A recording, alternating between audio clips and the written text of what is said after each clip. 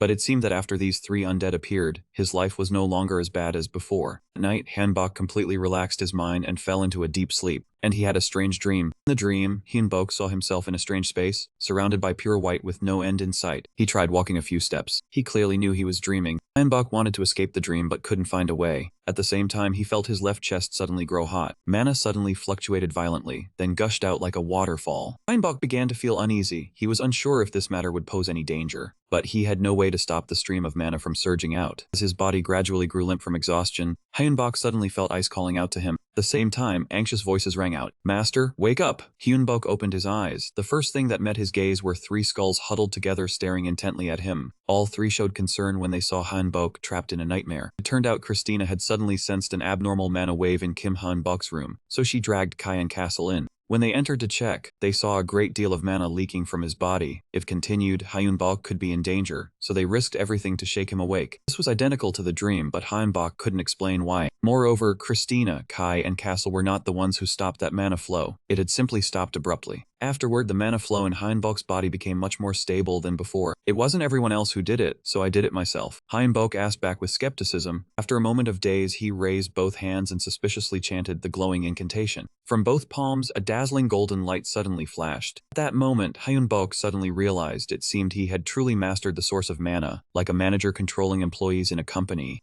Hyunbok could control mana entering and leaving his body, and even transfer mana to Christina and the others. Congratulations, Master, on becoming a true mage. Christina suddenly said, I didn't expect you to bypass the second magic circle in one go, and immediately reach the third magic circle. It is truly surprising. Hyunbok could hardly hide his astonishment. He knew he had mastered mana, but jumping to the third circle was indeed unexpected, and he had no idea what he had done. Magic is heavily influenced by the mind and epiphany. As I have said before, achieving it once a day is not strange. Epiphany, it sounds so grand, doesn't it? Hyunbok was full of self-doubt. Christina had to explain. Epiphany does not necessarily have to be too grand. It is like understanding oneself to advance to a higher position. Perception of epiphany differs from person to person. The awareness gained during Kim Hyunbok's growth process would be worthless to others. But even so, mage families always share their epiphanies, and so does Christina. Please share your epiphany with me. Christina suddenly gripped Hyunbok's hand tightly and pleaded. This was the first time he had seen the skeletal girl with such puppy dog eyes. Alright, but let me eat first. I am starving. Unfortunately, Christina insisted on hearing Hyunbok's epiphany first, so despite being hungry as a cat, he had to recount everything he had realized. After listening, Christina concluded, so that is it. From now on you must study magic whenever possible every day. Hyunbok turned to stone upon hearing this. Why? Because with your ability, Master, the more magic you learn, the more your power is maximized. Today will be a special lesson. No time for delay. Let us start immediately. With an empty stomach, Kim Hyunbok was dragged away by Christina, leaving Kai and Castle helpless. Thanks to his special mana mastery and rigorous training, he made noticeable progress. Even with dark circles under his eyes, he still felt he was developing very quickly. Christina seemed not to see her master's haggard appearance. After each training session with monsters in the dungeon, she was always ready for the next round, regardless of whether Hyunbok had any strength left. There was one procedure the three undead looked forward to, which was checking their stats after each training session in the dungeon. Hyunbok was used to seeing their stats increase steadily, but today something was different. Their classes had changed. Previously they were all undead, now Castle had become a warrior and Kai was a thief. Christina had become a mage. Their ability limits and thresholds had all increased, while their skills remained the same. Hyunbok was the only one surprised by the class change of the other three. They seemed to have predicted it. We changed, so of course we would know. The difference can be seen from the outside too, Kai said as he stood up abruptly. Only then did Hyunbok notice that both of them had become much taller. Previously they were only as tall as him, but suddenly they were a whole head taller, creating a very imposing presence. Hyunbok's only comfort was that Christina remained the same height, even though she had changed internally. Even if Hyunbok didn't realize it, Christina and his companions felt that he himself had changed as well. Hyunbok had successfully created a third-step magic circle. This affected the three skeletons he had tamed. When Hyunbok grew stronger, his tamed creatures also grew stronger. The dungeon raids were becoming increasingly promising.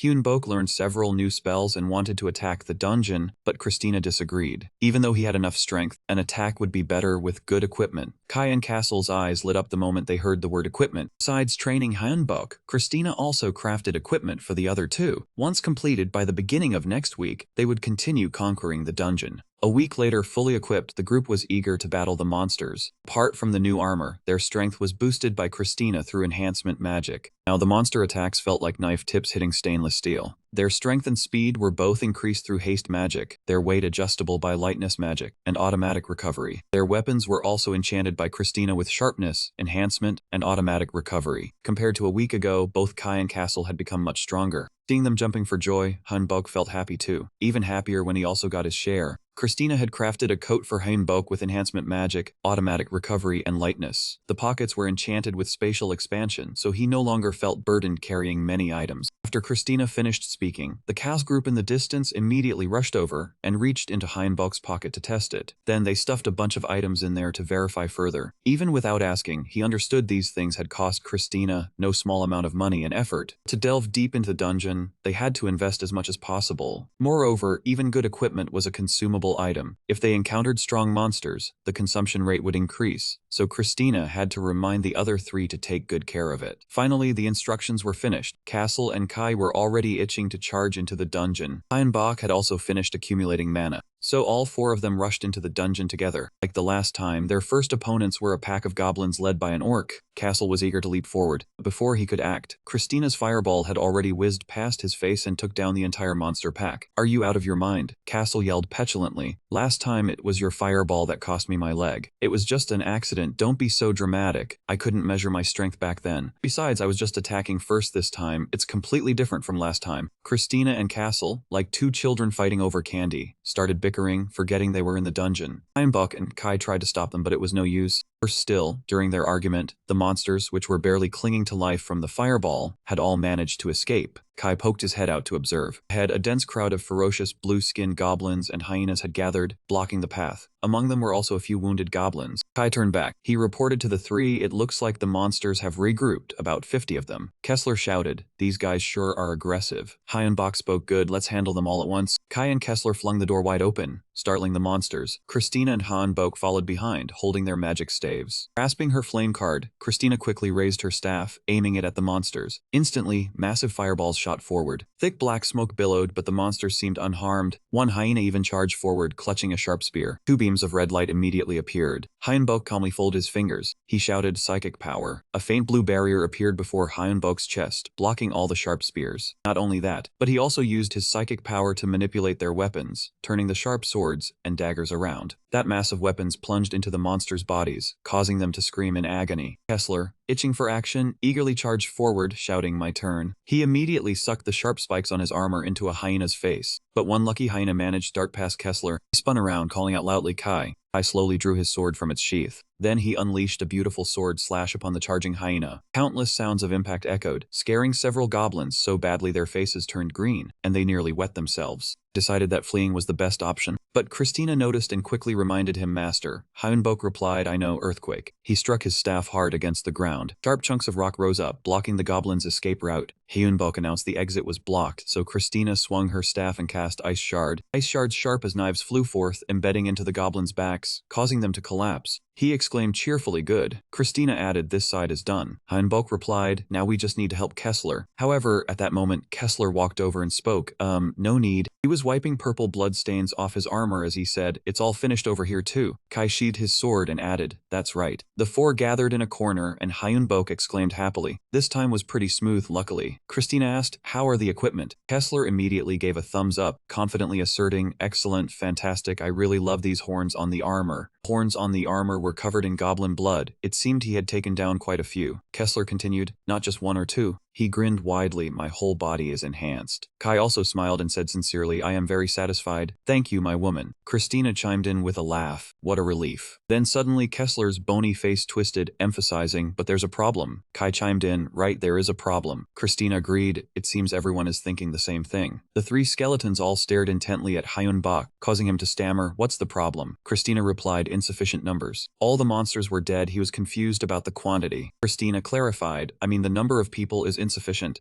Hyunbok didn't see it as a serious issue, just casually said, "It will increase over time. What's so special about that?" Christina was silent for a moment, then spoke seriously about that. "I have something to say, but let's go back first." He replied, "All right, let's head back." At their house, Christina opened the door to the room first. Kai took the initiative to speak. "Well then, we'll wait in the living room." Kessler, understanding the situation, said, "This is a private matter between teacher and student." Seeing the two of them still standing outside, Hyunbok turned back in surprise and asked, "What is it?" Christina carefully reminded him, "Since both Master and I are mages, the following story is very important." Hyunbok scratched his head, fell silent, then asked directly, "So what is it?" Christina pointed toward the bed and said, "Please sit on the chair first." Hyunbok obediently sat down on the chair. It asked, "Master, I have taught you many types of magic, right?" He admitted it. Christina asked again, "Among them, is there any magic that is easy to use?" Hyunbok instinctively replied, "There are some, but why?" Then he suddenly realized, could it be? Hyunbok recalled the scene of him lying flat on the ground, complaining of exhaustion, asking if he needed to learn so many spells. Christina had once explained that someday, a mage must choose a school, so learning a variety of spells was necessary to have many options. Then it coaxed him, "Get up, please continue studying for the success of your master." Hyunbok reluctantly stood up and replied, "Fine." Back to the present, he answered, "Now I know it is because of the school." Christina continued, "Choosing a school based on the teacher is usually normal, but it said that I am not an official teacher, because master and my skills are different." Christina pondered for a moment, then advised, "Based on your skills, you can choose your school yourself, or perhaps you already have a choice." Hyunbok admitted, "Right, I have decided for a long time, thought a lot and found it to be the best path." He placed one hand on his thigh, his other hand on his chest. Hyunbok gave a decisive answer, "I choose the summoner school." A glint of golden light flashed in his eyes as he declared he would perform the mana oath to become a true summoner. Summoner school is based on summoning and crafting undead creatures. Golem or Kimisa are schools specializing in studying poison, turtle origins, and experimental potions. In terms of attack capability, it ranks in the top 5, considered a hateful and dangerous existence due to its magical properties. Christina stroked her chin in thought, then advised, "I think performing the mana oath is still a bit early. Learn more magic first, then decide later." Hyunbok propped his chin in silence, then exclaimed, "As I said, once the mana oath is performed, the mana characteristic changes according to the school." Christina affirmed, then added, "Correct. That makes learning the magic of that school easier." It reminded further, however, magic from other schools will become harder to learn, even impossible to learn. Hyunbok intertwined his fingers, listened, but remained firm. "I have already made up my mind regardless." Christina wondered, "Why is that?" He raised 2 fingers to reply, "There are 2 reasons. First is the feeling, whenever I learn summoner magic, I feel I can become stronger." Christina asked, "What is the second reason?" Hyunbok let out a silly smile, tilted his head, and scratched his cheek. After a few seconds he finally confessed, "It is because of everyone." Christina, Kessler, Kai. Hyunbok sincerely expressed, "I think having you all by my side is not a coincidence. Later, if I learn summoner magic, I can help everyone." Christina listened quietly. Hyunbok smiled happily, adding that everyone's existence would also be useful to him. Christina spoke softly, stating that fate was indeed different from other mages. Hyunbok laughed brightly, showing his teeth, and even joked that mages are sometimes very impulsive. Perhaps this is one of those times. Christina still worriedly reminded him that it would be very difficult. He honestly replied he knew. She then said he might be hated by many people. Hyunbok humorously joked that it was indeed hard because he was a bit weak mentally. He tilted his head, clenched his fist, and firmly affirmed he had no intention of changing his choice. Hyunbok spoke to Christina with trust. If I get tired, regretful, or degenerate, please help me and stop me. As Christina finished her request, the door to his room was pushed open. Hyunbok, mid-expression, was disturbed and was stunned in surprise. It turned out to be Kessler and Kai. Kessler pointed himself and said loudly, "Leave it all to us." Kai made a graceful gesture, saying as guardians, it was only natural to advise the Lord. Finally, Christina stopped trying to dissuade him, agreed, and said she understood her master intentions. Hyunbok called her name. Immediately after, he clenched his hand tightly. A small blue magic circle appeared at his heart. Hyunbok announced his preparation. He seriously recited the oath, swearing before mana. He would walk the path of a summoner. A bright blue light flared on his chest. Hyunbok shouted the oath. A shimmering purple radiance like a galaxy appeared around his body. This caused Christina to exclaim in astonishment. The purple light emanated from Hyunbok's chest. Those rays of light coiled into bands around him. Chris congratulated him on becoming a summoner, wishing him success. Hyunbok patted his chest and thanked her. Then he scratched his head, puzzled, asking how to get the magic books of the summoner school. Christina reassured him not to worry, they were sold on the dungeon web. He asked doubtfully if it was true. She hesitantly mentioned, but they are very expensive. A first-tier magic circle costs 500 million. A second-tier magic circle costs 1 billion. A third-tier magic circle costs 2 billion. Hyunbok hesitated, asking if it was okay. Kessler and Kai looked at Chris. He guessed they could probably buy second-tier books. Sweat beaded on his face. He asked about the balance again. Christina immediately replied to Master that. She raised her hand high and shouted, "Start with empty hands, end with empty hands, so let us cheer." Hyunbok helplessly told her to ease up on using the internet. He took a deep breath. In the dungeon, Hyunbok gripped his staff tightly, saying this time he would try going alone. "Please just assist." Kessler quickly assured him to leave it to him. He kept rummaging through the white bone fragments in his coat pocket. Hyunbok pushed the pile of white bones forward while chanting a spell. The lazy skeleton and the lazy wone archer appeared. A stream of purple mana immediately seeped into the bones lying on the ground. Controlled by the mana, they reassembled, slowly rising to form a mighty legion of white bone soldiers. Christina exclaimed in surprise, so many. He proudly said he could summon about 15 more. Kessler and Kai were chatting, thinking that power depended on the summoned creatures. Hyunbok interrupted, hoping they are not on the same level as the ones on the first floor. "Check it out, the enemies have appeared. A pack of hyenas is approaching." He raised his hand and ordered the white bones, "Go." The fully armed white bone legion charged straight at the ferocious hyena monsters. The vicious hyenas clawed and tore at the bones, but they also got several arrows stuck into their bodies. One skeleton held a hyena's head tightly and then bit down hard on its shoulder. Purple blood splattered everywhere like a fine drizzle. Soon the legion had defeated the pack of hyenas. Hyunbok was surprised. Was it really that easy? He turned his head. Kim Tuan commented that this size seemed quite useful. Kessler happily praised, not just useful, very talented. Kai added with a smile, with the right weapons they will be even stronger. Christina asked with concern, "Are you feeling tired or low on mana?" Hyunbok replied, "Still fine for now." Christina complimented, "Summoning so many undead creatures drains a lot of mana. I didn't expect you to be so amazing." Hyunbok's face reddened, swelling with pride. Christina continued, "Using offensive spells here would consume a lot of mana, so we need to find out how far we can explore." He declared excitedly, "Alright, today we will all the way to the end." Kessler laughed heartily. Kai reminded him, "But don't let your guard down, master of the house." The system announced that Dungeon Sewa 795 was F rank, with 148 days remaining before the attack fails. Hyunbok began his assault after 127 days of scouting. Leon slammed the table in anger. "Damn it, I missed it again." He tiredly asked Mark about the situation. Mark reported, "All the members tried, but we couldn't buy them all." On the phone screen was the second batch of magic card trading lists. Leon sighed, "I have to go all the way to the black market to buy them. Those bastards trade others' spell cards and life gold medals for profit. I can't buy any of them." His phone vibrated and Leon picked it up. The news on it made Leon's eyes wide. He stood up agitated. "There is a package in front of the basement door. Bring it here." The beer crate was open, revealing 3 small boxes with familiar packaging. Mark marveled, "The person you helped is the spell card selling contact, along with a sincere thank you letter." Leon laughed heartily, "I told you, even if the success rate is only 1%, it is still golden." He hugged them joyfully. "Now I'm assigning you the task of finding more cards to buy Mark, because I'm busy studying these things." Mark reminded him, "Remember to save some for dungeon use, just in case." Leon replied with sharp eyes, "I know, but if I can make the spell cards myself, it would be much more beneficial." Christina was surprised. I guess we have to sell more spell cards. Hyun-bok was dumbfounded. Huh, we just finished the second sale. Kessler was busy staring at the plate of bunny-cut apples that Kai had made. Christina continued, fake cards are appearing on the market. Hyun-bok was surprised. Really? Christina said many fake cards are being sold, their effects not matching the originals. After thinking for a moment, she said the speed at which fake cards are being printed and hit the market is faster than ours. Chris smirked. So we have to take advantage and sell as many as possible, monopolize the product. He broke out in a cold sweat and laughed awkwardly. Right, the more we earn, the better, huh? They walked cautiously step by step in the dungeon. Kai and Kessler went ahead, carefully scouting their surroundings. Hyun-bok tensed up. According to Warthrow, the third floor has dire wolves and slime demons. Be careful, as their axes can damage Kessler and Kai's new equipment. Kessler wondered, can we fully trust Warthrow? Kai agreed. The information about the first and second floors wasn't the same. They concluded the second floor boss was much stronger than Warthrow said. Tall brains were approaching. He and that man Su Feng stepped forward to lead the way. The boss and the mage Ak both reached the third tier circle level. Stronger than I thought. Facing the boss's magic, Chris snapped his fingers. It instantly dissipated. The brain was utterly astonished. The brains were just brains. They launched a frenzied attack and ultimately were defeated. Christina easily used magic to eliminate the large creature before her. Christina was disappointed. If only it were stronger, I would summon it into my party. But your skill level isn't there yet. Hyun-bok could only smile wryly. I warned, something is very strange, my lord. Monsters should have appeared by now, but none are seen. We should investigate the situation before moving on. She scanned. Since coming down here, I haven't sensed any life. Kessler joked, maybe they all got scared and ran away. Christina glanced at him. We should do as Kai says. Hyun-bok understood. Okay, I will summon ghosts to scout. He called for a summon, and dark, ethereal ghosts gently rose up. Hyun-bok gave them their orders, and they accepted the command with round or slanted eyes. When that was done, all the ghosts left one by one. He guessed, they must be hiding somewhere to ambush us. He replied, even if we are stronger, we cannot lose vigilance. We must use our power to scout the situation. Hyun-bok shared his vision with the ghosts. Many scenes within the dungeon became clearly visible. A large mysterious door suddenly appeared. He was startled, his eyes wide open, as if he had just seen something. After identifying the target, the group began to move. Everyone quickly arrived before the door. This must be the boss room, since this place alone showed signs of life. The four of them looked up in a daze, but I could not see inside. The room was where dungeon explorers had once been eliminated. A dense killing intent emanated from it, continuously spreading. Kessler firmly insisted the boss was an undead, and Hyun-bok asked in surprise if he was sure. I and Christina did not object because they were also undead, and could sense it immediately. Based on undead traits, the monsters, regardless of being low or high level, were all difficult to handle. In the worst case, we could be overwhelmed. He was worried, but since they were already here, they should try scouting the monsters before returning. He could use magic, but be careful because the boss, being an undead, would detect it immediately. One controlled minion entered, moving very slowly. Trying his utmost to be cautious, he slowly approached. The shadow hid behind a pillar, silently gliding past. At the center of the room, darkness shrouded everything. Terrible gloom gradually revealed the silhouette of a grotesque skeleton.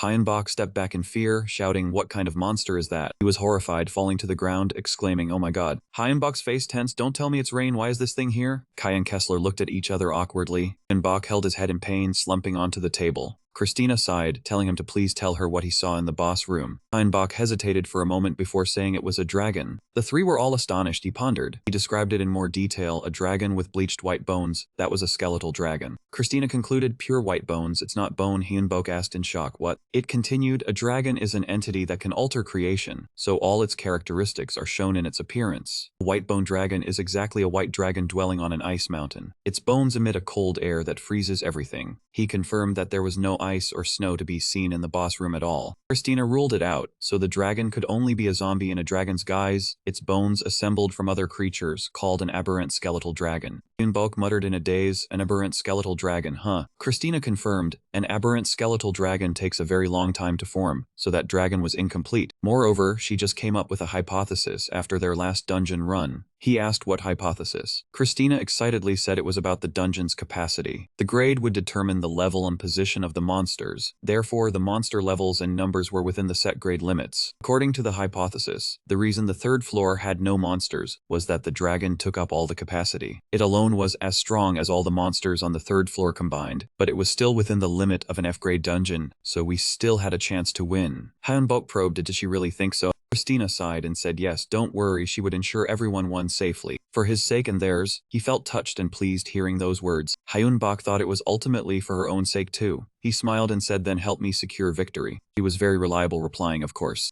Afterwards, the group happily and harmoniously laughed and talked with each other. Kessler yelled in frustration, "Hey, you two, are you forgetting something?" Kai said, "Hurt, we're still here, my lord." Heinbach quickly made an excuse, "I know, I'm counting on you two as well." From that day on, we continued training each individual. 3 months passed. Everyone encouraged each other, still nervous, but they were all prepared. "My lord, have confidence, at least this floor is the last." Heinbach reminded, "I know you are all ready. There will be no second chance, we must win." He placed his hand on the door leading to the final floor. A strong pressure surged, almost overwhelming. He was sure it had gotten stronger. Skeletal dragon, reigning among countless white skulls like itself, let out a fierce roar. Stomped hard, and the dry bones stirred, slowly rising. Heinbach felt it was still within controllable range. Christina called out loudly, signaling Master. He, following the plan they discussed, knew, summoned Scott the patrol warrior. Several skeletons appeared, more ferocious and powerful than the skeletal dragons. Heinbach entrusted, "I'll leave the command to you, Kai," he replied, "please trust me." The skeleton dragon let out a maddened roar. He startled and immediately turned to look at the dragon. As waves of surging crimson power rushed toward him, Heinbach immediately realized it was trying to seize control of his base cotton. He immediately retorted, "No way, I will never hand it over to you." Shield immediately appeared, completely blocking that dark energy current. Seeing its plan fail, the skeleton dragon roared, signaling its army to attack. Heinbach called out, "Kessler." He replied immediately, "Ready, Master." The source of power swirled like a black hole, enveloping it. The skeleton dragon exploded. Kessler laughed out loud, full of mockery. "How does it feel, you bone demon? That expensive gem bomb is our specialty." Unfortunately, it was completely unharmed, and even wiped out their scotons. I said, "We need more scotons, Master." He sneered, "Understood. Every time the dragon gets hurt, more Lolas appear. We can't drag this on." That man said, "Hold on a moment." Kessler hesitated. "There's no other way, Kai." He immediately assumed a combat stance. "Understood, Kessler." He complained, "Damn it, the silver outfits we wear are useful against zombies, but they hinder mana absorption." Kai retorted, "If you have time to lament, then focus on attacking Kessler." He charged forward frantically. "I know, oh no, my weapon." The mace snapped in half. Kessler gripped the broken weapon in his hand, trembling bitterly. Annoyed, he hurled it straight at the skeleton dragon's head. "Why won't you just die already?" It hit the dragon right in the middle of its forehead, obviously enraging it. The skeleton dragon roared in madness. A powerful gale slashed toward Kessler, and he hastily dodged. Kai was annoyed at almost getting hit because he stood right next to him. "You damn dragon, Kessler." The staff in Heinbach's hand glowed, summoning a clay golem. The ground then rose up into several slimy, undulating figures. Skeleton dragon charged forward in a frenzy to attack, roaring fiercely. With just a few swings, all the goblins were taken down. However, due to their special nature, they were immediately stuck fast by the clay. This is what they were trying to create. He called out, "Chris." The powerful magic circle was completed, glowing brightly.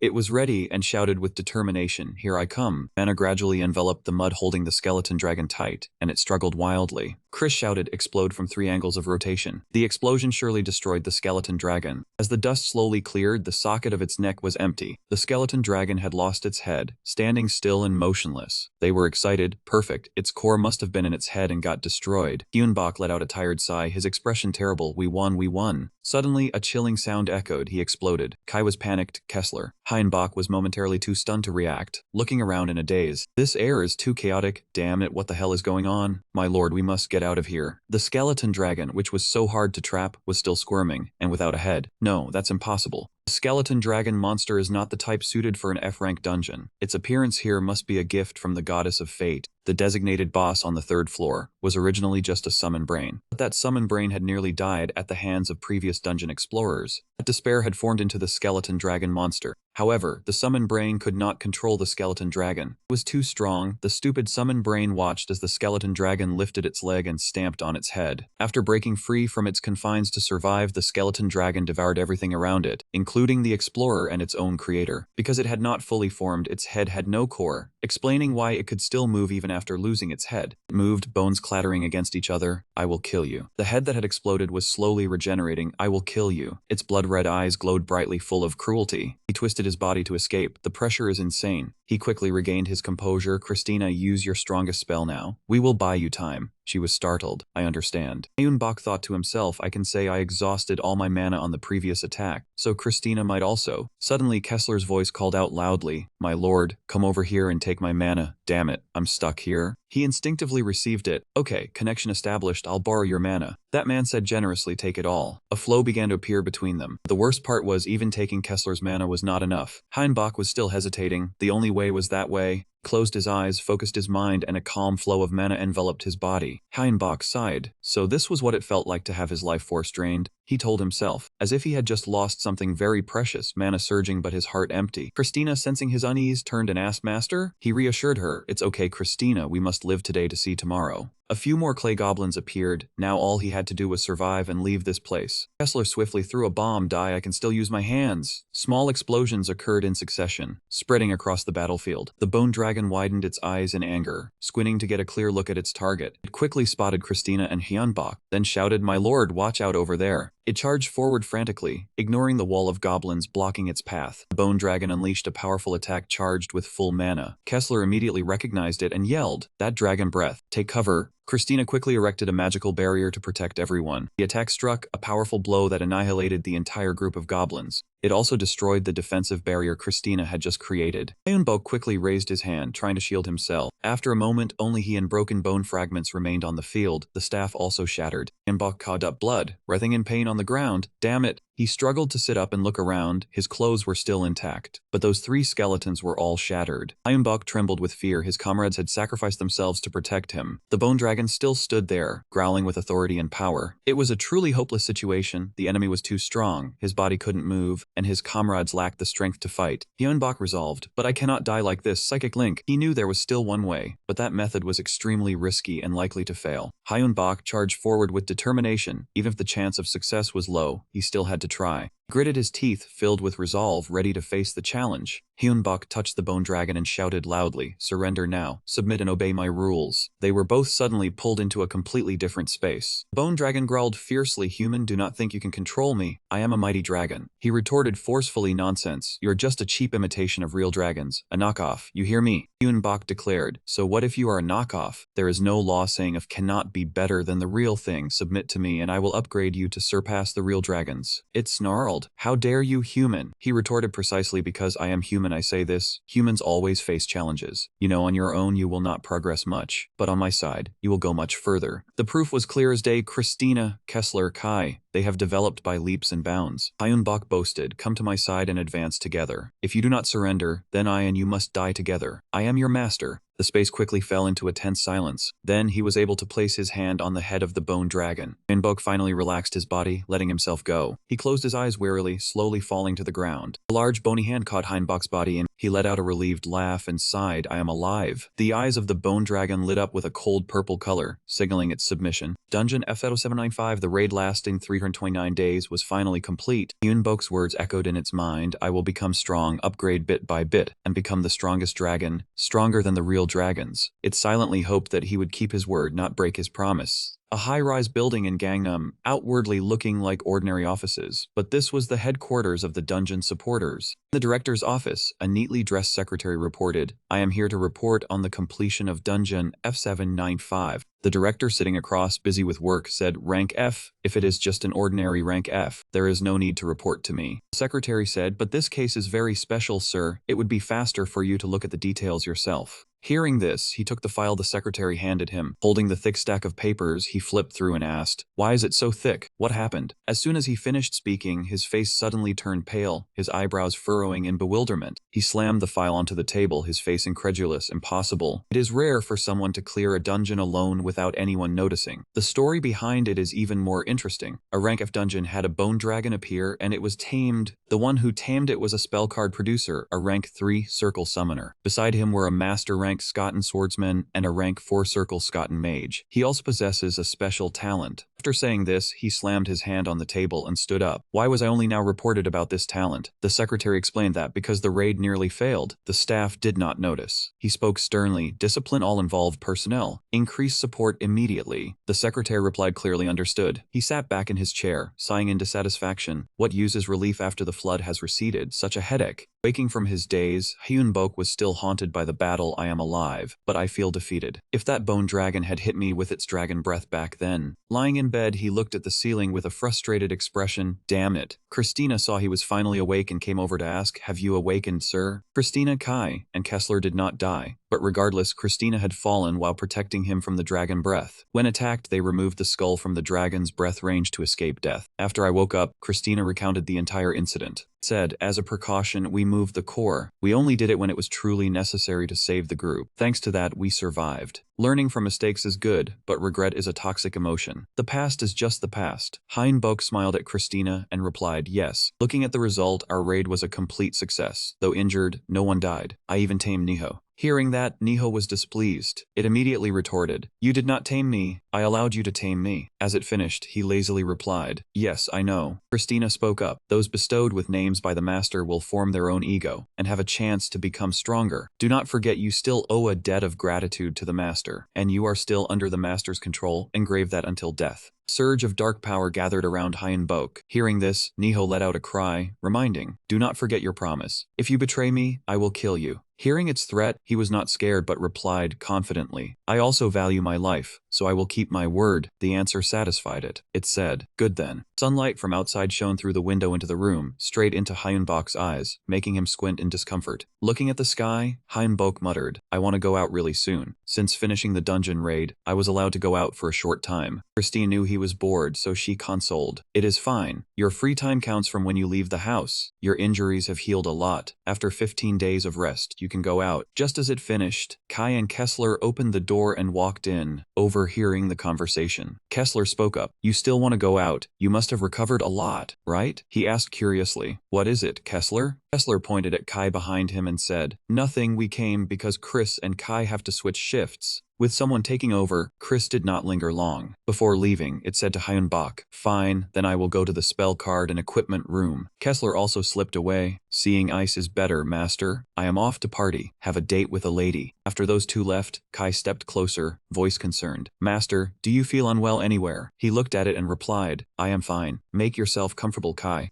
Heard that and only replied, got it, then naturally sat down on the chair, flipped open a book, and read. Sometime later, when Heinbok had recovered, he could not wait any longer, quickly dressed neatly, and opened the door to explore the outside world. His expression at this moment could not hide his excitement. Even the mere sunlight streaming through the window made his mood indescribable. Stepping out of the building, before him was a bustling scene, crowded with people and vehicles passing by. His eyes were brimming with tears, unable to contain his emotions. Kessler was no less eager. Finally get to walk around. Before this, I only saw this world through a computer. The nervousness passed, and Kai showed anticipation. Niho, also seeing the world for the first time, asked curiously, is this another world? Chris said, we are hidden in Niho's subspace. Just enjoy the experience freely. Heinbok shouted, all right, let us go. Walking on the streets, crossing from one street to another, from one famous place to another, and from daytime all the way to night. Time flew by quickly. They showed no signs of fatigue. Heinbok held a hot cup of coffee in his hand and said contentedly, today was really fun. Time to go back. A moment of silence passed. His words received no response, making him helplessly ask again, do you guys not want to go back yet? On the way back, Christina asked curiously, surprising, I did not think after your free time ended, you would go home right away, my lord. His gaze was still fixed ahead. He smiled lightly and then replied, initially, I did not intend to either. But everyone has a place to return to. Leaving and returning is only natural. I am just returning to where I belong. From now on, we will be busy using the remaining time to travel the country looking for a new home. If I do not go back now, I will get lazy. A short while later, a black taxi came to pick him up. Sitting in the car, the driver saw him outside at midnight and asked, are you a tourist visiting Seoul? His sudden question caught him off guard. He was dazed for a moment and then replied, huh? Oh yes. He then said, traveling around is good, but you should go home early. It has been chaotic lately. He heard this and asked back with slight confusion, chaotic? How so, sir?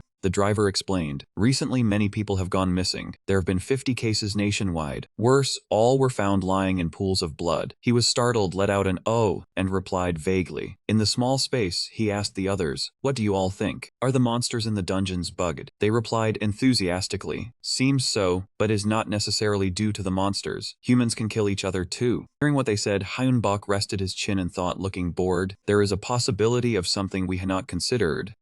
How do you wish to handle this, my lord? He replied, do nothing. I am just an ordinary human. With these two small hands, I have limits. As long as it does not involve me, it is fine. As he finished, they praised the wise decision. Very correct, my lord. A sorcerer must know their limits. Risking your life only leads to death. Many have died from futile meddling. Fortunately, the master is not like that. Do not rush into unnecessary danger. You have a responsibility to keep your promise to me. We all follow your decisions, my lord. Stepping out of the taxi, a small snowflake gently fell on his shoulder. Following it was a sky full of snow, lifting his dampened mood and making it more cheerful. Standing in the snowfall, he murmured, "Thank you, everyone." After a period of searching, Hanbok found a suitable house. He slowly opened the room door. Greeting him was a dim, dark space. This was the room connected to the dungeon. Seeing this, he immediately wanted to be lazy. Free time ended too quickly. Closing that room door, Christina suddenly appeared behind him. It said, "People often say time flies when you are having fun." Moreover, finding a new house kept busier. Time really did fly. Looking at the house, he was extremely satisfied. The house is so spacious. I am very pleased. Finally, I can let Niho out. Underneath this house runs a mana current, called a mana vein, an optimal development environment for mages. Christina spoke up. Buying this place cheaply was a great stroke of luck. More importantly, we must prepare to explore the new dungeon. Kai and Kessler then emerged from Niho's small space. Kessler said, "After a whole week of playing, my hands are itching." Mentioning this, Heinbok pulled out his phone. Just remembered, there should be new missions now. The other three heard this and gathered around him. On the screen appeared the dungeon mission Ephraim 1939. After completing the first dungeon raid, the explorer must face a higher level dungeon, the F+ dungeon. Be careful, as it may be a bit more dangerous than the previous dungeon. Seeing the mission level, they sighed, thought the next dungeon would be E rank. It is just F+,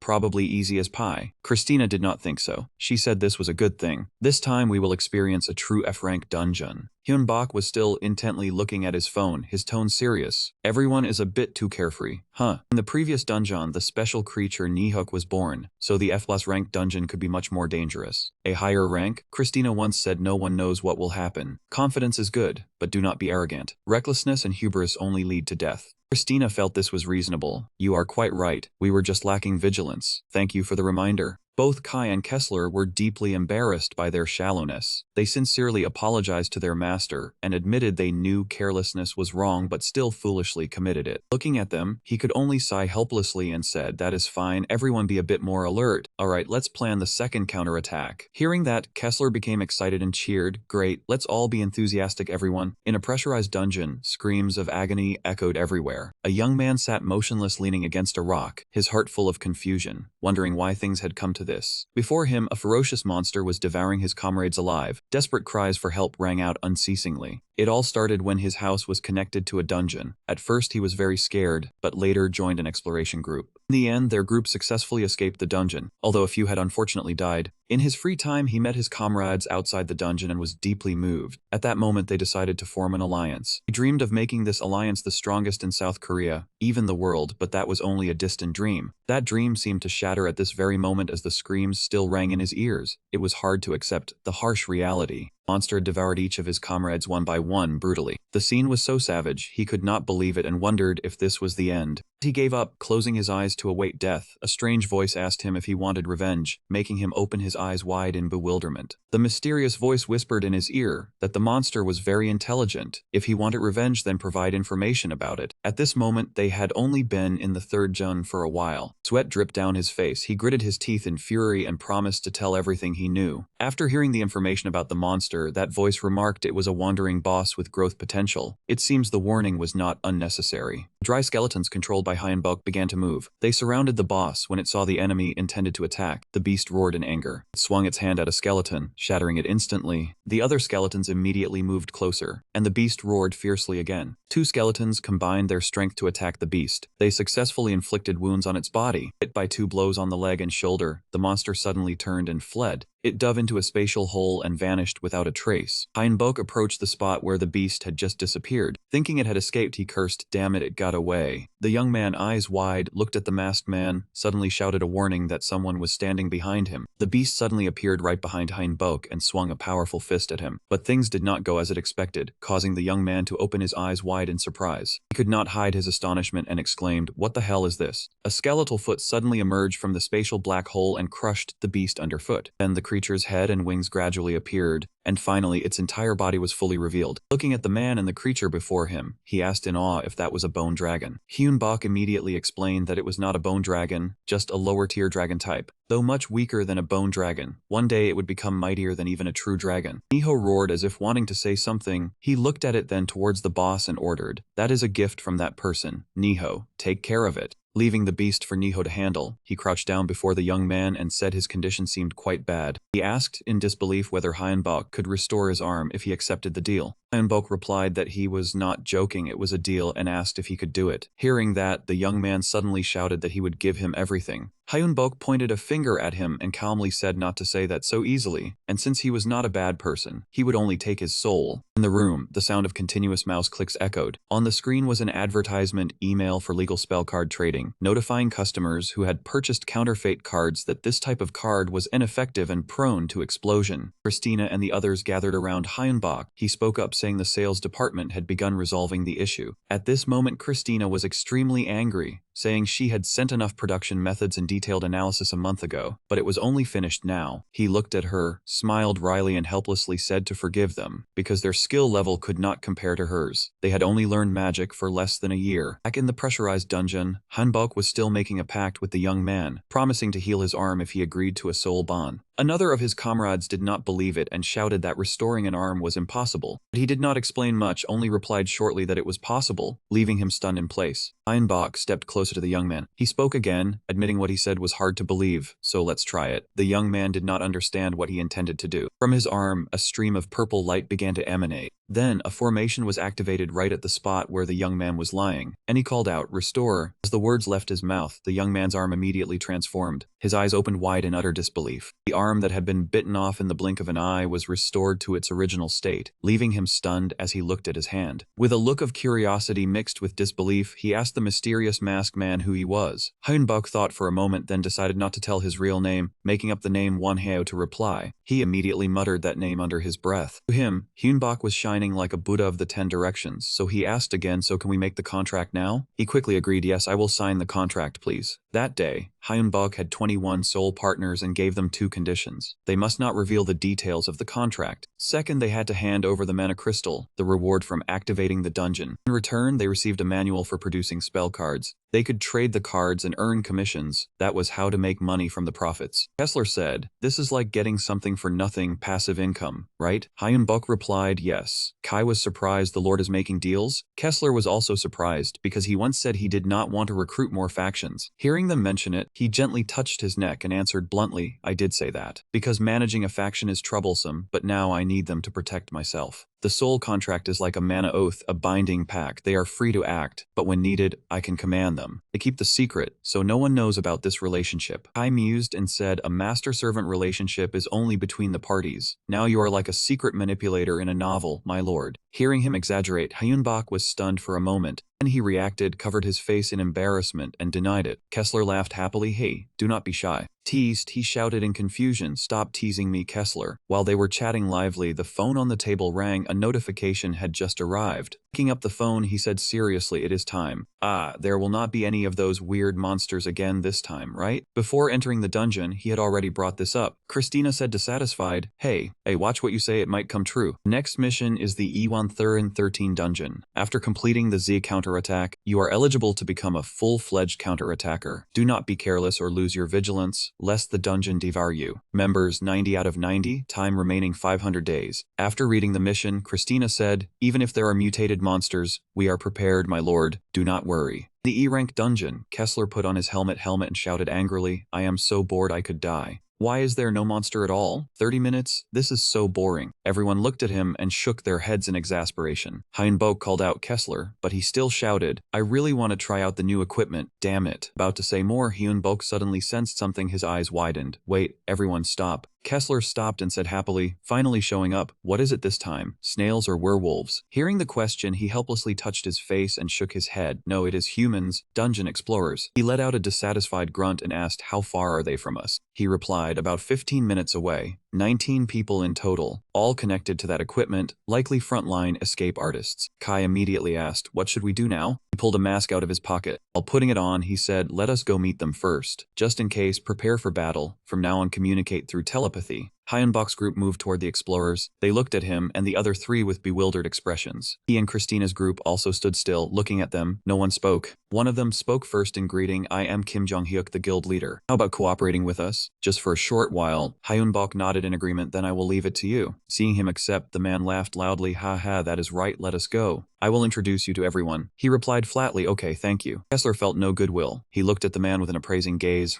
That guy. He was called over to the group, and they chatted cheerfully. The more Kessler looked, the more irritated he felt. What an unlikable person. The man extended his hand, acting friendly as if to shake hands. Hello. He politely extended his hand and introduced himself as Wonyo. The other said, a pleasure, forgive me, do you have a guild? He calmly replied, no, I am alone. As soon as he finished speaking, the man looked suspiciously at the three people behind him and asked again, alone, then who are those people? He pointed at them and explained, they are zombies I tamed from the first floor and have been raising until now. Hearing that, the man said in surprise, amazing to have come this far with only Scotten. His eyes suddenly narrowed. He suggested, if you are alone, do you want to join our forces? Looking at your subordinates, you are probably a mage, very strong but need time to cast spells. This is an E-rank dungeon, no one knows what could happen. Hyunbok looked at him, suddenly realizing something was off and pondered this man. On Hyun's mobile screen, mission information flickered up. After reading it, he suddenly frowned, his voice serious. 16 people died in just one day. Christina walked over, finding this normal. Their abilities are only that much. What is strange about it? Hearing that, he remembered and found it true. Yes, to be honest, those explorers' skills are truly disappointing. They cleared 2 dungeons, so I thought they were better, but struggling like that in battle, I think there is no need to go with them anymore. Christina said again, anyone who sees this announcement will be panicked. If it is someone whose teammate died, they would be even more terrified. It seems they have a savior. They will flock to this thing, holding that business card in their hand. Christina spoke with a suggestive tone. This is the business card of the team leader they met in the dungeon yesterday, named John Hyuk. Staring at the phone he had just snatched from his hand, it asked him what he wanted to do. According to forum information, Kim Jong-il is quite active. Seeing his hands empty, Unbook couldn't help but squint at her. He did not answer immediately but asked, why did you steal my phone? Kessler said seriously, no matter what, do not let your guard down against him. If he gathers the remaining people, the number following him will increase. Christina replied thoughtfully, that Kim Jong-il guy makes me quite worried. Kai also appeared pensive, speaking up. I already dislike him just by looking at him.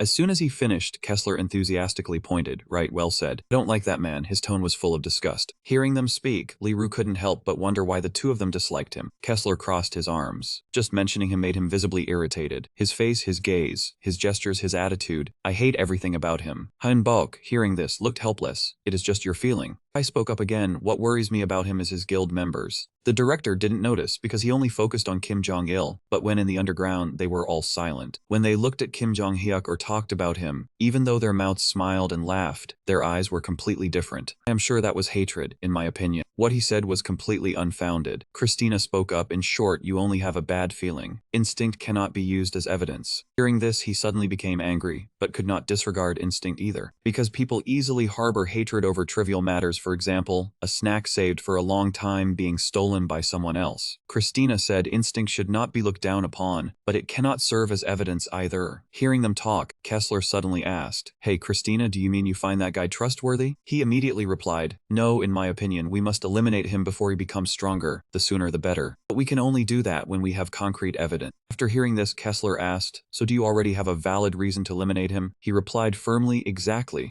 Hyunbok, hearing this, immediately asked, so what is that valid reason? Then Christina explained the reasons why we should eliminate Kim Jong-il. After hearing her explanation, I could not help but agree. He spoke up, we must eliminate Kim Jong-hyuk before it is too late. He has already prepared a play for us. On the dungeon website, there was a post to survivors of Edom 13 dungeon. I am Kim Jong-hyuk. Everyone must have seen today's mission. There were 16 victims killed. E-tier difficulty is higher than F-tier to limit the risk of death. We should form an alliance. I have found a spacious place to meet. I hope everyone can come to discuss. The meeting will be in 3 days. The location is attached. If you have difficulties, please contact me, and I will come to pick you up. After reading, he said there are 3 days left. Standing up from her chair, Christina spoke up. Before that, let's prepare the necessary things to eliminate him. We cannot let him form a larger faction any longer. Her eyes staring intently at him left Hyunbok dazed. Chris is really something else. I can feel her indomitable spirit and her hatred for injustice. Kessler suddenly blurted out, my god, no wonder she is a mage, Kai also said. That's why they say you should not offend a mage. 3 days later, in the underground floor, many people had arrived at John Hyuk's meeting. Seeing that almost everyone had arrived, he spoke up. Everyone listen to me clearly. Can you all hear me clearly? Since you have all gathered, let us begin. First, I thank everyone for reading my post and coming here. Everyone is busy, so I will get straight to the point. Everyone must have noticed that the difficulty of E-tier dungeons is higher than F-tier. In just a short time, 16 people have died. I was well prepared, but the monster level was higher than I had read. Fortunately, our group had many people coordinating well, so no one died. The Red Abyss is a dangerous place. A moment of carelessness and you lose your life, but that does not mean we cannot overcome it. There are many guides online for clearing dungeons. We are like them, so we can also do it, right? Everyone's skills are different, but if we combine our strength, we can achieve it. I have some plans, but we'll talk about them later. Humans cannot live on ideals alone. It must go hand in hand with reality. The biggest problem is money. Our main income comes from killing monsters. If we split the spoils among many people, each person's benefit decreases. But if conflicts arise? Since everyone is strong, the problem would be extremely serious. We need a leadership system to regulate things. The purpose is just to solve practical problems. I stand here to announce the formation of a guild. I have looked into the dungeon websites and know there will be an upcoming guild system upgrade. After it's formed, the profit from killing monsters will increase by 30%, along with other benefits. Standing in the crowd, Hyunbok looked at him, thinking to himself, his true colors are starting to show. He appeared righteous, continuing, so I propose forming a guild, and I will be the guild master. John Hyuk got to the core of his speech. I want to establish a guild, and I will be the guild master. The crowd quickly became restless at this proposal. John Hyuk laughed heartily, continuing, of course, there is a reason I want to be the guild master. After donating skills, I have reaped a superpower. The crowd buzzed even more. Someone said in disbelief, you reap a superpower by donating skills. Never heard of that. Does that even work? What kind of superpower is it? John Hyuk explained his ability. I have a B rank skill called subordinate control, which allows me to give orders to subordinates or those of a lower level. Still, everyone still has autonomy. I cannot force them. He continued, I can only make the body immobile for a short time and cannot control those stronger than me. To develop the skill, I have trained every day. John used both hands to illustrate his words. Through that effort, I have reached the threshold of a superpower. That superpower is to upgrade the skills of those I lead. In an instant, the crowd's gaze turned to the three explorers standing below. The words surprised them, then they became even more incredulous. What? Skill upgrade? Is that for real? He boasted enthusiastically, I call this superpower blessing in disguise. It increases the skill rank of those under my control by 1 level. If you all form a contract and stand under my banner, I can upgrade everyone's skills. To add more persuasion, he pointed at a random man. Seeing is better than hearing. Young man, can you come here for a moment? He instructed the man while grabbing his hand, you just need to say I will make a contract with you, and it's done. Hearing this, the man immediately said, I will make a contract with you. However, nothing happened after those words. John Hyuk patted his shoulder firmly and laughed. Alright, this person is now my subordinate. He immediately cut to the chase and activated his ability, the skill to steal an upgrade from C rank to B rank. Now I will show everyone my truly stronger superpower. He opened the status window and exclaimed in shock, that is correct, my skill has leveled up. This superpower is truly amazing. The crowd buzzed again, they were almost completely convinced. Just a simple contract to level up a skill. Amazing, clearing the dungeon will no longer be a problem. John Hyuk used that vivid example as an argument to continue his speech to sway the crowd. With this superpower, the higher my position, the stronger I become, so I wish to be the guild master. He put on a friendly smile, hiding his true gaze, only speaking about increasing everyone's survival rate. Even just a little, give this opportunity to as many people as possible. John Hyuk placed his hand on his chest, making a gesture of a promise. With those under my command, my control will become even stronger. He said loudly, to prevent any potential risks, I voluntarily make a mana oath right now. Mana oath is an unbreakable contract. If the oath is broken, the violator loses all their mana and is trapped by that mana flow, dying slowly in despair. A flash of blue light appeared right where his hand was placed. It radiated more strongly along with his clear voice. As a mana possessor, I swear I will never give unreasonable orders. The onlookers grew excited by John Hyuk's action. He has taken the mana oath truly worthy of being guild master. Let's join hands as allies and conquer the dungeon together. Upon hearing this, he smiled warmly at those before him. Thank you for understanding. However, in an instant, John Hyuk revealed his true nature. A face with a sly smile appeared, and that was it. A clapping sound rang out, cutting through the noise of both him and the crowd. It was Hyunbok along with his followers. He clapped as he spoke, drawing everyone's attention. Impressive. I knew you would request forming a guild. Hyunbok continued, not stopping there. But I didn't expect you to have a superpower that can upgrade skills for everyone. John Hyuk maintained his fake smile while listening to him. Thank you, Hyunbok. I didn't expect a mage of your caliber to praise me. Upon hearing that, he immediately made a request that drew the attention of both the crowd and John Hyuk. I have a question. Can you answer it? He replied replied immediately. Of course, please go ahead. Hyunbok looked at him with sharp eyes, then momentarily repeated the description of the ability. Skill upgrade if a person is affected by the blessing in disguise skill. At the same time, the ability to control others also becomes stronger, right?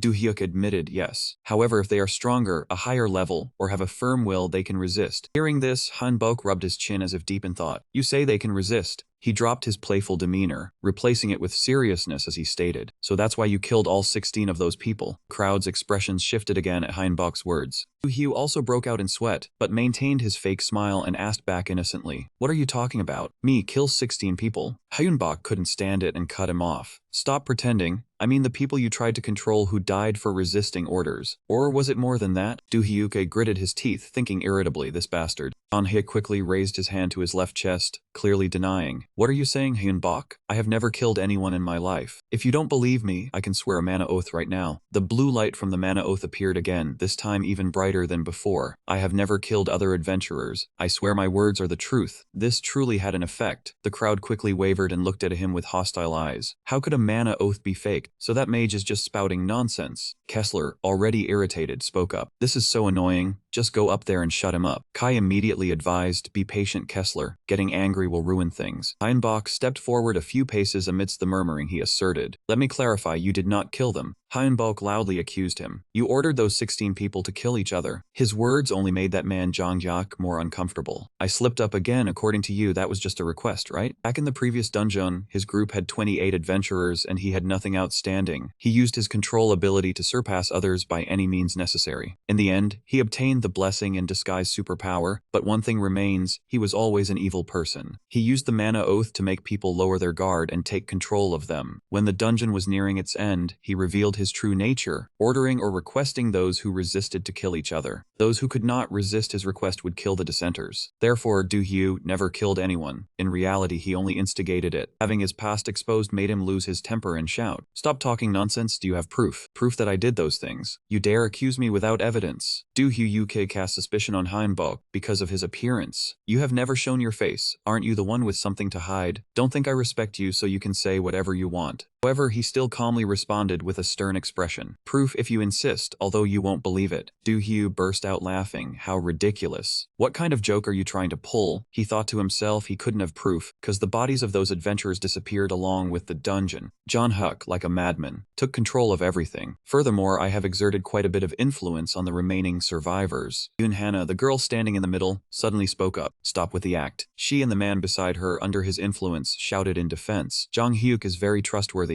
Thanks to him we survived. You don't know anything, so shut up." Hyunbok raised his magic staff high, a sound coming from his mouth. "How pitiful. Wait a moment, I will free everyone." A magic circle was laid out beneath his feet, purple eye, purple ear. From under the ground, the souls of the adventurers rose up. They quickly stood up, directing hateful glares at him, then charged forward. After matters were settled, Hyunbok began to introduce himself. "My name is Hyunbok. I am a mage who studied magic from the Summoning Institute." The crowd, upon hearing this, frowned and immediately questioned. "The Summoning Institute? What place is that? Are you a summoner?" Hyunbok continued to explain while the souls still stood around. As he said, "I am a summoner. Magic from the Summoning Institute has many uses, from summoning undead and golems to curses or poison." Amidst the watching eyes, Hyunbok continued, "Among them, I believe I am most proficient in the field of undead." John Hyuk grew more hollow as he listened, his lips pressed tight. Hyunbok continued, "I have the ability to hear and see what ordinary people cannot. To tell the truth, no matter what you John Hyuk do, it doesn't affect me. It's not my concern." He directed his gaze down at the souls before him. "But ever since we met, they kept bothering me, so I was forced to step forward." John Hyuk lost his composure and shouted, "Shut up, there have never been any ghosts. This is just magic, childish tricks." Suddenly, before he could say more, a sound made him stop. "Stop." Finger of a certain soul pointed at the person John Hyuk was controlling, ordering, "Free this child now." The crowd was astonished to see the soul of a girl pointing at Yoon-hana. "Release my little sister." Few people who saw this turned their eyes towards her. Hana was now trembling, tears already welling up at the corners of her eyes. Yet he still refused to give in, loudly arguing back. "Don't believe him, everyone. This is just his trick. He is jealous that I am going to be guild master." The controlled people were all trembling, wanting to resist, but still forced a smile to speak in his defense. Their speech became stammering. "That is right. Brother Jang Hyuk did nothing wrong." The woman with blood oozing from her eyes spoke, pleading for everyone to trust him.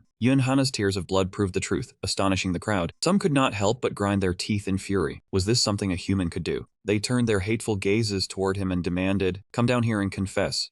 Are you trying to manipulate us? Release them." Jiang Hoi was now powerless, with no strength left to argue, his body drenched in sweat, gritting his teeth, unable to utter a word. They kept attacking him. "Don't steal your comrade's freedom, you bastard. You're not fit to be the leader." John Hyuk, hearing the others break down, trembled with rage. Damn it, things were almost done. His gaze shifted to Hein Bok as he cursed, "It is all that bastard's fault." Jiang Hao lost his composure and lunged from a distance. "You did not hesitate to swing his sword at him. Determined to take Hyun Bok's life, "I will kill you." But he remained completely unfazed as John Hyuk's blade gradually aimed at him. Kessler suddenly appeared to block the blow for Hyun Bok, sparks flying from the clash of metal. He even sent John Hyuk flying backward, forcing that man to retreat several meters, bracing his hands on the ground to stop. Haoyu immediately gritted his teeth and cursed, "You damn bastard." He looked at both Kessler and him and continued, "You are just a puppet, why meddle in my affairs?" But he did not let Haoyu speak further and lunged forward with terrifying speed. Seeing this, he quickly retreated while extending his hand to order the controlled people to block. Kessler swung his sword to strike immediately, but Jiang Hao dodged just in time. He yelled out in displeasure and frustration. His small sword clashed with the great sword of the one who wanted to kill him, light flashing as the two blades met. Jiang Haoyu loudly gave the second order, "You puppets, attack now." The controlled people began to move, helplessly assuming stances, ready to sacrifice themselves for him. All three quickly charged toward Kessler to attack. Seeing the situation, their divine senses were utilized. He spoke, "No other choice, we must break their limbs." Kai from behind understood Kessler's intent and rushed forward to assist. "No, they have done nothing wrong, minimize the damage." Then each took a direction attack, Kai clashing with Yunhana. Seeing her strength, a thought appeared in Kai's mind. Her resistance is good. Is it because her abilities have been upgraded? John Hyuk, seeing this, loudly mocked Hein Bok and Kelleton. "Using those bones to face my subordinates, do not dream." As soon as those words ended, Yunhana was blasted backward right before his eyes, causing John Hao to freeze. The attacker was none other than Christina. She used a self-constructed magic formation to blast Yunhana away. His smug expression quickly shifted to a grimace of annoyance upon seeing Yunhana land on the ground. Jiang Hoyu immediately cast a magic formation in his palm, his mouth not stopping. "Do not be arrogant. I will show you true blessing in disguise." Her eyes suddenly widened as he increased control and skills over Yunhana. She, overwhelmed, clutched her head in pain, while red energy emanated around Yunhana. But not only her, the other two men also showed similar signs. Their stats were quickly elevated. Hao Aoi explained, "This is the Berserk mode, trading life force for boosted stats." The Berserk individuals charged forward to attack. He behind them rattled on. "Now try facing this, you no longer have a chance to resist." One sword clashed with Kessler's greatsword. Another sword clashed with Kai's greatsword, each facing one of the controlled men. Christina did not fight, only standing behind to support with magic formations, ice arrows. That attack had not yet struck that man before Yunhana intercepted in front of him. Hyun Bok observed from behind, and with his eyes, he quickly realized all their stats had increased sharply. But before the thought finished, he targeted Hyun Bok and lunged forward shouting, "My subordinates are far stronger than your dolls." John Hyuk quickly reached him, swung his sword, "Go to heaven." Hyun Bok remained calm, his expression unchanging, thinking to himself, "You triggered this too early." From the air, a black hole suddenly appeared, crashing straight down onto him. Yang Holyu grimaced and cursed, "Damn it, you piece of trash, what are you doing?" But that expression did not last long as he turned to look behind him. The skeletal dragon was pinning Holyu down with eyes full of murderous intent. He trembled, his mouth stammering, "Skeletal dragon." Hyun Bok did not wait any longer and ordered the warrior Kelleton. Quickly from the ground, warriors rose and grabbed the girl's legs. A hand also slowly rose to strike the back of Yunhana's neck. Kessler, Kai, and Chris had successfully knocked out the three controlled individuals without casualties. Haoyu's expression changed, his face as pale and cold as a sheet of paper. Hyun Bok slowly approached him and spoke, "You almost succeeded." He spun the staff in his hand and continued, "If I had not been lurking here, even if you succeeded, I would not have known, and you would have grown stronger and stronger." He immediately shouted a threat when he saw Hyun Bok raise the magic staff high, ready to strike down, then shifted to begging, "Wait, what are you going to do? I understand, I won't do it again, I was wrong." John Hyuk immediately straightened up and racked his brain to blurt out pleas for his life. "Spare me, I won't do it again. You are not someone who likes to kill." Hearing that, he did not lower his hand, but asked him, "Have you ever spared those who begged you for mercy?" Jiang Jiu, though trembling, still answered hastily, Yes, I have, I saw it." Sensing the dishonesty, Hyun Bok was silent for a moment before casting a sharp gaze at him. He delivered a fatal blow to that man. Blood splattered everywhere. Lying is very bad. Blood from John Hyuk's head splashed, staining part of his mask. He woke up after the memory. He rushed into the bathroom and immediately vomited. He felt repulsed by himself, the continuous sounds of vomiting echoing alongside heavy gasps. Hyun Bok closed his eyes tightly, blaming himself after killing. The memory still remains. The feeling of chopping into another's head, and blood and brain splattering like a volcano. "I cannot forget that feeling." Suddenly a voice rang out, "You have endured very well, master." Sound spread everywhere. Master has killed the evil one. If not, many innocent people would have died by his hands. You have done the right thing. The words plunged him into confusion. Is that right? Was there a way to imprison him without killing? Suddenly Hyun-bok fell into deep thought. The voice appeared in his mind. You also brought that Skeleton group along. Why are you obstructing me? He recalled his own thoughts in succession. Kessler, Kai, and Christina appeared in his memory. Hyun-bok closed his eyes helplessly. Didn't you all not support Master's actions? Those outside took advantage of the opportunity. Can you forget, Master? It was all our choice from when we swore the mana oath. If Jiang Shiju was not eliminated, it would have caused great disaster. The sound continuously echoed in Hyun-bok's ears, making him grit his teeth and endure. There would have been more victims. We also did not foresee it. Master must overcome this feeling of guilt. Finally, Hyun-bok could not bear it anymore. Walked over to open the door. Stop it. The door opened. Facing him were the three of them. Don't say anything more today. I want to be alone. Hearing this, the three of them stepped aside for Hyun-bok to walk out. Seeing the serious situation, they said nothing, only silently watched his retreating back disappear into the distance. After leaving, Hyun-bok immediately buried his face in a pillow. He did not know what to do, so he helplessly lay down on the bed in silence. But even with his eyes closed in meditation, thoughts still surfaced. I know if I let Jong Hyuk live, he would kill me too. To survive, I had to do it. His eyes slowly opened into slits, but a killer is still a killer. I will probably never forget this. Hyun-bok still lacked the courage to face it. From now on, I must be determined. Even if I commit a crime, I must not forget it. A green aura radiated around his body. It is all a debt. That makes me determined to survive at all costs to atone. Sometime later, Hyun-bok fell asleep. A dazzling light appeared in the pitch-black sky. The light shone into his eyes, forcing Hyun-bok to wake up. Early in the morning, he was startled into panic by that trio standing by his bed firing party poppers in celebration. Congratulations, Master. Hyun-bok did not understand anything and had to ask, huh? He slowly turned around and spoke. What is this all about? They happily chimed in one after another. Congratulations on your advancement to the 4th circle. I trusted you. Master is absolutely amazing. Hyun-bok ignored the latter comments and directly asked the confusing point. Advancement to the 4th circle? What are you talking about? It then explained. We all clearly felt it. Christina touched herself. A green aura emanated. Master's oath yesterday caused a shift in mana. You have entered the 4th magic circle. Hearing this, his face showed clear surprise as he asked back, me, really? Confirm. Hyun-bok immediately took out his phone and checked. Before his eyes was a status screen. Hyun-bok, race human, strength 26 plus 5, agility 25 over 57, stamina 25 plus 5, magic power 85 over 112, dexterity 45 over 78, remaining points 40, causing him to exclaim, it is for real, for real. Suddenly he felt much lighter, having accepted the guilt as his own, determined to see it as a debt and strive for spiritual development. His mood did improve a bit, huh? Contrary to Hyun-bok, he was very excited, voiced that growth is clearly worth celebrating. He also added, becoming stronger like this is good. Suddenly a hand grabbed his and called out, Master. Chris knelt before Hyun-bok and spoke. Hardly any ice has become a wizard possessing the 4th magic circle in such a short time like Master. Having said that, she added, this is truly a matter of pride. Hearing this, a smile gradually appeared on his tired face. He replied, thank you very much. He pushed himself up to regain his composure and said, having reached the 4th circle, the workload must be piling up like a mountain now. Christina standing beside him immediately comforted him. It is fine. Yesterday was too much. So for now you just rest. Suddenly Hyun-bok noticed. Hey, why is your reply not the same as Christina? Hearing that, it had to explain, well, the situation in the dungeon is a bit complicated right now. Christina recounted according to the posts on the bulletin board. After we returned, the remaining dungeon explorers had formed a guild. It gradually lowered its head and continued, but Ice having the ability to lead seems to be losing trust gradually. Because of the John Hughes matter, the free bulletin board is full of oppressive comments about Master. Hearing that, he laughed awkwardly and scratched his head, saying, true, making such a mess after all. On the other hand, news appeared on the bulletin board yesterday. A person named Hyun-bok, claiming to be a necromancer controlling a skeletal dragon, appeared as a savior, did not hesitate to kill that guy. The disgusting thing was that he also used a staff to smash straight down on his head. Wow. Seeing that scene, I thought he was a psychotic lunatic. Suddenly another person chimed in. There is also no ice like that Hyun-bok guy. Mark, standing behind Leon, peeked at the screen and asked, so then Ice will be the one to stop him, right? You also read the comments, sir, he replied. I am watching this news. Hearing that, he gave his opinion, a necromancer who can control a skeletal dragon. Does Ice believe that? Isn't it just written to get people's attention? That comment is absurd. There is no way a necromancer could teleport that monster. He rolled his eyes and continued. At least the 6th circle is needed to summon it. The skeletal dragon was strong enough for a guild to handle, yet that monster was summoned by an Erangian necromancer. Leon turned around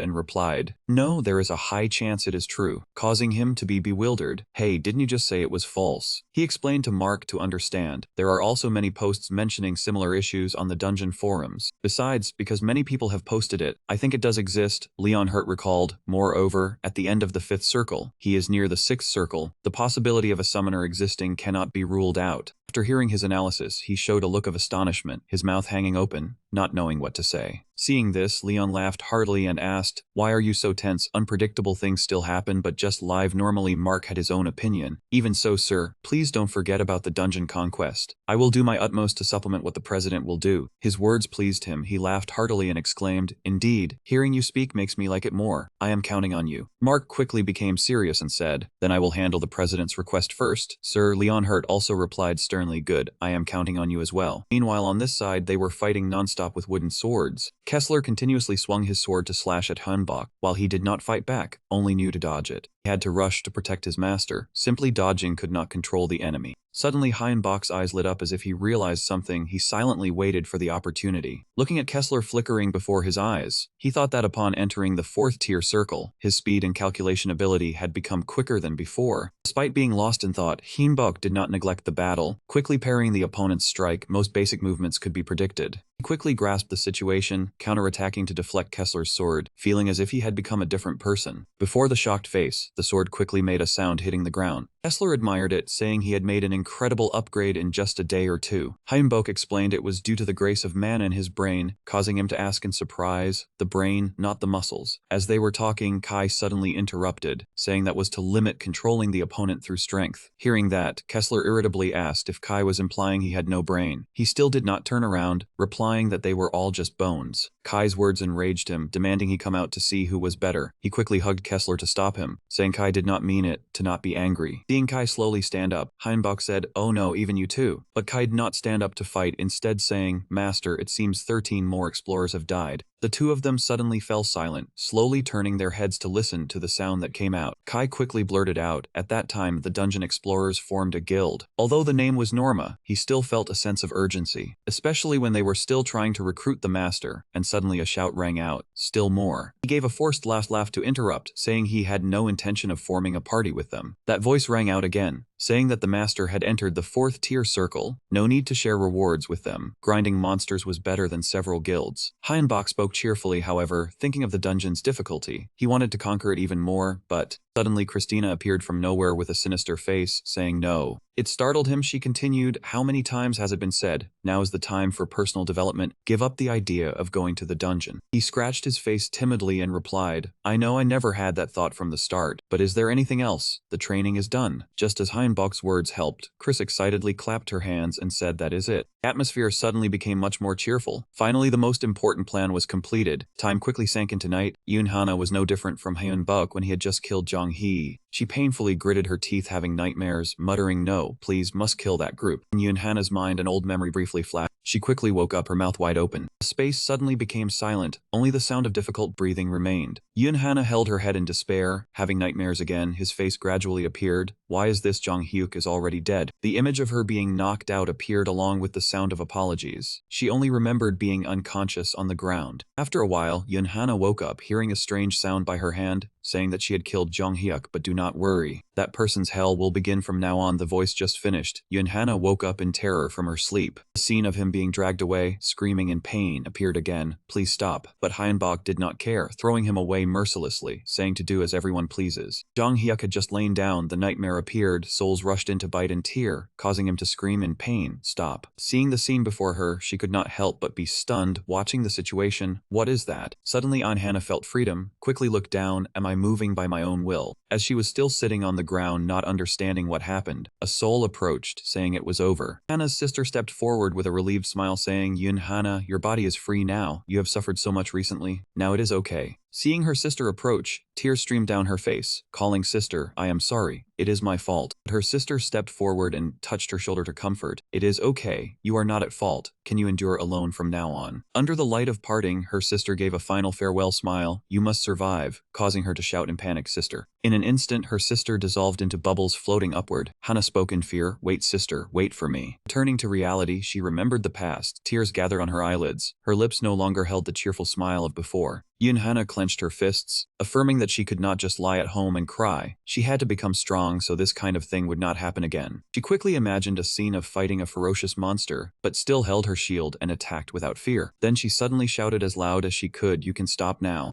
Voice just finished, blood splattered everywhere. Scene change, Hyun-bok was laughing happily, asking Mark and Christina, "Why build a stronghold?" Christina pointed at the product and replied, "Master knows there is not just 1 or 2 dungeons in the world. We cannot attack all of them like that." She explained, if an attack fails, the monsters remain intact. The dungeon seeker loses their name and becomes undead. She created a scene to illustrate, if left unattended, through the houses they once lived in, monsters could step outside the dungeon. Hyun-bok's expression turned serious. That is right. At that moment, the voice from the car clearly rang out again in his head. Sightseeing is fine, but you should return before it is too late. Lately, there have been many horrible incidents. Many disappearances. 50 people died from blood loss. He thought that incident was caused by monsters. Christina understood his thoughts, adjusted her glasses, and continued, "That is why it takes a long time to increase survival rate. Build a base for everyone to use." Hearing that, Hyun-bok cheerfully turned and asked, "I see. When does construction start?" She raised one finger and replied, "First we have to look at another issue," causing him to ask in confusion, "Another issue?" Christina pointed the board on the wall. "Building a base costs a lot. Profits from spell cards are decreasing." Hyun-bok shouted in shock, "How is that? Isn't production doubled?" She lowered her hand and said, "Recently, the quality of spell cards is good. The price matches too." He sighed in frustration, "Have to double production again." "Ah, no, triple it." Hyun-bok's words helped Chris get excited, thinking of a beautiful prospect. "So I am thinking of selling magic items." He worriedly blurted out, "Wait, Gris, is that okay if we fail at the crafting method this time? Wouldn't it be a big problem?" She confidently replied, "Do not worry, spell cards were just to test capability and make money. Magic items are different." Christina laughed proudly. "My previous job was as an enchantment mage. That is the answer." Seeing that, they could not help but exclaim in astonishment. So confident, truly a fearsome mage. He immediately asked if they could follow along, "Then let us try together." Hyun-bok did not hesitate, quickly pressing the sealed document. "I agree." In an instant, he revealed his intentions. "If that is the case, the master and I will be busy for a while. I look forward to this enchantment lesson." He darkened his face and hesitantly spoke, I have to participate too?" Christina approached, speaking loudly, "Of course, crafting items is the best way to build a foundation." Hyun-bok trembled helplessly, having no choice but to do it. The next day, the magical item crafting lesson began. As always, Christina kept watching me, and at the wrong places, she guided me step by step. Thanks to Christina, I progressed quickly. If I kept making the same mistake repeatedly, I would be punished mercilessly. She gave me a potion good for the body, but I did not know its name. This potion was truly so bitter it was unbearable. It was bitter, spicy, and had a fishy smell as well. Was this not the taste of mixing mustard, stinky tofu, and shrimp paste? Of course, I had never tried that. 3 months passed, and one day, Hyun-bok stepped out with pure white eyes. Jun's body trembled as he exclaimed, "I cannot take it anymore now." However, he was behind him, holding some devilish potion as he approached him and called out, "Master, you forgot one thing." Hyun-bok quickly fled with tears in his eyes. "Put it away, death is better than this." Suddenly, he was stopped by a sound. "Is that you?" Kai spoke in a stern voice. That moment has finally come. His words made the other two quickly turn around, their expressions serious as they listened. "The E-rank first floor boss room has been discovered." The time quickly turned to 11:33. In a corner, someone holding a phone said, "He probably will not come." The person next to him chimed in, "If he does come, it will help us a lot." Suddenly, Ayan Hana appeared from somewhere and spoke up. "Anyway, there is not much to expect." They stood proudly in the main entrance, and then she commanded, "We must attack now." Ayan Hana, the guild master of Noma, turned around and announced, "Everyone, get ready. We will enter soon." As the leader, she spoke clearly, "I will not drag this out. Do not die." Suddenly, among the people of Vu, someone noticed something and glanced over. He turned completely around and called out loudly, "Look, ice is coming." In their field of vision were only bright, radiant eyes, their forms unclear. They surged forward like a group of soldiers. Leading them was Hyun-bok, followed by his comrades, Kai, Christina Kessler, and the others. They were like two opposing factions, standing separate on two sides, not speaking a single word to ice. During 92 days remaining until the failure of the E-rank dungeon attack 1313 times, Hyun-bok began the dungeon attack for 108 days, waiting before the boss room on the first floor. The space fell silent for a while. Hyun-bok spoke first. "Hello everyone, long time no see." Wearing a mask on his face, he spoke loudly, "It is a pleasure to meet you all again." Hearing Hyun-bok's words, murmurs arose. Look at the numbers he gathered himself. Could it be he did it alone? Impossible. Standing amidst the crowd, Yun-hana suddenly spoke, drawing everyone's attention. "We are also pleased to meet you. You're coming here like this. We are truly grateful." She was not afraid of the numbers he brought, straightening her back as she continued. "At that time, I was in too difficult a position to have a proper chat. I am now Hana, the guild master of Noma. Then she bowed respectfully with a bright smile. Thank you for avenging my sister. One day, I will definitely repay this favor. However, Hyunbok calmly dismissed it. Not at all. Me and that man Jong Hyuk. It is just that I learned the information and guessed that he would become my future enemy. As his words ended, Yun Hana broke into a pleased smile, lifting her head. So that is how it is. She slowly stood up and asked, then this time, can we join forces to eliminate the boss for our own benefit? Hearing this, Hyunbok was momentarily startled. Not help, but join forces? Yun Hana calmly replied, it is joining forces. No matter how strong Hyunbok here is, he will have his limits. Yet before she could finish, he interrupted, Guildmaster, I am not someone who will have difficulty eliminating monsters. This statement made her momentarily show a wary expression, not knowing how to respond. Then Yun Hana quickly thought of another way. Then what if I pay you for your work? Yun immediately asked back, payment? As if to clarify her intent, she brought out a suitcase full of cash and 5 gemstones to gain his agreement. Yun Hana pointed at it with a bright smile and spoke, 100 million in cash, 5 mana gemstones. If the elimination is successful, I will pay a higher fee. Seeing this, Christina immediately linked thoughts with Hyunbok. Master, cash and 5 mana gemstones are not bad. However, he thought, yeah, but 100 million is not a large sum for us. Yet Hyunbok still asked for confirmation. If successful, how will you pay me? Hearing this, she placed her hands on her hips and replied with a smile. After we eliminate the boss, I will definitely yield the item drops to you. To show her sincerity, Yun Hana placed her hand on her chest and continued, and the 5 members of the Noma Guild, including myself, will swear a mana oath and fulfill one request from Hyunbok. Clearly sensing the sincerity in her words, his eyes momentarily flickered with some disturbance. A few seconds passed, Hyunbok decided to form an alliance. Alright, let us join forces then. Of course, this will be effective for now and possibly later as well. Seeing this, Yun Hana immediately brightened, extending her hand to grasp his. Thank you. Then to be able to eliminate them, I hope you will plan with us. After accepting the proposal, Yun Hana began explaining the elimination plan. The Dungeon Explorer Guild also brought shields. I do not know what that boss is like. Even if it is simple, we must choose a sure path. But the plan was destroyed instantly. A massive wolf appeared in Hyunbok's line of sight, and he sensed it immediately. So it was a wolf boss. In addition, there were over 100 of them. Hearing this, she spoke in shock. If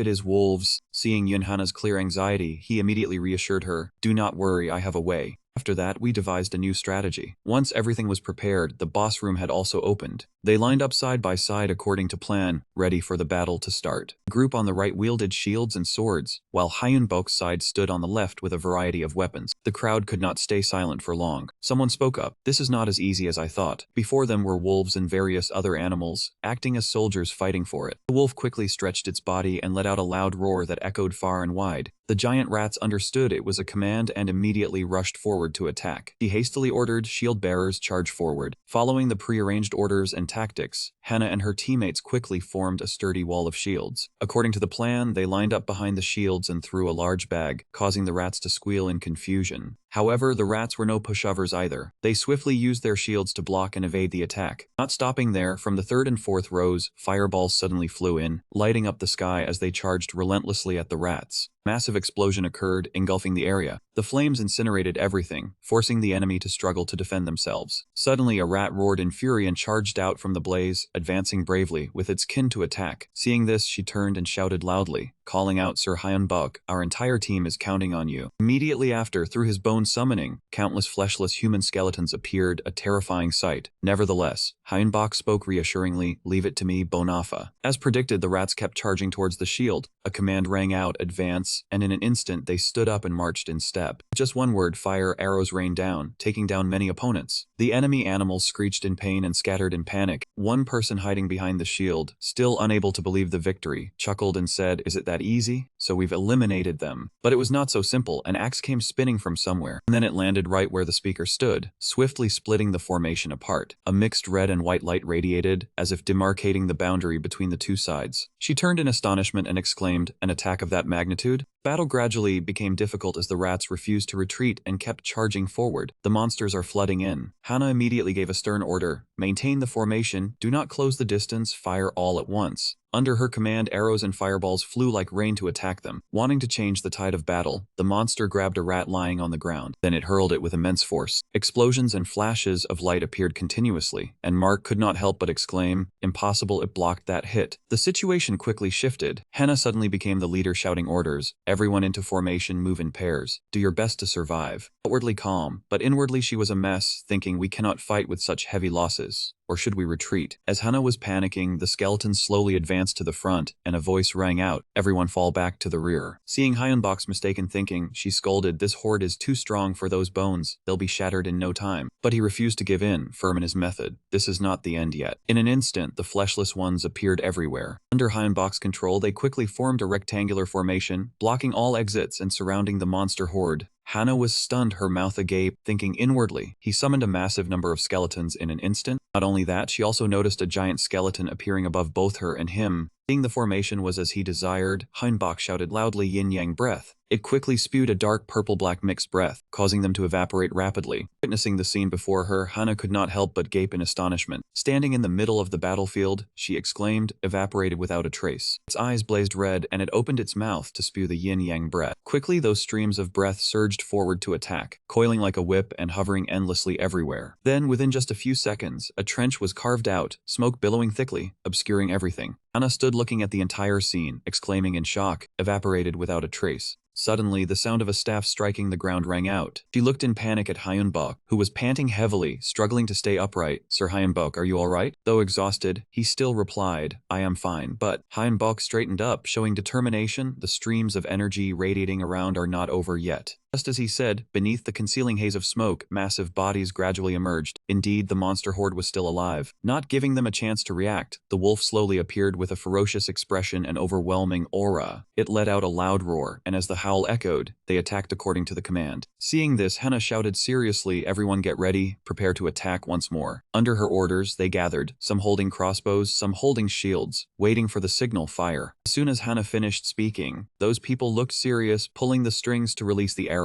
The overwhelming volley of arrows left the rats no room to dodge, each one taking a hit. They crashed to the ground just as the giant rats surged forward to attack. It did not hesitate to ram straight into them, causing the shield formation to struggle to hold. Powerful impact made the shield bearers tremble uncontrollably. Suddenly, sounds of skeletal movement echoed from beneath the ground. Its ever-growing numbers startled the opponents as they desperately defended. On the other side, Hyunbok was casting a spell and suggested, "I will block the fireballs, you stop that giant rat first." Hearing this, she turned her head worriedly. "But that will drain your mana completely." Just as Hannah was about to say more, she suddenly realized something, and a look of shock flashed across her face. Suddenly, a wolf appeared behind him. It lunged its claws with killing intent toward Hyunbok's eyes. The sharp tips were close, but Hyunbok stood motionless. Blood splattered instantly, but it was the attacker who was injured. Not him, but the wolf itself. Kai and Kessler had appeared behind Hyunbok and stabbed their swords into it. A staff emitting a mystical green energy appeared. Ice was casting a spell. Chris, a different Ice, did not hesitate to swing his staff, unleashing great power. The force flew straight at the wolf, slamming it painfully into the wall. Though wounded, it stood up immediately, eyes filled with murderous intent staring at them. The wolf roared majestically, and a green aura began to emanate from its body. Those wisps of energy gradually healed the wounds on its body. Seeing that, he stepped forward and praised its incredible regeneration. Hyunbok and his teammates advanced, saying there was still a way to defeat them. He was delighted because the yin-yang aura-consuming mana belonged to Niho. Thanks to that, he pretended to be exhausted of mana to lure them toward him. After thinking, Hyunbok gave a serious order to prepare for the next attack. Upon hearing the command, Kai and Kessler immediately charged to attack. The wolf refused to be outmatched, quickly counterattacking.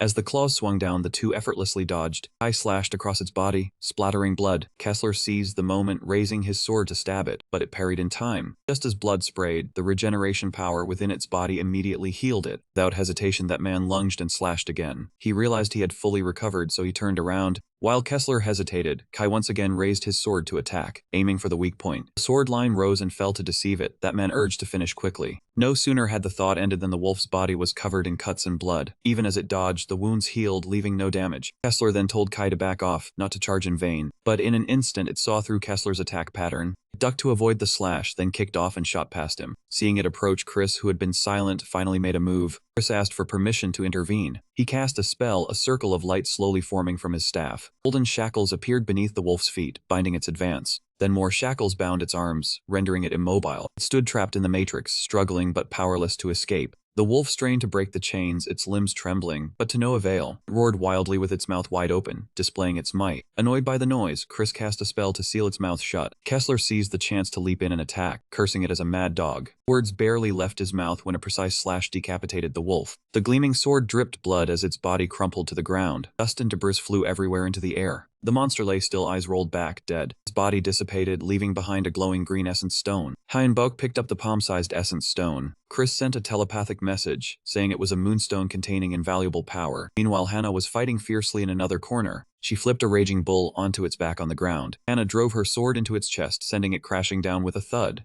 She panted heavily, glancing around to assess the situation. Her teammates and Andas were battling the bulls, fire blazing everywhere. A soldier with a crossbow shot at the rats, shouting to catch the fleeing monster. Suddenly, someone leaped out to block the monster's path, making them recoil in fear. A person in white armor with orange eyes stared intently. Immediately, blood splattered all over the ground. Hannah broke into a sweat, muttering in astonishment. Suddenly, someone behind her spoke, startling Hannah into turning her head. Hyenbok happily declared the battle in the dungeon was over, congratulating everyone for eliminating all the monsters together. Hearing this, Hannah and Norman along with their teammates were all wide-eyed with shock. One person suspiciously asked if they had captured the boss yet. Another person dazedly guessed that must be the case. The two looked at each other, still unable to believe the truth. Some of them lowered their heads, others broke out in sweat from emotion. Right at the cave entrance, everyone cheered joyfully. Victory, survival, the raid had been successful. Hannah shed tears of happiness and looked back behind her. She looked at Hyenbok with gratitude. If it were not for him, we could not have eliminated them. Hannah bowed 90 degrees and shouted her sincere thanks. Hyenbok humbly replied that he just fulfilled his duty as a partner. Hearing this, Hannah raised her head and asked with concern what he planned to do from now on. Hyenbok looked at her, pondering. From now on, he held his staff and turned around, saying, whenever needed, we will join forces again, but you must obey my orders. After that, Hyenbok and Christina left, saying then we will take our leave. Suddenly Hannah shouted after them, 3 days from now we plan to infiltrate the second floor. If you have time, you absolutely must come. Hyenbok walked straight without turning back, replying that he would remember, and at the same time, the system also announced. Attack on level E1311 dungeon 1 an 8th time. Successfully eliminated first floor boss monster. A person behind Hannah said he is truly stronger than we thought. Norman's team member looked on and commented, even his warriors are the same and has handled the wolf very fiercely. Immediately, another person also praised Hyenbok. It is really good that we were able to cooperate with him. That is right, exactly. Suddenly someone worriedly broke out in a sweat. If Kim Jong-hyun were still alive, we would have become enemies of Mr. Hyenbok. Another person gloomily agreed. Just imagining it is enough. Abruptly, Hannah shouted out loud to attract the attention of Norman's teammates. She smiled and said, everyone, let us go home. Time flew by like a shuttle. Undead was currently holding the moonstone up to examine it. Stepping out of the bathroom, while drying his hair, Hyenbok asked Christina, that item is really awesome, right? This is the first loot we collected. He fiddled with the stone and replied, in our world, the moon is considered the eye of the god that illuminates the darkness. He questioned, the eye of the god that illuminates the darkness. Christina remembered the disgusting monsters with their mouths wide open and sharp fangs, and narrated, yes. When the moon is fiery red, the monsters on the Idea continent become more ferocious. Imagining the quiet monsters sitting under a tree, he continued conversely. When the moonlight is blue, the monsters will become calmer. The moonstone contains that power, so its uses are very diverse. Hyenbok pressed his face close to look at the stone, eyes wide, mouth agape, and asked, for example. Christina pointed and recalled the fierce wolf, saying, for example, its regeneration ability helped kill the wolf this time. Hyenbok excitedly understood, aha, so that is the reason the regeneration power was better than I thought. Suddenly Kessler jumped up from the sofa and shouted loudly, that is why I smashed its head in, so it could not revive. Hyenbok praised, that is right, thanks to you we won so easily, good job Kessler. After that he turned to Christina and asked, what do you plan to do with this stone? Kessler angrily stomped his foot and scolded the master for praising him perfunctorily. Praise me more. Christina did not care and replied, anyway. He said, seriously, I think it is best that only one of us uses it. This made Kessler fall silent. Kai glanced with attention. Hyenbok scratched his chin in contemplation, one of the three of us. Kessler climbed over the sofa and spoke up. If so, then the answer is already there. Without prior agreement, Kessler and Kai said in unison, Christina must use it. Christina must use it. Hearing this, he turned his head in doubt. Can I use it? Meanwhile, Kessler and Kai had already started wrestling and arguing. Just looking at it, I am not suited for that thing. How dare you interrupt me? Me neither. I have a feeling it does not belong to me. Hyenbok was surprised, so it is because of a feeling. Then it is decided, surely no one can use it more correctly than Chris. On the other side, he clasped his hands in gratitude gratitude. Thank you everyone, I will keep it. He had tears in his eyes and gritted his teeth in a pledge. I will definitely try my very best to fulfill my duty. Hyunbok, Kessler and Kai all smiled in satisfaction. Even Kessler and Kai high-fived each other gleefully. Suddenly Christina ran off, saying I will learn how to craft it. Everyone do not look for me during this time. After that he ran into the room and slammed the door shut. Hyunbok scratched his cheek with a wry smile. We will not be seeing Christina for a short while. 3 days after Hyunbok's group received the moonstone, Hannah led her teammates standing on the stairs looking down into the basement. Norman prepared to descend to the second floor as planned. A worried teammate said, Senza is not over yet, right? Suddenly Hannah turned her head and spoke. As everyone knows, the second floor is more dangerous than the first floor, is it not? She shouted out loud to instruct, so everyone must not be negligent, we must protect each other. After that, they all raised their swords high and shouted loudly following Hannah's command. Always remember the goal is to try to survive and return. After a while, a foot slipped on the step, causing a few pebbles to fall. A Norman team member reminded, look, be careful, you almost fell. The other one stammered an apology because he was a bit dizzy from walking down so long. Suddenly Hannah saw light ahead. She turned her head and shouted at her tired teammates with dark circles under their eyes. I see the exit. Just a bit more effort. Absolutely do not leave the ranks because we do not know what might appear. Then, when one footsteps approached the dungeon door, when they got out, the blinding light made Hannah's group raise their hands to shield their eyes. She was startled in horror. The other team members were also dazed, surprised, and shouted, really? The whole group looked at the clear blue sky before their eyes and exclaimed in shock. What on earth is going on? A sky inside a dungeon. Hannah tilted her head back, exclaiming in surprise, how could there be a sky inside a dungeon? The Norman group had exited the dungeon entrance, looking up at the sky bathed in light outside. Elsewhere, Hyunbok stared at his phone in contemplation. Kessler also leaned in to look, asking his master, is this real? It is a forest, right? Hyunbok replied, they did not lie to us. Kai was astonished, having a space outside the dungeon like this means it is higher than an E-rank dungeon. He became alert, if so that is too strange. Then all three stopped and looked in one direction. It was Christina's always closed door. Hyunbok spoke up, we should probably ask Christina. A while after scrolling through Hyunbok's phone, she asked timidly, what do you think, Chris? She replied calmly, nothing special. There have been many such cases on the Idea continent. Hyunbok wondered, so it is no different from a normal dungeon, right? Christina speculated, there must clearly be a difference. There will definitely be monsters twice as strong. Even so, the master can handle it. She added, this might be a forest-type dungeon, a space with a living environment instead of just a single floor. Hyunbok, Kai and Kessler widened their eyes in shock. A dungeon within the scope of a single floor. Kessler clapped his hands frankly, saying in simple terms, this is a dungeon connected to adjacent floors instead of below. Christina confirmed, correct, all the floors are merged together so the scale is very large. Kessler happily praised himself, I guessed right.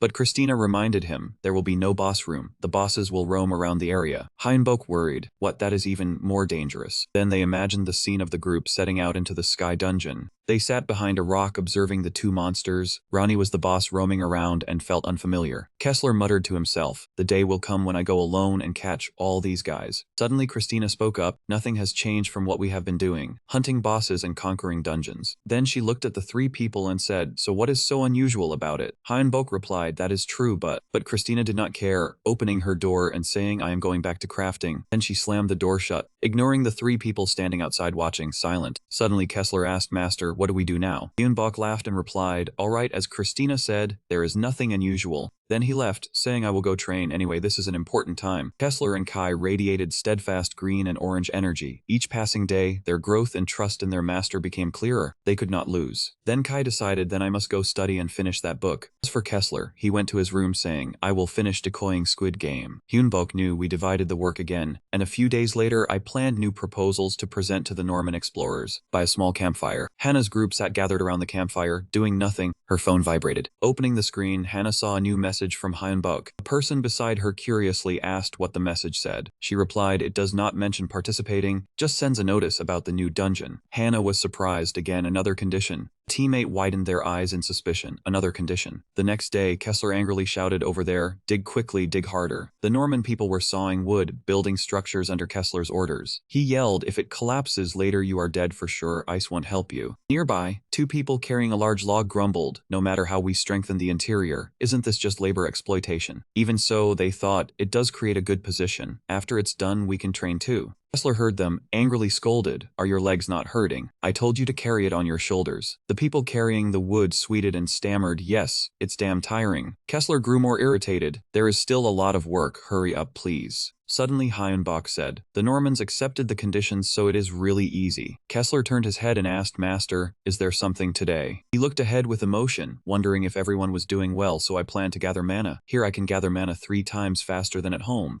Suddenly Hannah waved and called out, "Lord Hyunbok is here. Great, Kai must come." He turned around confused. Kai. Then Hyunbok turned and said to Kessler, "I will go pick up Kai. Leave the work here to you." Kessler immediately raised his hand in a military salute, "Leave it to me." Then Hyunbok followed Hannah to the outside of the construction site. Instead of having the Normans train in combat and magic, I had them build a camp inside the field dungeon on the 2nd floor. The explorers accepted the request, and the plan proceeded smoothly. Mainly Kessler and Kai managed the work. Kessler played the foreman, holding a rope to threaten the Normans. "Don't you understand? Have you not seen the coffin before crying, making them obey in fear?" Thinking of the tent, Hyunbok thought Kai handling the outside was the same. Having been a knight, Kai knew combat well, so he was strict with the Norman explorers. Hyunbok entered the tent, saw Kai working with the Norman over a map on the table, said, "You worked hard today. Kai, good job." He turned and called out, "Master." Then he asked, "Have you found anything this time?" Kai replied, "Besides the giant chimpanzee discovered earlier, there are also red chimpanzees and giant beetles." Remembering the cold red beetle, he reported, "It is the size of a human head and can fly, possessing a horn like a kite blade on its head." Hyunbok thought of the bizarre red-eyed beetle radiating killing intent under the moonlight, asked if it was a horned carnivorous insect. I confirmed, "Yes, it is a monster near the camp area." Hyunbok became alert, "Located near the camp. Still no accurate information, huh?" Then he left, instructing him to try to find more information as much as possible, but don't overdo it. Kai bowed his head in obedience, "Yes, leave it to me." At the same time elsewhere, everyone was training with swords. Norman team members were sweating, bringing their swords down. Hyunbok watched happily, listening to Ice ramble, "Basic skills must be practiced for a lifetime." In front of him, Kessler paced back and forth lecturing, "Solid foundational ability will never betray us." The time everyone spent was extremely meaningful. Hyunbok took on the role of a magic instructor. "I want to keep my promise to Christina that mages must repay the money they received. I taught them magic whenever I had free time, and in the process, I realized many things that helped my experiments with level 4 magic circles." By evening, everyone lay in their sleeping bags under the open sky, gradually getting used to the dungeon and resolved to endure to absorb the abundant mana. Under the moonlight, a winged monster was flying in the sky. One person lay awake, worried whether the monster would attack. Another reassured him, saying that Lord Hyunbok was very strong, and that monster was nothing but an ant. The first was still uneasy even though Hyunbok was indeed strong. The person beside him closed his eyes and comforted him, saying they were also being trained to deal with it. Suddenly his calm expression vanished as his comrade's hand slapped him, and he screamed in panic. Looking at his comrade sleeping soundly with arms and legs spread out, he lamented that he was clearly no match. Rumors about the suspicious monster caused many to give up. Hyunbok sat cross-legged, his hands resting loosely on his knees in meditation, thinking that except for himself, everyone else only focused on gathering mana and practicing magic. Time passed quickly, and it wasn't until the 8th day that the formation was completed. Hyunbok opened his eyes in shock. He shouted in panic, telling everyone to retreat and run as far as possible.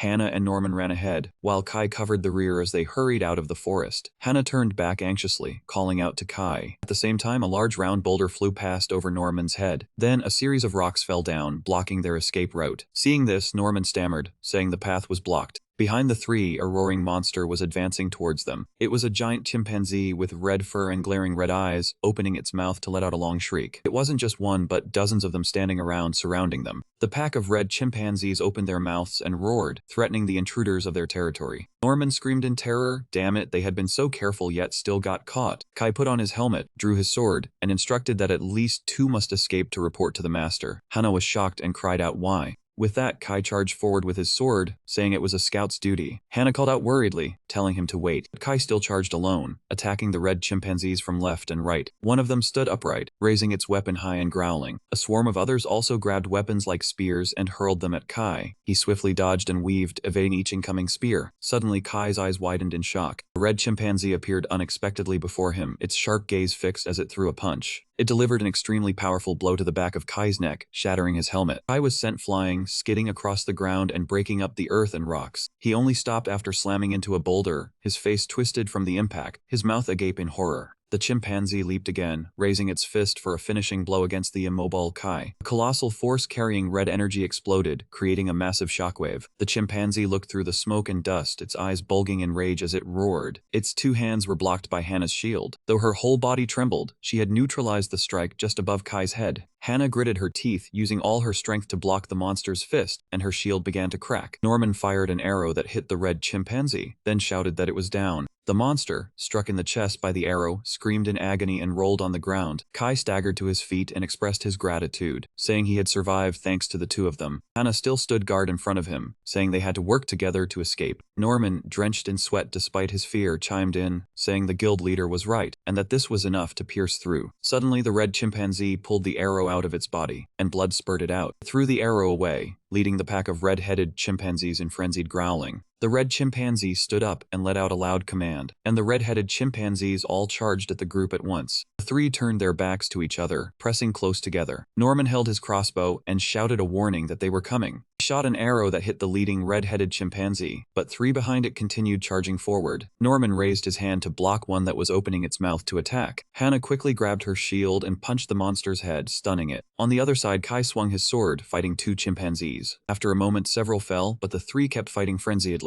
Suddenly, a fireball shot down towards his head. He hesitated, then screamed a warning, telling everyone that another fireball was coming, to be careful. The fireball hit the ground and exploded. Kai turned his head to assess, noticing that the attack method was completely different from before. This time, they were blocking their vision to split them up. Could they be surrounded? What were they after? Abruptly, the red chimpanzee charged over to block Kai's escape route. That man with the brightly shining eyes cursed loudly, "This damn troublesome monkey." Then both sides charged into melee combat, punching, kicking, slashing, and killing with extreme ferocity. Just a moment later, through a few lightning-fast sword strokes, that caused the red chimpanzee to be injured and bleeding. Completing this only made it fly into a greater rage, roaring and thrashing more violently. Despite that, Kai used 3 sword slashes to cut the monster's body and then ran behind it. He turned his head to check on the two young people, asking if everyone was alright since the red monkey was defeated, but he was somewhat out of breath. Suddenly, Kai turned his head in panic, looking behind him. At some unknown point, a massive white gorilla had appeared right behind him. That was the wandering boss monster, White Gorilla. He merely raised one hand lightly and flicked, sending Hana and her teammates flying far away. Seeing the two people thrown backward, trembling in pain, Kai clenched his teeth in fear. Hana lay on the ground, frowning in pain but still breathing. Instead, Kai swept his gaze downward to assess the situation.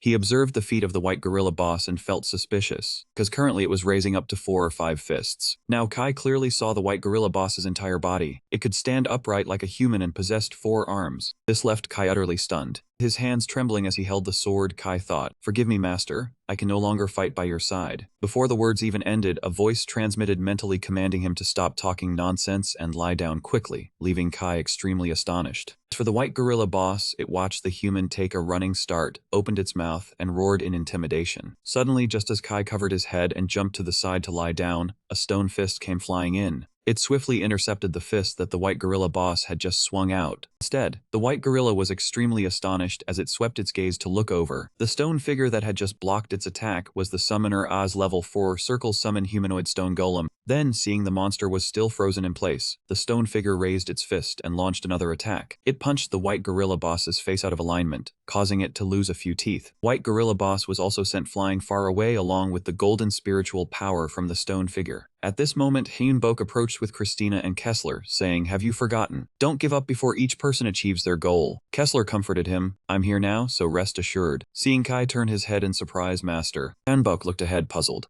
On the other side, the white gorilla boss, with its fur unscathed, paced and growled as if speaking. Seeing this, Kessler praised, "It sure looks tough." Suddenly, the white gorilla bared its teeth in a cheerful grin. Immediately, Kessler stepped forward to block in front of Hyunbok, shouting, "Master, be careful, we don't know what he will do." Suddenly, the white gorilla boss tilted its head back and took a deep breath. Then it lifted its snout and let out a long, majestic howl. This terrifying sound caused Hyunbok to cover his ears with his hands, feeling them ring. After a long while, the howl still echoed throughout the forest. Suddenly, a paw covered in red fur stepped forward. Elsewhere, the tops of the trees shook violently with each sound of the white gorilla boss's previous howl. Sensing something was wrong, Christina, who was holding Hannah, turned her head to warn Hyunbok, "Master, we must stay very alert." A moment later, accompanied by the sound of vibrations, 2 dog-like monsters stepped out from behind the white gorilla boss. They simultaneously raised their snouts and growled in threat. They were the wandering boss monsters, the 2-headed blood wolf and the blood wolf. Ice shouted out to use the mending skill. Christina spread her bony hand, conjuring a blue magic formation. Then Hannah slowly opened her eyes, confused. Then she flinched in panic, sat bolt upright, and cried out in pain. Suddenly, Christina looked over and asked, "Are you alright, Guildmaster Hannah?" It was only then that she noticed the person beside her and stammered,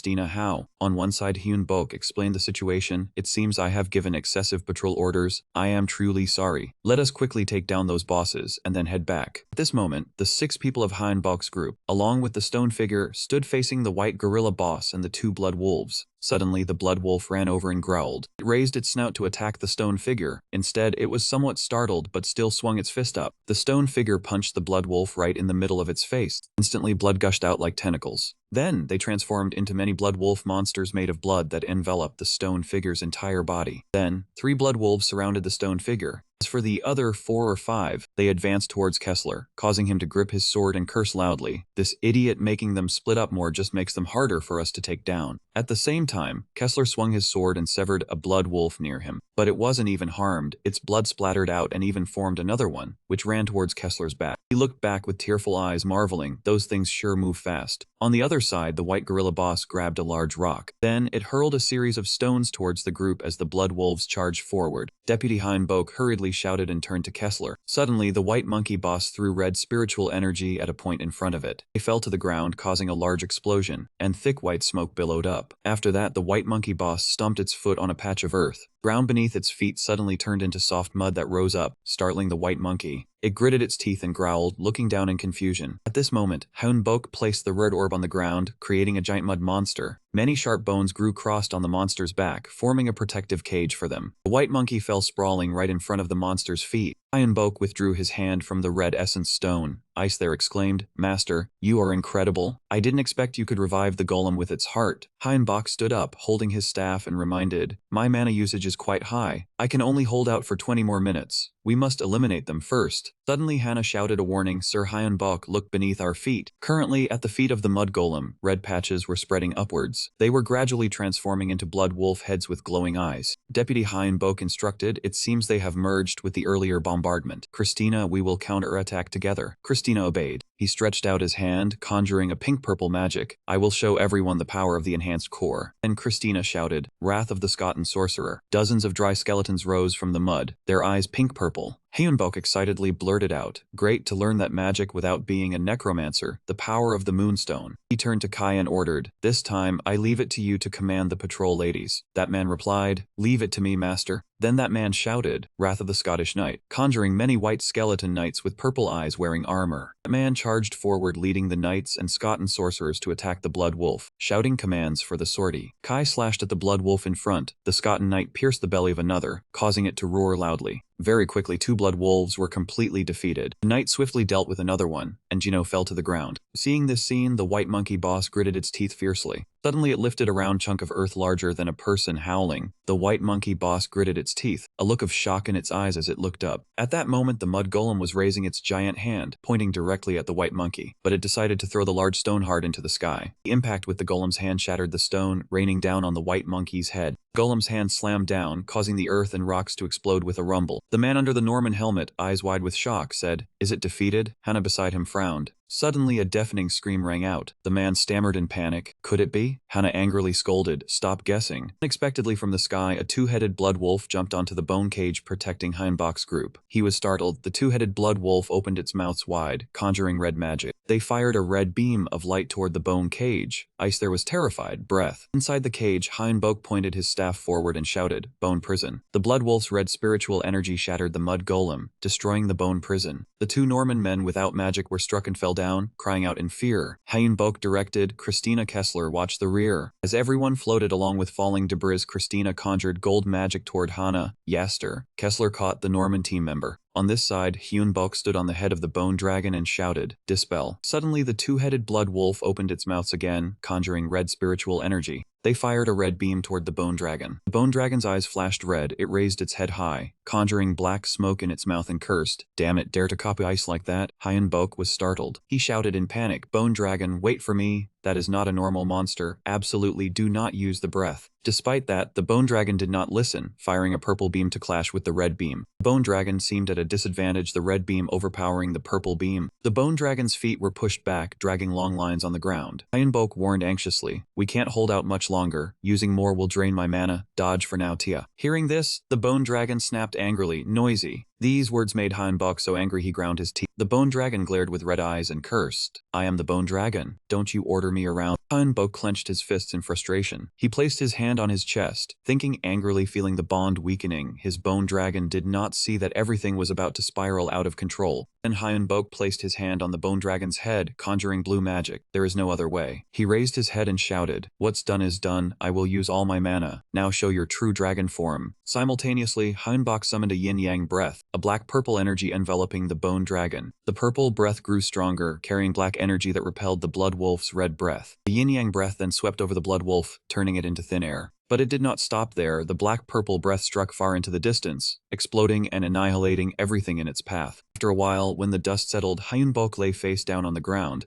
His eyes were tightly shut. He did not know how long had passed when he slowly opened his eyes. The first thing he did was observe his surroundings. Through the hazy mist, Hyunbok saw a monster flying in the sky under the blazing sunlight. Then he felt it was descending in altitude. But immediately after, Hyunbok squeezed his eyes shut again. Before him, a massive crater had been created, leveling a series of trees and running straight toward the distant mountain. A moment later, Ice called out frantically, Master, can you hear me? Open your eyes, Master. Hyunbok slowly opened his eyes. Before him were three people, Christina, Kessler, and Kai, appearing faintly. Seeing him awake, Kessler and Kai asked, are you awake? While Christina, with tears in her eyes, said, Master, you worried us. Hyunbok, lying on the bed, asked, how is everyone? Kai reported, you have exhausted your mana. You need to rest and recuperate. Kessler chimed in, indeed, Master should return home immediately. Hyunbok sat up worriedly and asked, then is guild leader Hyunhana and everyone else there safe? I reported, thanks to you everyone is safe and has already returned home. Hearing this, he breathed a sigh of relief, such a relief, I nearly caused a major disaster again. Kai retorted, it was thanks to that we were able to attack the boss. Kessler reminded, without gathering mana, it is difficult to deal with. Christina agreed, that is right, we need to eliminate them early. Hyunbok wiped his sweat and admitted, yes, you are right. He thought of the bone dragon, puzzled. It once said noisy, do not command me. I nearly fell into danger because of its pride. I spoke up, Master, your spirit is not stable yet, but I need to report something. Hyunbok asked curiously, what is it now? Kai said seriously, I, along with guild leader Hana, reconnoitered and discovered a new humanoid monster. It was a man with a single horn in the middle of his forehead, named the Giant. Hyunbok was startled, what, a giant? Kai confirmed, it is at the lowest level, only slightly larger than the white ape. Kessler felt reassured. Then it is not very strong. Kai pointed a finger and retorted, do not think so simply, even if it is the weakest. Kai imagined it facing a mage with a single finger. It is stronger than monsters of the same level, has high magic resistance, making it difficult for mages. It also has high intelligence. Kai said seriously, this is likely the most formidable opponent among all the monsters we have ever faced. Suddenly, above their heads, a black cloud with red glow appeared. Say interesting, a giant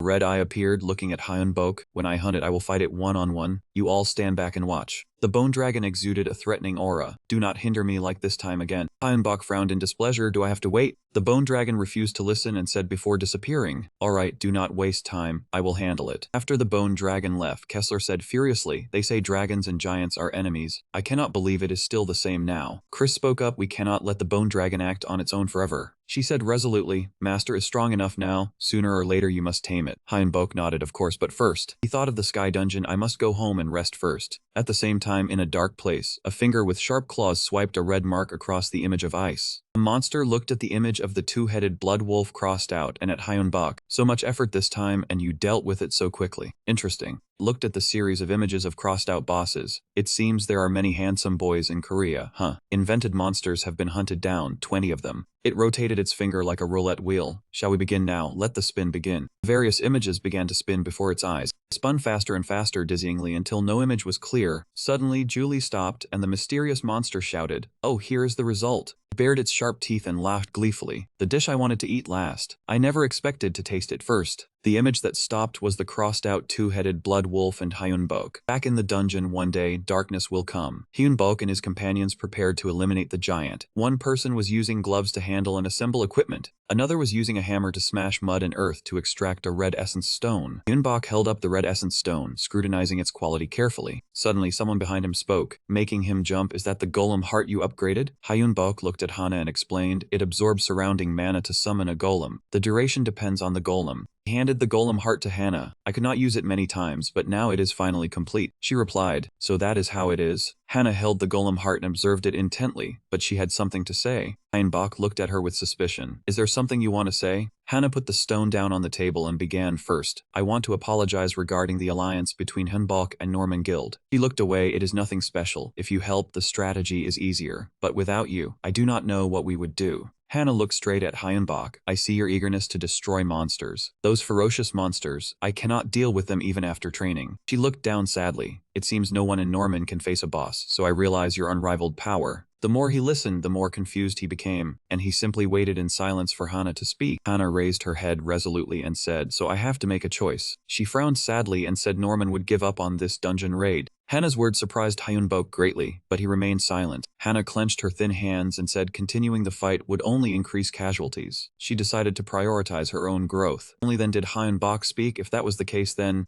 Suddenly Hannah bent her head down 90 degrees and shouted loudly, apologizing to him for unilaterally ending the alliance. Hyunbok looked at her silently for a long time. Then he smiled happily. After that he replied, I understand, raise your head. You must have agonized a lot over this decision. Hyunbok announced that from today we end our cooperation, but she could still use the camp as much as she wanted. Hearing this, Hannah was astonished, her eyes and mouth wide open. Really? Hyunbok confirmed frankly, of course, the camp is the joint effort of everyone. He added seriously, wishing that all good things would come to her. Hannah happily relaxed her face and smiled, truly thanking Lord Hyunbok. The two shook hands in farewell. The dungeon sky had turned dusky. The brief meeting ended. The Norman Guild departed, each making their own choice but sharing the common goal of surviving and escaping the dungeon. The system announced 273 days remaining for the E-rank assault. Before the failure, Hyunbok had assaulted for 227 days, ending with the parting from the Norman Guild. Inside the dungeon there was a cramped small cave at the foot of a mountain. Kessler, Hyunbok, Kai, and Christina hid behind a large boulder, praising the dungeon within the dungeon as wonderful. Suddenly Kai raised his index finger to remind them, let me wake him up. Over there, the giant was lying down taking a nap on a rock slab, drool flowing long. In front of Hyunbok were 4 of its minions. Suddenly the bone dragon revealed one red eye and urged Hyunbok, let's start. He glanced over and said softly, do you really think you can take him down alone? The bone dragon confidently asserted, he is just a low-ranked giant. I don't need your little skeletons to help. Kessler asked back irritably, what are little skeletons? Kai also looked indignant. Christina shook her head signaling to Hyunbok. He stood up and said, I understand, get ready. At the same time, the bone dragon turned into black smoke carrying flashing red and purple lightning. Appeared in midair, above the heads of the giant mob, roaring intimidatingly. The bone dragon landed on the ground with a crash, startling the giant awake. It let out a long screech at the face of the group of giants. Immediately, the giant minions holding torches angrily charged forward. The bone dragon swung its long, whip-like tail forward. The strike hit a green monster, but the brown one had already leaped and thrown a fist into the bone dragon's face. The bone dragon took the hit right in the face, several bone shards flying off. It bit down hard on the brown giant's arm. Then it flung it into the air, roaring, get lost. The giant monster landed behind Hyunbok's group. Kessler commented, he's gone crazy, too dangerous. The bone dragon provoked 2 giants. Let the little monsters be handled by the little skeletons. I only care about the main guy. Hearing this, the giant stared at him, exuding killing intent. Bone dragon sneered irritably. You dare put on that face in front of me? The giant lunged, startling the bone dragon. Before it could react, it took an uppercut, several more small bone shards flying away. With just one blow, the bone dragon was knocked flying, crashing back painfully onto the ground. It trembled, lifting its head with an expression of disbelief. The bone dragon roared, a black and purple mist gathering in its mouth, its red eyes blazing with anger. It shot a stream of black and purple energy at the giant, shouting, go die. The energy stream pierced through the giant and shot out behind. But that man was unharmed, instead tearing through the energy stream, flying right in front of the bone dragon with a sinister smile. The giant clasped his hands together and smashed down on the bone dragon's head, flattening it into the ground. The bone dragon lifted its head in fury, eyes blood red, its skull already cracked. Hyunbok worriedly broke out in a cold sweat and called out, bone dragon. Christina saw the situation was bad. The 2 giant monsters standing nearby looked down with red eyes. She told the master they had to act. Kessler swung his combat sword, just let him handle that monster. The bone dragon took another blow to its head, shattering even more bone. Giant punched its left eye, costing it a few more pieces of bone. The bone dragon screamed in madness. I cannot be driven back by a low-rank monster. Barely had the words left its mouth when it was kicked away by the giant, sliding across the ground. The giant laughed hoarsely in mockery, pathetic. Hearing that, the bone dragon was severely wounded, its face stunned. The giant laughed loudly, looking down, his voice taunting, pathetic, leaving the bone dragon speechless. With a look full of loss, he told himself he was the strongest dragon. There was no way it could be like this. Hyunbok suddenly spoke up, landing a blow that shattered the illusion. He bluntly said the bone dragon was just a fake simulation model, not a real dragon. This made the bone dragon angrily shout, "Shut up, I am a dragon." The giant swung his fist and bellowed, "Pathetic." The bone dragon was caught off guard, taking a direct hit like a sledgehammer to the face, bones shattering and scattering. The giant followed up with another punch, still cursing him as pathetic. He kicked the bone dragon in the body, not giving it a chance to resist, leaving it only able to howl in pain. Hyunbok rubbed salt in the wound, stating clearly it was just a fake, asking when it would finally admit it. Amidst the blows, the bone dragon screamed for him to shut up, but Hyunbok continued, no matter how it acted, it could never become a real dragon. The bone dragon grew more and more frustrated. After a while, the giant tore the bone dragon's body apart with his hands, throwing the torso into the air, keeping one piece in his grasp. The bone dragon fell to the ground in a pathetic heap.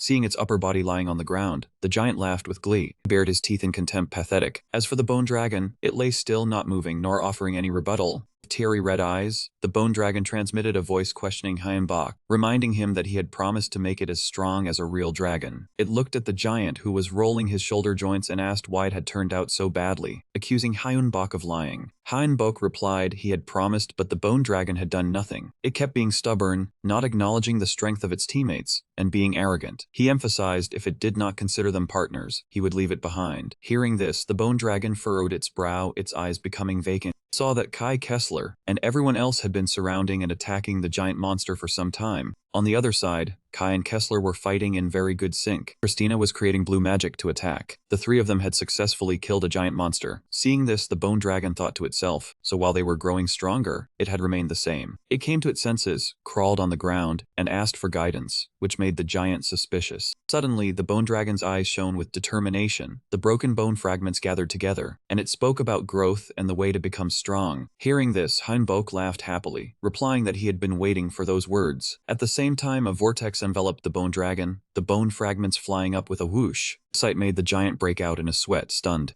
The bone dragon was almost complete, and it was even taller than the giant. Hyunbok stood on its head and commanded, "Go, bone dragon, quickly destroy our enemies." He created a suit of armor for the bone dragon, chanting and chanting magic armor, mysterious yin-yang power. The bone dragon's entire body was completely transformed. It was not only restored but also upgraded with armor and sharp horns radiating high energy. Hyunbok said his magic was the suicidal type, and it had to learn to become stronger and more valuable. The bone dragon obediently replied that it would remember, surprising Hyunbok with its rapid change in attitude. Then he smiled in satisfaction. Then he commanded from its back, ordering an attack, and the bone dragon charged toward the giant. At the same time, the sound of the decisive battle echoed throughout the dungeon. The bone dragon was knocked back into a mountain of earth, howling in pain. Very quickly, it leaped into the air, flinging the giant and rocks away. The bone dragon spread its wings, shaking off falling rocks with a rattling sound, roared a death bone fence, shooting countless sharp stones downward, attacking the floating giant. One stone hit the man in the stomach, causing him to crash to the ground, with sharp rocks embedding around him. The bone dragon's eyes were bloodshot, and it whispered to itself that it was over. Suddenly, the stone on the giant's stomach emitted a blazing golden light, startling him.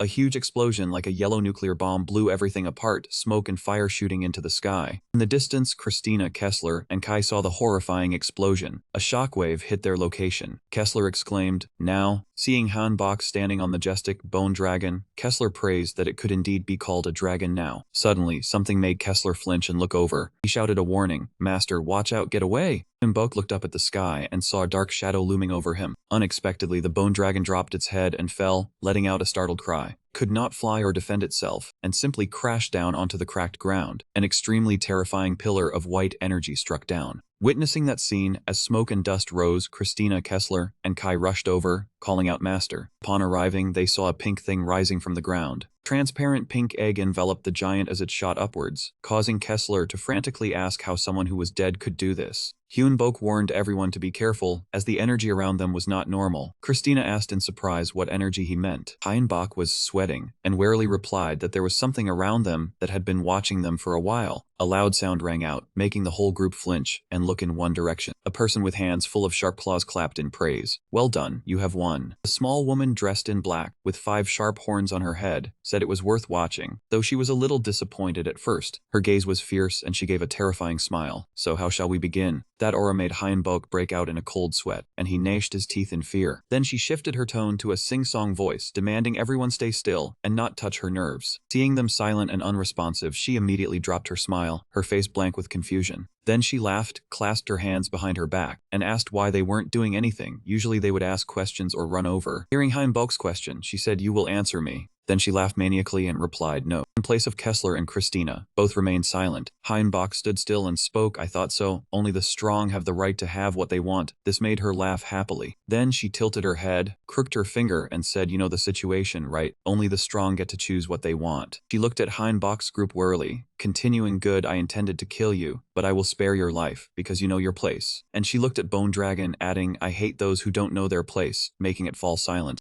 Hyunbok saw this action, recalling the flying monster in the sky when he fainted, wondering if its target wasn't Bone Dragon but that thing. She laughed to herself, saying, "Well, what should I do? I tried my best but couldn't do anything." Then she snapped her thumb with a crack. Suddenly the entire bodies of Hyunbok, Grit, and Bone Dragon glowed green. He looked at his hand, silently doubting the body had recovered. Mana was full. Suddenly she flew up with the egg containing the giant, looking down and asking, "All recovered, then let's fight." These words made Hyunbok wonder, what does she mean? Hearing this, she laughed loudly and replied, "It's fine, I don't plan to go all out. I'll handle it lightly. You try to survive, you only have 5 minutes to eliminate." Christina transmitted telepathically, commenting how strange, one sentence doesn't connect to the next. It seems she's experimenting. Hyunbok said, "No choice, we just have to follow our own plan." He turned his head to look at Bone Dragon, instructing it to concentrate mana to the maximum. Bet on his attack. Kessler and Kai handled the defense. Behind him, Bone Dragon raised its head high and replied, "Yes, I understand." Kessler accepted the order. "Leave it to me, master." Kai responded, "As you command, my lord." The girl cast a contemptuous glance down. "Don't waste time, hurry up. I'll target the first person." Immediately, Hyunbok and Bone Dragon simultaneously created a high-energy black-purple magic sphere that floated up, catching her attention. Hyunbok directed Christina, "All mana is in Bone Dragon's breath." It generated green energy, replying, "Yes, master." Hyunbok shouted, "Yin-yang breath." Bone Dragon unleashed a massive black-purple breath towards the girl. She raised one hand, turning it into a huge, encouraging beast claw, saying, "This is what you call an attack." Then she slammed the beast's hand down onto the breath, disappointed. Immediately, Bone Dragon was shattered into pieces, its bones broken into many fragments. Instead, Hyunbok's eyes widened, and he gritted his teeth in shock. He looked at her beast claw hand that had shattered Bone Dragon, exclaiming in shock. Bone Dragon was enhanced, yet with just one wave of her hand The girl laughed gleefully and asked, "Did I misjudge? Or should I just kill them all, huh?" These words made Hyunbok tremble with rage. Kessler trembled and stammered, "Impossible, the difference in existence is too great. How can we deal with this here?" Hyunbok suddenly realized, from the words difference in existence and her earlier words about trying but not being able to do anything. He raised his hand, creating purple energy to envelop and heal Bone Dragon, shouting, "I ask of you once more, Bone Dragon." He pointed at the pink egg containing the giant, ordering it to seize it, startling the girl. At the same time, he turned his head and told Christina instant detonation. Immediately, she and Hyunbok spread their hands in front of them, generating red-yellow energy, replying, "Yes, I know." Hyunbok chanted loudly, "Instant detonation." Above, Bone Dragon was already seated on top of the egg. The girl glanced over, not counterattacking, but only baring her teeth in amusement. A massive explosion like a nuclear bomb erupted in the middle of the sky. The strong shockwave sent Hyunbok's hair and clothes flying, forcing him to raise a hand to shield himself. Christina prostrated on the ground. Hyunbok opened his eyes wide, looking ahead, full of doubt. The pink egg encasing the giant had shattered, with the fragments and him still floating in mid-air. Suddenly seeing the fragments gather together, he cried out, "The protective layer is being regenerated." Hyunbok placed his hand on the ground, creating a stone hand to support Kessler, and hurriedly gave orders. "Kai, Kessler, we must finish this before the protective layer is complete." He stood on the stone hand, holding his sword, replying, "Don't worry, it's my turn." The stone hand lifted high into the sky, throwing Kessler towards the giant. He landed on top of the egg, striking hard with his gun sword, which fired out severing rays. At the same time, the egg shattered once again. The giant, still with its eyes closed, fell along with the fragments. Hyunbok ordered Kai to provide support from behind. He infused green magic into the sword, his eyes flashing orange. Then he threw the green energy-infused sword forward with all his might, shouting, "Go die." It flew straight towards the giant's chest. Immediately after, the sword stabbed deep into his chest. A powerful shockwave emanated, blasting the fragments outwards. Hyunbok silently prayed, "Please let it be as I predicted." Suddenly, laughter rang out. Hyunbok was startled and looked up, seeing a foot wreathed in red energy slowly descending before his eyes. The mysterious girl bared her teeth in an excited, mocking smile. What the hell were you thinking? Putting all your strength into the giant. How do you plan to deal with this now? Hyunbok sweated as he said,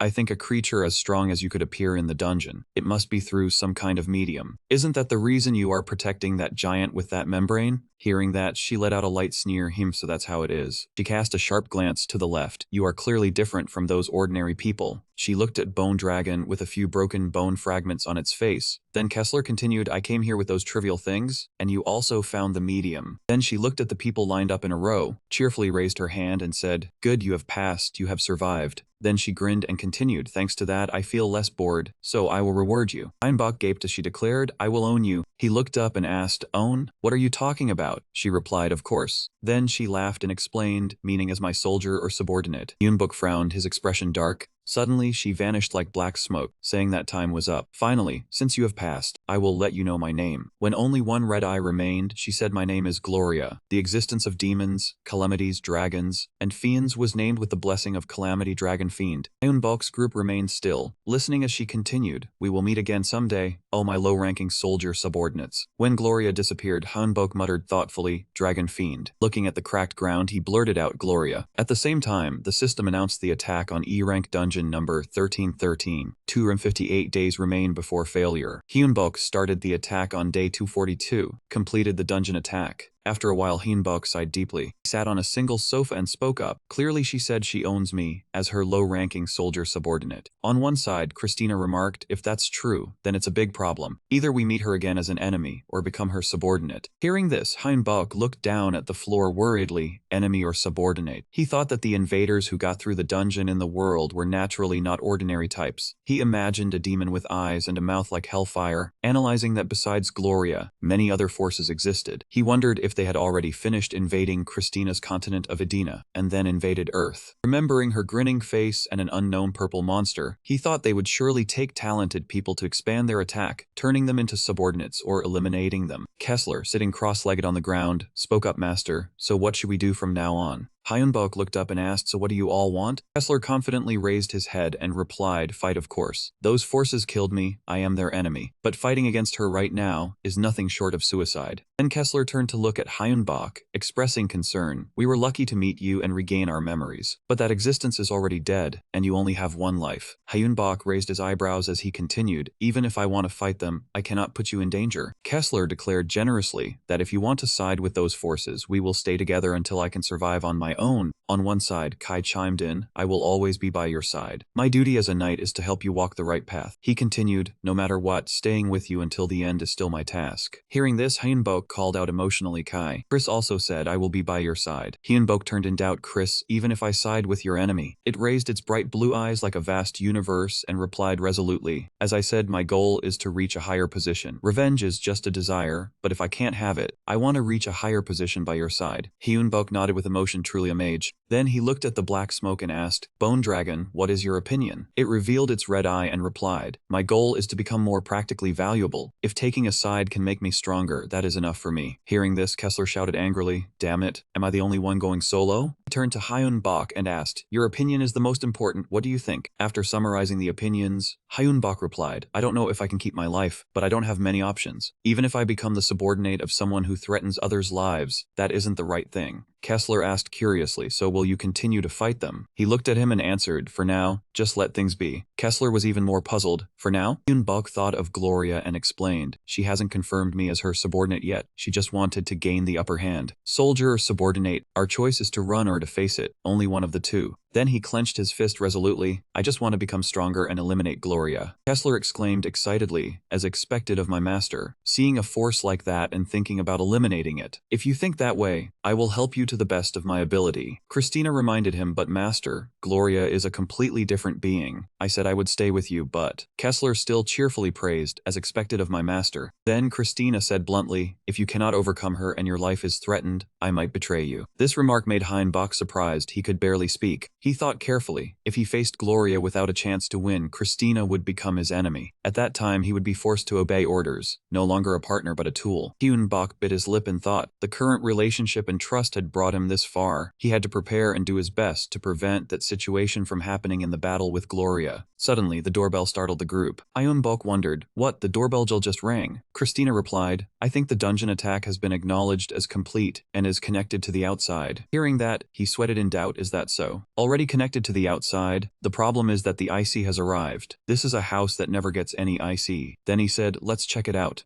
A moment later, Hyun-bok looked through the surveillance monitor and saw the girl with a ponytail outside, speaking up to ask, excuse me, are you from the IC? She held up her employee ID and replied, hello, Mr. Kim Hyun-bok. Then she clearly introduced herself. I am Kang Hyemi, the operator of the dungeon website, from the Operations Bureau. Can I talk with you for a moment? Inside the house, Hyun-bok turned to everyone and said, what is it now? Isn't it something special from the IC? It's just someone from the dungeon website. That's right, this house never gets any IC visits. Suddenly, all 5 people were startled and shouted, did she say the dungeon website? Is that company real? Why would someone from the dungeon website? Elsewhere, someone slammed their hand on the table and shouted, damn it, is that how you deliver information? The brown-haired man in a red tie frowned and asked, which monster appeared in the E-rank dungeon attack? You said only 16 exploration attempts failed? The male secretary opposite flipped through the papers in his hand and replied, but there were also survivors. One of them is a very capable E-rank powerhouse. The document has a photo of Hyun-bok. He expressed his opinion. First, we will dispatch agents to the dungeon to verify information about the failed attack. But the man in the red tie rested his chin on his hand and retorted, no, instead. He ordered to contact the ability user he had just mentioned, startling the assistant, who blurted out, what? That action angered the man with the red tie, who yelled to contact Hyun-bok immediately. At Hyun-bok's house, Kang Hyemi bowed politely to thank him and introduced herself as an operator of the dungeon website under the Administration Bureau. Hyun-bok replied politely, I am Kim Hyun-bok, so that website has an operator. Sitting on the sofa, Kang Hyemi explained that their job was only to manage and ship goods using the techniques of the higher beings. Christina asked curiously, are the higher beings gods, startling Kang Hyemi because of the talking skeleton? Christina continued, is it possible to contact those beings when needed? Kang Hyemi forced a stiff smile and replied that she wasn't sure, but it could include both gods and demons. Christina exclaimed, I see, while Hyun-bok just glanced silently. He turned to ask Kang Hyemi, let's get to the point, why did you suddenly come here? She got straight to the issue. The Administration Bureau can view expedition information and manage talents above A rank, but 16 people have died in an E rank dungeon attack. Hyun-bok asked, so you need information from me? She admitted and invited Mr. Hyun-bok to cooperate. This made him suspicious. Hyun-bok asked, what do I get from your side? Kang Hyemi thought she misheard and asked again. Hyun-bok clarified, to get information you must pay a fair price. I already have enough money. Hearing this, Kang Hyemi fell into contemplative thought for a moment. He offered to sell rare mana stones to him, which piqued Hyun-bok's curiosity. Kang Hyemi explained, the website only sells common goods, but they have rare mana stones not listed. Hyun-bok glanced at Christina and thought, if so, he could craft tools from rare mana stones. Christina sent a telepathic message. They are hiding many things. We should ask for more. Hyun-bok nodded. He said to Kang Hyemi, I still find it insufficient. Do you have nothing else? She asked back cautiously, is your information really that valuable? Hyun-bok assured, I can swear on my life for the value of the information. This made Kang Hyemi sink into deep thought. Then she stood up and said, excuse me for a moment. She walked away to make a call, saying she was contacting ICE because of an incident. Hyun-bok and Christina watched curiously. He could only hear her saying something unclear. Then she turned her head to look at Hyun-bok. She handed the phone to him. The director wants to speak directly. Hyun-bok took the phone and opened with, hello.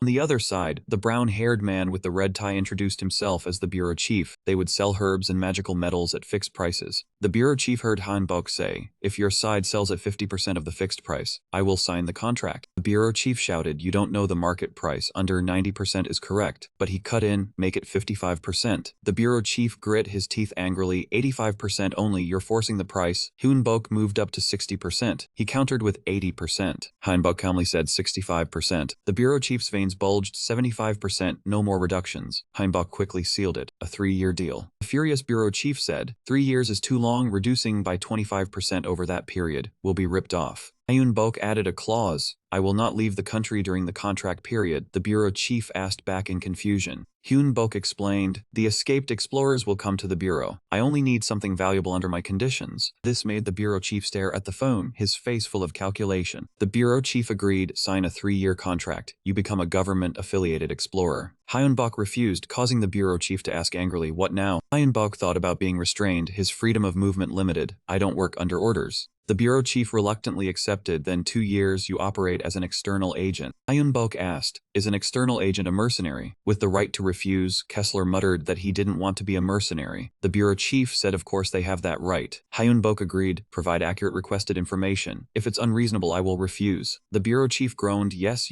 that's it. Then thought with a headache, dealing with that man is truly exhausting. Hyun-bok concluded, then the contract is done, my side will send it through Miss Kang Hyemi. Kai's group praised Master is truly amazing for turning the tables. Christina still wanted more but considered it acceptable. Hyun-bok scratched his head and smiled, thank you. Kessler confidently said, Master, leave the management of the mercenaries to me. Footlong also expressed praise commendable. A voice came from the phone, but before that you must take a test. Hyun-bok wondered, what kind of test? The bureau chief explained, the bureau is a government agency. Factions will raise issues about the contract. The bureau chief added, I know your strength, but if my faction appears weak, rivals will restrict the explorers. Hyun-bok was suspicious, can ordinary people control explorers? Thinking of Gloria gave him a headache. He asked, what do you want to do first? The bureau chief replied, attack a sealed dungeon. Hyun-bok exclaimed, a sealed dungeon. The bureau chief informed him the dungeon has a warning barrier, no entry without authorization. The dungeon that explorers failed to attack, connected to another world, we sealed the monsters through that passage. This information made Hyun-bok break out in a cold sweat. It turned out that monsters had already noticed this and fled the dungeon, so they needed explorers like him. The director continued, the dungeon Hyun-bok needed to clear was F rank but would be fiercer than usual. Did he want to try? Without answering immediately, Hyun-bok sent a telepathic message to the others, asking if they thought signing a contract before the test was fine. Kai gave his opinion, if a faction war broke out, it would be exhausting for both sides. Kessler agreed that was true. Even mercenaries had to keep an eye on the country's situation. Christina was concerned about something else, but they needed to be stronger than they were now. Then she seriously reminded him from now on, it could be the biggest fight. Hyun-bok's face darkened as he calculated. He thought of the mysterious girl with unbelievable power, muttering the name Gloria. Hyun-bok gripped his phone tightly until his veins bulged. He held up the phone to the 4 people behind him and replied, fine, I accept the test. I hope you can guide me through the dungeon later. In an empty field in the military district, 3 soldiers were waiting for the helicopter to land. A middle-aged man, seemingly the head of the military district, waited with a stern expression for the arrival. Shortly after the helicopter door opened, Hyun-bok, along with the 3 undead and Kang Hyemi, stepped inside. As they approached, the officer spoke, Chief Kang Hyemi, this is that person, right? She answered confidently and introduced him. Yes, Colonel Kim Jun. This is the employee who attacks dungeons from the outside, Mr. Hyun-bok. Kim Jun raised an eyebrow in assessment. A young man like this attacking a dungeon full of monsters, not trustworthy at all. This left Hyun-bok speechless. Kang Hyemi explained, he may look ordinary, but he has attacked dungeons many times and has been approved by the higher-ups. Kim Jun still did not accept. As the manager, I am the one who decides. There was no prior discussion. Kang Hyemi's face hardened as she reminded him that authority was granted by the Army Chief of Staff. Going against a superior violates military law. The threat worked. Kim Jun fell silent in annoyance. He turned around and said, if there are any mistakes, strict measures will be taken. You handle it yourself. Kessler fumed, how harsh. They blocked the dungeon entrance. What the hell are they checking?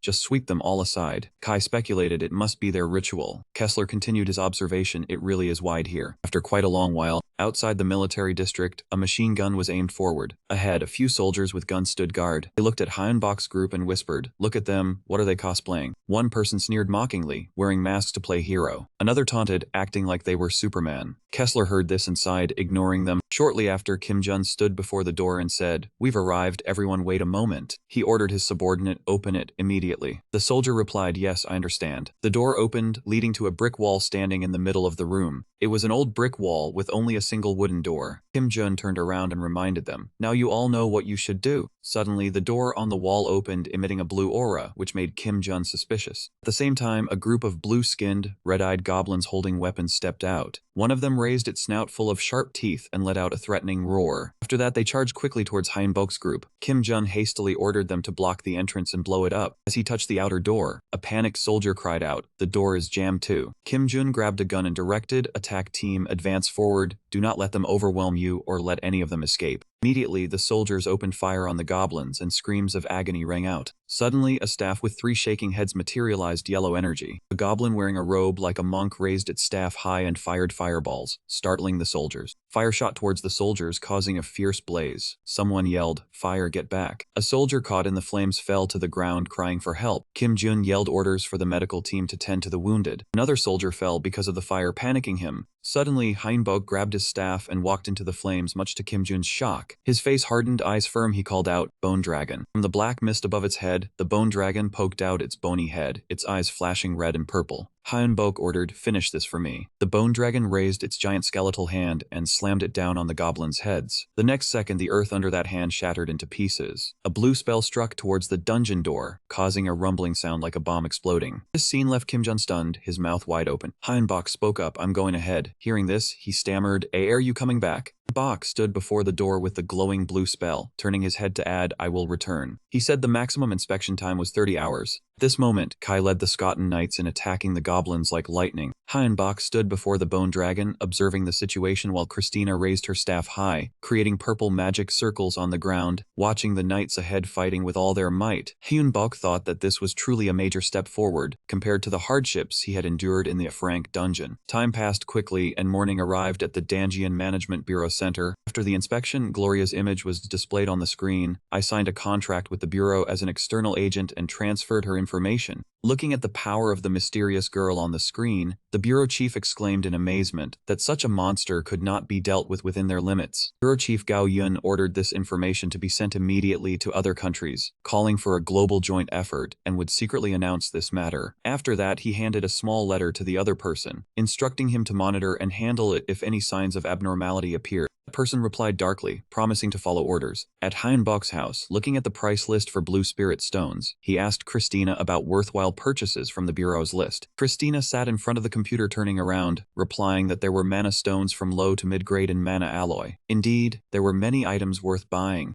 Hyunbok questioned the price. Despite a 30% discount, the lowest grade mana stone was still over 25 million won. Christina explained that the price was set by the higher-ups. Hearing this, Hyunbok asked doubtfully whether they should buy according to the stone's value and how many they should purchase. Christina's eyes sparkled, and she excitedly replied that she wanted to buy them all, spending their entire savings. But Hyunbok objected because moving costs had already been expensive. Suddenly, a rumbling noise shook the entire house, causing the two to look up in bewilderment. An explosion occurred right behind them, causing dust and stones to fall from the ceiling in a downpour. Looking at the hole in the ceiling, Hyunbok shouted asking what was going on, and a stammering apology came from above. Kessler held his sword, leaned halfway down, and explained that he was carving a magic mural on his master's orders, and thought it was the ceiling, not the floor. Hearing that, Hyunbok scoffed and reminded him to be careful, thinking that he wasn't just reviewing the Bureau's test in his spare time. Then he turned back, looked at Christina who was standing with her hands on her hips laughing, and thought about the new base. The first floor was the hall, the second floor was Christina's lab. It was a multi-story building in the middle of a dense garden. The third floor was my lab, along with space for the Bone Dragon, Kai, and Kessler to train. That place was a fortress. On another floor, the sword drew on the wall, shooting out sparks and golden spiritual energy. The entrance to the exploration base connected to the dungeon. Kai was drawing with magic, and Christina wanted to carve magic murals all over the house to understand them better. Kai held the golden glowing sword, predicting he could carve a magic mural using a mirror. The Bone Dragon sat beside him, commenting and suggesting he give it a try. That magic circle was accumulating data to find the answer for the dungeon. The Bone Dragon raised his index finger, conjured purple magic, and said that time would pass and one day they would know anyway. The Bone Dragon sat cross-legged drawing on the wall. Kai praised him because he could use the sword just by watching. The Bone Dragon beamed and thanked him. Suddenly, someone walked in and exclaimed that this house was really great. Kang Hyemi held a stack of documents, looked at Hyunbok who was carving on the floor, and said it must have been tiring to move house.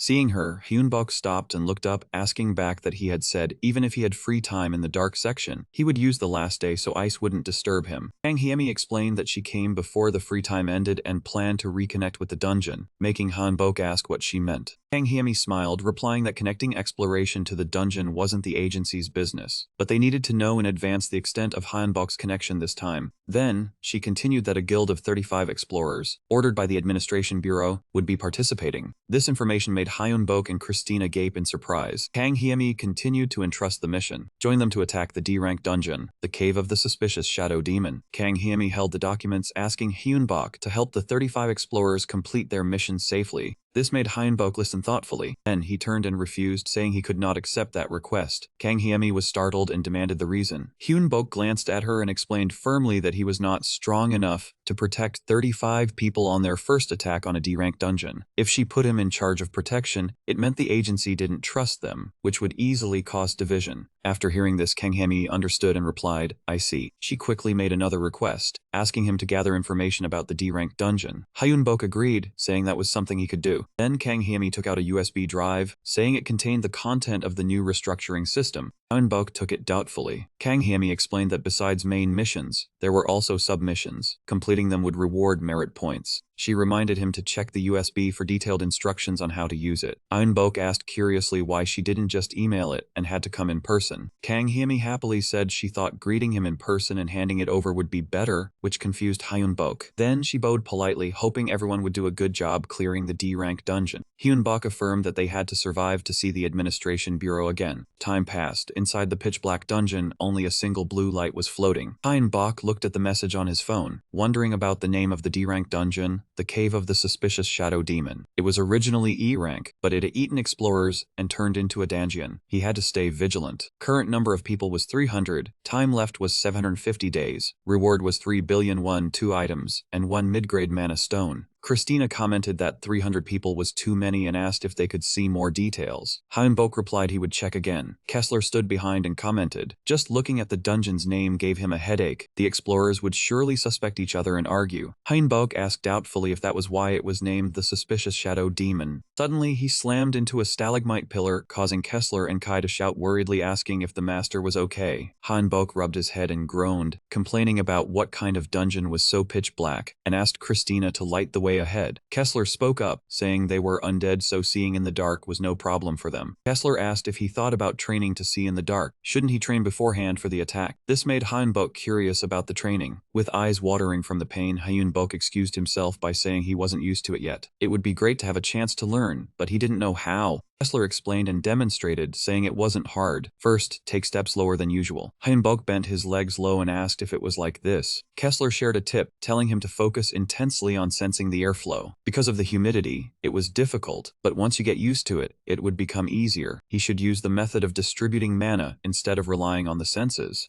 Hyunbok immediately closed his eyes, emitting blue mana, and thought about distributing mana instead of using his senses. Then blue sound waves spread out, striking the cave walls. They bent and weaved through every nook and cranny. Hyunbok mentally exclaimed that he could feel it. The mana was spreading out. He thought if he strengthened the mana and focused his senses. Suddenly, Christina's face appeared as she was looking at her phone. Hyunbok muttered, seeing Christina angry. Christina suddenly flew into a rage, cursing at her phone and shouting that the administration was full of frauds, startling Hyunbok into asking her what was wrong. She thrust the screen out for him to see, saying she could now buy 24 hours of freedom with contribution points. It read that the sale was limited to 30 people per month, granting 24 hours of freedom. Christina howled in frustration, saying if the administration had released the list, she would have rushed to earn contribution points. She had missed the opportunity. Kessler broke into a cold sweat and muttered that this master must be addicted to shopping. Hyunbok replied that it was not just today, telling her to calm down, Christina, and that it was time to start gathering points. She was still upset, saying she planned to use the contribution points to buy materials, and use the rest to supplement the central core. Bone Dragon also needed that thing, so she had to prepare in advance. Christina explained about the bones of the Bone Dragon. Earlier, she had analyzed his body and found that all the bones stored mana, just like his species, with no central core or mana circle to control it. Bone Dragon extended a red eye to ask what that meant. Christina explained that true dragons did not have something called a dragon heart. She thought of the disgusting, wide-open mouth of the red dragon dragon and said that to prove itself more valuable than a real dragon, the bone dragon must use vastly superior magic, so a central core needed to be created. The bone dragon immediately demanded that she create that thing. Chris recalled the time Heimbach regenerated the dragon's bones and explained that the central core had a drawback. The current body was a vessel for the soul. If damaged, it could recover, but if a core was created, he would vanish the moment it was destroyed, and he would not be able to surpass a real dragon. Bone Dragon replied boldly that he'd not care, he was already a fake. If the core was a fake heart, then he would make it more valuable than a real dragon's. Heimbach smiled in satisfaction, commenting that after the battle with Gloria, the bone dragon had changed, only thinking about obeying and becoming stronger. Christina spoke up, saying she would try, and reminded him of one more thing. The bone dragon asked curiously what it was. Christina stared with serious green eyes and said that if one thought simply, a dragon heart was just high-quality mana stone, but its existence was very special. The bone dragon's eyes went wide as he heard her say that it was because the existence of dragons was equally special. Her words excited him, and he looked at the people, assuring them that it sounded good and he would remember it. Kessler said to Kai, "He should be called a partner now, right, Kai?" But the person standing next to him had disappeared at some point. Kessler panicked and ran around searching, calling out that Kai had disappeared, hoping he had not been attacked in the moment of carelessness. Suddenly Kai appeared behind Kessler with red eyes, scaring him, asking if he was looking for him.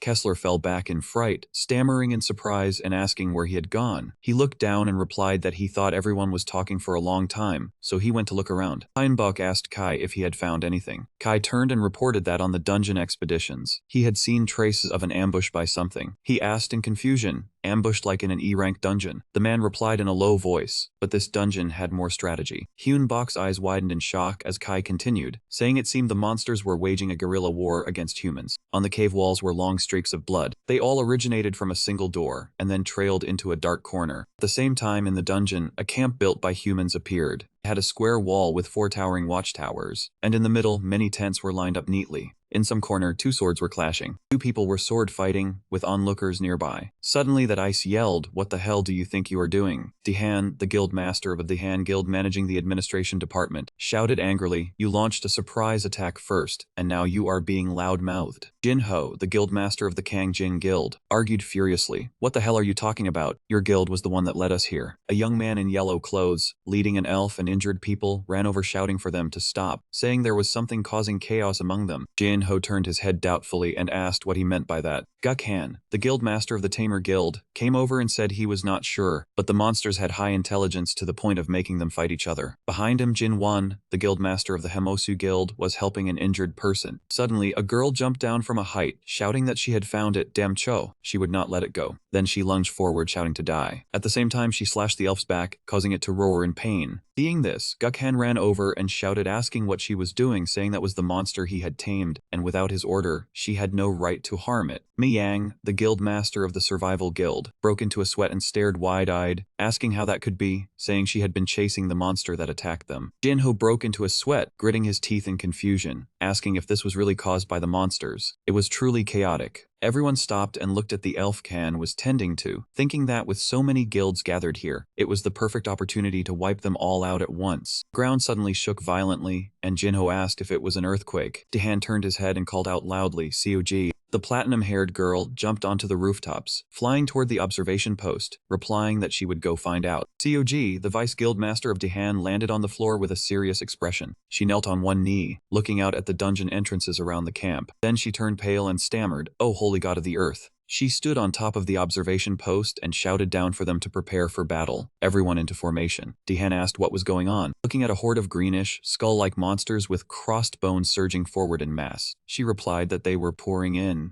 They were pouring out from all the dungeon gates surrounding the camp. Dehan sliced off the head of a monster with his sword, but the sword in his hand immediately deformed and he panicked in confusion, wondering why the sword was melting. Beside him, a person saw black smoke rising from his hand and screamed for help, catching Dehan's attention. He quickly instructed that Slim's blood was acid, telling everyone not to slash but to burn it. Jin Wan and his teammates each carried a gas canister with a detonator, saying that was the trademark of the Hemosu Guild, and everyone should take cover. He and the Himosu members threw the gas canisters toward the monster horde, shouting that it was very dangerous and to stay back. The timer cords on the gas canisters ticked down, signaling they were about to explode. The gas canisters all exploded simultaneously, and the team members had quickly flown up to the rooftops to take cover. But the explosion was so large that it caused a fierce fire to break out everywhere. The force of the attack caused the wooden buildings to shatter. Jinho ran to take cover, shouting that the building was collapsing, telling everyone to dodge. Suddenly, a goddess with 2 horns on her head appeared, using the Ice Mist Barrier skill on that ice's command, calling upon the spirit of it for power. Immediately, a stream of ice shot out, freezing everything right behind Jinho. He turned his head in surprise, and because everything was frozen, it all stopped. Over here, Mi Yang stood on the goddess's shoulder shouting a reminder, "Don't just stand there, quickly throw Bonnie and burn all up." Hearing that, Jin Wan hugged another gas canister and said to his teammates, "We planned that too, but first we have to try tying the monster in one place." At the same time, Gukhan directed his guild members, saying to corral the enemies into one spot. After that, the goblin they had tamed slammed its mace into the ground, cutting off the Slim's escape route. At the other end, the white wolf herded them like chickens, surrounding the green monsters in the middle. Suddenly, the Slims banded together to flee. Gukhan shouted, "Those guys are running away." Then he ordered to block their retreat. Immediately, 2 members wielding swords swung and slashed the necks of the few leading ones. After that, Jinwan hugged the gas canister and charged forward, ready to throw an ice bomb. "Get out of the way if you hear clear." Next, a series of large explosions erupted, filling the area around the camp with smoke and fire. Looking at the blaze, Cyuji held her bow and marveled. "Is this the Himosu Guild? Its power is terrifying. I have to learn how to craft it." Suddenly, something caught her attention, and she turned her head to look in a direction. The dungeon gate, a group of monsters wearing bone masks riding green lizards came galloping. Cyuji shouted a warning, "Other monsters are landing here." Hearing this, the cave hill ground its teeth in exhaustion. Was the first wave just to neutralize our weapons? And we still have to fight in these circumstances. Suddenly, Mi Yang yelled out an order, "Survival Guild, concentrate all your mana into its soul." After that, she used the Icy Spear skill, launching spears of ice towards the group of lizard monsters. For the Han Guild, following their guild leader's orders, they used their fists ready for a final battle, worrying if we would die here. How could those bastards still be alive? Afterwards, they all charged together to fight the green lizards. "Don't think you can fool us, you bastards." On the other side, the goblin stepped in to block an arrow for Gukhan, causing him to panic and shout out in surprise, "Holy shit." But the group riding lizards seemed to have the upper hand. They knocked the people near the river gate back inside. Ice replaced him and yelled out in complaint, "The enemies are too many. We can't deal with them. Without weapons, at this rate we'll all die." Suddenly in the sky, a mass of dark purple energy appeared with purple lightning. A person looked up and shouted in horror, "What is that?" Then, the purple energy slammed down onto the ground, causing that person to raise their arm in fear to shield themselves. In the air, Hyunbok, riding a bone dragon, released a stream of yin-yang energy, carving a long line on the ground to block the lizard riders, and shouted out his orders. "Take care of the injured first, leave this to us." After that, Kai, Chris, and Kessler also charged forward, saying the strike team is pushing ahead. Dehan's mouth dropped open in shock, the Skotten corpse and the bone dragon. If that's the case, then could that person be? And looking at Hyunbok sending the bone dragon, he blurted out in joy, "The legendary summer Hyunbok." Meanwhile, from a distance, a lizard rider stood on a cliff edge, watching the bone dragon bombarding the Caria. After that, his eyes flickered as he pondered calculations. Then he turned his head and ordered a retreat. Immediately, a whistle sounded, and the lizard riders in the camp all turned around and fled. The soldiers shouted, "The monsters are retreating." They cheered in joy, "We stopped the bomb barrage, we're alive, even the summoner won a great victory." A moment later, the injured were taken for care, everyone organized, opened the house and set up barricades, hurry and gather equipment to make weapons and spell cards, please get recovery medicine. At the same time, a warning appeared on Mi Yang's phone. "There are many monsters around. Try again after dealing with them." She was puzzled, another similar error. Where on earth are the monsters? Nearby, the guild leaders were talking to Hyunbok. "Thank you very much. You are truly a person of great ability, as the rumors say. We will definitely repay you." Suddenly, a person ran over from afar to report, "Big trouble. Our guild was tricked by ice." This side was also tricked. There are no traces of any monsters. Han broke into a sweat and asked, again this time. Another member nervously coughed, "Should we increase the guards? We can't be this careless." Hearing this, Hyunbok turned his head and said, "Perhaps there is a monster hiding among us." Mei Yang was startled, so that's it. Because a monster unconsciously blended in, the return service malfunctioned. Han next to him asked, "Sir Hyunbok, is there any way to distinguish between humans and monsters?" He replied, "If there were the pigment of a fake monster, we could analyze it, but right now there isn't." From behind, Jinwon spoke up, "At least we know the reason now, so we should be able to go back soon." Song Gukhan wondered, "But how?" Jin 1 then presented a safe zone diagram. If you are in battle or monsters are nearby, the return function doesn't work, so a certain number of people will return. If some can't return, that means there is a fake monster among them. Hearing this, Jin-ho thought of the group left behind and surrounded by lizard monsters, and asked, hold on, if that's the case, then in the end it would only be the fake monsters and a few dungeon explorers left. Right, the remaining people will be in danger. Ice will have to stay until the very end.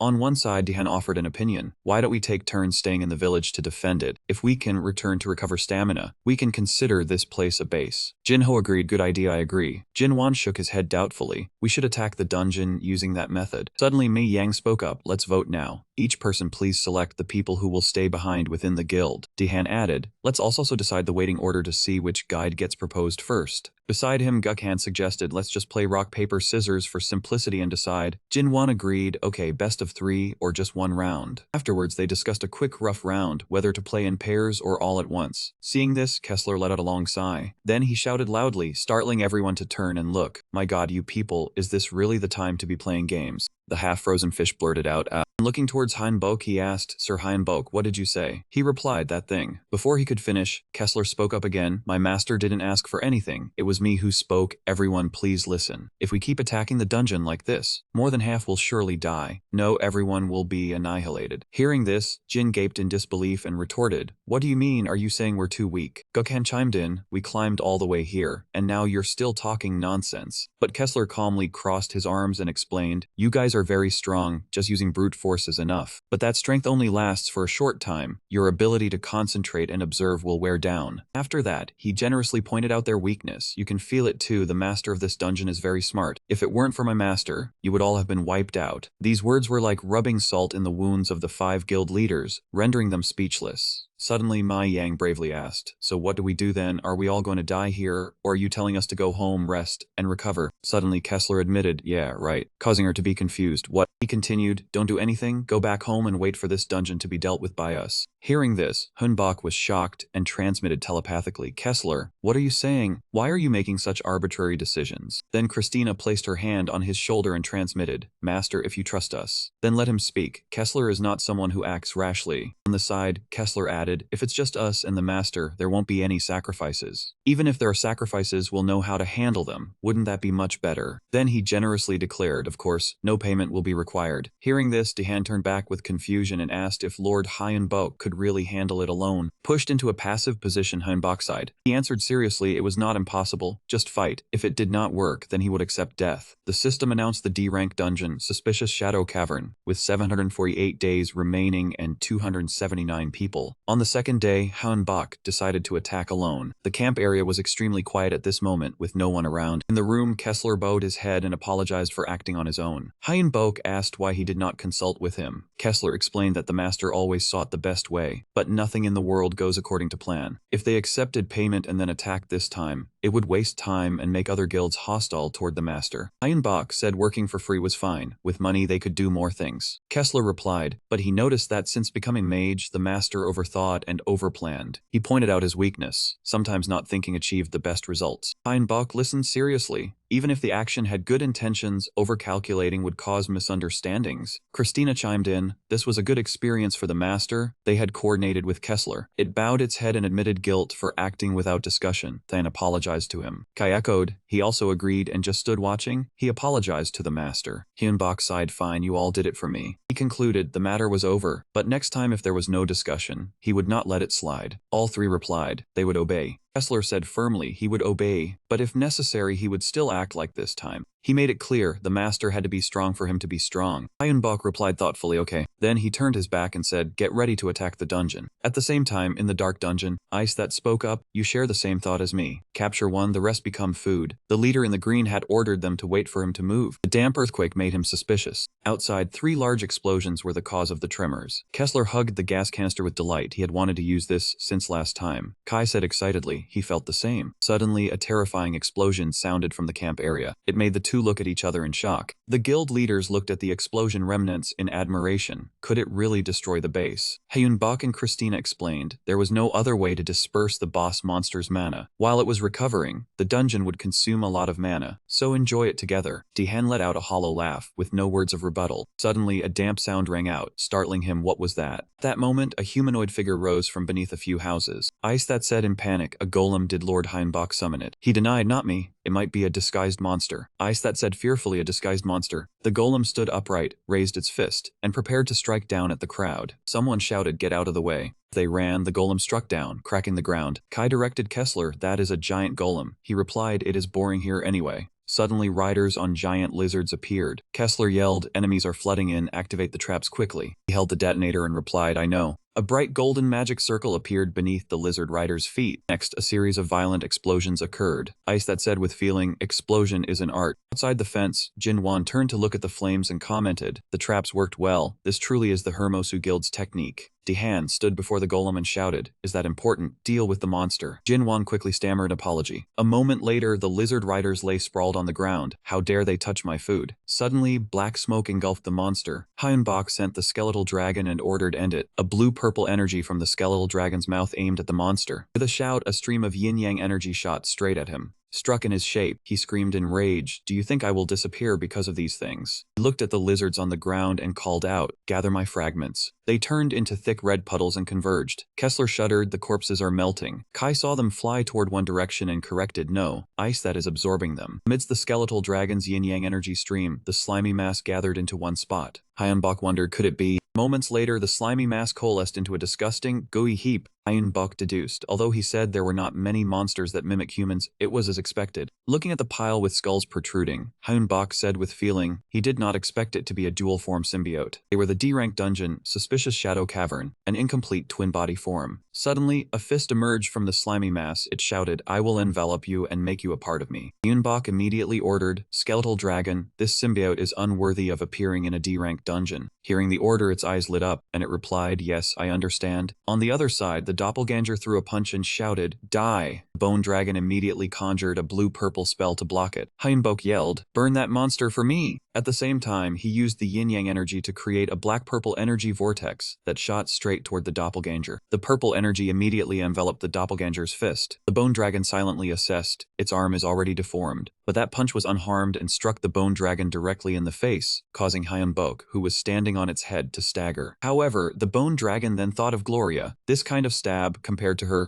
then it flew away to dodge the next attack. Still too weak, Chut Huang noticed red fragments clinging to the bone dragon's wing and shouted, the doppelganger's fragments are merging. Immediately after, the bone dragon was dragged heavily to the ground. Hyunbok was thrown off and shouted an order. It fell off. Kai Kessler, it's your turn. Instantly, the two on the ground raised their spears and replied, don't worry, my lord. We will follow your orders. We are ready. Then Kai and Kessler lunged forward, driving their spear tips straight into the doppelganger. What a futile struggle. But the two spears merely sank into its body, causing no harm. The two spears were thus stuck amidst the pile of fragments. Kessler wondered, hey, why is there no reaction at all? Kai was also confused. That direction is probably... Suddenly, the doppelganger shouted at the two, run? Are you only planning to use these mediocre tricks? At that moment, the two spears inside the doppelganger's belly suddenly emitted a blue light. Then they caused the doppelganger to explode like a water balloon. Kessler cursed angrily. Why did it explode so late? At the same time, Christina raised her staff high and shouted, curse paralyze. The special curse radiated a golden magic circle accompanied by thunder and lightning. Then, she looked at the fallen golem and directed Gukhan and Dihan. This is our chance to defeat the golem. Hurry up. Suddenly, the ground shook violently and Dihan panicked. What is it this time? Jinwan pointed to where the doppelganger had exploded. Look, what just exploded? The fragments are falling here. Hearing this, Dihan turned his head and asked, what? Clusters of fragments fell near them, splattering noisily on the ground. He sighed, what now? Suddenly, a doppelganger sprang out from a puddle of fragments. Dihan's face paled as he shouted, the liquid is changing. Christina summoned a lightning spell, telling everyone to focus on destroying them. Dihan was still curious, what is that thing?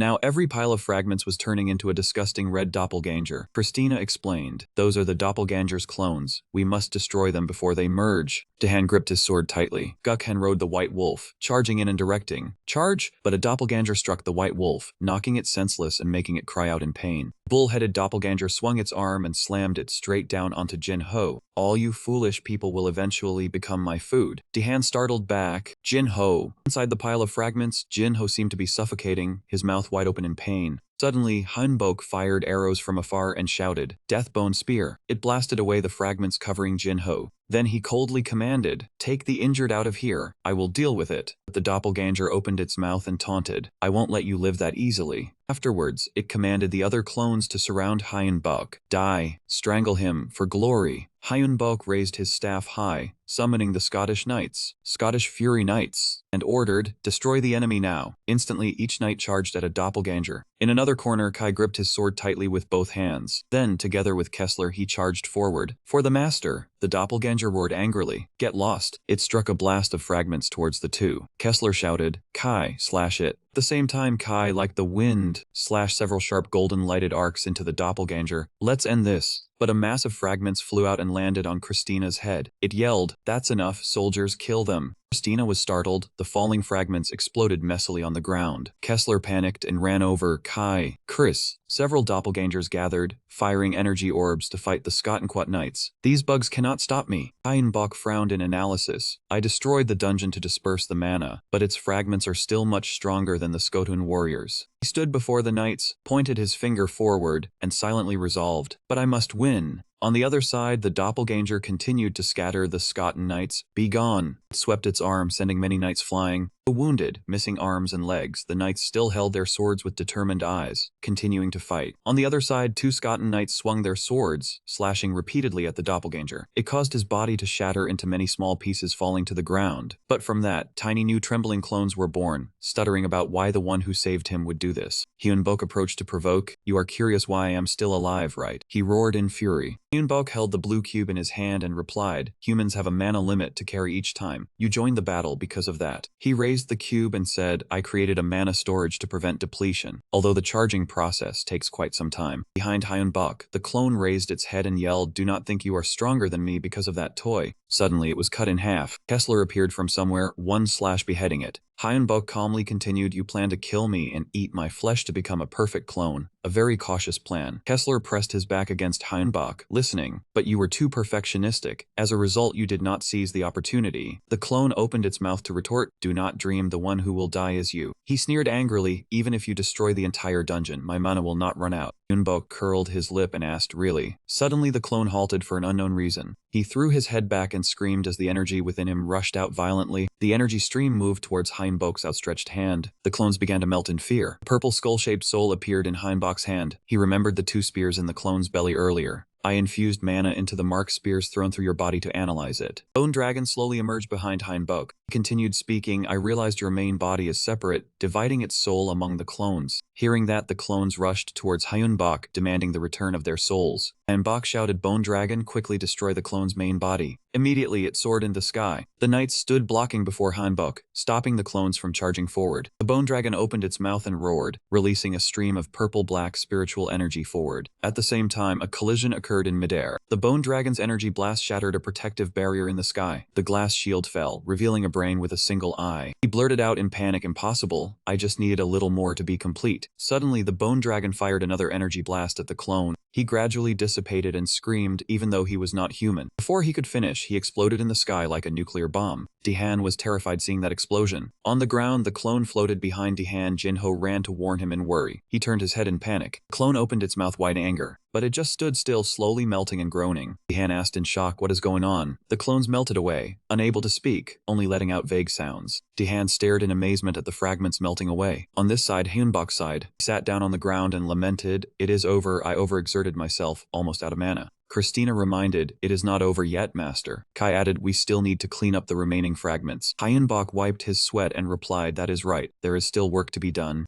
Kessler held out his hand to him and said, "You have worked hard, my lord." He praised, "You did very well this time, master." Hyunbok shyly tilted his head and replied, "Thank you." took his hand and said, "Let us go finish them." The system notified the dark ghost dungeon was destroyed, 745 days remaining before failure. Current 245 people Kim Hyunbok. Day 5 attacks successful. Day 3 after the end. Hyunbok lay on the bed lamenting, "So boring, cannot sleep, do not want to eat, no interest in comics or novels anymore." He looked at his phone and thought, maybe it is because I have experienced too many life and death battles that I have lost the joy of survival. Hyunbok sat up and said, "Maybe I should take a walk, I cannot waste time like this." Kessler burst in shouting, "Master, I have a favor to ask of you." Hyunbok was startled and puzzled. He said urgently, "Please let me go outside. I plan to gather my gaming friends." Hyunbok was curious, "Using your free time like that is a waste, you are Scotten." Kessler argued, "That is why I am asking you to do something." A moment later, a head with skin and hair appeared in awe. Truly amazing, the expression changes by itself. It was a nameless level 5, genderless, and imperfect fragment with weak stats. Hyunbok propped his chin and explained, "It connects to your brain through mana." Kessler looked in the mirror and grumbled, "Why just a face with ears? Can it not be used for the whole body?" Hyunbok pinched his ear and scolded, "Have a conscience. Getting this is already amazing." Kessler yelped in pain, "Master, I am sorry. My ear hurts so much." Christina excitedly gave a thumbs up and praised, "I did not expect you could do this, Master. You are outstanding." Hyunbok puffed out his chest and laughed proudly, "Is there anything I cannot do? It is just creating a fragment for the clone." Chris flattered, "Master achieved an excellent result." Kessler chimed in, "You are truly amazing." Hyunbok smirked, "Then I shall humbly accept the praise." Kessler nervously asked, sweating, "Master, are we going to eat dinner here? But isn't that a bit too much?" Hyunbok shrugged, confidently pointing his hand to say, "Don't worry. This food is for the fragment of the twin's shard. Absorb little but enjoy the taste." Hearing this, Christina, Kai, and Kessler all widened their eyes in astonishment. Can they really perceive the taste? Really? Then can I perceive taste now? Suddenly Christina leaned in to negotiate. "Master, mass-produce items like this. I will actively help you." Hyunbok scratched his cheek hesitantly, already smelling the money before anything happens. Not long after, on the day Kessler went to meet a friend, the 3 people at the door waved goodbye, telling him not to fight and to return before 12 o'clock. Kessler was dressed casually, excitedly replying, "Don't worry, nothing will happen." Hyunbok thought they had realized a surprising truth at that moment. Kessler returned dead drunk, needing Kai to help him into the house. Seeing the other 2, he asked with concern. Hyunbok and Christina stared wide-mouthed at the phone, grumbling. Hyunbok suppressed a smirk, coming up with an idea. If the free time doesn't end, the dungeon won't be allocated. He would use this point to not have to go down to the dungeon. Thinking about office workers, he secretly calculated he would use the twin shard as a representative to handle outside work. Meanwhile, he thought about the mercenary system with its list of requirements, registration, and rewards. When Hyunbok sat in front of the computer, a patch was implemented on the dungeon website. He told the 3 people behind him, "That is the mercenary system." Christina wondered, "The website has so many things added. It seems attacking dungeons isn't as good as I thought." Kessler scratched his head in admiration, mentioning mercenaries with a nostalgic look. Kai offered an analysis, asking if it might be better to be a mercenary rather than attack a new dungeon. Hyunbok replied without turning his head, "I think so too." He thought about the new mercenary system on the dungeon website. Seekers with an attack time of less than 2/3 could register and accept help. They would receive an item box, rewards from the client, and rewards when attacking the dungeon. Then, free time was also provided. Hyunbok scratched his chin in contemplation. This system only benefits capable people. Then asked in confusion why it was added. Chris speculated, perhaps because mana is leaking from the dungeons and spreading across the world. Hearing that, Hyunbok was startled and asked about the difference in mana density. It replied, "The difference is still negligible." Christina explained, "The rate of density increase is not as fast as the rate of development, but within a few months, the mana density might equalize." Kessler clapped his hands and said, "That's right. To prepare for that, we should attack dungeons as much as possible and develop more capable people." Kai reassured them that nothing would happen to them, leaving Kessler dumbfounded. Hyunbok also calmed him down, saying nothing would happen. He frowned again and thought, if reality changes, he couldn't help but be concerned. What if monsters appear in the real world? Hyunbok recalled the sight of his past self, covered in bandages, holding a sword and fighting, worried that people would end up like him back then. He was also uneasy for another reason. Gloria's crazy smiling face appeared. Hyunbok thought, the hand of the fragrant ghost dragon Gloria. What certainty was there that it was the final twin? He bit his lip in anxiety. What if that kind of power truly existed in this world? Hyunbok's whole body trembled, thinking that many people would have to bleed. Suddenly, Christina placed a hand on his shoulder to comfort him. "Master, let's just make use of everything," said firmly. "After all, they also have to strengthen their power to invade this place." Hyunbok was still sweating, pretending to reply, Right." He let out a breath. He then turned around and said, then let's start the mercenary requests. These words made Kessler worried. He said the master should prepare so as not to end up like Kim Dong-hee Hyun-bok asked back in confusion. Kessler mentioned the red-haired man. Clearly he used the mercenary system to dominate the weaker or to eliminate some faction. Hyun-bok replied with a smile. He must be very determined, then said those guys eliminated without waiting a second. They are all unpredictable people. Christina excitedly shouted, yes, it's because we are weak that we fear the enemy. Kessler said, what's the point of living for a traitor? Kai also chimed in, agree master. Seeing them like that, Hyun-bok joked, okay, ambition takes the stage then. He looked at the mercenary page on the screen and said, first let's find something suitable for us. A moment later, looking at the screen showing many countries and a world map, Kessler lamented, the list is bigger than we thought. Christina stood behind Hyun-bok, evaluating. It seems we can request to exchange mercenaries from all over the world like the US, Russia, England. Hyun-bok worried what if there was no request suitable for Korea, because they didn't know foreign languages. Christina taped something to her glasses to reassure him. Don't worry, there is magic to break the language barrier. Kessler immediately shouted in surprise. Translation magic. Christina put on her glasses, holding a dictionary, said confidently, it's simple, use telepathy to communicate. A bit hard to get used to, but very convenient. Seeing that, the other three people were like children seeing a magic trick, their mouths wide open in delight. The light flashed, Christina's eye turned into the shape of a Korean coin. It scribbled notes, shouted, by the way, let's also design a product with a translation function.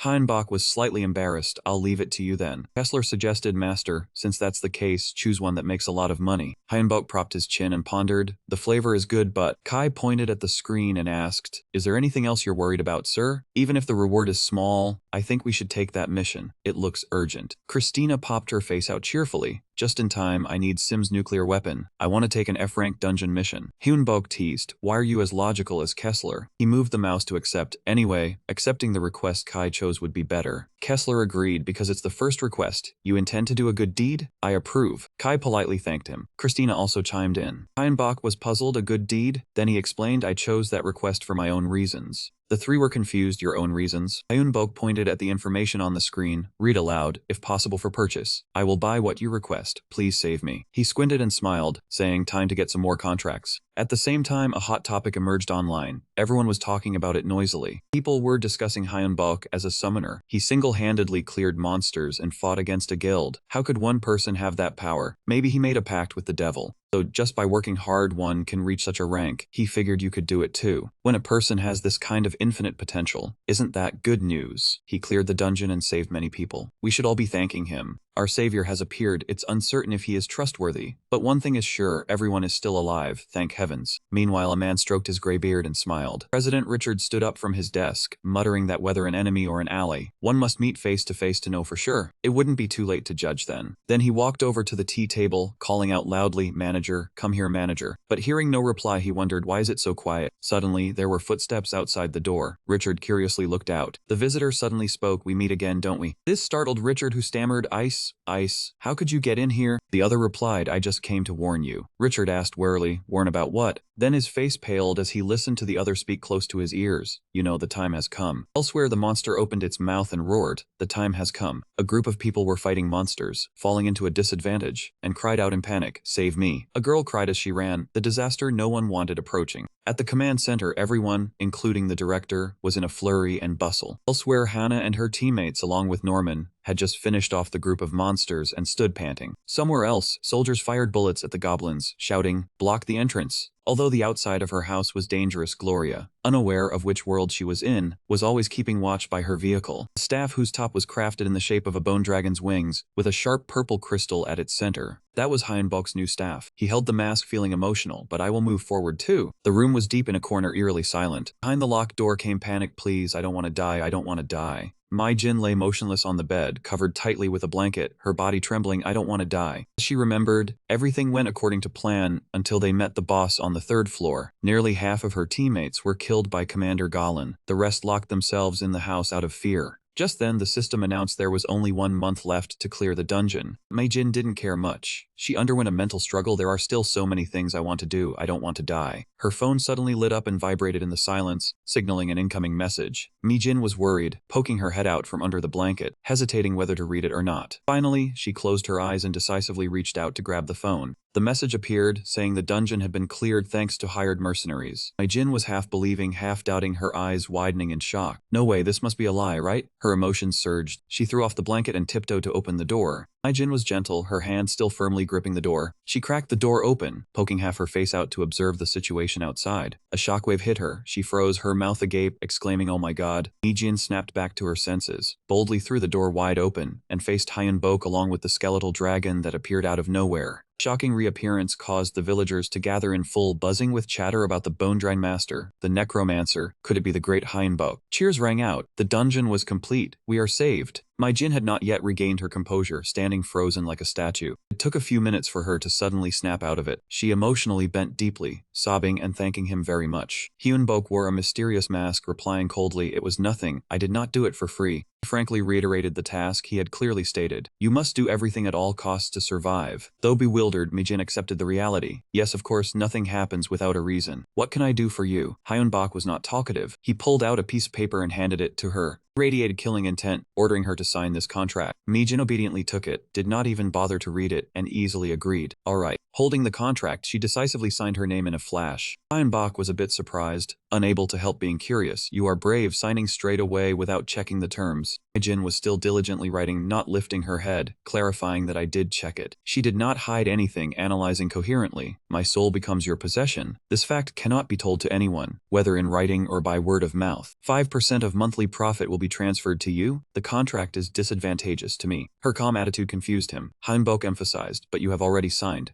Jin smiled in relief, joyfully replying, "Anyway, it did not change my mind, and I had no right to refuse." This thought pleased him. He did not spare his praise. You catch on quickly. But no one gives anything for free. She seized the opportunity, sincerely bowing her head and pleading, "Please give me power." Jin shouted with all her might, "Please help me become strong. I will do anything for you, even give my life." Encountering this for the first time, Hyunbok was deeply shocked, standing still before reacting. He silently observed the other party, pondering that this was a golden opportunity that could change lives. Let us see what she decides. That moment, Hyunbok finally spoke. "I am starting to like you. You have talent and magic. Alright, I will help you become stronger." Jin seized the opportunity, affirming that I am someone who treasures what belongs to me. The transaction was successful. He was satisfied, very good. When he returned home, Hyunbok placed the contract on the table. Stared at it intently, his mind wandering in thought. He calculated seriously, no one has more talent than her. I am lucky. Hyunbok flipped through the documents, his heart leaped with joy. She has an aptitude for curse magic and dispelling arts. Currently she is leading everyone. This is good for helping me expand my army. Just then, Kessler and Kai returned cheerfully, happily reporting, "Master, we have finished training the new recruits." He asked Han, "How is the close combat training going?" Both obediently reported, very satisfied. Ice followed the instructions. The training environment is good. Hyunbok was satisfied, explaining that as long as people are inside, even clearing the dungeon will not cause a collapse. Thanks to that, we have a perfect training ground. Kessler curiously peeked around, asking with round eyes, "What is this, sir?" He pondered while looking at Jin's photo, half joking, half serious, replying, "I suppose we should call this an investment." On a fine day, Jin bowed politely in gratitude. "Thank you, Hyunbok." He recalled the last day of training. He had taught Jin the summoning art and how to create spell cards. Most of the subordinates under his command had left with a vow that they would surely survive, hoping to meet again. He always believed that those who asked had shown absolute loyalty to him. They would become his right-hand men, or in other words, powerful supporters. Kessler eagerly suggested, "Master, I propose we prepare to clear a real dungeon. Stop fooling around in low-level areas." Kai beside him also nodded in agreement. Hyunbok acknowledged it, but did not take it seriously, changing the subject. "I will consider it. For now, Christina can." Christina understood, raising the paper, proudly reporting, "Master, I have finished the list, with suggestions on the last page."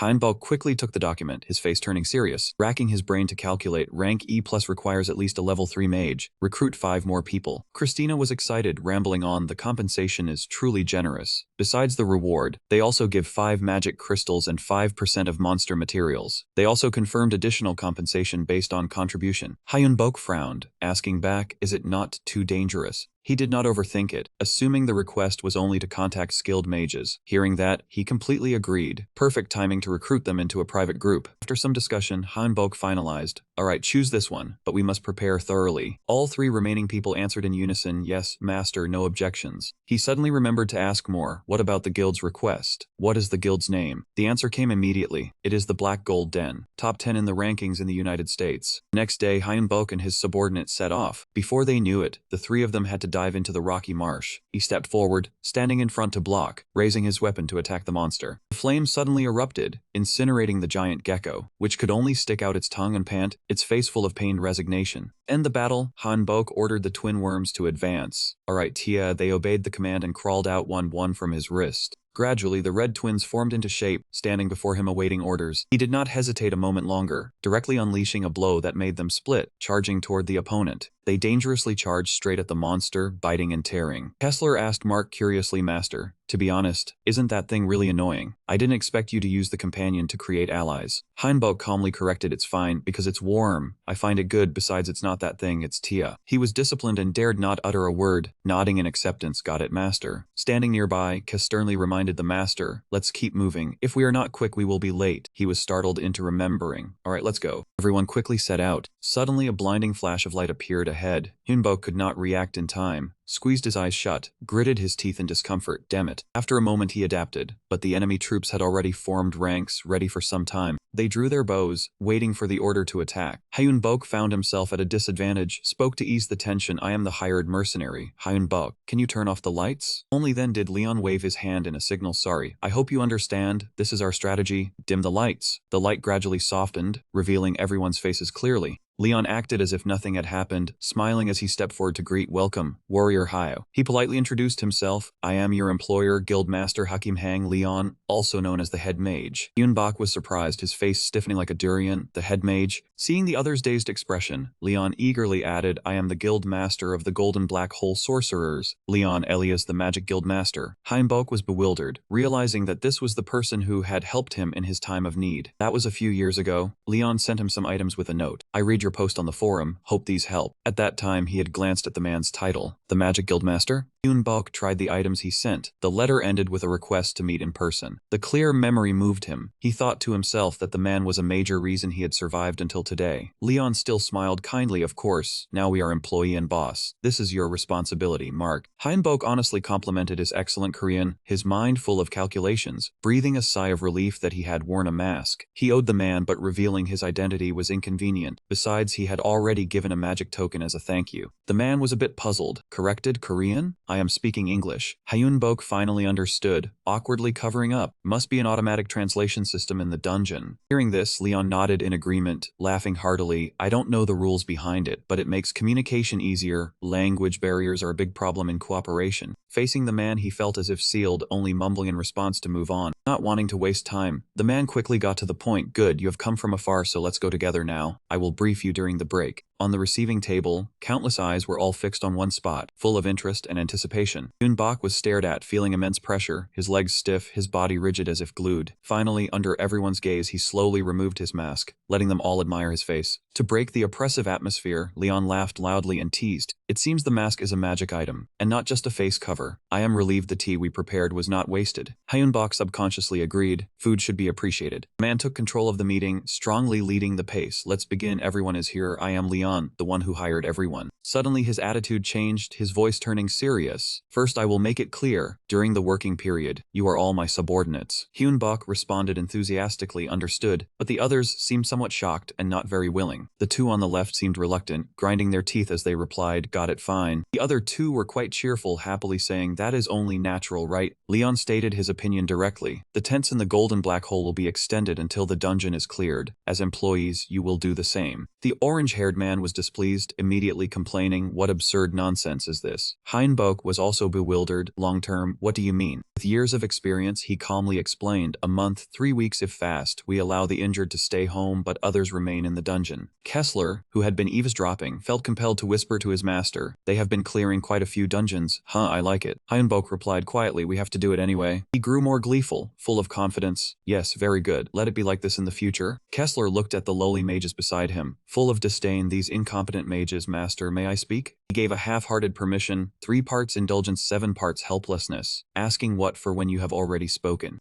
Only then did Kessler dare to speak, arguing that going from home to the dungeon sounded ridiculous. Don't do that anymore. We don't have time to go home because of the enemies in the D-rank dungeon. The shocking information made everyone restless, shouting, how can that be? Is that information accurate? Leon was also doubtful but managed to ask a D-rank dungeon, what was it like? Kessler honestly shared without hiding anything. It wasn't exactly a D-rank, so it ended quickly. We were lucky the master was evenly matched with the boss and had many countermeasures. The man listened attentively and acknowledged, gently said, I understand, I want to hear the details if there is a chance. Let's continue now. After a while, Hyunbok and his subordinates put on a very impressive performance of extracting monster ice. In the distance, Leon stood observing, his eyes full of hope for a bright future. It is so comfortable having a spirit summoner. Mark immediately nodded along. I agree, sir. Looking at his figure, he could not help but sigh. The difference is just 2 circles, but also a great distance. His eyes shining as he watched Hyunbok, he frankly expressed, I really want to have him in the team, to reduce injuries and increase survival rate, but I don't think he will join any guild. What a shame. Leon was very foresighted, carefully instructing everyone not to pressure him into joining. Even if he is very skilled, the relationship will worsen if not handled properly. Mark still had a question to clarify. Understood.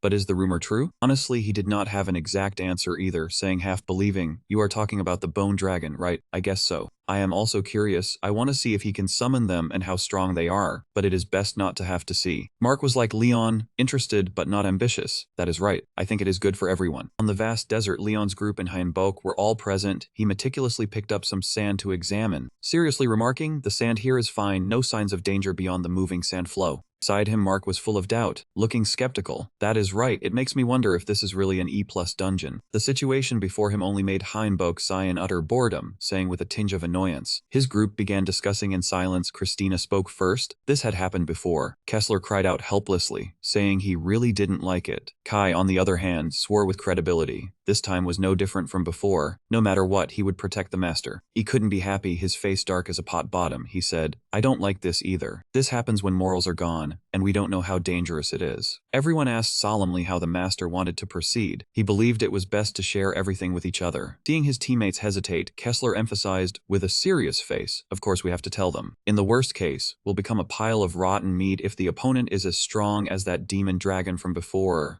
At this moment, Christina agreed we must survive, master. Hearing the opinions of the 3, he finally made a decision. We need everyone's cooperation to use that method. We have to tell them. Plan was set. He turned around and walked toward Leon. He replaced his eagerness showing plainly on his face. The current situation made him ask urgently, so have you finished your discussion? I bet you know something and will teach us, right? Outwardly, Hyunbok remained indifferent, answering calmly, of course. He told them that there were many types of dungeons spread out like this in higher-level dungeons, and there were often many boss monsters in these fields. After getting the information, Leon was so worried he broke out in a sweat. This is extremely bad. The environment is hard enough, and we still have to watch out for the monsters lurking around here. Mark was very concerned, but Trung added, it really hurts. We can't leave following the trail, and have to end the fight as soon as possible. The matter didn't stop there. Hyunbok continued hoarsely. There is still more bad news. Suddenly, Leon set up a barrier around them. The soldiers marveled as it was their first time seeing one. He patiently explained it blocked sound from leaking out. At this moment, Hyunbok revealed, in the dungeon I mentioned, I encountered something very large. She called herself a calamity dragon. Leon was stunned hearing this, complaining anxiously, a calamity dragon, how terrible. He carefully added she was more than just that title. She used boss monsters as sacrifices to make herself exist longer. It wasn't known exactly how many, but at least 3. He gaped in disbelief. She uses boss monsters as sacrifices to make herself appear more easily. Hyunbok answered calmly, yes. Leon, not afraid to speak his mind, bluntly said his thought, I'm surprised you survived. He admitted, I was lucky. She didn't appear to kill me, but to test me. He was confused. Test. Hyunbok stood opposite and patiently recounted, yes. When we were distressed just by her existence, she requested a fight. This time, Leon piled on confusion again, quickly blurting out, that's no different from telling you to die. He immediately denied it, explaining, no, she told us we just had to endure 5 minutes, gave us 3 chances to attack and didn't attack back. The more he explained, the more other issues surfaced. His interest peaked. He asked rapidly, so did you endure the 5 minutes? No, you had to attack those sacrifice monsters. Hyunbok was quite surprised, thinking that he had reached the correct conclusion too quickly. He quickly regained his composure and replied, yes, back then we didn't think we could withstand 5 minutes or a single attack from her. The answer in that hopeless situation was to attack the boss monsters. And after answering correctly, she said we passed, then said she would come for me. This statement made Leon think endlessly. finally concluding, according to what you said, that calamity monster is one of the creatures invading Earth. It selects people to devour or make subordinates. He authoritatively suggested, in the worst case, I'll let you act alone. How many people do you want? Heinbok confidently refused. Enough, I can do it myself. Hearing this, Leon had to respect that. With good intentions, he gave him an item. All right, take this. This is a magic communication item developed by the guild. We only have 8. Remember to return it. He was shocked, evaluating sharply. Amazing, a magic communication item. Nevertheless, Heinbok still took it, promising to contact periodically. Kessler suddenly got excited, enthusiastically cheering, "Master, go take that thing down." He was startled and blushed in embarrassment, quickly getting down to business to avoid awkwardness. "All right, let's do it." Right after that, Heinbok threw a gemstone to the ground. It exploded without warning, causing dust to fly everywhere. And whoosh, a car suddenly appeared. He ordered coldly, "Kessler, you'll drive." He received the order joyfully, smiling happily. "Leave it to me." Not long ago on a fine day, the lights in Heinbok's room were brightly lit. All his people were present. Out of nowhere, Kessler slammed the table with a bang, shouting enthusiastically, "A mountain, we'll need a mountain." On the opposite side, Heinbok was extremely confused, showing disdain. "Why are you suddenly talking nonsense, Kessler?" He anxiously pleaded. "We've wasted too much time loitering around the dungeon." Christina quickly turned around, quickly cutting in. "I agree with his opinion. What about riding on some kind of creature for recovery?" He found it reasonable too, seriously reconsidering. "That's right, riding the bone dragon uses too much mana." Meanwhile, the tree paid no attention to worldly affairs, sitting bored on the sofa playing racing games. The tree cursed loudly. "That bastard, don't you have any fighting spirit or courage?" Christina saw that and came up with an idea. "Why not use a car?" Heinbok completely agreed, nodding and saying, "I'm quite familiar with it and it's easy to understand too." That's why the car was the preferred choice now. He sat in the car, commanded, "Kessler, step on the gas." He obediently accelerated, taking the lead. "Fine, Kai, watch and learn from me." A shocking scene made Leon speechless, extremely confused. He watched the car speed away, gaping in disbelief. "Mark, did you see that? It's a car." Mark was equally amazed, marveling, "Yes, can't believe there's one in a dungeon." Leon folded his arms and commented, "So he appeared just like a golem, just need an engine and you get a car in a dungeon like this." He laughed heartily, happily saying, "We're learning so many things from him. Come on, let's go set up a temporary shelter." Under his command, his subordinates dared not delay, quickly starting construction. At this moment, in the middle of the desolate desert, the figure of a little girl suddenly appeared, clutching a teddy bear tightly. A dense aura enveloped her, her mouth murmuring nonstop. Finally made it to the second floor. She was dangerous. The prey of that bitch downstairs said they were splitting up. Excellent. On this side, Heinbok's car was still speeding down a different road. He sensed something off, muttering, "This is strange." Christina and Kessler also felt something was wrong, saying in turn, "Indeed, very strange." I also got nervous, quickly speaking up, "I have a bad feeling." The calm was so eerie it made Heinbok's hair stand on end. He needed to confirm. "We've been driving for about half an hour, right?" Ice in the car answered, considering that an admission. Christina complained in confusion, "We still haven't been attacked by any monster." Heinbok didn't need to think, immediately ordered, "It's definitely strange, stop here." The car came to a complete stop. The ring on his hand suddenly lit up, continuously vibrating as a warning. "This device is not working stably. This will stabilize it." Heinbok sensed danger, quickly ordered Kessler turn back. He quickly agreed and immediately reversed the car. The car spun 180 degrees, speeding straight back to the starting point. The surrounding scene made him uneasy. He kept asking repeatedly if they were on the right path. Kessler drove while firmly asserting they were on the right track, even checking with magic to be sure. As predicted, he worriedly reminded everyone that there was something here they did not want to know. Christina racked her brain, saying they only knew they did not know the cause or how to handle it. In the end, Heinbok decided to get out of the car and observe the actual situation. The four of them seriously split up to scout the situation from different directions. Christina seemed to have grasped everything, but she turned to ask him if he wanted to hear the good news or the bad news first. Heinbok calmly accepted it. He carefully answered bad news first because he was the type to deal with bad things first. After hearing him, she immediately pointed out the issue. The bad news was that they were trapped by a type of magic that neither her abilities nor his could solve. He was startled, a look of suspicion on his face, asking if they were really trapped in magic. Chris helplessly admitted it. Her energy output was as thin as a needle. That caused her magic to gradually dissipate. Heinbok had guessed some of it, but did not dare confirm. She quickly explained that she lost control of her magic because it went too far, but she discovered that amount of mana had been teleported elsewhere. That small amount of mana was teleported to a fixed location, which was something that could happen to them.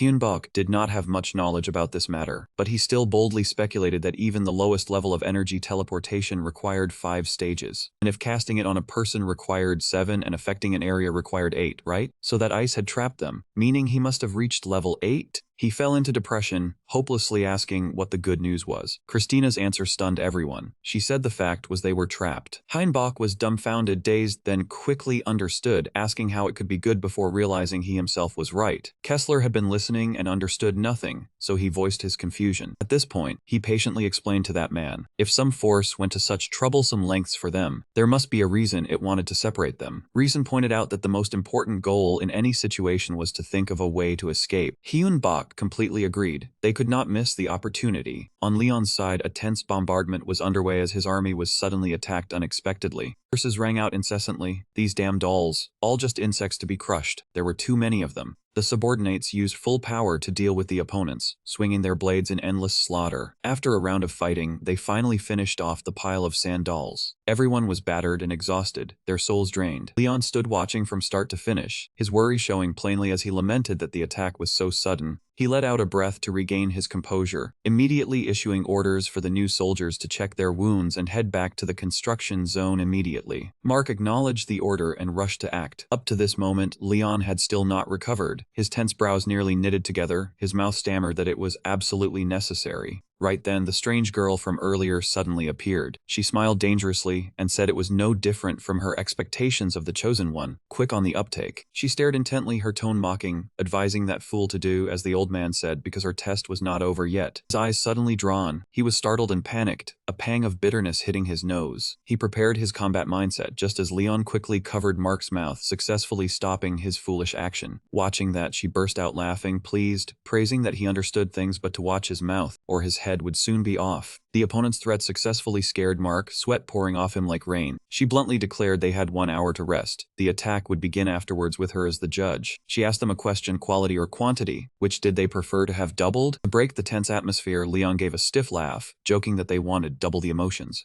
Ice's eyes widened in surprise. Seeming intrigued by his suggestion, she easily accepted and said a third choice. A high-ranking one like him would get extra points, so she would add a third option. She raised her hand in a signal. The monster blocking their path would have 2 emotions. The next attack would take place in 1 hour. Get ready well. Having said that, she did not linger for another second, vanishing into the dust. Her words left Leon unable to process them. He stiffened, his soul nearly leaving his body. It took a while for him to regain his senses. Then he loudly called out to everyone that they had 1 hour. They absolutely must prepare as thoroughly as possible. Indeed, cold sweat was pouring from Leon's heart. The men looked fearful. This was the worst. The opponent wanted to test him, yet wanted to use others for the test, and it was not just that variety. After a thorough preparation, the entire army sat back down in a circle. Starting the strategy discussion, Leon spoke first, saying they would rest until then, and everyone listened closely. He slowly explained the situation. What they had just seen was a member of the organization that had invaded Earth and stood behind the dungeon. He knew this because Mage Hanbok had encountered them and told him. Leon honestly recounted that that man had met an entity that was a dragon. The shocking information made the soldiers collectively gape. He frankly continued that the opponent would be at the level of a dragon, at the very least. In the worst case, even above that. The opponent wanted to test them, so during the test, that person would not attack unilaterally. During that time, they did not need to fight her. A harsh reality forced Leon to frankly admit the test would be very difficult, and some among them would have to die.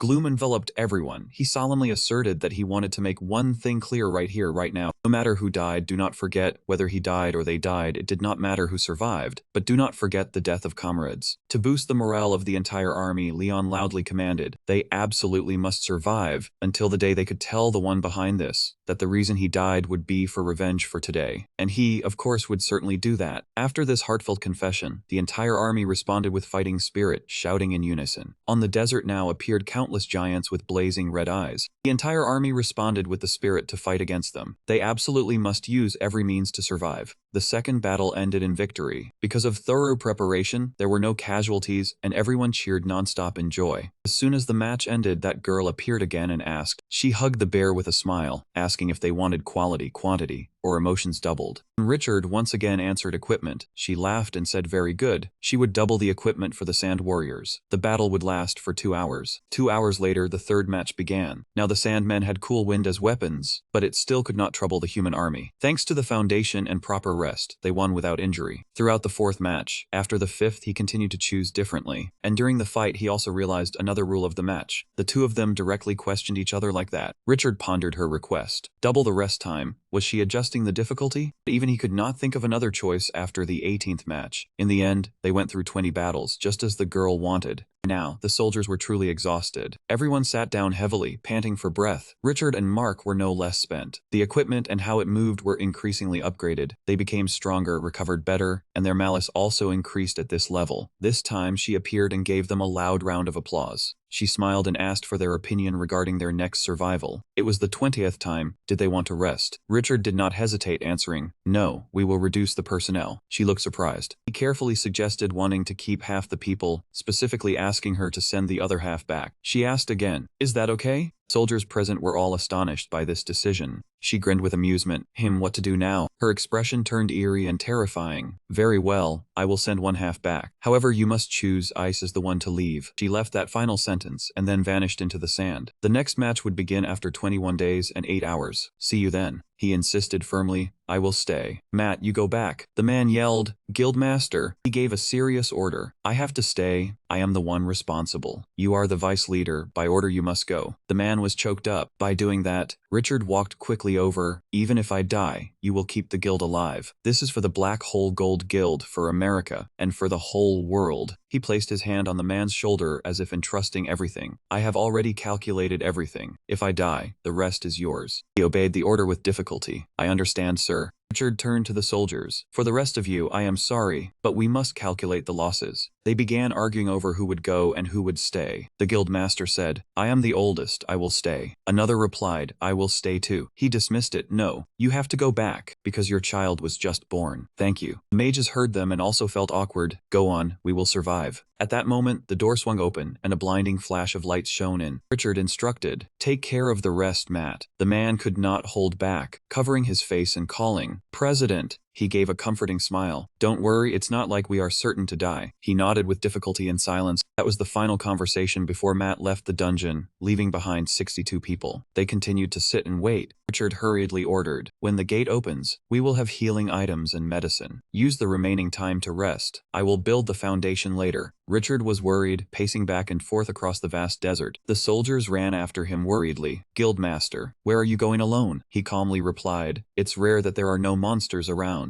A young man asked worriedly, "Guildmaster, is there any hope?" He smiled reassuringly. "Have you ever seen me give up? That itself is hope, even if the chance is very slim." Then they continued walking together across the barren desert. Suddenly, Richard heard a noise and immediately turned his head to observe. His footsteps also halted. They stopped and looked down at the sand. "I see it. It's long, impressive. So this is what you were looking for?" Beneath their feet were 2 long straight lines. He turned back and ordered, "Place the crystal bombs I brought down." They obeyed. A second later, a violent explosion rang out, fire blazing red across the sky. The young man asked fearfully, "Guildmaster, didn't we bring the bombs to use in battle?" He replied, "This is necessary for our survival." His expression could not hide the difficulty. "I estimate we have about 4 or 5 more matches left. By then, it will be much harder to control than now." He revealed, "That is why I chose hope. Small as it is, it still exists." The young man understood. "So that's why it can save at least half of us." He looked at the billowing black smoke and confirmed, "That's right, and let's head back. We have done everything we could." Night fell, and the soldiers were tired and sleepy. They were exhausted to the point of paleness, shivering, trying to listen to Richard announce the upcoming match. They gritted their teeth to stop trembling before entering the battle. He said, "Allow me to say this." His words soothed them. Everyone gently smiled. "I am sorry and I thank you all." He encouraged their morale, telling them never to give up. "There is still hope. Do everything you can to survive." At this moment, the giant warriors began to rise again. Their eyes were bloodshot, full of killing intent. Richard ordered everyone to attack. "We must finish this." The two sides clashed. The soldiers began throwing bombs relentlessly toward the opponents. Immediately, a huge explosion rang out. Fire blazed fiercely, smoke billowing everywhere. They screamed in pain. Richard and the soldiers watched the flames burning them. He wondered if he had made a mistake by doubling their cruelty. Looking at the group still standing tall, he said, "We haven't even destroyed a third of them." They escaped the fire and continued advancing. Only a few were charred black, the rest were still normal. They raised their spears, preparing to throw them forward. The spears flew in one after another, embedding themselves into the sand dunes. They kept throwing them toward the group. Richard shouted the order, "Keep fighting? Part 2. He gritted his teeth. "Our only hope is you." One hill. A massive, violent explosion occurred, carrying an enormous amount of heat. Faced with that destructive force, the monsters showed some fear, stopping momentarily. Seizing the opportunity, the soldiers pressed forward continuously. They must not stop, because stopping meant death. The battle between the two sides was fierce, soldiers constantly swinging their swords to destroy the horde of monsters. Richard watched his men with a heavy heart. Casualties were unavoidable, but the guild's skills were slightly superior. He charged into the battlefield with sharp, determined eyes. Richard ran quickly, firing arrows to deal maximum damage, then simply abandoned the stronghold and launched a swift attack. Suddenly, a monster from behind stabbed a soldier with a painful thrust. The agonizing scream of a comrade echoed, causing his steps to halt abruptly. Seeing Richard about to turn back, the young soldier stopped him. "Do not stop. Thank you for everything." With those words, the soldier's body collapsed right before his eyes. Witnessing the heartbreaking scene, Richard roared a challenge at the monsters. "Come and kill me then." He was answered by farewells and falling bodies. "I will go ahead. Please take care of the cat Eddie." Richard scanned the battlefield, finally stopping at a warrior who was ambushing a monster. That soldier quickly circled behind and tightly embraced the monster. An explosion rang out, a red blaze engulfing the figures of the soldier and the monster. One explosion after another echoed incessantly. Red flames filled his vision. That scene was captured in Richard's eyes, but he could only watch helplessly. Richard tried to regain calm and encourage the soldiers. "Hold on, we have to survive." After an unknown time, the flames died out, leaving behind a desolate, pitch-black sky. The group was now completely surrounded by the monsters, with no escape. Facing certain death, the soldiers' morale began to waver. "I was very determined, but they are too many." Arrogance faded, replaced by criticism. "Do you want to kill all of us?" Eyes full of resentment turned towards him. In the tense atmosphere, he carefully considered, "This cannot continue like this." Suddenly, a strange voice echoed in Richard's mind. "If you continue, everyone will die because of you." Angie was standing right in front of him, without him noticing when she had appeared. She gently touched Richard's bewildered face and praised him as a commander who had done well. She gave a bright, comforting smile, saying he was an exemplary commander who valued his subordinates, but not a winning commander. Her expression changed. "You know how to win, that is to be cold and mechanical, not soft." Angie tried to manipulate Richard, telling him he must see subordinates as numbers to win. Otherwise, every move is meaningless. Her voice kept tempting him, claiming that defeat is the worst outcome, leaving Richard unable to refute. Recalling the soldiers falling, Richard thought she was right. Defeat would be the worst part of life. Looking at Angie's harmless face, he felt he had made a mistake by letting his subordinates go. Seeing Richard had taken the bait, Angie vanished without hesitation. His eyes now turned red, his aged face dotted with sweat. Unconsciously, Richard gave the order to prepare to retreat, even as his subconscious struggled against it. The order was given, and the soldiers instantly executed it, but his inner self stopped him. "Do not turn back now." Seeing his soldiers being destroyed by the monsters, Richard's heart felt like screaming, "Please stop." One after another fell, bringing torment within him. No. Black energy surrounded Richard, his whole body trembling. "I must survive and take revenge." Angie's voice sounded again in Richard's mind. She said she would teach him something good. "My talent is commanding, you can have that power too." His eyes lit up, silently agreeing. His two pupils glowed bright crimson. "If I had that power, then—" Richard's whole body shook. Victory was within reach. To win, even becoming a monster, was acceptable. He cast aside hesitation, telling himself to choose and act immediately. Richard's gaze became more determined than ever, ready to sacrifice a few. A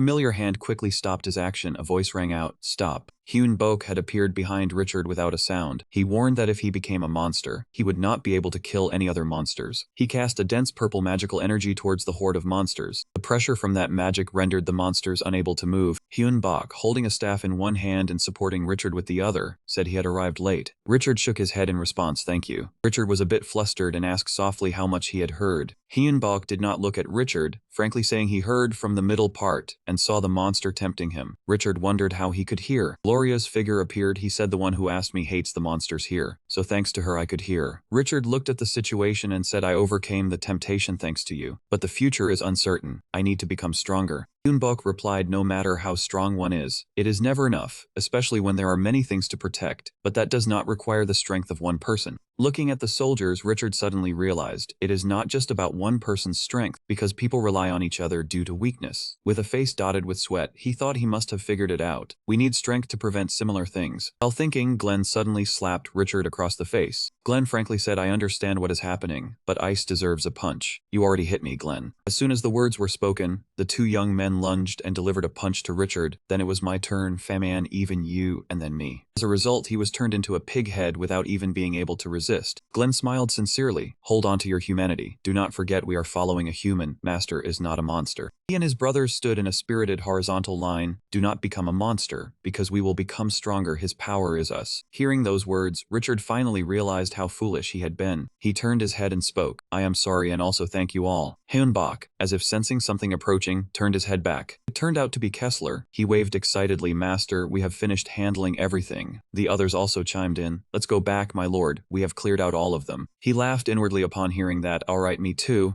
Hyunbok walked towards them with many thoughts. Although different from Richard, they shared a common point that both had colleagues more reliable than any ice. Suddenly, a strange tremor transmitted from underground. It was Enzit with a face full of rage, grinding his teeth. I was almost done. Because of you I failed. She looked at him with eyes full of hatred. You thief of my prey. A flicker of fluctuation appeared in his eyes. In the end, Hyunbok only uttered one sentence. That is what I should do. This made Angie even angrier. If not for that ex-lizard's request, I would have dealt with you right here. But since you won, what will you choose this time? Hyunbok remained calm before the blazing flames. Nothing, she screamed in disbelief. What? In an instant, his gaze became sharp. I will not choose anything, because I do not need to choose. The wrinkles on Angie's face grew thicker and thicker. Very impressive. Do you want to die? Amidst the vast desert space, Angie's killing intent was not diminished. Hyunbok remained silent, standing still to observe the situation. In response to Angie's question, he calmly replied, I do not want to die. She shouted again. Do not tell me you believe that ex-lizard. Do you think I am letting you live because I fear it? Angie used a calm but deadly voice. No. To put it bluntly, you cannot deal with me because you can do nothing to me. This touched her pride. Her anger rose higher. You. Enzit opened his mouth to reveal several strange, sharp fangs. That insolent ex-bastard. Hyunbok and Richard were quite surprised by the abnormal change. Her muscles gradually swelled, tearing both sleeves. In an instant, she no longer looked human. You dare to belittle me, you will die by my hand. As soon as she finished speaking, she was like a wild tiger, raising her claws and lunging forward like lightning. Hyunbok's eyes widened as he saw them just a few centimeters from his face. Her body was already held back midair by a black mist. He commented, You are indeed strong. The source of power maintaining your existence must be somewhere in the darkness. Gloria struggled to maintain her existence, but you can even control the sand soldiers. So, I assume you control them by using the very power that sustains your life. Staring deep into Angie's current eyes, a monster hidden within the form of a girl weaker than Gloria, but its terrifying power was undeniable. This monster used power different from Gloria's, which helped Hyunbok find the answer, and it came down to 3 strokes of luck. First, Hyunbok overcame the barrier and became stronger. He gained a lot while inside and took a step forward. The second stroke of luck was that Hyunbok was a summoner, and finally, this monster used a power similar to necromancy. The monster controlled souls by subjugating them into a part of itself, so it used a portion of its initial power within the darkness. Controlling souls and giving them bodies was similar to a summoner's power, and that was how Hyunbok found a way to defeat it. All he needed was to destroy all the subordinate souls to make it lose control. Being a summoner, Hyunbok was capable of extinguishing a soul. The 5th circle, Soul Explosion. This is a large explosion magic that uses souls as a medium. Use this magic to detonate the souls of the sand puppet soldiers. When the subordinate souls vanish, the monster also loses its power. Even its real body was injured. Angie became more chaotic than ever. I will deal with you. Die. Her voice was noticeably strained. You must die by my hand, even under threat. Hyunbok remained calm. I do not know when that will happen, but I hope it never comes. Angie slowly vanished within the surrounding black mist. Damn it, do not let me see you again. Before she could finish her words, she disappeared without a trace. Only then did Hyunbok relax for a moment, his knees buckling to the ground. His breathing became ragged. Even his usual breathing rhythm was off. Right at that moment, a brilliant light shone from behind. Boss. Mark turned around with teary eyes, his emotions clear in his gaze. He could not help running over to hug Richard. Thank goodness, boss. Thank goodness, he comforted him. I am so glad I am alive to see your face. Mark's tears now streamed down in 2 emotional lines. The corner of Richard's mouth curled up slightly in relief. He looked at the door that had just opened, thinking to himself, it is over. The dungeon result was very favorable. US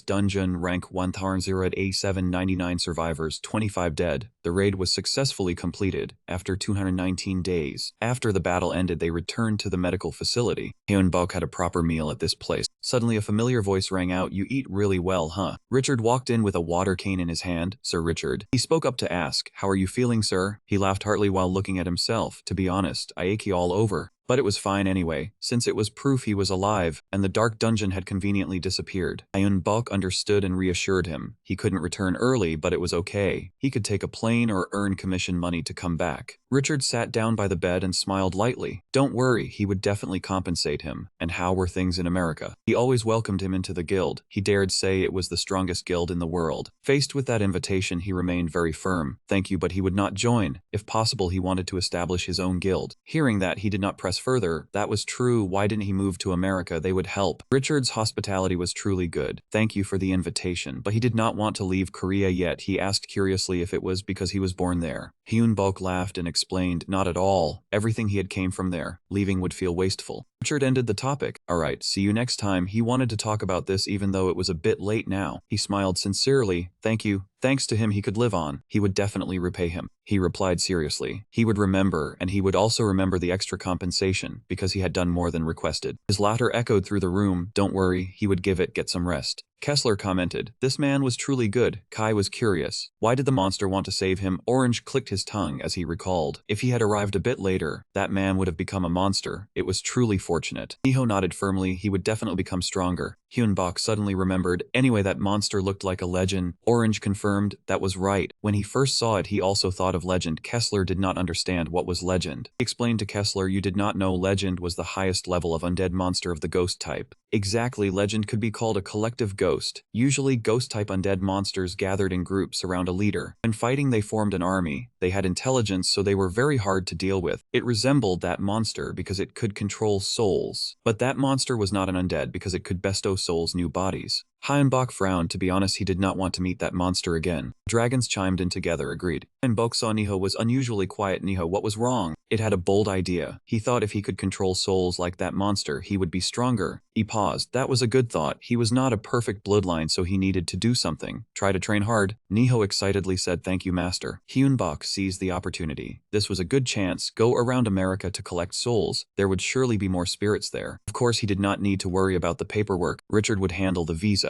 Richard cheerfully agreed. You wanted to go around America, sure. Let us go together. Maybe you would fall in love with America. Because of the excitement, his wounds hurt again. Sir, do not move. Hyun spoke up, suggesting he rest. As for him, go down to the room. Richard said he could use his house while waiting to recover. He said this was a wizard's house, so feel free. Christina sighed in gratitude. Now they had a place to use. Not wanting to waste time, he began to organize the things he had learned. Inside the monster barrier, Hyun-bok's group had found the initial step to enter the fifth circle. The concept of coordinates for the first and fifth circles. Depending on interpretation, they were similar or different. The concept of returning, Hyun-bok thought it was related to his commanding talent, and his starting point was Hyun-bok giving orders to himself correctly. If he could overcome his own limits. Hyun-bok was convinced this method was for him, so he should concentrate his consciousness and command himself. Hyun-bok nearly died multiple times because his body did not obey, but he gradually broke through the wall. He reached the fifth circle but could not pass the barrier. At that time, Gloria showed him how to escape. He remembered her gesture. That unlucky girl could not do anything herself, now causing more trouble. Gloria had once offered. She would show him how to escape, so stop that X, increase the creature's attack power, and shoot at the coordinates outside. Hyun-bok struggled to use teleportation at the seventh circle and shot Niho's breath from outside the barrier. The barrier was broken. Niho and he could not move because they had exceeded their limits. Gloria laughed heartily. She thought he had failed, but he did it. Good job. She would give special treatment as a reward. She helped the group recover. Crick bowed his head and reminded, might be difficult, but he had to become stronger. The weak could not resist. He looked at him with great seriousness. He knew, if he did not get stronger, he would die. Back to Angie, she was screaming nonstop, Gloria. Gloria stood far enough to taunt, now you look great, like a struggling insect. Those words only made Angie angrier. You broke the rules. Do you think I will let it slide? Gloria did not care at all. She rewarded the kid, because he did something she could not do. Letting him die would be shameful. Enzit just gritted his teeth. And also, you dared to call me a lizard. Gloria's face darkened. You have quite the nerve, Enzit. Her voice softened, but she was in a good mood today, so she would spare you. Gloria turned around, ignoring Angie, so know your place and get lost. Angie could not help but curse one last time. I will handle everything, both you and the human you chose. After completing the procedures, Richard led Hyun-bok around Washington. How did he find it? He exclaimed, that place was great. He nodded in satisfaction. That was fortunate then. Richard noticed. You were looking at something else. Hyun-bok confirmed yes. He confirmed Washington had many hells. He paused. What did he mean? Hyun-bok glanced around. He was a soul-summoning wizard, so he saw what ordinary people could not. If he went higher, he would also see. So Richard prepared another helicopter so he could show him.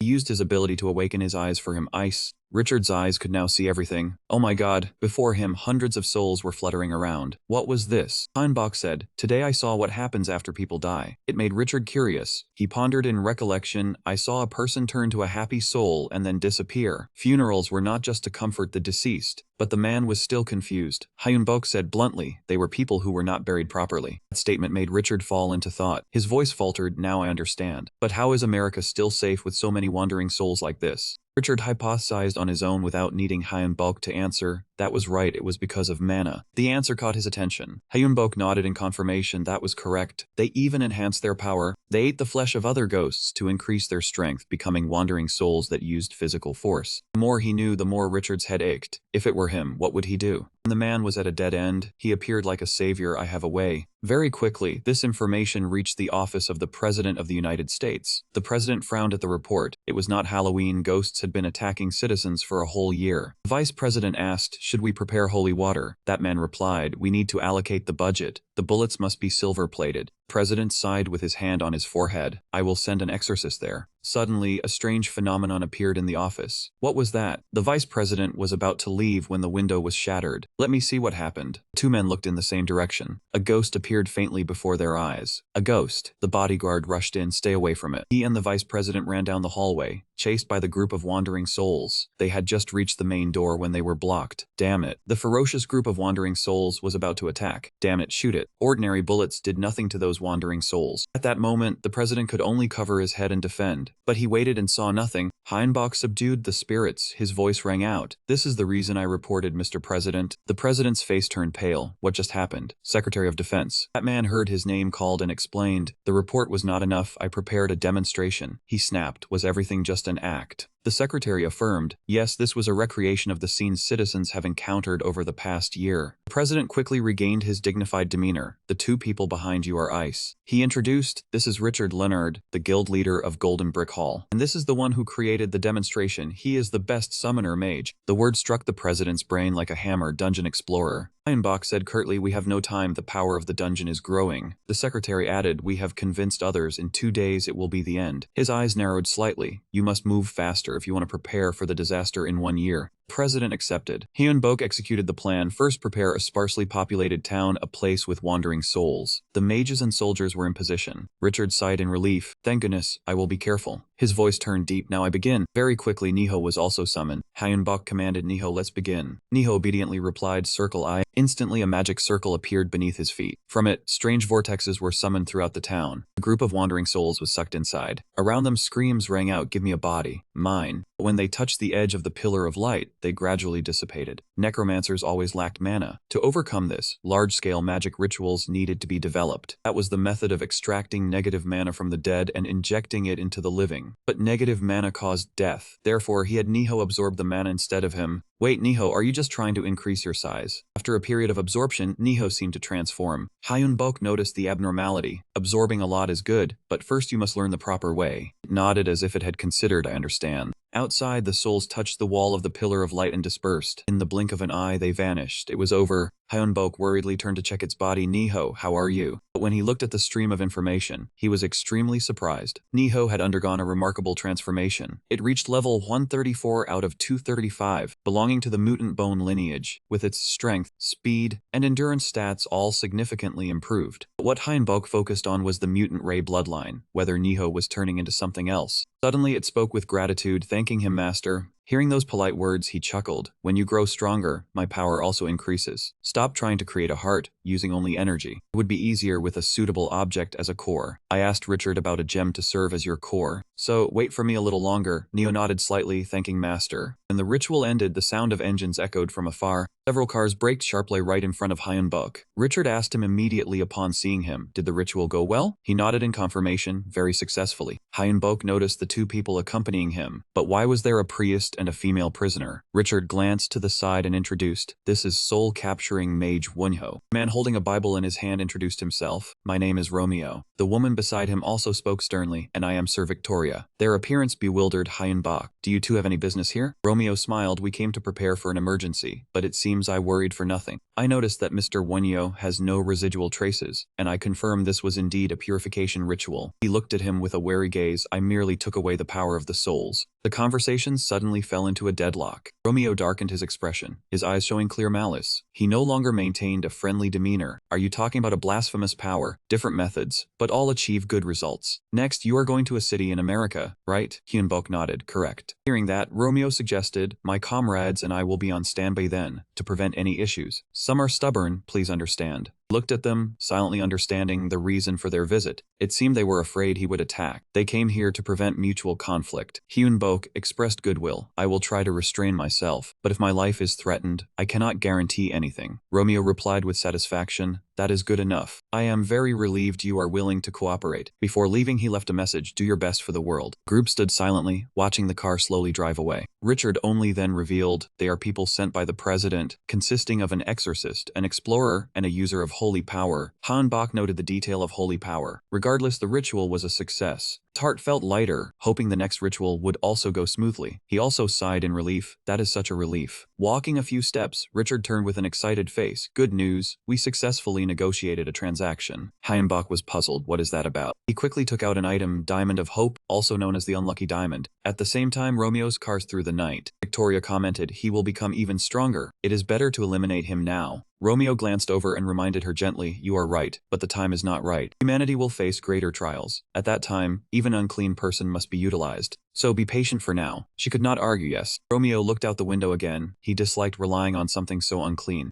Then he clasped his hands as if in prayer. Our mission is to show the world how dangerous the unclean one is. As soon as the words ended, the space inside the car fell into silence again. Thus, a long night passed for Romeo and Victoria. Back with Hyunbok, he was working when someone asked, what are you doing? Recognizing Richard, Hyunbok replied, I am creating an assassin. It can automatically recharge mana and fight for over 3 hours with multiple weapons. But this is not easy at all. Disbelief showed in his eyes. What is the current maximum assassin level we can manufacture? After checking, he listed Sir Skeleton swordsmen, Asamine, and archers. Richard was too surprised. Is that not enough? Hyunbok shook his head. Considering the production cost, it is not enough, so I am researching how to improve the quality. Hearing this, Richard fell into thoughtful silence. A few minutes later, he suggested try learning about robots or computers. Hyunbok was surprised. Why is that? Richard explained, because the body structure and behavior of Kai are similar. It will surely help you. He considered it and then replied, thank you for the advice. Having said that, Richard changed the subject anyway. Will you take it? Hyunbok tilted his head and asked back, what do you mean? He picked up the sparkling diamond, this one? Richard smiled as if making a request, entrust this to you for the next ritual. After that, Hyunbok's group performed another 2,000 large-scale magic rituals. Niho had grown by absorbing negative mana from over 1,000 souls. And finally, there was the magic ritual in a major city. The chosen city was Las Vegas. This was a place where many events took place, allowing the ritual to be disguised as a national event. Very soon, the parade day arrived, and the atmosphere was extremely lively. The people showed great interest in this event. One person said, I heard there is a big parade. How exciting. Another wondered, the prize for the winner is so big, what could it be? Suddenly, from the sky, dozens of soldiers swooped down. A man stood on the truck roof coordinating the situation. Everyone, arm yourselves quickly. We will issue new weapons made by the military. Use them to shoot and capture the enemy. As soon as he finished speaking, he pointed the weapon at a young man. He was dazed as his soul was captured. What is this? I cannot feel anything. The tall soldier announced these weapons are harmless to the living. Use them on the dead and undead to gather power. When the weapon turns red, run to receive a new weapon. The more undead you capture, the better weapons you will receive. On the giant screen, a war between the living and the dead officially began. The soldier shouted as if cheering, you must win. Only military helicopters could be seen across the sky. Not only that, there was also a group of mages preparing to enter the fray. Hyunbok quietly observed the entire scene below. Richard nodded in praise of the grand scale, saying he could not help but assist. Controlling humans is difficult. This event will aid the grand ritual. Leave the rest to you, evil mage. Hearing this, he quickly replied, then directly transformed into an aged mage. Afterward, a dragon spread its wings and soared into the sky. The people cheered upon witnessing that sight. Hyunbok rode on the dragon's back, appearing before the public. The crowd buzzed. A dragon. That must have cost a lot. I want to ride it too. He calmly tapped the staff in his hand against the dragon's body. Immediately, purple pillars of light appeared, attracting the souls. Hyunbok announced sternly, from now on the ritual to stop evil will begin. Please join your strength with mine. The souls screamed and then rushed in one direction. He encouraged the people from above. We humans will win, charge forward. They quickly used the weapons provided by the government to fight against the souls. Instead of fear, the people showed extreme excitement. A soul roared, I cannot fade away like this, give me power. However, it was hit immediately after. When it ate the bullet hole, the soul gradually faded away. The sniper proudly said he had dealt with 15 souls. His friend beside him was annoyed. Damn it. The battle continued with great intensity. Suddenly, the participants' weapons changed color. Some were fire, some were lightning. I was a wind blade. But some were unlucky as their weapons did not change color. It is broken again. Hyunbok was quite surprised by the people's amused reaction to the faulty weapons. This truly is the perfect testing ground. He quickly checked everything. The event was about to end. Everyone seems too tired. Let us end this now. Hyunbok immediately summoned a magic circle beneath his feet. He told the dragon to fly low nearby, praising everyone for doing well. You have taken the power of the ghosts and commanded my dragon to only serve my purpose. Hyunbok's voice rang out coldly, all of you die. A massive force of power shot straight from the dragon's mouth into the sky. Joyful smiles from before instantly froze stiff.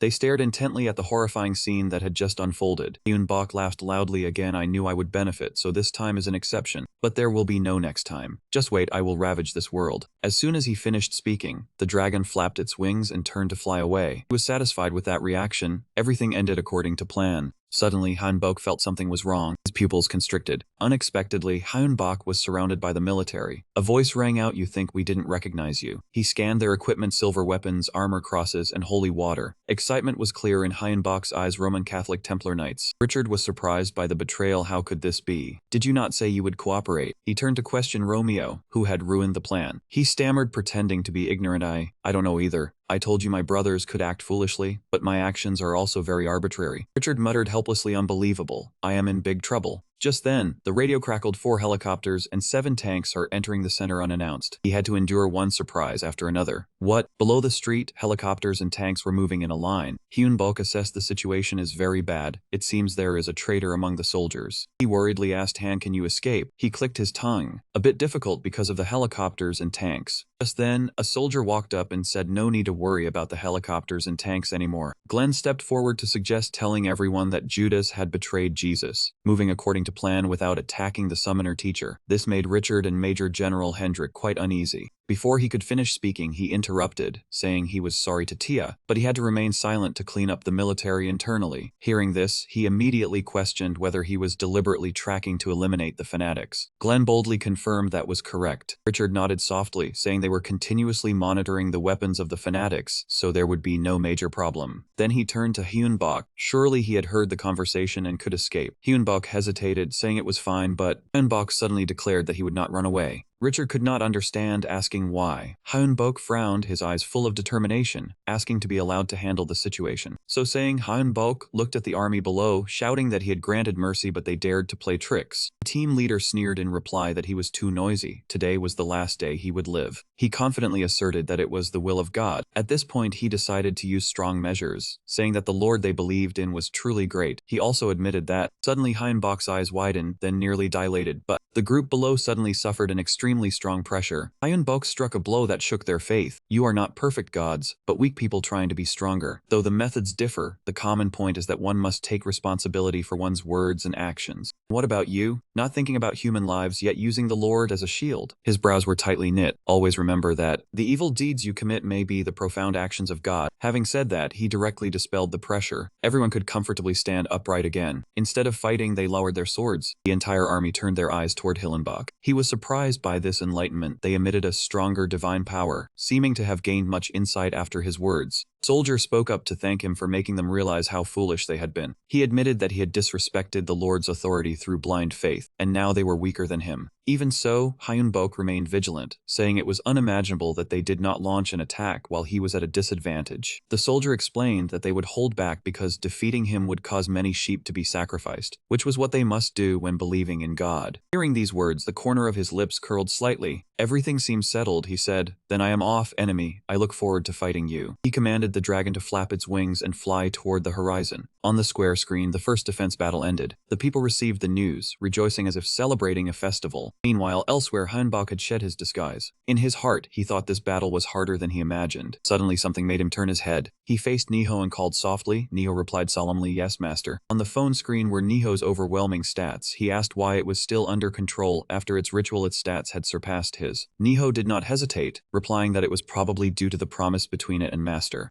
Hyunbok recalled the earlier declaration about a fake, but said even if it were fake, so what? Niho warmly said that now it existed as a real dragon, not just an imitation. So the previous promise had become a dragon oath. This news shocked Hyunbok greatly. Niho explained that according to the oath, it must become a fake more valuable than the real thing to serve the master, and the master must turn it into that thing. Chris added that precisely he had become a dragon master. Hyunbok muttered to himself. Niho appeared behind him, saying that a dragon master has absolute command over dragons that have taken the oath. Niho added that originally it was a servant being, so nothing had changed. Kessler looked excited, saying the master was truly lucky. Many more things would happen as Hyunbok felt an itch, and asked why. He clenched his hands into fists like Niho, asking if a promise could become an oath, if he could become a death warrior or a champion. Kai So calculated that she would become a dark knight or death knight, but do not worry, she would always be the master's vassal. Christina, hearing their speculations, reminded them that nothing was certain. Do not jump to conclusions. The higher the expectations, the greater the disappointment.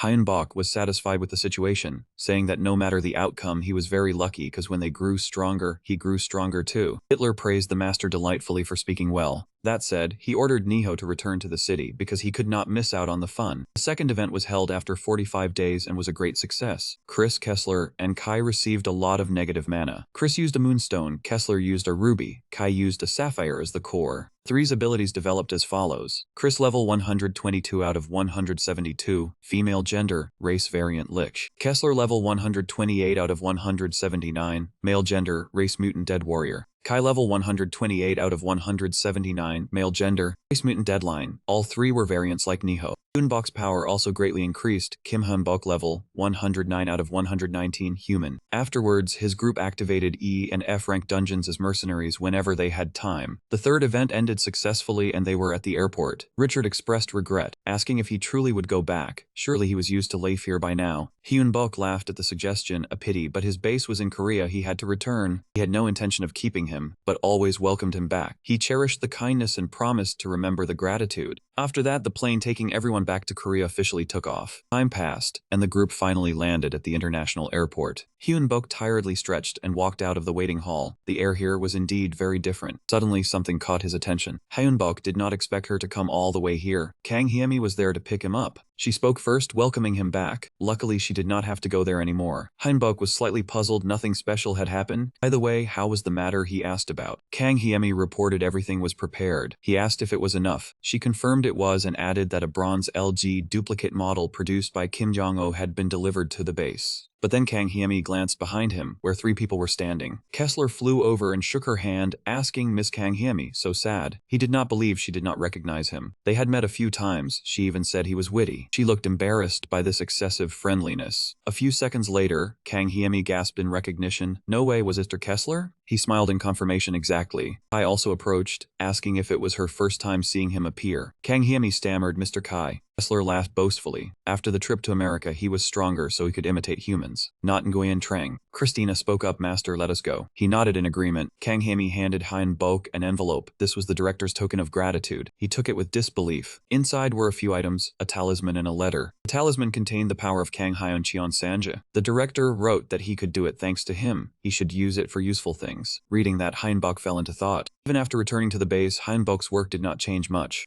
He still trained, researched, and raided dungeons, but now added talisman research. Before, he only saw talismans as Eastern paper scrolls, but the director's talisman was completely different. It was no bigger than an A4 sheet, but contained the power of a god named Kang Hyun Cheon Sanje. The amount of negative mana in it exceeded his control. While working, Christina came to ask. She thought they should kidnap the director to extract information. He still did not turn his head. Tempting idea, should they do it? Kessler ran announcing a guest. Hyunbok stopped writing, asking if it was Ice or Kang Hyemi. It shook its head. Kessler replied with a hint. It was the person they wanted to kidnap. Both sides were silent, making the atmosphere heavy. Hyunbok was silent outwardly but was assessing the opponent inwardly. He was younger and thinner than imagined. His mana level was nothing special either. After a moment, Zeon spoke up to ask, had he confirmed everything? Hyunbok answered bluntly, yes, he was indeed the real director. He laughed, seemingly in a joking mood. That was right, he was the one who created the talisman gifted to him. Even so, Hyunbok still wondered how he dared to come alone. Did he not know how scary a wizard was? Zeon answered rather curiously, he knew well. He had faced them many times. They were very insane. Christina's eyes lit up. Why did he look at her when saying that? He changed the subject, saying those guys were really annoying, their mana kept increasing. Ah, the wizards he meant were in this world, not dungeon exploration. Hearing this, Hyunbok confirmed his speculation. Indeed, this world had wizards. Zeon was not surprised, as if he had guessed. Seeing him like this, he probably guessed already. Hyunbok replied calmly, because mana existed on Earth too. He did not comment, only continued. Although mana was weak, the wizards still developed magic suitable for this world. Was he interested? Hyunbok did not hide it, of course he was. Zeon smiled until his eyes narrowed, saying he would provide information about the wizards he had killed, considered as a down payment for his request. Hyunbok frowned. Alert request. Did he have to accept it? This was his base. He was alone. Do not act rashly. He sighed softly, praising him for being kind. Because other wizards only wanted to kill him, he would specially teach his subordinates. Suddenly, a surge of power from the void pressed down, rendering all three unable to move. Hyunbok was startled, realizing the situation was bad. He could not move. Could he have prepared from outside the territory? Damn it, he had been careless because he thought this was his base. Zeon stood up, his expression calm. Today would be a good experience for him. Even holding the advantage, he still asked, could he smoke? Hyunbok politely refused. No sir, it was crowded here. Turned away, not showing anger. As he said, the down payment was information about the wizards. Follow his instructions within 10 days. Though displeased, he had to agree in this situation. Understood. Zeon used both carrot and stick. If successful, he would introduce him to a place much better than this base. And here the talisman. He did not dare guarantee the mobile phone would work well. Before leaving, he raised his hand in a wave. He would contact later. The door slammed shut, but the atmosphere in the room remained eerily silent. Only then did Christina speak, a complete failure. Hyunbok realized his mistake. He should have prepared in advance. The two behind him also apologized. Sorry, master, we were tricked. He realized the danger of facing the ability to paralyze targets over a wide area with mana. Could time be frozen? It also understood the current situation. They had no clues whatsoever. The next day, Kang Hyemi was sent to deliver news. There was a message from the director. This was the upfront fee and the job completion fee. He did not know if he talked too much. He said that. Both were shocked by the rubble behind them. Forced as he was, Hyunbok still had to admit that this amount was equivalent to 5 10-ton trucks. She also gave him a few more books and said that he wanted me to personally hand these 3 over to you. Looking at them, he recognized immediately that they were the basic theories of magic charms and modern summoning, exactly what he needed. A few days later, other things also arrived one by one. Richard called to say he had sent them, ending his relationship with the Vatican. Hyunbok still did not forget to politely thank Richard for his efforts. Looking at the glittering wealth in the house, 15 tons of silver and 18 tons of iron, he knew Richard had been more generous than the agreement. Fortunately, Hyunbok had the invaluable help of the golem to move this shipment. He asked about the progress, and someone replied that everything was going very well. Living Atmos are souls with metallic bodies, even though they were originally vengeful spirits. As if to confirm the talent of those 3, he also checked the talents of the spirits brought back from America. Jialing was used to this pace and obediently replied when told to handle the new materials carefully. To deal with the egotistical spirits, they had to yield to their whims, even if it was the US government doing so. Even though they thought they had to pay a heavy price, the spirits still had to remain under his control. An underground arsenal ranging from guns to missiles, all supplied by America, equipped the assassins for emergencies. Even the dungeon battles would become a tool to increase his power.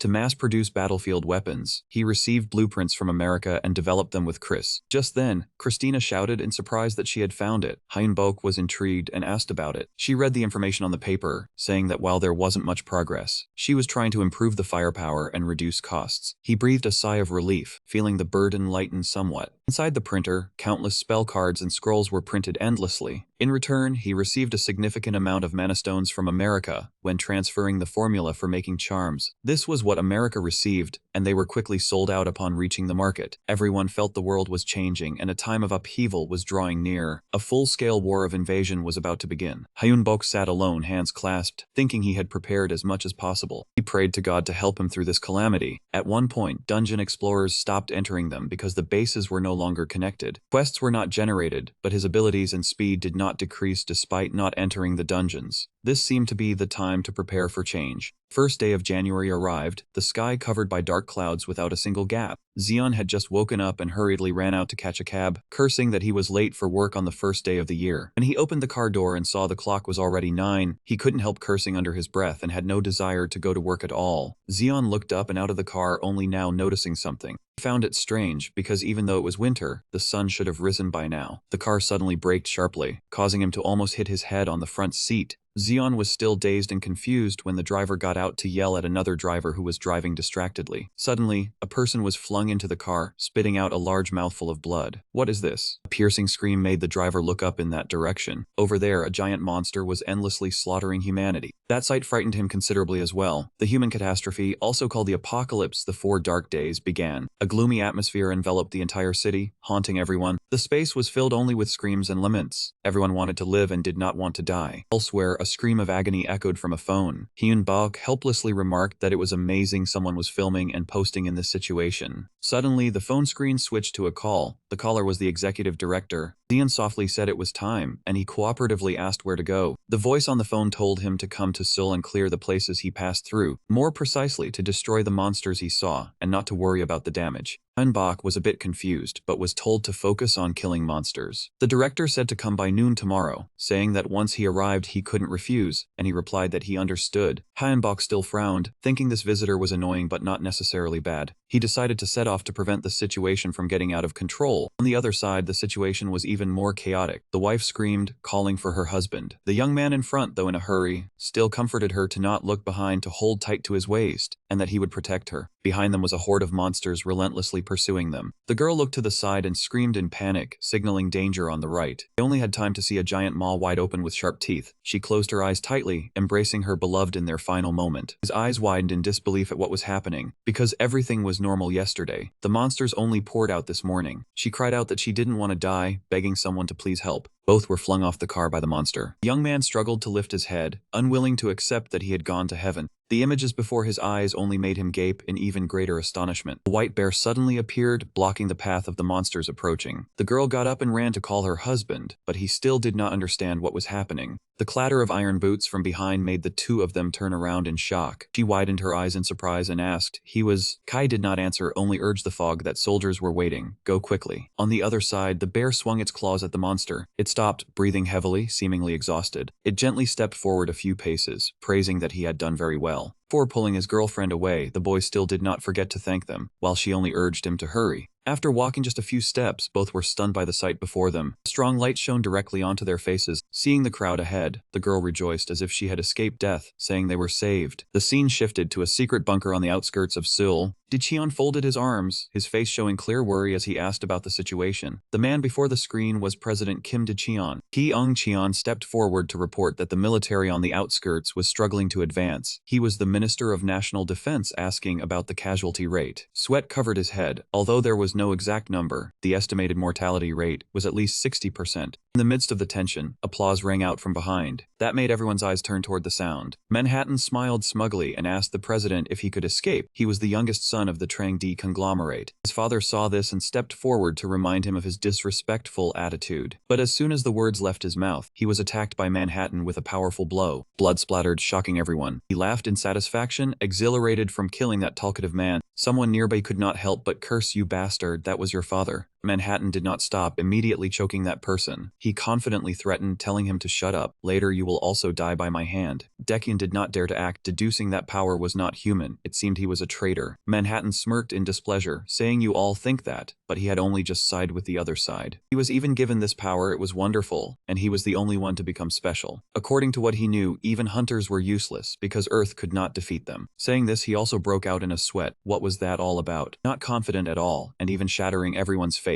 I saw clearly when I received the power, what they possessed. Earth is their playground, but they are merciful and give us a chance. So side with them, become servants and offer up the entire world. Of course, if you refuse, I will kill you with my own hands. Man, he spoke while killing someone right before them. Witnessing that scene, everyone knelt and begged, I follow them, me too, I am with you. Despite this, Daekyun still advised against it. Do you know what kind of trouble you are causing? A man like him knows no limits. What do I need to know? Talkative, Mr. President, what else do you want to say? After saying that, man, he lunged with his fist, or die. But before he could be arrogant, he was stopped. At some point, one Sai had already stood in front to protect. He said contemptuously, only enhanced physique, but my hand is numb, am I getting old? Everyone was surprised. Brother Once smiled as a support, well done, leave everything to me. Only Daekyun was embarrassed, but he did not know the person before him was ice, you are ice. On the other side, man, his fist gradually went numb, but could not be pulled back. He screamed in pain, as if feeling the pain of those he had struck. Only then did he smile and introduce, One Sai of the Republic of Korea team, especially having explored the dark dungeon. Now, a glint flashed in Onesi's eye. He lunged forward, showing no mercy to the traitor of humanity. They must be punished. Single punch from Onesi caused the enemy's head to explode. Shreds of cloth and blood scattered all over the floor. The soldiers nearby sighed. Master Onesi, I told you not to smash the head. He showed no regret, but laughed cheerfully. I forgot. Forgive me. Ah, traitor of humanity, you must bear the responsibility for your choice. Those who had begged for their lives before now felt even more pain. The first day of the 4 dark days, the arranged character. Humanity knew the enemy was here and discovered the betrayal around them. Elsewhere, soldiers coordinated to fight. Don't save bullets, save yourselves and your comrades. Damn it is too big, focus the electronic cannon. They were stunned to see the monster holding a hostage. What is this? The people in the car screamed in panic, save me, I do not want to die. The leading soldier quickly picked up the communication device. All tanks concentrate firepower, I will take responsibility. The clear command rang out from the radio. Just as they were about to open fire, a voice rang out, wait. Kessler stepped out from among the soldiers with a terrifying aura. He did not hesitate, seeing the target, he charged straight at it. With just one punch, he forced the monster to release the car. Kessler quickly caught the car containing the hostages inside. Having achieved his goal, he immediately leaped out of attack range. The commander saw the opportunity and immediately ordered to open fire. Kessler escaped the damage zone, smoke billowing everywhere. He jumped down to a safe spot. The armored car was quite heavy. Beneath Kessler's feet, the signal for reinforcements lit up. The soldiers wondered, is he the only reinforcement? The people behind him are allies, do not attack them. Though hard to believe, the soldier replied, I understand. A sudden booming sound arrived, drawing everyone's attention. Before their eyes was a massive army. Are these the reinforcements? Kessler looked familiar, unsurprised, used them as shields. A roar sounded, he nodded confirmation, of course. Even now, the soldiers still could not believe their eyes. Quickly adjust the formation around these golems. Elsewhere, a suspicious voice, the monsters are acting in groups. Some are even closing in, Ice is using magic to control them. Hyunbok's eyes widened as if he had discovered something terrifying. Before him was a blazing red magic circle. Wait, Niho looked down, that is a summoning circle, the entity is unidentified. Christina comforted him, calm down, what does the master intend to do? He tilted his head slightly, vaguely, a high-level creature can be summoned. Scene shifts to a skyscraper. Oh god, Buddha ancestors. A tiny voice from a pile of trash, even Ice is fine. Her voice trembled as if the slightest sound would terrify her. Yesterday she was still working normally, how did things become like this? Nearby mutated pig seemed to have detected something. It pressed its snout close to the gap the girl was using to look outside. She clamped her mouth shut, trying not to make a sound. Has she been discovered? But its eyes were wide open as if it had seen its prey. The pig opened its sharp snout wide. No, please! Luckily, amidst the chaos, the girl managed to escape. She ran headlong forward screaming, someone save me. Soon she was surrounded by the monsters. Her face darkened as if she had reached a dead end. She squeezed her eyes shut and pleaded, please help me. At the critical moment, a voice rang out, do you need help? The girl opened her eyes doubtfully and looked around. It is Ice. Andromalius' seductive voice, not fair, is it? Do you intend to give up? She looked up and asked. He stated, we are demons defeated by the gods. We are enemies of the gods, capable of fighting them on equal ground. Be passionate, your wish, we will make it come true. Seeing the monster about to pounce, she gambled, even if it is a demon, so be it. The magic circle appeared along with a familiar voice, well done. The monsters were as if crushed by a terrifying force. Each one of them was beaten into a pulp. Andromalia stepped before her. Next time, please answer a bit faster. She asked doubtfully. He smiled, I am a demon, and also your protector. The girl was a bit confused, protector.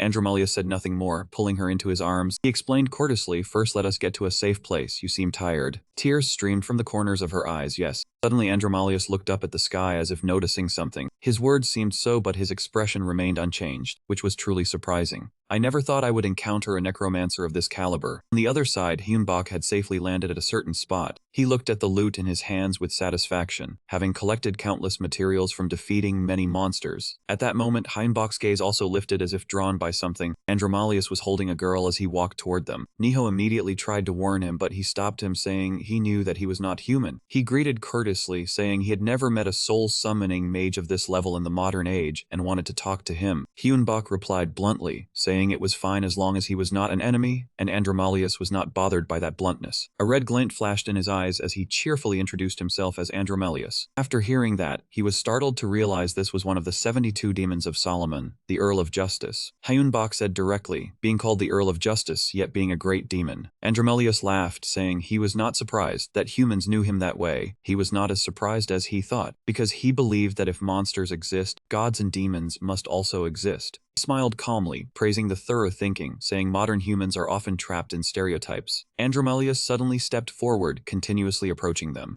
Niho worriedly reminded him, but Hyunbok shook his head to reassure him it was fine. Even though he was low level, he was still a demon, and he could not defeat him at the moment. He abruptly stopped, praising that creature, born not long ago, had been nurtured to this level, truly remarkable. He immediately became vigilant, asking how he knew about that. Andromelius did not mind explaining that demons could know the moment of a creature's birth and death. He asked if he knew a spell to clean clothes, because he could not leave their treasure in this state. Hyunbok quickly deduced, asking if that girl was the demon's treasure. He still smiled, confirming she was a treasure that had only appeared twice, once lost and once recovered but broken. He looked on thoughtfully, not knowing what was happening, but in the end only muttered a few short words that it was a very important treasure. Andromelius smiled like a gentleman, saying it was a long story, and asked if he would like some tea. After a while, Hyunbok directly asked how the great demon maintained his presence in the middle realm. Was it thanks to the girl making a contract? He shook his head, his voice lowering, regrettably no, because when the girl was about to die, she begged him for help, and thinking back, he still found it embarrassing. He thought she subconsciously realized she was special to demons. He asked in surprise, did she summon the great demon to the middle realm and control him with just a request? Hyunbok quietly asked the reason he was telling this story. Andromelius raised his fist to cover his mouth, of course, to build a good relationship with him. He grew more puzzled, asking why, because compared to him, he was nothing. He merely raised an eyebrow slightly, then spoke a cryptic sentence, do not underestimate yourself, your talent is quite appealing, and there is more. He said he had received advice from Vasago, the third-ranked demon among the 72 demons of Solomon, the Duke of Knowledge, who was well versed in the past, present, and future. Hyunbok looked quite curious about that advice. Andromelius said directly, make friends with the first talented person you meet on the ground. That meeting would bring many benefits, and that person was him. He felt somewhat helpless, only able to force a smile, saying it was an honor. If Vasago knew, then he would still be alive in the near future. More importantly, he asked what the demons planned to do next. He smiled with good intent, saying they intended to act for humanity for a while. Hyunbok nodded as if he understood, saying that the situation naturally called for it. Andromelius replied in a mocking tone, you understand simply enough. His expression suddenly darkened, saying he had seen two figures who seemed to be the leaders of the enemy side. Demons were not the strongest, and with such an enemy, it was no surprise that demons sided with humans. He looked at him with a surprised expression. Andromelius smiled, seemingly more confident in his choice, saying Vasago's advice was right, and he wanted to hear him tell about the enemies he had encountered. He shared information about Gloria and the creature from the desert with him. Andromelius crossed his arms, looking intrigued, saying that the followers of the spirits were indeed troublesome fellows, thanking him because knowing a dragon was among them was a huge advantage. He said he would give him this as a token of thanks. The monocle contained the power of Vasago. It would allow him to find what he wanted 1 to 3 times. And from now on, I will appear to help you in times of crisis. Hyunbok returned the item humbly, saying it was too much. Andromelius smiled gently, waved his hand in refusal, and said that was the price to pay, while also wanting to become friends. In the end, he had to put the item away and promised to remember this matter. After that, their conversation continued. He told him about demons and black magic in the modern era. For over 500 years, demons knew nothing about Earth until they were summoned. Lucifer once loved a human woman and was rejected. He concluded that was why their treasure was important. He thought he could bring her over without losing anything. Andromelius did not object, continuing that in the modern era there were very few magicians. 3 years ago there were only about 1,000. He frankly said the number was now over 10,000. Who wouldn't want power at a time like this? This is a black magic book for circles 1 through 6. I will give it if you need it. Christina saw it and eagerly asked for permission to look at it later. He thought it over and agreed. Suddenly the talisman on the table lit up. A voice came from within the talisman. Hyunbok was stunned by this thing resembling a phone. The person on the other end gave clear orders, telling him to go to the location designated by the Ministry of Communications. The underworld general and those above him have started moving. Be careful. Andromelius was still smiling, asking him if he was a neutral party. Hyunbok found him difficult to understand. Suddenly Andromelius stood up and said he would leave. After walking a short distance, he turned his head and asked, was it him or not? He asked him if he was married. Although he did not understand, he still answered honestly that he was not. Andromelius was delighted upon hearing this, saying lucky. See you later.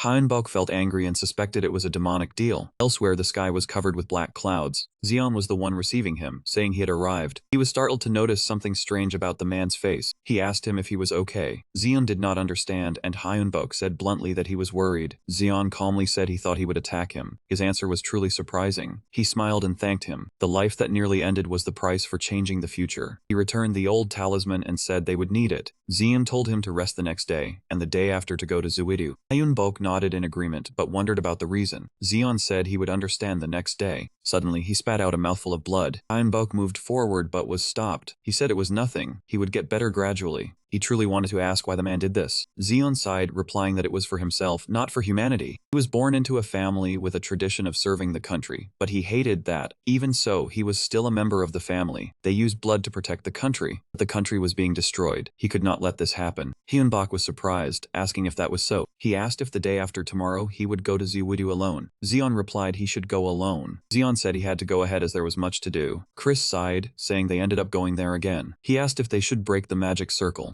Elsewhere, soldiers discovered a pile of monster corpses. The whole group panicked and ran. At the same time, idle soldiers chatted, asking each other if they had heard the rumor. The other laughed, saying he heard those corpses were very valuable. They discussed taking some. They were about to say the leader also pocketed things, but did not finish before being scared. On the second dark day, they screamed in panic as the dead bodies came back to life. As they ran, they cursed the officer for piling up the monsters. Suddenly, one person turned back, as if realizing something. Behind them, a golem rushed out to destroy the monsters. The furnace on its back glowed. An explosion erupted immediately after. Hyunbok observed from afar, realizing that was the reason the man told him to rest. Christina wondered what they should do about the undead. He coldly ordered her to take this opportunity to inspect them. While resting at the stronghold, he signed a contract with the genie race. A magic circle appeared on Hyunbok's hand. He ordered Agni to appear. Agni was extremely excited that he had finally called for him. Finally, I can burn freely according to the contract, right? This is Agni, the fire god of humanity, fulfilling every wish of the summoner. He had checked very thoroughly. He could burn anything except humans and things related to me. He laughed gleefully, having met a good contractor this time. After it was done, Hyunbok told the survivors to try moving into the inner city. Agni's destructive power was terrifying. This was a chance to burn everything clean. Christina worriedly asked if her master was alright, but he affirmed that Sil could never return to how it was. He then changed the subject. Everyone should know to avoid trying to put out the fire. Hyunbok agreed and said he would delegate the task to the military leaders to evacuate the people. Tomorrow they would go to Ziwudu. At that moment, a two-headed monster stepped out from the flames. It walked without knowing it had just touched a magic formation. A giant claw lunged up from the ground. As expected, it was finished off in a single move. Next day at Ziwudu, Hyunbok only observed without needing to intervene. The killing machines were overwhelming the monsters. Finally, today has come. Have the soul-summoning mages reached safety? Calling that girl, Kim Mi-jin, who was leading, was waiting for orders. He became more certain. Agni crossed his arms and looked at Hyunbok, his voice arrogant. The contract day had arrived, but he did not pay attention. Hearing that, the flame within Agni flared with interest. He should look at the magic circle. That magic circle was a bit sloppy, but enough to summon something. Even I do not know which creature will appear, but I know the summoning time. Hyunbok asked when it would start. Agni casually replied, now. He was struck with a huge shock. What? At the same time, all the magic circles in the city lit up simultaneously. A giant monster was summoned from those circles. It fell from the sky, creating a loud boom. It looked no different from a mutated elephant full of killing intent. Agni laughed without fear, never expected that guy to appear. Hyunbok doubtfully turned to ask the only one who knew what that was. He explained that was the king of the earth and beasts, one of two mythic beasts created by the Great One. All eyes focused on the elephant. It turned out its name was Behemoth. Hearing the name, he widened his eyes. That was a creature from the Bible, considered an angel or a demon. Agni reassured this behemoth was only half its usual size, much weaker than the original. Behemoth seemed to hear that roaring in fury. Hyunbok realized the terrifying thing, it was going crazy. Chris barely managed to dodge a pillar of light. Looking into the distance, more and more pillars of light were appearing. He cursed under his breath, then reminded everyone to quickly use the talisman. Purple energy enveloped the whole group. It circled a few times in the air, taking everyone to safety. Hyunbok took a risk. I will hold it, you prepare, Chris. The glasses that Andromalius gave, take them out. Entrusted it with trust. Christina nodded without hesitation. As Hyunbok shouted, Niho had already gathered power in its mouth. The power shot out as if wanting to destroy everything. That attack hit the behemoth below. But when the black smoke cleared, everyone saw clearly. There was not a single wound on its body, truly tough. Behemoth did not back down, about to jump up to catch Niho. It quickly shouted an attack and jumped away at the last second. Niho was on the defensive, running while shouting blink. Hyunbok gritted his teeth. Even with the load-reducing talisman, blink still consumed too much mana. His eyes widened as he spotted Kai Kessler. Both leaped into the air, shouting blink. Kessler poured all his power into power slash. Kai also used cyclone. Fortunately, both had dealt damage to Behemoth. They looked at each other, lamenting the power was only half. It was its turn to attack. Sharp claws lunged forward. Just in time, Agni appeared to block the deadly strike Behemoth. But he also took a not-so-light bite from the opponent. The stronger the opponent, the more he enjoyed and embraced the fight. Let me and you have a one-on-one duel. Agni felt the fire inside his body burning fiercely. He gripped a boulder tightly with his massive hand. Agni charged into attack, causing the monster to shriek in agony. Atmos was somewhat curious. How did he plan to attack that man? Agni said excitedly. The earth was protecting Behemoth, nothing from the ground could wound him. He was confident that non-human creatures surpassed their limits as they attacked. Hyunbok immediately unleashed an ultra-powerful move called Body Slam. Behemoth had to endure dozens of painful attacks in just a few seconds. Not stopping there, the opponent was still upgrading the bone explosion skill, but Behemoth showed no sign of weakening. Hyunbok cursed, damn it, no effect at all. Large hand suddenly grasped Agni's wrist tightly. For a moment he was stunned, unable to assess the situation. At that moment Behemoth used all its strength to hurl Agni far away. The throw was so powerful that his body became a blur. Behemoth raised its head to the sky, continuing its search for prey. As soon as it locked onto a target, it immediately leaped high into the air. Using too much strength, Niho was exhausted, causing Hyunbok to call his name in worry. Seeing Agni in a rage, he quickly tried to calm him down. Agni demanded irritably, "Your contract, I need fire, even bigger fire." Hyunbok reluctantly agreed. "Alright, go ahead and do it." He released power for Agni to absorb, saying he would let the undead depart in glory. The undead creatures immediately fell like rain. Agni was extremely excited as he absorbed the abundant source of magical power. Kessler observed from behind, non-human creatures surpassing their limits. It spoke, "Master, I want to try something, give me one more talisman." The undead continued to fall without stopping. Kessler shouted with glee, "More, more, more, more." It knew this could happen because we are not human, combined with the undead, and shouted loudly, "Very well, here I am." Kessler was not afraid at all, its massive form standing firm like a statue. Then it burst out laughing. "It works." It had to admit it, but moving was too difficult. Kai suddenly requested, "Kessler, absorb me." Kessler was confused. It was momentarily bewildered. Hey, wait. Kai explained the plan. "I control the link and energy, while you fight." Kessler was extremely supportive. "Great, you take the wheel." As soon as they coordinated, it realized moving became much easier.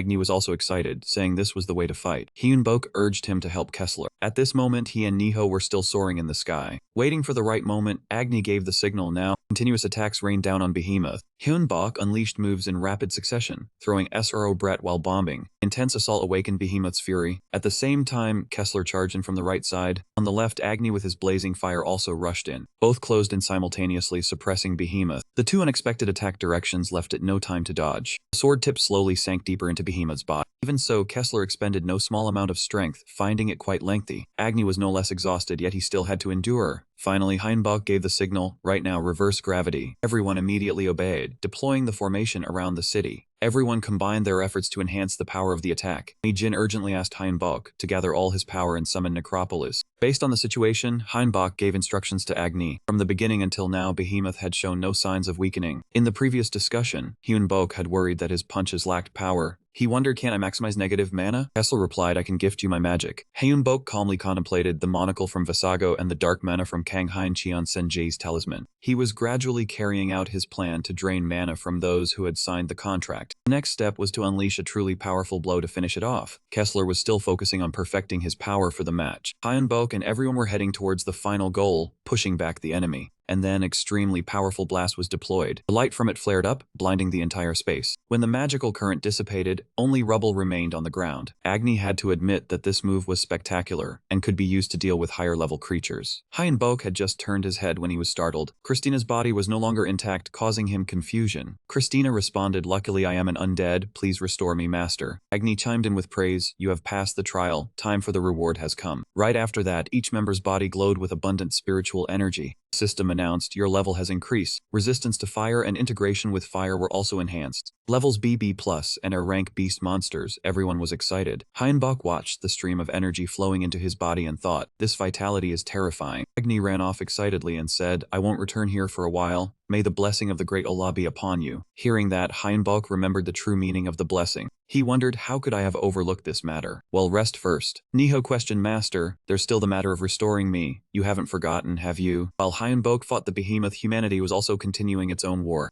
On the last day of the 4 dark days, humanity discovered one thing. After defeating the horde of monsters, a new enemy called nature had appeared. At that moment, everyone seemed to fall into despair. In fear, humans turned to gods and demons. They pleaded in anguish, "Gods, why have you abandoned us?" During the 4 dark days, the gods had turned their backs on humanity. Desperate to the extreme, they were willing to sell their souls to the devil, begging the demons for help. The demons appeared as if they had been waiting for this all along. As soon as the words were spoken, a figure appeared. "You said you would sell your soul if you survived." The sinister demon spoke, "I accept the deal. I will grant you the power to survive." He said he didn't need their souls, but would establish a contract. The atmosphere was frozen by the appearance of that demon. The demon granted those who accepted the contract a power called dark magic. A black mark was engraved on the back of their hands, and when the 4 dark days ended, light returned to humanity. The gods appeared, healing wounds, restoring the ruined cities, and spoke. Humanity, an invasion from another world is coming soon. Strive to survive and protect what you have. We are always watching over you. God leaves a white mark for those who use divine power. Thanks to the dungeon explorers, civilization quickly recovered and mankind averted the disaster. The day the Lord descended was called the Miracle Day, opening a new century for humanity. Half a year later, in a room, Ice's voice rang out. Are you sure about your decision? Think it over again. Hyunbok answered seriously. Like I said, I have no intention of joining the Guardian. Guardian is an organization established to protect Earth from other worlds. The other person still didn't give up. If you change your mind, contact. Hyunbok sighed inwardly. He didn't want to be bound, and wondered why the director wanted to stay hidden at this time. Director had left after teaching him how to use the talisman, and the administration bureau was also disbanded. Instead, a group called the Sound Market appeared, consisting of aliens who only pursued profit and maintained a neutral stance. They declared that a full-scale war had begun. Just hand over money and items, and they would grant everything. On the ceiling, something red had just appeared. The very next second, it fell quickly to the ground below. So it was that little girl, Tia, you're back. Hyunbok said, back already. Tia, a part of the twin, had become a rational being. Tia narrated with interest. The high-ranking people are worried. They don't know the Master's grace and see the Master as a threat to be eliminated. Hyunbok deduced they are people from the government and military. Tia confirmed they will eliminate the Master if they feel threatened, but Hyunbok thought there was no problem. After that, he told everyone to go home. Outside, the glaring sunlight shone down on each house. Kessler exclaimed excitedly, home is the best. Kai suggested going to check around. Hyunbok entrusted him. Thanks, I'll rest a bit. Christina walked in and asked, boss, what's for dinner tonight? Hyunbok answered tiredly, order takeout. Cooking is too troublesome. Christina acknowledged. While Hyunbok was lying around, everyone was lively game. Kai choose the menu. Pick something expensive. Hyunbok pondered. What did the director say before leaving? Dantalion once reminded that the invasion would return soon, so he should be ready. Hyunbok lay there deducing, the invasion will return soon. He said he had the ability to see the future, so this is very likely to happen. Ice's voice rang out, boss. Hyunbok sat up straight. What's the matter? Tia urgently reported a terrible guest has come to our house. At that moment, Andromalius walked in cheerfully, as if he had done a great job.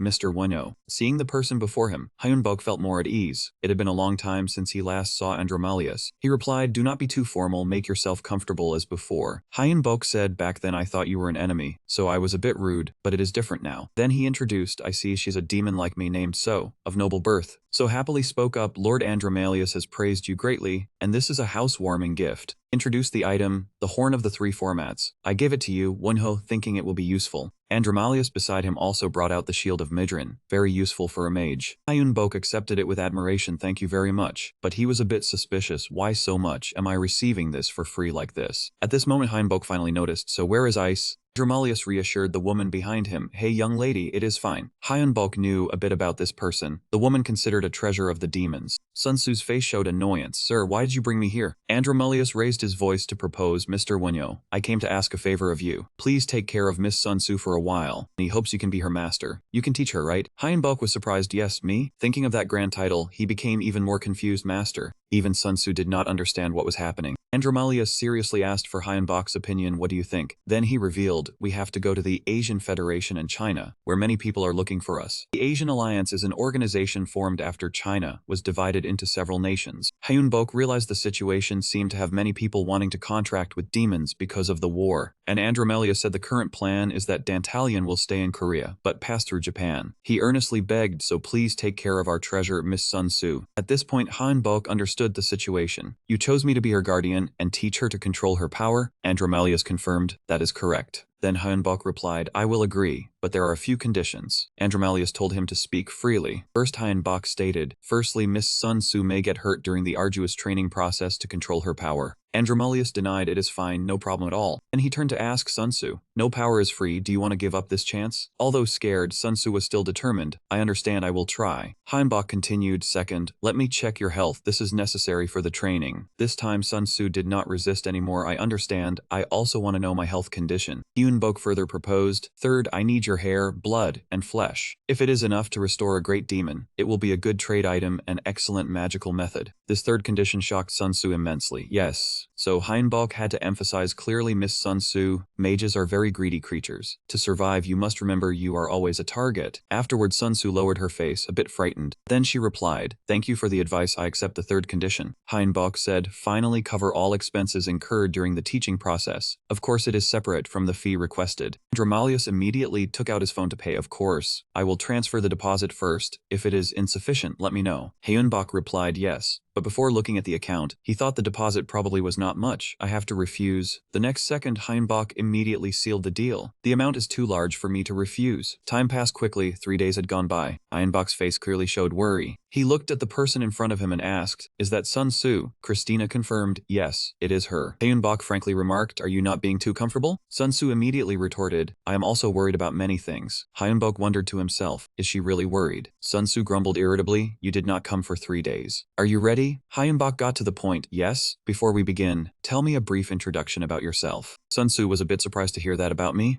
Heinbok explained, yes, using parts of your body helps you amplify your magical power greatly. It is like an elixir of immortality. At the same time, he said, although it is just a guess, eating your flesh and blood could increase power. That made Sun Tzu flustered. Yes, eating those things. Heinbok still remembered that taste. It was like when he absorbed Behemoth's power and became stronger. He dared to assert that if she absorbed all the DNA, she would become unimaginably strong. Heinbok continued, any ice-using mana will target you, but he solemnly declared, do not worry, we will protect you. Seeing her attitude, Heinbok asked, are you scared? Do you want to give up? Although her body was trembling violently, Sun Tzu still spoke, no. Before leaving, Heinbok instructed, then you must be strong, even being afraid is a waste of time. Sun Tzu bowed respectfully, then please help me, master. Her words just uttered made Heinbok feel shy. Master? Immediately after, Sun Tzu was taken for a power assessment. Oh my god! Christina was shocked. Her body has 10 times the mana amount compared to the master's time. Even Heinbok was astonished. I thought I was developing fast, but this... He stared straight ahead, lifting a coin with black magic and mana in only 30 seconds. It took me over 30 minutes to do that. Christina honestly evaluated truly a terrifying talent. Suddenly Heinbok's face darkened. Wait, Christina immediately asked Master. Are you alright? Heinbok affirmed, I am fine. He was extremely indignant. It was truly unfair. There was no justice in this world. He had worked so hard to get to where he was today. Christina again wondered why he did not avoid her. Because Heinbok understood she was innocent. If he let his emotions take over, he would become ordinary. Chris, understanding this is enough. That statement caught Heinbok's attention. Chris confessed that he had once resented and envied his master when he saw him surpass him too quickly. He spoke honestly, just like his master now. He too had the urge to eliminate that person. Christina shared, only much later did he understand why he suppressed that evil intent, because he could become stronger. He continued, today his master had tasted the feeling of being gripped by emotions. Christina advised him to use that emotion to become stronger. After hearing this, Heinbok understood that was right. He had to turn this emotion into motivation. At this moment, Sun Tzu was still diligently training in the magic arrow room. He was somewhat helpless and tired. Heinbok entered, asking if she was planning to give up. Sun Tzu asserted, no sir, I will definitely find a suitable magic spell.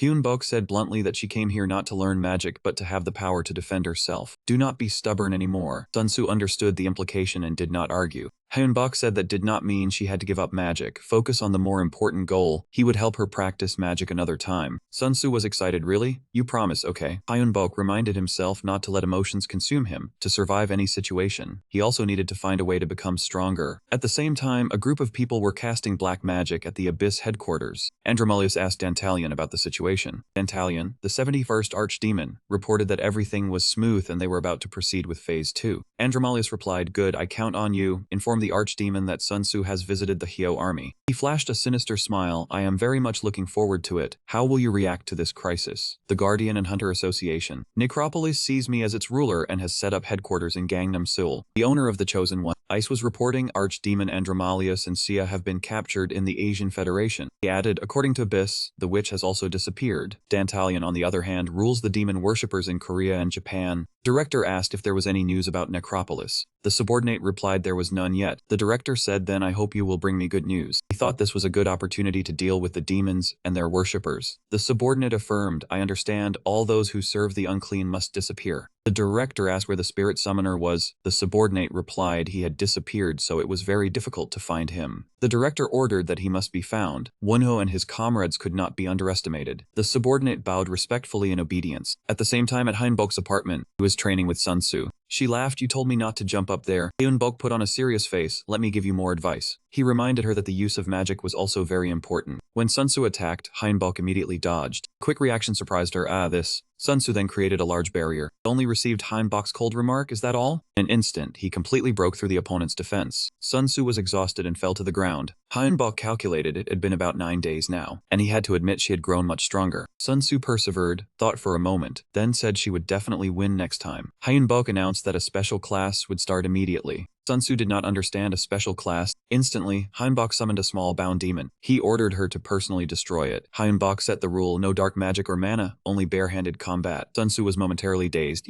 Looking at what was before her, she wondered, what about this monster? Kessler emphasized, this is a real fight, you have to kill it by any means. Hyunbok urged, don't hesitate anymore, quickly destroy it. Facing the monster before her, Sun Tzu was extremely nervous. She gathered her courage and stepped closer to it. Not only Sun Tzu, but the monster was also afraid of her. Sun Tzu gripped the sword in her hand tightly and raised it high at the same time. She stabbed straight into the monster, as if wanting to push it down into hell. The next second, Sun Tzu lost control, striking repeatedly, screaming continuously. The continuous stabs caused the monster to cry out in pain. Soon it collapsed on the spot. Sun Tzu's body was now covered in the demon's blood. Hyunbok announced the start of training. Kessler was a bit surprised, asking if his master really wanted her to do this. Hyunbok confirmed, yes, we will start the spar in 10 seconds. When the time ended, he immediately signaled, let's begin. Sun Tzu gathered momentum and charged straight at Hyunbok. She was nearly out of control, continuously screaming angry words. Sun Tzu released mana and shouted, why did you do this to me? Hyunbok calmly replied, it was necessary for you to survive. You also know how dirty the feeling of destroying a life makes us. People like us must be ready to kill at any time. We are necromancers and demon contract makers. Hyunbok still remembered clearly,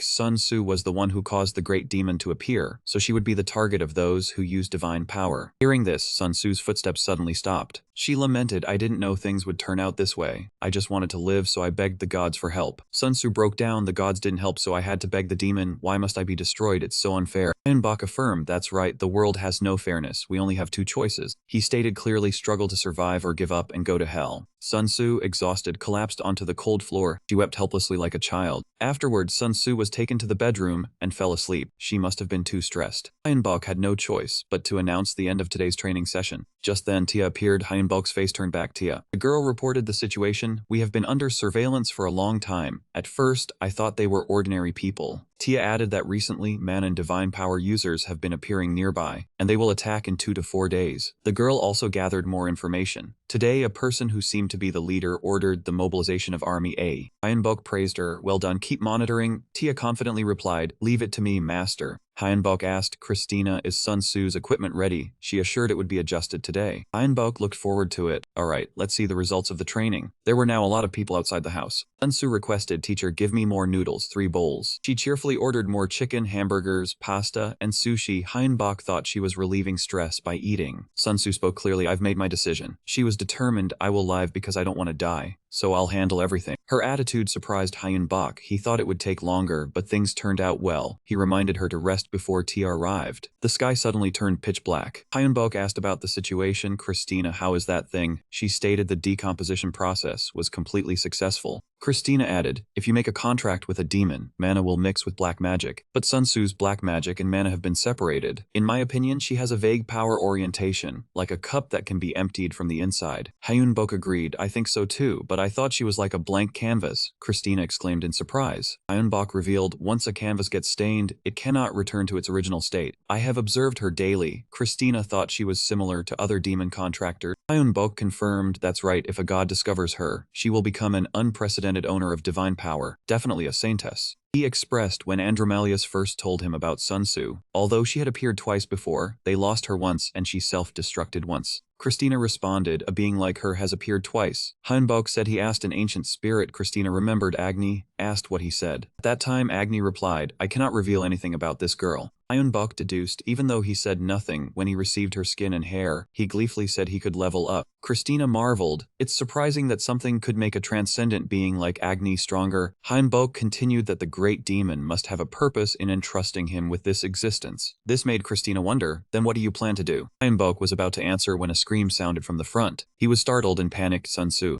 Hyunbok ordered Sun Tzu to quickly go down to the basement. Let's go. Sun Tzu was scared, holding her head lying on the ground, asking what happened. Hyunbok panicked and announced, Ice dropped a bomb. Would have thought he thought it was a normal attack, but it turned out to be a bomb. Hyunbok pulled Sun Tzu and ran immediately. Finally, all three of them managed to escape safely down to the basement level. Christina calmly observed. Through the crystal ball, she saw many people using divine power, and she discovered that all of them were people of the same faith. Hyunbok asked softly, do you understand the situation now? Sun Tzu replied yes. Hearing that, Hyunbok seriously reminded her to prepare for battle. Immediately, a fierce surge of power began to radiate. Sun Tzu immediately transformed, ready to enter a combat state. Hyunbok took out a staff, which was a weapon specifically for Sun Tzu. She quickly received it and said thank you. Hyunbok instructed, break out of the encirclement first, I will handle the plan part. Sun Tzu sneered she could not just endure forever. The leader ordered, the enemies are a strong summoner mage, and a witch contracted with a great demon. Be cautious. Those elderly women remained calm. Those are undead. Deal with them calmly. Hyunbok began summoning his undead legions onto the battlefield. Enemy troops seeing that scene felt terrified. Not only that, the undead also roared with horrifying sounds. The enemy troops immediately opened fire, blowing them to pieces. The battle had just begun but was already extremely brutal. The summoning speed was faster than the killing speed. They panicked, pleading for the power of great grace. They began performing a ritual, praying to the gods. A blinding flash of light shone directly onto the undead. In the blink of an eye, all the undead turned to dust. Black smoke rose in the chaotic scene. The commander immediately ordered the first team to retreat. They charged straight into the building, preparing to use the booster packs. The flying machines were piloted all around the area. Immediately after, a huge explosion shook the very ground. The commander reminded them to maintain formation and keep an eye on the fugitives. The subordinates replied, understood. At the same time, Hyunbok was pulling Sun Tzu, running very fast forward. Looking at the person in front of him, he realized he was wrong. Her constitution was weaker than he imagined. Before the battle, Hyunbok instructed, Misbek Sun Tzu, we will move in secret. However, I cannot sacrifice my life to protect you. I will do my best. Hearing this, Sun Tzu trembled in fear and asked, are you going to abandon me? Hyunbok replied, no, I will try to protect you, but I only have one life. Sun Tzu screamed in terror, please don't leave me, I don't want to die. Hyunbok calmed her down, Sun Tzu, please calm down. He emphasized each word, don't do anything foolish, your protector is not me. Hyunbok asserted, only you can protect your own life, fight to survive, otherwise you will die. Hyunbok looked at the stunned Sun Tzu and said, you cannot turn back time. The whole world knows you summoned the great demon. She nodded in resignation, I understand. With the chaos behind them, he calculated that Christina, Kai, and Kessler would disguise themselves to buy time, but the target is us. Hyunbok added, if they discover her strange body, they will find a way to approach. You have three choices. Each word he said made Sun Tzu bewildered. Be a test subject, kill or be killed, or take care of yourself. She gritted her teeth. I don't want to. I hate this reality. Hyunbok silently watched her vent all her grievances. I hate you for telling me this cruel truth, and I hate this world. Hyunbok turned his head. Don't move anymore. I will do my best to protect you, but I have limits. Fight to survive. A moment later, after they had managed to escape a distance, they were immediately blocked by their pursuers. Found them, quickly call for backup. Hyunbok pulled Sun Tzu running forward and created a barrier to block them behind. He observed the rear, told her not to stand still. She also had to attack. Sun Tzu panicked, trembling as she turned her head to look. She only saw a dense crowd chasing them, shouting and cursing her as a witch, as the world's trash. Light from the helicopter shone directly on them amidst the crowd of captors. Soldiers on the helicopter took out artillery shells and fired continuously. She clenched her teeth tightly, unable to understand. Did they really want to kill her that badly? Hyunbok behind continuously chanted spells, using magic to protect both of them. But after running only a short distance, the enemy's reinforcements blocked the path ahead. Those men in white robes pointed directly at the two, calling them the Great Witch and the Unclean One. This day next year would be their death anniversary. The leader beside them raised his hand to signal the order to halt. He held the walkie-talkie, his eyes fixed straight ahead, and declared he would throw the witch and the traitor into the crematorium. Sun Tzu was terrified hearing him repeat those words. She wondered if they really wanted to burn her alive. She gripped her staff tightly, her voice trembling with grievance. Why would they want to kill her so cruelly? Sun Tzu gritted out her reply. She did not kill Ice and did not want that. She only wanted to live and asked for help from the original demon. The leader repeated that she had signed a pact. He lowered his voice in a show of sympathy, saying he knew many had died in the calamity of the past 4 days, and that he was a survivor. Sun Tzu was happy to hear that, hoping they would sympathize with her. His gaze suddenly turned cold, telling her to repent and offer her neck for a painless death, then the Lord would forgive. Sun Tzu's eyes reddened, her face pale with fear. He continued to justify himself, saying dying then was better, and that That was a chance to correct her mistake. Hyunbok stood nearby, his calm gaze gently reminding her not to expect anything reasonable from a fanatic. The leader raised his hand and shouted, calling on his brothers to judge them so that God's grace may come, and the whole crowd fervently responded. Sunsu shut her eyes tightly, her whole body trembling in resistance. She did not want this, not at all. Unintentionally, the power within her burst forth, striking someone in front. Even she herself was stunned by her own action. Those in robes pointed straight at her, shouting that the witch should die and face judgment. Sunsu's power exploded again, blasting many people flat onto the ground. She shut her eyes tightly, trembling and begging them to stay away from her. Looking at the fallen people, she wondered why they wanted to kill her, though they were all human.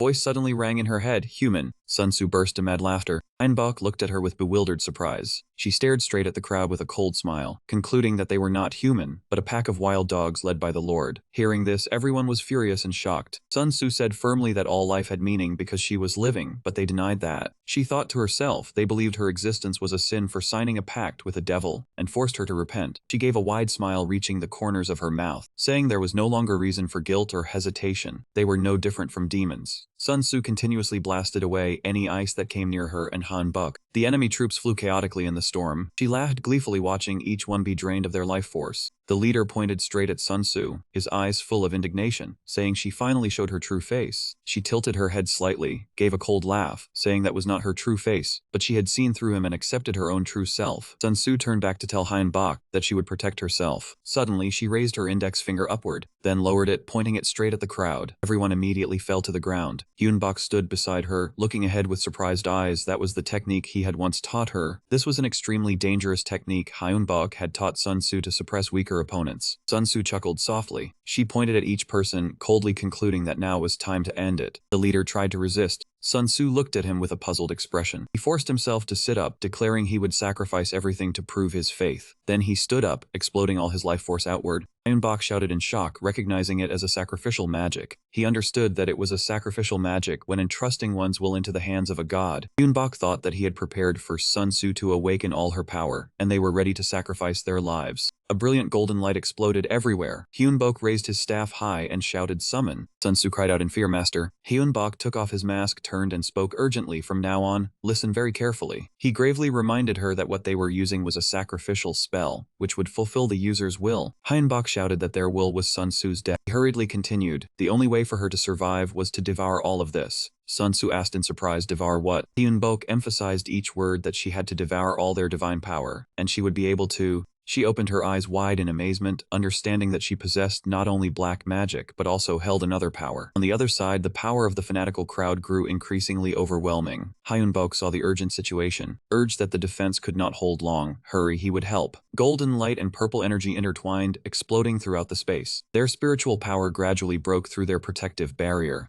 Sunsu screamed in pain. Hyunbok tried to stay calm and guide her. He told her to keep her body balanced because from now on their bodies would be linked. Hyunbok gritted his teeth, reminding her that if she died, he would die too. He shouted for her to stay conscious, and Sunsu tremblingly replied yes. Hyunbok ordered her to eat them because the enemy of divine power was black magic, absorb them to increase strength. Sunsu suddenly remembered Andromalius once smiling and asking if light and darkness touched, which side would win. She confidently replied that light would win because darkness disappears when light appears. He shook his head with a slight smile, saying she was wrong. The answer was the stronger side would win. She recalled his words that the stronger side wins, regardless of light or darkness. The two sources of energy collided violently throughout the space. The intersecting energy grew stronger, the sounds of impact echoing everywhere. Hyunbok silently smiled because everything was going according to plan. He realized she had exceeded her own limits. Sunsu kept exceeding her limits. If this continued, it would be very dangerous. In the end, both of them felt a tremendous pressure. Their bodies felt like they were being stretched to the breaking point. A cry rang out in extreme pain. A brilliant golden light exploded in the middle of the city sky, shining straight down below. Hyunbok held Sunsu tightly to shield her, both of them falling onto the brick floor. The soldiers fired continuously, shouting to destroy the witch and the demon. A barrage of bullets hit the purple energy shield, creating loud explosions. Hyunbok tried to stand up, remarking that they had prepared thoroughly. The people in military uniforms looked at him with fear. Both of them soberly stood up. This time it was truly dangerous. Hyunbok was not too worried because he had secretly supplied information to those fanatics. He did not expect 200 people to offer themselves up together, but they would sacrifice themselves on Sunsu. Hyunbok knew Sunsu had converted divine power into black magic and absorbed it. He panted, realizing that linking with Sunsu also benefited his own body. Hyunbok smiled, saying let it begin, but was interrupted by a wave of energy attacking first. The attack caused the enemy to cry out in pain. Sun Tzu and Hyunbok turned to look behind. We have arrived too late. 3 men appeared. Andromalius told them to handle the rest. They quickly took down the group of soldiers in a short time. Andromalius turned to thank Hyunbok for protecting Sun Tzu. He regretted the heavy damage to the base and offered full compensation. Hyunbok refused, saying they would part ways here as staying with them was too dangerous. Andromalius nodded, pulled Sun Tzu away, and see you later. They turned and left, leaving Hyunbok standing still in the deserted street. Hyunbok softly called Niho. A giant dragon skeleton with glowing red eyes appeared. He looked up at that gigantic entity, telling it to handle the rest. The moment he finished speaking, Hyunbok collapsed into the hands of the skeletons. They rushed over, lifted him onto the dragon's back, and vanished in an instant. In the sky, the dragon took off, carrying Hyunbok away. Sister Mark saw this and asked Andromalius why he did not eliminate Hyunbok. He turned back, saying this violated the contract. Andromalius reminded him that it was thanks to Hyunbok that Sun Tzu had divine power. He believed that although Vasago's prophecy was not immutable, it was still too early to eliminate him. Sister nodded, saying I understand. The 3 of them left, disappearing on the rooftop. When they left, the rooftop became silent again. But from that seemingly silent place, a pink liquid appeared. The liquid coalesced, revealing the form of Tia. The raid to eliminate Sun Tzu had failed miserably. The battlefield left with only ruins and corpses. Video had been recorded during the surveillance of the fanatics' activities. When Hyunbok became unconscious, the video was transferred to the investigation teams of the factions. Along with it was a list of survivors from the horrific battle. Christina said that she would convey Lord Wonyo's words. The main objective was to survive. This matter depended on the very existence of the planet. She would cooperate with any organization. Immediately after, many media outlets reported on the actions of the fanatics. The government, military, hunter guild, and guardians simultaneously launched a campaign to suppress the headquarters of the Chosen Ones. All forces purged fellow believers within their ranks, with some sacrificing themselves to protect the Chosen Ones. To remember what happened, the survivors swore revenge. Hyunbok woke up dazed, surprised to ask if he had slept for 30 days. Tia handed him a device and told him not to worry about it. He stared in shock at the information on the screen, his mouth agape as he exclaimed, amazing. Tia reported that they had captured over 1,000 fanatics using the black market. The girl explained that the black market had many different branches, but only accepted transactions using monsters, precious metals, and rare earths. Hyunbok asked in surprise if money had no value, showing that Earth was much weaker than Edia. Chris closed his book, saying there was no need to mention that his homeland Edia was very strong with abundant mana, and many dreamlike things existed there. It added that there was even more in Edia. Dragons definitely exist. Hyunbok nodded. It was reasonable for Edia to be highly regarded since Earth had no dragons. He glanced at Chris and asked if the dragons would return to Earth. It replied that Dantalion said they left long ago and had probably found a new home. Hyunbok deduced that after the dragons left, gods and demons began interfering with the middle world. Chris continued, ushering in the mythological era. That was right, Edia was the same even with dragons existing. As Hyunbok mused that Edia was a dangerous world for humans, Chris replied, but it was very livable there. Then it jumped up and reminded, we should check first, master. Hyunbok nodded in agreement. After checking his body, he realized that thanks to his link with Sun Tzu, his body had transformed twice during sleep. Christina spoke up, saying this was unprecedented, explaining that his body could now use divine power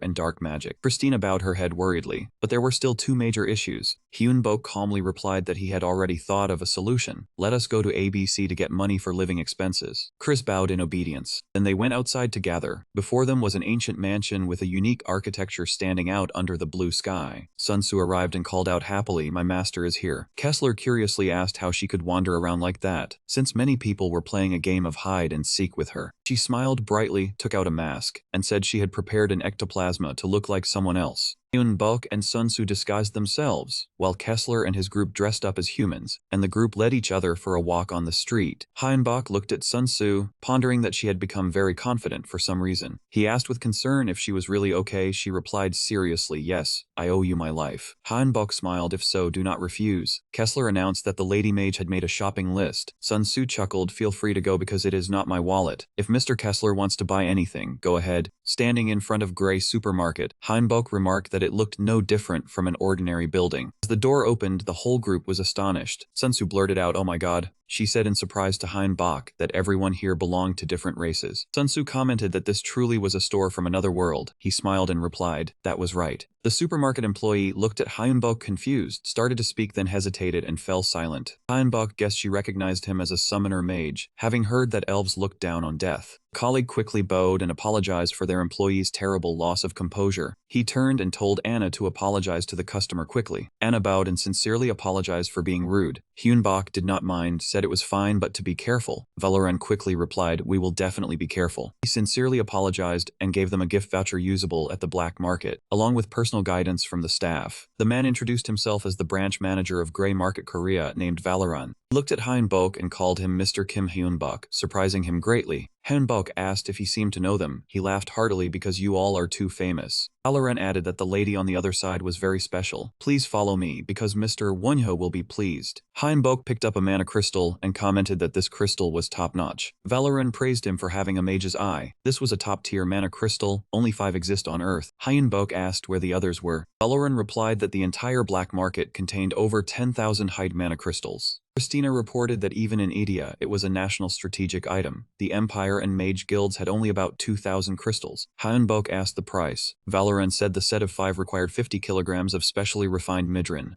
Hyunbok looked at Sun Tzu as she handed over a chest of midrin and asked if it was okay. She replied nonchalantly, yes, take it for me, I will pay. Valorant was astonished because few people in Korea owned midrin, at most 10 kilograms. He quickly thanked the customer for their patronage. After shopping, they assessed that it looked amazing. The girl and the men found it somewhat acceptable. Valorant was slightly awkward but still forced a smile and thanked them. Hyunbok smiled humbly and said he only bought it because the product was good and generous. In his heart he grinned maliciously, knowing that this man deliberately recommended poor quality items, so wait and see. Valorant fumbled in his belongings to pull out a service reserved for customers who contributed high revenue. He handed over an envelope and advised not to look at it here. Wait until you get home to open it. Hyunbok replied, whatever. On the way out, Kessler laughed loudly and asked if they saw that elf's face. Every time he bought something it made him wince. Sun Tzu curiously opened the envelope and asked what was inside. She was stunned speechless the moment she opened the letter. Hyunbok tore open the envelope while looking at her and asked what was wrong. The letter reported that the full-scale invasion would begin tomorrow, identical to the 4 dark days before. Good luck. With a worried expression, Hyunbok looked at the paper and muttered, full-scale invasion. A moment later, he held the letter and said to his comrades, Christina, Kessler, Kai, come to the base quickly. Hearing this, a girl approached and said, Master, I knew you would refuse, but can I join? Hyunbok tactfully refused, just as she thought, I refuse, I do not trust them and I already have my own plan. She did not try to persuade him further, so be it, see you again, master. He replied, okay, see you later. Afterwards, the 4 of them stood on a giant creature and flew away. Chris reminded him then. They said the black market is not the first to provide this service. Hyunbok replied, I need to find out more about them. Over here, Hyunbok arrived at a strange place and said, we are here. Before them was a devastated landscape. This country was now the land of the northern ray monsters. Hyunbok squatted down, using his hand to sense the power underground. The soul veins were the flowing mana currents. The blood veins were where the currents overlapped. He needed to understand them and analyze the geography. A memory surfaced in his mind. A man once taught him these things. We can find the dragon veins and dragon bloodlines. He had heard about dragon veins from the former director. Returning to the present, Hyunbok still stood on the wasteland. Once they found a dragon vein and built a base on top of it. He entered the house on the land and went deep into the base, voicing, nothing bad has happened, right? In the darkness before Hyunbok, 2 crimson eyes lit up. Yes, everything is fine, except for my condition. He was slightly surprised to hear that, your condition. The room lit up. Niho appeared. If you saw it, you would be shocked. He grew more curious. What is it? Niho spoke about the abnormality on its body. Hyunbok thought to himself, I thought the dragon vein would be good for it. He looked deeply into its body. Indeed, I was right. After a moment of thought, Hyunbok spoke. Truly astonishing, scales growing from the body of an undead creature. But before he could finish, Niho interrupted. My power has also increased. Hyunbok was surprised. Your power increased. It affirmed again, yes. He opened his phone to check Niho's power stats. Christina, standing beside, looked at the stats and could not help exclaiming, truly surprising. Hyunbok remained calm. Any other changes? Niho bowed slightly. Now I can sleep. He was startled. Sleep? How can an undead sleep? Its eyes were no longer crimson? Yes, when falling asleep, something appears in my mind, but I remember nothing upon waking. Hyunbok pondered. This is abnormal, but we must fight tomorrow. I heard it will begin by connecting to the dungeon. Niho was surprised finally. Hyunbok explained, I want to investigate your issue but cannot now. I will observe until the scales cover your entire body. Seeing Christina about to touch Niho, he stopped her. Christina, do not summon it out. Christina was startled. Ah yes. Hyunbok placed his hand on the floor, emitting a purple power. First check the magic circle. Suddenly the ground shook violently. A stream of green energy fluffy like water. That energy stream formed a giant vase. Seeing the opportunity, Hyunbok said loudly, Christina. She understood, grabbed her staff, and charged yes. The water stream poured into the giant vase. Immediately the water stream stopped. Done with the work, the 2 sat down on the ground, sighing in exhaustion. He then noticed the amount of water in the vase.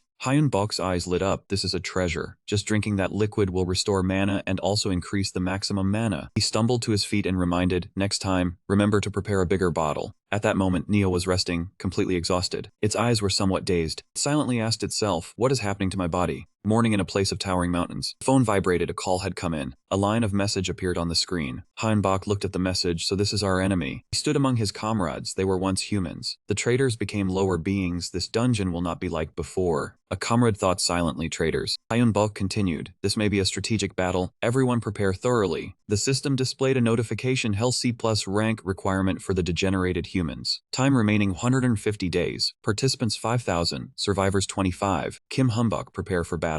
In the dim room, a thought echoed, many doors connected to the dungeon, but something was different this time. The couple's room fell into chaos. Ordinary houses were also connected to the dungeon. Luckily, there would be more chances to escape thanks to the second exit. Person trembled. The weakness penalty for failing the dungeon had disappeared. The attacks were no longer forced. Green monsters stepped out of the spatial door. If the door was unfortunately left open, they could escape outside. A person cowered against the wall in fear, while humanity was still terrified of the 4 dark days. We have entered the second war. On a lush green field, a voice sounded, that plane, this is the right plane. Christina groaned, a plane is not good at all. Hyun-bok observed the terrain, almost no cover. Moreover, the enemy was not just mindless monsters. They likely had intelligence. Kessler standing beside spoke softly, Master, I have more bad news. He was startled. What is it? He pointed toward the nearby iron door, but did not disappear, leaving him utterly frustrated, which was truly the worst. Hyun-bok began to explain the severity. The monsters could not break through the door and escape on their own, which was no different from rewarding them with our exact location. The giant monsters had now appeared around them, and if the nearby door did not open, they would be attacked on the way back. His voice rang out in the morning space. Let us go back first. We need to prepare before attacking. Another voice replied, I understand. The globe appeared with an outer protective layer. According to statistics from the black market worldwide, there were over 50,000 F-rank dungeons, about 8,000 E-rank, 800 D-rank, and only 36 C-rank. Rows of troops and tanks were prepared by various nations to conquer the C-rank dungeons, and after 15 days, the forces began their first expedition. At the air base of the Kaoshin Expeditionary Force, a soldier said to his 2 comrades, open it up. The door slowly opened, and the outside light streamed in. A loud explosion rang out in the silent space. In the dark room, countless pairs of red eyes began to appear. Soldiers lay scattered on the ground. These bastards, it has been a while since I had such an easy fight. Kill them all. Many members stood in line under the supervision of the Guardian, consisting of 1,500 officers and 1,000 members from the Hunter Association and Abyss. The others listened intently, even the heavenly guards, those who used divine power, had gathered in full force. Kang Hyun-cheon, the supreme commander of the expedition, spoke with authority, but Necropolis arrived late. Hyun-woo, the supreme commander of the Hunter Association, reported, I received a call that Necropolis is coming with Wonho. Upon hearing this, he fell into thought. Kang Hyun-cheon made a decision, then we start first, after all, they do not have many people, he replied seriously upon hearing this. Kang Hyun-cheon began to test the microphone.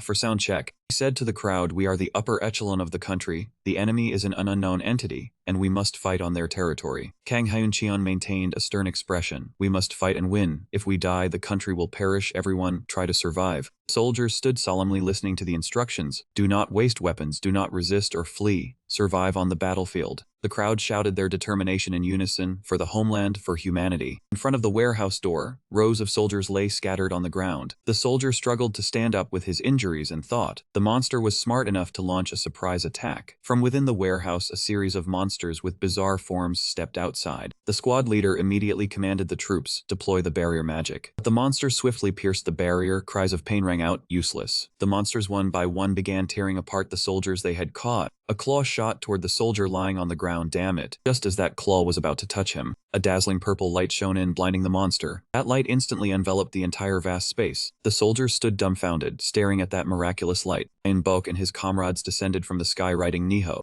On the ground, someone could not contain their excitement. It is the clan, it is Wonho. The 3 masters of Necropolis have arrived. Hyun-bok's group and the monsters stood opposite each other as 2 distinct factions. The monsters' eyes radiated a powerful killing intent. A girl standing in the crowd said loudly, We arrived a bit late. Upon seeing Mi Jin's group, the soldiers shouted in excitement, "Necropolis." Her teammates carried an expectant mood, preparing to enter the battle. Hyunbok's group also jumped down from the sky. "We have arrived," the whole team advance. Hyunbok was still hovering up high. His entire body emitted a gentle blue power. Power was trying to heal the wounded soldiers. Seeing the wounded could move, cheers erupted at the scene. "Move before the recovery magic ends. Call the doctors and priests immediately." The wounded were quickly taken to a safe area for treatment. That moment, in the dark space by the campfire, a voice said, "In 10 minutes, 463 people have died." The doctors were still busy with their work. The number of injured was double that. Kang Hyun-cheon stood by the table and said, "As Supreme Commander, I speak to Wonho and Kim Mi-jin. Thanks to your sacrifice, I survived." Hearing those polite words, she replied, "We were just doing our duty. I should apologize for arriving late instead." He then asked the question on his mind, "By the way, may I ask why you were late?" Hearing the question, Mi-jin glanced awkwardly at the person behind her, but Hyunbok spoke first. "I told them to wait." Those present could not help but be surprised by this unexpected answer. Kang Hyun-cheon said sternly, "You mean you waited deliberately?" He affirmed, "Exactly that." Kang Hyun-cheon speculated, "Do you not know about the enemy's existence?" Hyunbok countered, "No, but I knew the enemy was near the door." He was somewhat flustered. "Why did you not tell us that? If you had, we could have stopped the surprise attack." The next answer shocked Kang Hyun-cheon because it was necessary. He shouted angrily, "You hid information because you thought it necessary. This expedition is a government project. You are guilty of treason." Hyunbok remained calm. "Treason? That sounds grand. I only did what needed to be done to make everyone properly understand war." He held up 2 fingers in front. "I only have 2 questions. Has anyone found food and shelter within 4 days?" The people in the room listened to each question with fearful expressions, wondering if anyone had ever eaten monster meat or plants from the dungeon. Ice had done the same. Hyunbok stated his thoughts bluntly. "War forces people to do unthinkable things. A leader must understand the current situation correctly." The image of soldiers sitting sadly with their knees hugged to stop a global invasion. Now we are entering a place where common knowledge no longer works. If awareness is slow, tragedy awaits ahead. Kang Hyun-cheon was still hesitant. He was right, but at least he should explain to us first. Hyunbok refuted bluntly, "No, people would not understand. They would only ignore and be wary of me. You are not a soldier, so you underestimate war." The image of fallen soldiers appeared with his words. "More than 500 people died because of your decision. You still hold your stance. There is no other way but to raise awareness so future losses are fewer." A scale appeared in Hyunbok's heart. "The number of people I save will be greater than that, so this is not a problem." Kang Hyun-cheon gritted his teeth, but then he still could not refute him. Mi-jin, standing by, finally spoke up. "Boss, no, Lord Wonho, you should not say that." She looked indignant. "I disagree with what you said. As a summoner, you should know the value of life." Hyunbok calmly replied, "Sometimes one must consider long-term effectiveness." Mi-jin still disagreed. "If this continues, we cannot trust you as leader." She stated a noble ideal. "The most important law is that as long as there is hope, one must not give up on life." He remained unmoved. "That is not my principle. I am also not a member of Necropolis. You consider me your leader yourselves. If you do not want to follow my words, then do as you wish." Mi-jin's face fell at this. "I understand we of Necropolis." He calmly accepted those words. "Will not follow anyone other than Wonho." Only Kang Hyun-cheon and Hyunbok remained in the room. He said, "I will leave the control of our forces' operations to you." His voice carried a hint of regret. "I am sorry." The conversation in that meeting room has leaked to the outside world. The image of soldiers with angry faces crying beside their comrades' bodies appeared with Kang Hyun-cheon's words. "Our forces do not have a good impression of you. Some even consider you an enemy." Hyunbok was not surprised. "I understand. What they lost were comrades and lovers, but I do not intend to convince those who want to kill me." Kang Hyun-cheon saw that he truly did not care and nodded with relief. "Remember that new members will join tomorrow. Most of them come from Necropolis." He rummaged through his pocket for something and replied casually, "Yes, I almost forgot." Hyunbok handed over a piece of paper. "This is all the dungeon information I have gathered. This is a map of the area around the entrance." Kang Hyun-cheon took the paper and looked at it closely. "You have worked hard." After finishing, he spoke, "We will be in regular contact. I am leaving now." Hyunbok walked through the camp under the angry gazes of everyone. Seeing him approach, Kessler's group reported, "It seems everything is going according to plan, Master." He was satisfied with the information received. "Good, spread the news about my appearance and the argument with Kim Mi-jin like this. Now we can operate independently." They stepped into the forest under the gaze of everyone. "The full-scale attack will begin tomorrow. Now let's scout the surroundings." Hyunbok's group moved forward with a fighting spirit. "Let's go." They rode Niho into the sky. A voice rang out, "A C-rank dungeon is a type with a vast vast space. I reported the gathered information. B rank is a kingdom, A rank is an empire, S rank is world class. Above this and asked, how did you conquer the dungeon? Hearing this question, Kai was a bit apologetic, sorry, but I died before conquering a C rank dungeon. Kessler beside him also spoke up, same for me. Christina echoed, same for me. He was a bit awkward asking,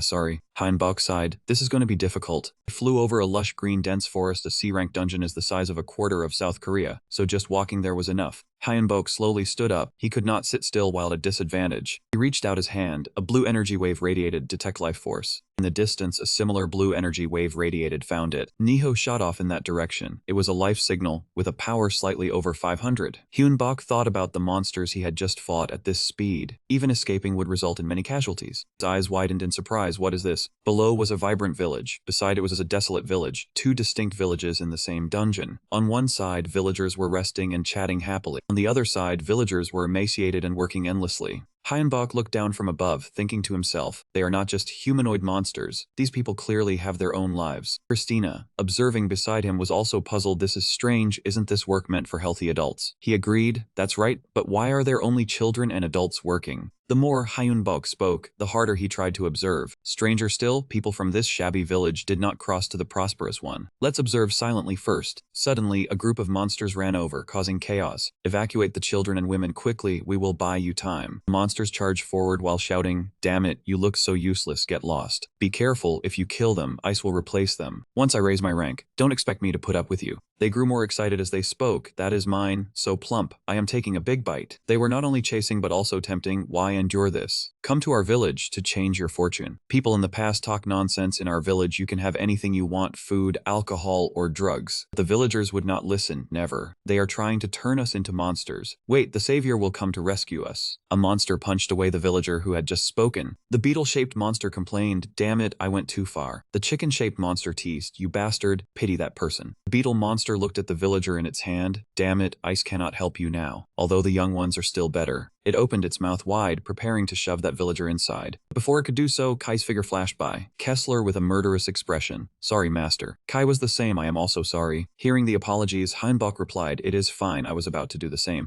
Niho began to unleash its power after hearing his command, Niho, clear them out. That surge of power enveloped all the monsters below. Kessler and Kai were still fighting vigorously. Die quickly. I will grant you a painless death. The villagers stood there stunned, watching the battle before them. Giant Whitefoot stumped heavily onto the ground. Heinbach stood atop Niho, radiating his own power. The villagers also received power from him. Mo and Mommy, their wounds had healed. They immediately knelt before Heinbach. The savior from the prophecy had arrived. He looked at everyone and smiled softly. He did not know why they called him the savior, but now he had work to do. Heinbach stood before them and said loudly, follow me. Those who have not yet been corrupted are all qualified. Hearing this, the people became even more excited. The people who were not corrupted waved towards the prosperous village. Take care of yourselves, kids. The people from that other village hurriedly clung on. Please save me, Messiah. We will repent. We do not want to become monsters. The villagers gathered in a courtyard with cheerful spirits. Over here, Heinbach sat in his room listening to a subordinate's report. That person said their leader was an old man, so he told them to let him in. The village chief entered and knelt on the ground, stating that they had met the Messiah from the prophecy. Heinbach reached his hand toward him and radiated purple energy, curse perilous ridding memory. A strange voice echoed through the room. Humans gradually degenerate and become monsters. To avoid that, do not indulge in vices. Inside the town you will be protected, but a Messiah is needed. He was startled but quickly realized his lapse. He immediately asked what he should do and apologized to the Messiah. Heinbach still kept a calm expression, telling him not to call me that. Isn't that prophecy just a fabrication? The village chief was startled by this and asked how you knew. Could it be magic? He did not deny it and said that was right. I used magic. The man began to feel confused at this point. Why would a wizard help us? You are truly a master. Hyunbok interrupted, saying it was because saving everyone would be beneficial to me. He began to introduce himself. My name is Kim Hyunbok, a wizard aspiring to become a god. He calmly received the other's surprise. A wizard aspiring to become a god?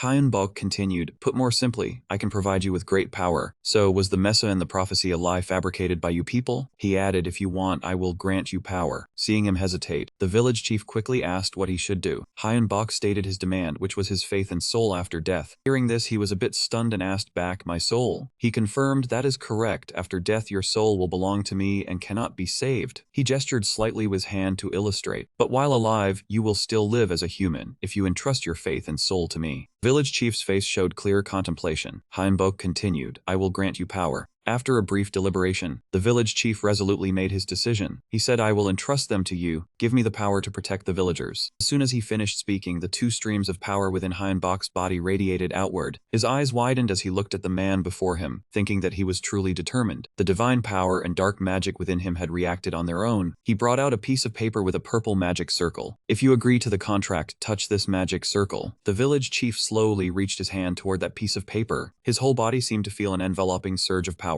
The village chief's body was enveloped by a pale yellow power. Heinbach opposite him spoke up. In this way, the contract has been established. The image of Heinbach radiating golden light before the people. There are many ways to awaken dark magic, but for divine power, there is only one way, the power of faith. Gods bestow power upon all things. They become stronger through faith and grant power to those with deep devotion. The Lamas and Buddhist monks say that power comes from their own divine force. He sat cross-legged. They say a person can become a Buddha through cultivation. The Buddha is a being similar to a deity. Golden power radiated from his body upon realizing this, like a lightning bolt striking my head. After that, I too had the potential to become a being like a god. People knelt on the ground with expressions of praise. The opportunity came to me through the Messa and the prophecy. Desperate circumstances and fervent wishes were already present. The sky was clear blue with white clouds drifting lazily by. Inside the room, Christina stood across a table from Heinbach and asked, Are you all right? He replied, I am fine. She still seemed worried and asked, Has anything changed? Suddenly he spoke up, saying, Wait. Heinbach's hand reached forward, radiating strands of purple power. After a moment, he finally said a strong link had just been established. There is also a weak connection, but I can sense it. Christina realized something. Images of the village chief and other villagers appeared in his mind. He explained that the strong link was yesterday's contract, and the weak connection was from people beginning to believe in me. Hearing this, Christina excitedly praised, Wonderful. She asked if she could witness a human becoming a god with her own eyes, but he quickly dampened that, saying it was still not enough. Heinbach tilted his head and thought, I need more contracts, I know more disciples. She was surprised and asked back, Disciples? He explained that it was a special term. Since it was established through a contract, it had to be called something truly special. Christina added, I am certain of it. Erlen is the most special of all. Suddenly, a loud scream came from outside, My lord. Erlen was outside with a face full of joy. He became the #1 fanatic. No one could scold him anymore. After being empowered, he was not just younger. His eyes radiated a green light. He had only just reached level 2, yet he could already use divine power, mana, and even dark magic. A surprised voice rang out, How is that possible? Heinbach crossed his arms over his chest and explained that is due to the prayer. The scene shifted to the first time Erlen appeared in this place, when he was suddenly captured and thrown into the dungeon. That place only had one village. A lavish table of food was prepared. The village provided unlimited food, alcohol, and drugs. Those monsters with hideous forms. The people who ate the provided food would become monsters. Knowing this, the elder chose to live on the outskirts of the village. 2 houses with 2 opposing states. That was how they became the second village. Images of monsters threatening the lives of the villagers. For the past 32 years, the prosperous village had attacked the shabby village many times, causing the number of villagers transforming into monsters to increase day by day. At this moment, Heinbach's expression was extremely serious. The conditions of the curse were very strict, but Hongnuk met all the requirements to activate the mutated curse. A piece of ash-covered paper recorded the 6 conditions of the mutated curse. He had been very puzzled when he saw many monsters transformed from the villagers, because no one here knew how to use mana. There must be someone who wanted to become stronger to fight the monsters, but if it was a transforming curse, he understood now. A man was now staring at his own hand. The initial mana had turned into vitality, so it could not be used. It seemed the curse was lifted when he signed the contract with him, and the vitality also turned into mana. Saying this, Heinbach ordered Christina to bring an old man who had lived as long as possible. The longer one lived, the stronger they became after the curse was lifted. Elsewhere at the camp, Kang Hyuncheon could not stop sighing. He thought it would be better if he stood up and fought the enemy. He asked the people in the study room if there was anything to report. One of them spoke up. He was fine, but he was worried about the food and water. Kang Hyuncheon looked around, his expression slightly confused. He said if they lacked supplies, they could get them from the dungeon. But here there was only weeds. Another person asked if he could not contact Wonyo. He sighed again and apologized, saying he could not. The others also showed clear worry on their faces. Ian Wu ran in from outside and called out loudly, Colonel. He reported that they had discovered a village with people living in it. As for Christina, she also discovered something. She told her master that the expedition team had found a village. Heinbach was not surprised, saying it had been almost 4 weeks, which was a bit slow. He looked at the villagers sitting around the campfire. He had never thought he would find a village, then turn more than half of the elders into his apostles. Chris beside him also looked at them and remarked that many of them were very skilled in combat. He replied that they were constantly being hunted by monsters, so they had to fight to protect themselves and their families. Hyunbok began to think about the current situation. Among the apostles, 215 people wanted to fight, while the remaining 1,237 wanted peace. He made the decision to set out. He said first, our allies could not let the enemy toy with them. Christina did not object and answered yes. At this moment at Prosperity Village, a villager warmly welcomed them, saying to take as much food and water as they wished. He asked if they too had been abandoned by the prophecy like them. Kang Hyun-cheon's group was slightly confused when they heard about the prophecy.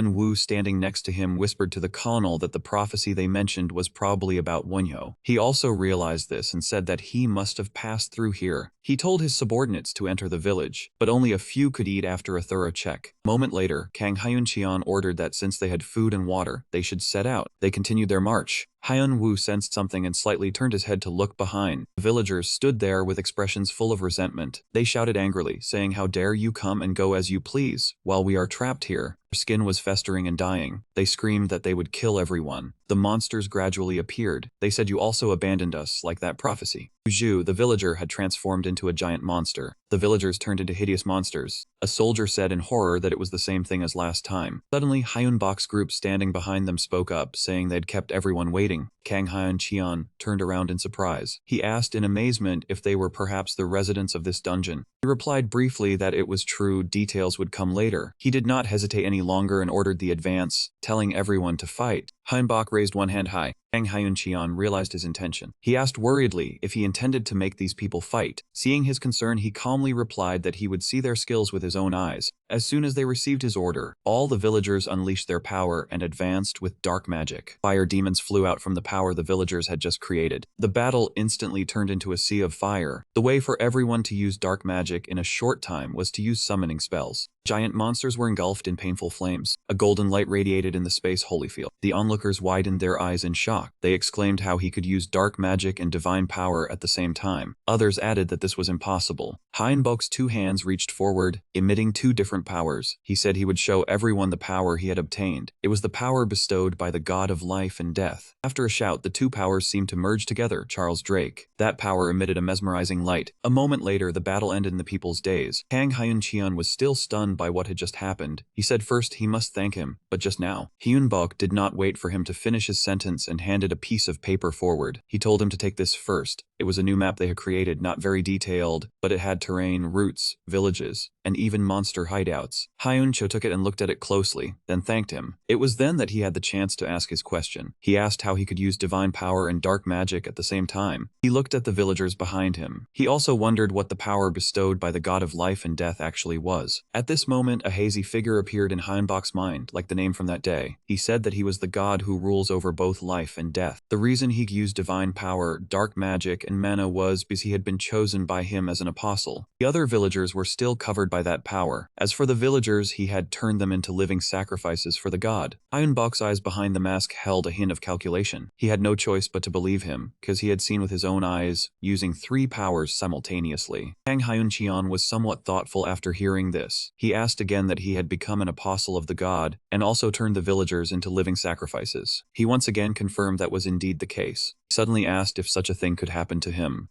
Hyunbok could not help but be startled inwardly. What? He silently thanked the mask he was wearing, glad it had hidden his shocked expression. He still looked at the man before him in disbelief. This was truly an unexpected opportunity. Hyunbok spoke up in a calm tone. There are some conditions. Kang Hyun-cheon was surprised. Conditions. He raised one finger and said, first he must place his trust in you. The man agreed without hesitation. When it came to this condition, his eyes changed slightly. Second, he must dedicate his soul to the god after death. Everyone was a bit frightened upon hearing this. Kang Hyun-cheon asked again, his voice no longer firm, is that true? He asked uncertainly, a god or a demon? Hyunbok replied calmly, what a god values most is that a person tries their best to live. His face showed some worry. After all, this matter did not have too great a restriction. He asked, can you turn me into a living sacrifice? Hyunbok took out another sheet of paper covered in writing yes, but Ice must sign here. Kang Hyun-cheon asked, is it a contract? He explained, this is a contract to prove the transaction. There is nothing special about the content. After reading it, he confirmed that was the case. He then used his finger smeared with blood to sign his name on it.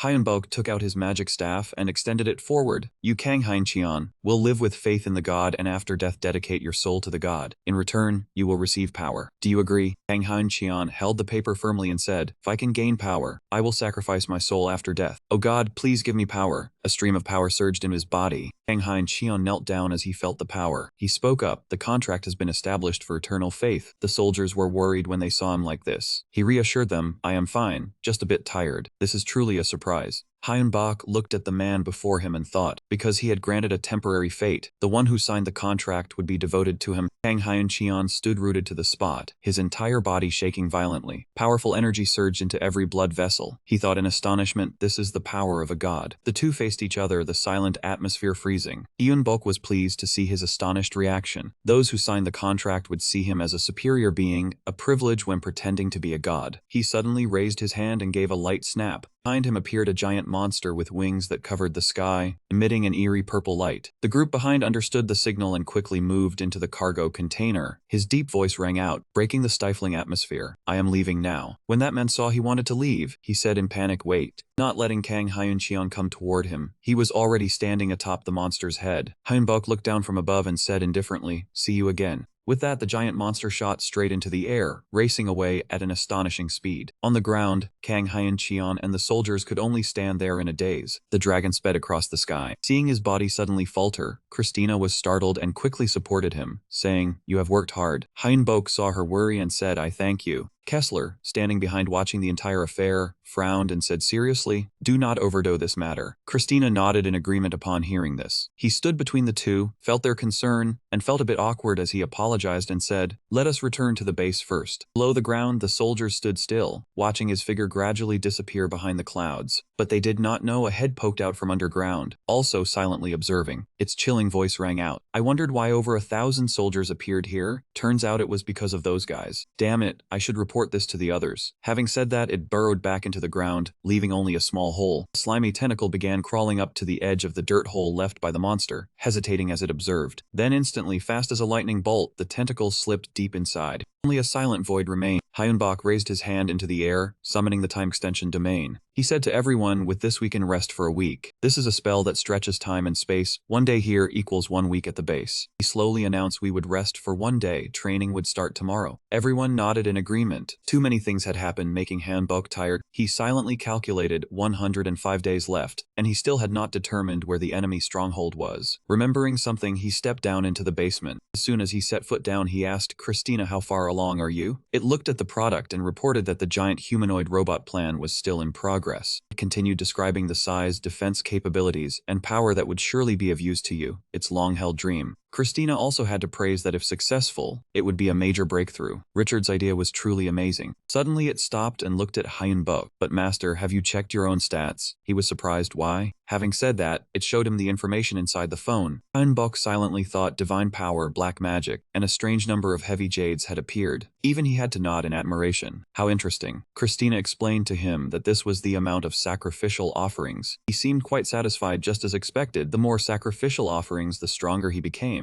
It continued analyzing. Conversely, if the offerings decreased, the master would grow weaker. Christina concluded that it was like a god. Power was determined by faith. Sensing something wrong, Kessler screamed, oh my god. On another side, the monster roared in despair. Galen cursed it, you piece of trash. How dare you lose 1,000 bodies? He angrily criticized, and you do not know why a group of toxic people appeared. Is your head just for decoration? Think. His tone grew even harsher. Damn it, I am going crazy from these fools. Why did everything around me from before suddenly disappear? Having said this, Galen turned and walked away. I cannot believe I still have to endure more than 100 days like this. Then I will end this matter in 10 days. He walked while praying. Time passed quickly. Hurry up and pass. Realizing something was wrong, Galen abruptly stopped. His voice became terrifying. It is time to go. Someone has gone this far already. I must prepare to welcome a guest. Hyun-bok held Tia in his arms, looking tired, yet the little girl still smiled happily. He looked at the map. The monster leader's location was indeed deep underground. He asked if she had grasped the underground structure. The little girl stammered that she had not, because many monsters were blocking her. Hyun-bok nodded, said that was enough, and asked if she could show him the leader's face. Tia obediently agreed. In an instant, the little girl had transformed into Galan's face. Chris commented that he looked quick-witted. He could be a strategist or well-versed in magic. Kai said that basically meant he had a scheming face. After speaking, it turned to ask Kessler if that was correct. Seeing Kessler silent, Kai repeated the question. Kessler suddenly asked Tia, surely he must have said something right. The little girl nodded in confirmation. Hyunbok turned around in confusion, but Kessler interrupted, asking the master to be silent for a moment. Tia repeated Galen's words. You do not know why those people suddenly appeared. The little girl, and it mimicked his voice. Is your head just for decoration? Think about it. Only then did Hyunbok ask Kessler if he was alright. Its voice was full of hatred, saying it had to kill that man, even if the master stopped it. It asserted that man was its prey, it would spare no one, so it asked the master not to interfere. Seeing things getting troublesome, he told it to calm down. Kessler nodded, replying that it was very calm. Hyunbok said sternly that it must not fight until it truly calmed down, stop immediately. Clearly it was not listening, gritting out that he should not stop it, or else it would kill him. Kai stepped forward to remind it that there were some words that should not be spoken even when losing composure. Christina irritably told them both to stop that stupid matter. Kessler tried to compose itself, apologizing to the master for losing its mind.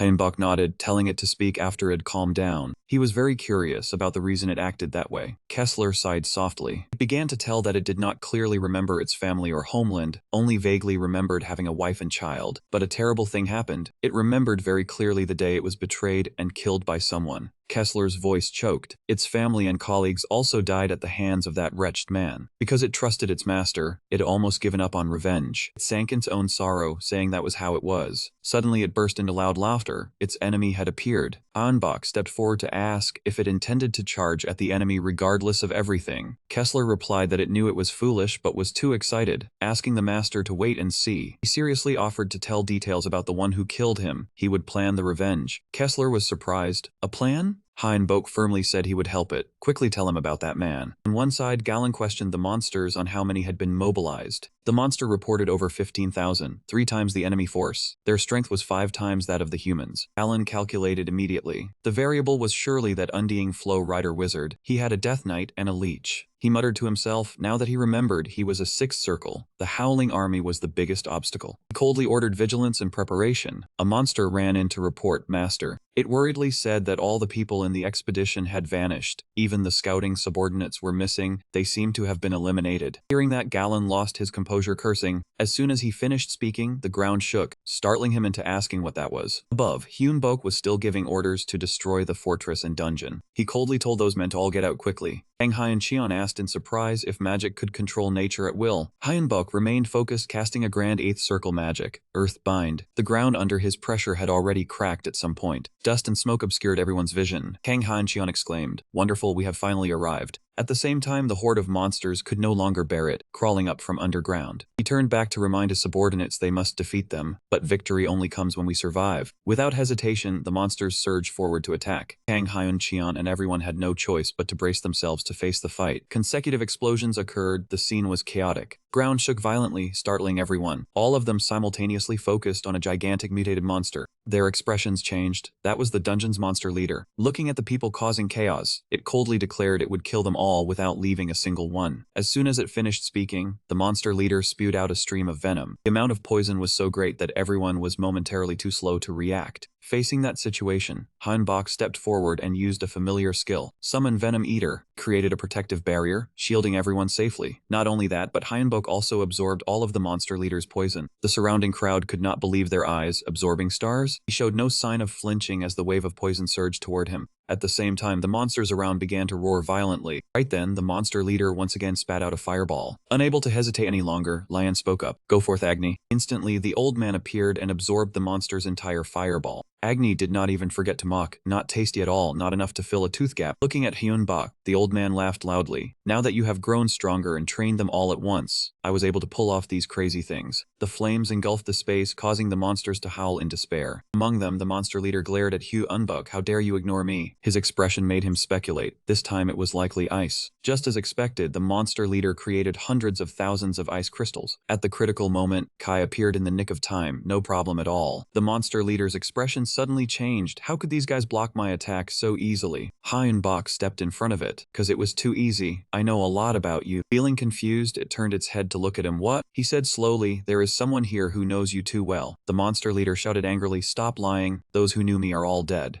In an instant, it appeared right in front of Hyunbok. It intended to use the familiar fireball to attack him. Hyunbok remained calm. He threw a straight kick into its body. A loud explosion rang out. The ground lay in ruins. He sighed, said that too much time had been wasted, and asserted that it had another scheme. Hai Uncheon was stunned and asked again. Hyunbok analyzed that this monster was too weak for a C-rank leader. It roared in fury, unable to believe its ears. Looked around, remarked that it would not fight like this unless it had no other choice, and noted that the number of monsters here was too few. He concluded that the monster types were very uniform. Kang Hyun-cheon seemed to suddenly understand, agreeing with him. Hyun-bok stared at it, saying he had just seen it control a detached head. The leader gave a wry laugh, praising his reasoning skill but saying it was already too late. He interrupted, guessing that its main body was heading toward the dungeon exit to escape. Hyun-cheon was astonished. Things became interesting. He let out a laugh. Indeed, everything was exactly as predicted. The leader looked at him in confusion, asking what he meant by exactly as predicted. Hyun-bok continued, saying that it would achieve its goal. His gaze locked onto it. He announced that its worst nightmare was waiting for it. Before it could understand, he had already commanded the ice crystal to pierce through its body. Hyun-bok turned to another direction, said that was enough, leaving the rest to Kessler. It stepped forward in fury and thanked its master. Seeing it, Galen went mad, realizing that it had regained its memories after dying at his hands. Kessler confirmed without hesitation, yes, and that it would never die again. This time it did not act alone, but brought along many comrades. Galen laughed loudly, asking contemptuously if it thought it could stop him with this rabble. Kessler coldly looked at him, saying he was mistaken, it was not about stopping him. While the comrades charged forward to attack the monsters, the scene was chaotic. Taking advantage of Galen's confusion, Kessler declared that it had come to take his life. Monsters screamed in terror, crying that the golem was too strong. They were overwhelmed. Galen gritted his teeth and cursed Kessler for being crazy. Using his comrades as explosives took no effort at all. Kessler looked him straight in the eyes, reiterating the lesson from the past. To win, one must know how to sacrifice effectively. His expression suddenly changed, as if he understood something. Galen shouted in panic, "No way, Galen!" All of Kessler's past memories suddenly flooded back into his mind. Carrying hatred, he thought to himself that now he remembered his name and his past. Thinking of that, he sighed, feeling it was truly awful. Damn it. Kessler raised his head to look at Galen, sarcastically thanking him for mentioning his name. That man was surprised. The memories returned to a moment in the past. Galen screamed in disbelief. He looked at him with eyes full of hatred, blaming that if that man had never been born, everyone would have followed him. Returning to the present, Galen roared, asking why it had become like this, and vowing to kill it again. As soon as he finished speaking, he transformed into a giant monster. Kessler looked at him judgmentally, saying that even as a human, he only knew how to imitate, and now he was just a wyvern, not a dragon. That man roared in rage. Galen's gigantic tail swept the surrounding people away. Suddenly, Kessler raised his sword high up into the air. Galen watched his every move in confusion. A loud explosion sounded, as if heralding something. Galen was stunned, asking if that was divine power. Kessler said it was a gift from its wonderful master. Hyunbok listened silently, knowing its name was Jusmin. Immediately after, flames erupted, enveloping everything. The monsters were caught off guard. Galen looked at it in fury, calling it crazy, even using itself as bait. After thinking for a moment, he reached out and grabbed a subordinate beside him. Seeing that action, the monster begged in terror. That scene only made Kessler more contemptuous, saying that man was even more despicable than before. He was still unwilling, screaming to ask why a lowly creature like it could use divine power. Countless fireballs continuously shot towards Galen, causing him pain. Kessler calmly replied that thanks to his great master, even a lowly creature like him could use divine power. Unable to bear it any longer, he charged forward, determined to kill it. The fireballs all around continuously exploded, causing Galen to groan. He extended his giant hand to grab at Kessler but was blocked by it. An evil smile spread across his face, rejoicing that he had finally gotten close. The two sides fought for a long time. Kessler was not overwhelmed, which drove Galen mad. Unable to understand why it was so strong, he calmly replied, belittling him as a monster leader who only had that much too weak. Galen suddenly spread his wings wide, declaring that things were not over yet. After his defiant roar, the entire forest shook violently continuously. Kessler sighed in comment, watching to see if it would drain the village's life force in the dark dungeon. As expected, there was nothing to hope for from humans. Not wanting to hear any more mockery, Galen immediately launched an attack. He could only hold his sword to withstand this terrible power. Though his body was in pain, Kessler refused to give up. The matter was not over yet. He began to unleash his signature move. Kessler continuously charged forward, counterattacking the weak points on Galen's body. His power was becoming increasingly terrifying. Facing those strong blows, he was no longer overwhelmed. But Kessler's armor was not so strong, it was gradually cracking. Seeing Kessler fall to the ground, Galen thought he had won. He excitedly burst into loud laughter, "I win, liver." His voice was smug. "How do you feel? Plenty of failure right now, you are screaming, wanting to die again." Suddenly Galen's shoulder was struck by a surprise attack. Immediately after, other parts of his body made him startle. "My body." Even though he had fallen, Kessler did not give up. Citric. Earlier, Hyunbok had instructed, "Instead of you fighting one-on-one, I will lend a hand." Thinking for a moment, he suggested placing a life and death curse on Galen, a curse that causes explosion when the injected life force meets the original life force. His voice became firm. "If it really is Galen, then he will die from this curse." Back in reality, Galen kept screaming no. Seeing Kessler appear, he quickly begged, "Save me, Chief, please." He smiled and declared, "Very well, I will spare you." Hearing that, Galen was overjoyed. "Chief." As soon as he finished speaking, Kessler continued, but Galen, no. Not wanting him to exist for another second, he quickly ended it all. His gaze was hateful. "You can fight with your head, can't you, Galen?" Looking at the clear blue sky, Kessler sighed softly, so relieved. Kessler's eyes gradually faded, he said to himself, and immediately after, he fell into a deep sleep. "I'm sorry, master." Kessler recalled Heinbok's words, "Don't give up, survive by any means necessary." It was as if everyone was cheering him on. Gaining renewed strength, Kessler was no longer afraid of anything. He told himself he could not die like this. Then Kessler fell hard to the ground. He was planning something. The purple substances in his body flew out. They quickly spread everywhere, enough for others to see nothing.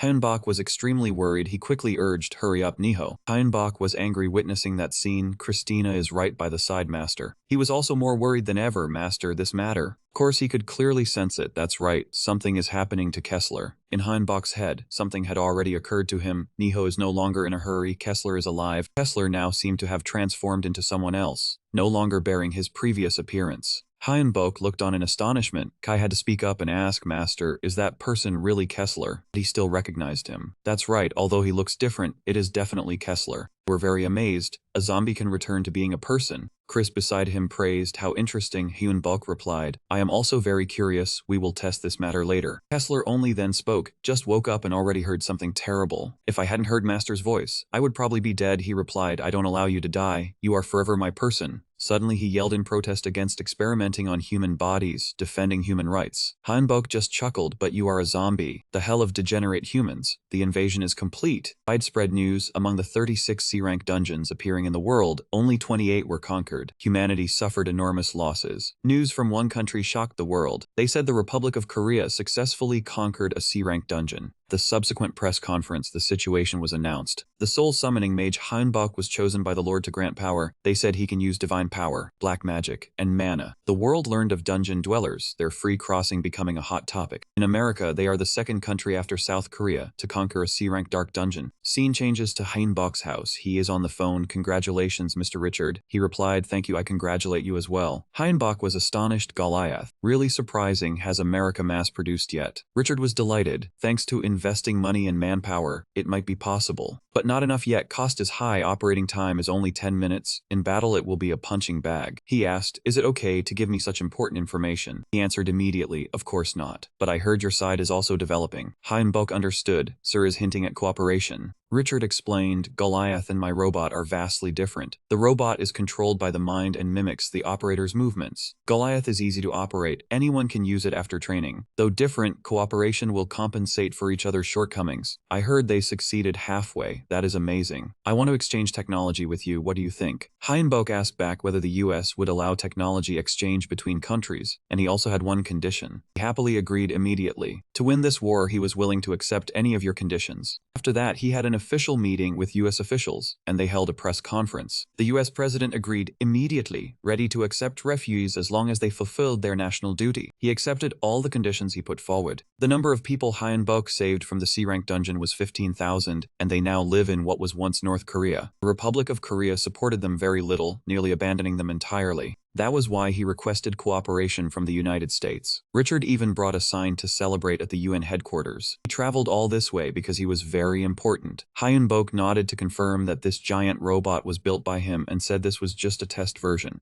Richard was curious to see it move, but he stopped him and said it was best not to touch it. Richard was now stunned by what was happening before his eyes. He could not believe it. All those people were lying on the ground just from a single touch? Hyunbok reassured him that they would be fine. They approached out of curiosity, so it was okay. The curse only activated based on the opponent's intent. Richard did not understand and asked what the curse was. He explained that the curse could manifest as mild nightmares or, worse, drain life force, cause hair loss and erectile dysfunction. This only made him more worried, and he asked why not just kill the opponent and be done with it. Suddenly Alex appeared and cursed the damn curse, threatening to freeze people into ice in Alaska. Hanbok wondered about the Korean language, while Richard comforted Dr. Alex to calm down. While he was still wondering, he explained that Alex was the developer of Goliath, an S-rank genius. Hanbok asked if he had escaped the curse yet. Alex angrily replied that yes he had, and asked if he planned to target his descendants as well. He still did not understand what kind of talent this was, while Alex confidently asserted it was his talent.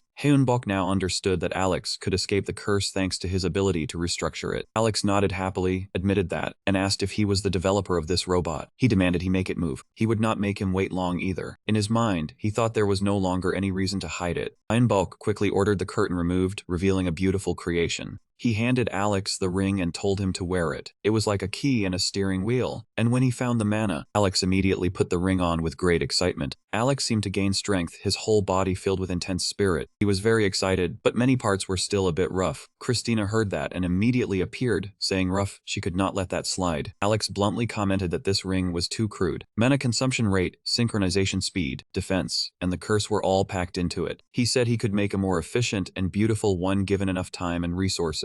Christina immediately suggested that this would not be in vain and wanted to talk with him. Alex replied bluntly, "Let us talk right now." He confidently asserted he would prove what he said was true. Christina asked if that was the only thing he could do, and Alex said with confidence he would see. Hanbok and Richard just stood listening, saying not a word. In another scene, Hanbok was puzzled and turned to ask Kessler about dimensional erosion. Kessler recounted that for some reason, his memories were fragmented, especially when thinking about dimensional erosion. It was as if something prevented him from remembering. Suddenly Kessler became happy and said memories did not matter now. He confirmed he was Kessler and he was the master, then shouted to stop. Both of them had bewildered expressions, and behind them emitted a beam of blue light. Hanbok looked in that direction and wondered what it was. He himself was also puzzled. The beam of blue light spread out, leaving everyone not understanding what was happening. Hanbok quickly picked up his phone to immediately update himself on the situation. Very quickly, a notification line displayed on the phone screen. He discovered the problem. It seemed the erosion had begun. At that moment, someone suddenly rushed in, breaking the atmosphere, and called for Lord Richard and Lord Hanbok. Richard immediately asked about the situation and what had happened. The person hastily reported that in Nevada, a new terrain had appeared. That land suddenly underwent a new transformation, and this needed to be paid attention to. Hanbok, upon hearing the news, felt the situation was serious. Scene change, Richard was discussing with everyone that in the place where dimensional erosion occurred, equipment would stop functioning, as if in darkness. The power of superhumans would be weakened to about 5%. Ice spoke up saying a dungeon entrance had been created in the erosion zone. It was equivalent to the number of dungeons the expedition had failed. It seemed failed exploration activated erosion. The Red Dungeon Lord of the Barren Lands consisted of undead, goblins, and living armor. The US Heaven Guard team had been wiped out there twice. In his mind, he suspected there was definitely something they could not see, and if possible, he wanted to take a look. Richard agreed and said he permitted him to investigate. Scene change, they had arrived at the place. Kessler asked if this dungeon was related to the place where he lived.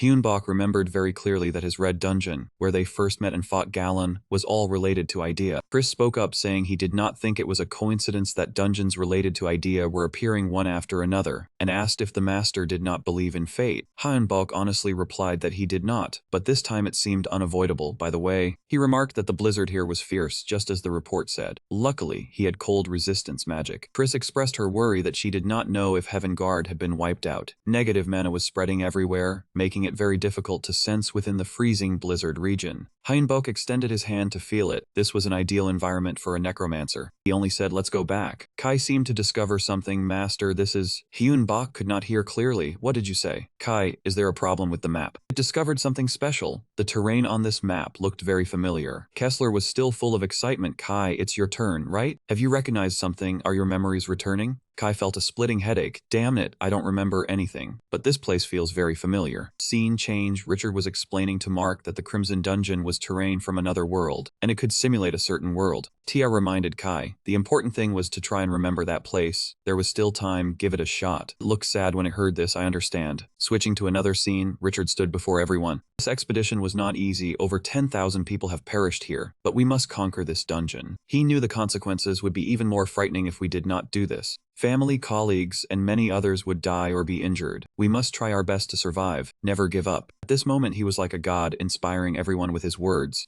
Hyun-bok realized that ability had appeared, the superpower Richard gained after the battle with Enji. This ability allowed connection between people within a certain distance. No superpower on the battlefield was more incredible. He turned to ask Hyun-bok, "You do not accept it?" He replied, "It might conflict with my own ability." Richard said coldly, "I see, I cannot help. Good luck to you." He was ready, everything was prepared, let's go. Richard and those beside him were all fully equipped with weapons. A group of monsters was already waiting ahead, promising a fierce battle. But he was not afraid at all. They gave us such a warm welcome. Should we return the favor? Their weapons had now begun to activate, just waiting for the battle to erupt. A supernatural weapon had been prepared. Richard stood there controlling it. Immediately, that weapon unleashed its fierce power, capable of eliminating the enemy in an instant. Within seconds, everything exploded. Nothing was visible before their eyes. Richard confidently shouted, "This is the reward for greeting us so warmly." Hyun-bok appeared like a god, clutching his weapon tightly. He seemed to notice something, his eyes full of astonishment. The explosion was not over yet, flames still flickered. Another massive explosion occurred. It could be said this was a weapon that destroys everything. The followers were still in shock. I knew about this, but is this the power of a seventh circle mage? Like a weapon of mass destruction in human form. Christina, standing nearby, displayed her power, blowing away and destroying the storm. An even bigger explosion than before. The power had not stopped yet. They were extremely surprised. Even as a lich, it was amazing. He shouted from behind, "What are you doing? Do not just stand there watching." Everything became chaotic. Explosions continuously occurred without pause. Uranus in the sky had witnessed everything, stronger than I thought. A seventh circle black magic mage, no, he could even use divine power. With his body and soul substance, I will be able to revive. He was looking forward to this, finally waiting for this day. Richard sat still and asked, "Speaking of which, did your teammate find anything here?" Hyun-bok replied, "Someone was confused by the familiar terrain." He immediately understood, "So this is indeed your homeland." He nodded, "Yes." Richard noticed Hyun-bok was acting unusual. What is wrong? He informed him, but his heart was full of panic. Kai had lost connection. Scene change. Kai was now fighting alone until exhaustion. It suddenly remembered, I am Ice. I come from a high-ranking noble family, possessing my own territory and this place. This place resembles the land my family once ruled. But why has my homeland become a tier S dungeon? Currently, all the lords in the dungeon are traitors from my world. Could it be someone from my family?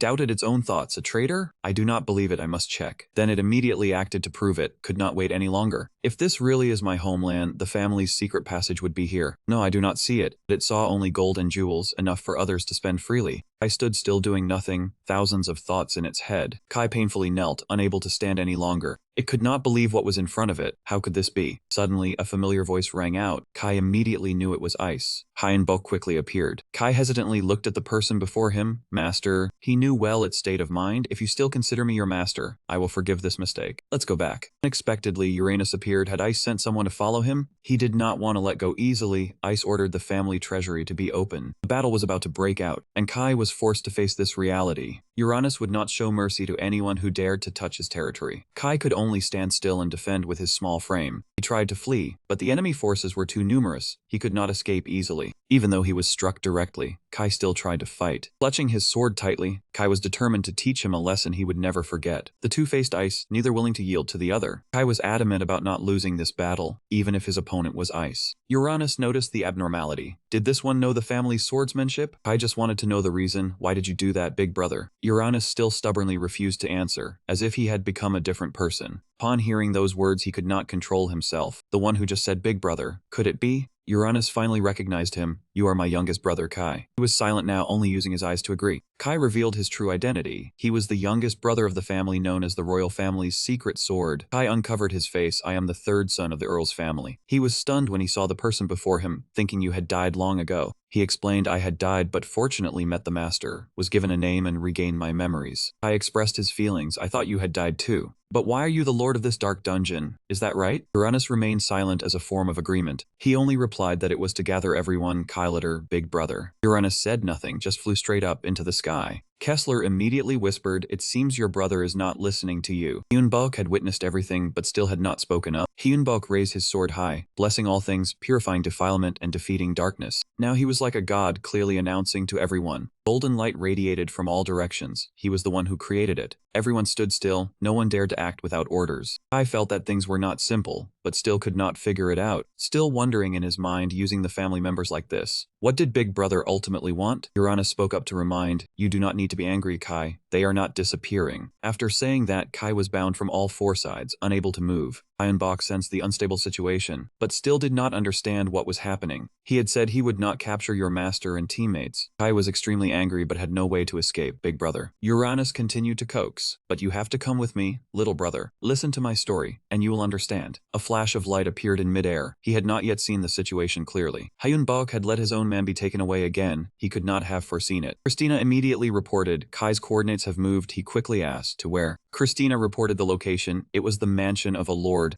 Kessler and the others sat down to rest. Master, will Kai be alright? Hyunbok still had strong faith. To be honest, I want to trust Kai. Kessler admired that faith, but could not know the future. I was once killed by someone I trusted. Christina replied, I understand, Master, but should we prepare a contingency plan? He nodded. I understand. I will prepare. Worrying inside. Kai, be safe. Do not betray us. I do not want to lose a friend or a teammate. Scene change. They had now gone to another place to discuss. In his heart, Kai was very afraid. Big brother, that sword. Uranus nodded. Yes, it is the family heirloom. Take it. Kai was still hesitant. Big brother, in the end, he spoke up. I am a sinner, not worthy of using it. Take it, or else just leave it there, making Kai very curious. Tell me the reason. I am not qualified to use this sword. Is it related to becoming a dungeon lord? Uranus understood. Alright, you are wondering why I am a dungeon lord and became a traitor. He set foot down, wanting to explain so his brother could understand. Two needed to understand each other. Kai needed an answer to his questions. Uranus led the way ahead, wanting to explain everything. Follow me. Two stood before a mysterious place, a magical gate. Uranus snapped his fingers as a signal, the command to open the gate. As soon as Kai stepped inside, he felt extremely surprised, unable to believe it. He discovered that the person sleeping soundly inside was Hyunbok, his second brother. Kai was very agitated. Why was his second brother in such a dark place? Uranus had to explain that their family and vassals were all still alive. Kai truly did not understand what was happening. Why was it like this? His elder brother had his own reasons. He had put everyone into a deep sleep for the sake of his wife, Kei Ni-ha. Uranus confirmed it was true. It was her, his wife Beatrice, and their third child, not yet born. That man had his own purpose. He needed the bloodline of that clan to save his wife and child. Beatrice was still trapped in a deep sleep, unable to wake up.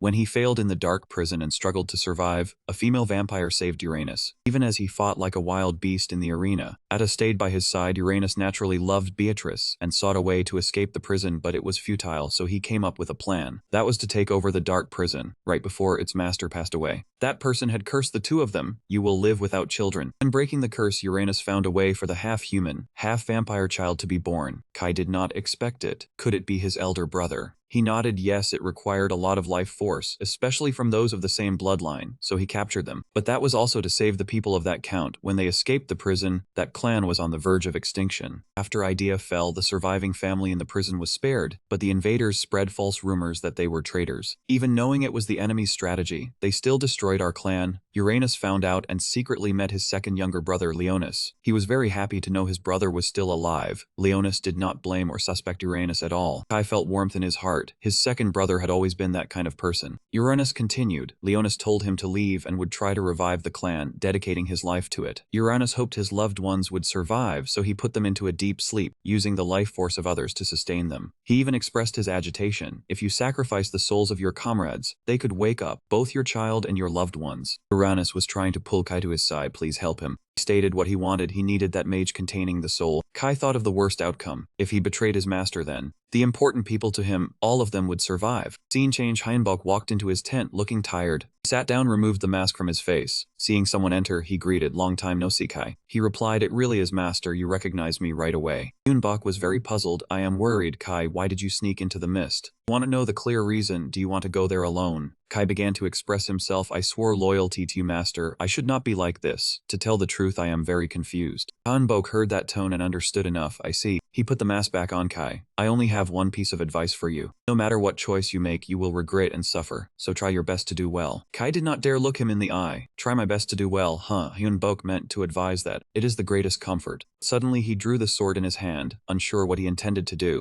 Kai had been blinded. Your advice was really helpful. Let my greed guide the way. Hyunbok would show no mercy. Sorry, I will not show any pity towards an enemy. Perhaps another battle was about to take place. It would be very intense. Kai charged in as if possessed. Die, please just die. Just a few seconds later, a terrible explosion occurred there. Behind Hyunbok was a mighty army capable of destroying everything. The explosion had not yet fully cleared. Only a blurry figure could be seen on the other side. He only wanted to ask one question. Did you prepare this surprise attack? Kai replied, it might be something my elder brother prepared. Hyunbok said with a contemptuous tone, is that so? Your brother must be very happy. He prepared quite a lot. As soon as he finished speaking, he noticed something strange. His body could clearly sense it. Hyunbok had just turned and saw his shadow surrounded by vampires. Behind him was a giant monster, but he was not afraid at all. Kai stepped forward and took down Hyunbok. Master, I am sorry. He was surrounded by the very people he trusted, and he was taken down. Hyunbok lay slumped on the ground. Kai stood motionless, not saying a word. Kessler appeared, but it was too late. Damn it, stay back, you bastard, master. Kessler ran over but could not make it. Kai had already taken the man away. I could only turn and say sorry. He had to follow his brother's orders. Hyunbok lay motionless in his arms. The man himself did not move at all. Tesla intended to come, but he was already too late. Now there was nothing more he could do. Kessler turned and criticized Chris. Damn it, why didn't you protect the master? Chris immediately retorted, it's not that he didn't act, but that he couldn't, so direct your anger at the enemy. Christina quickly explained, I am planning to save the master. Think ahead. Kessler was truly furious. Damn it, everything will turn to ash.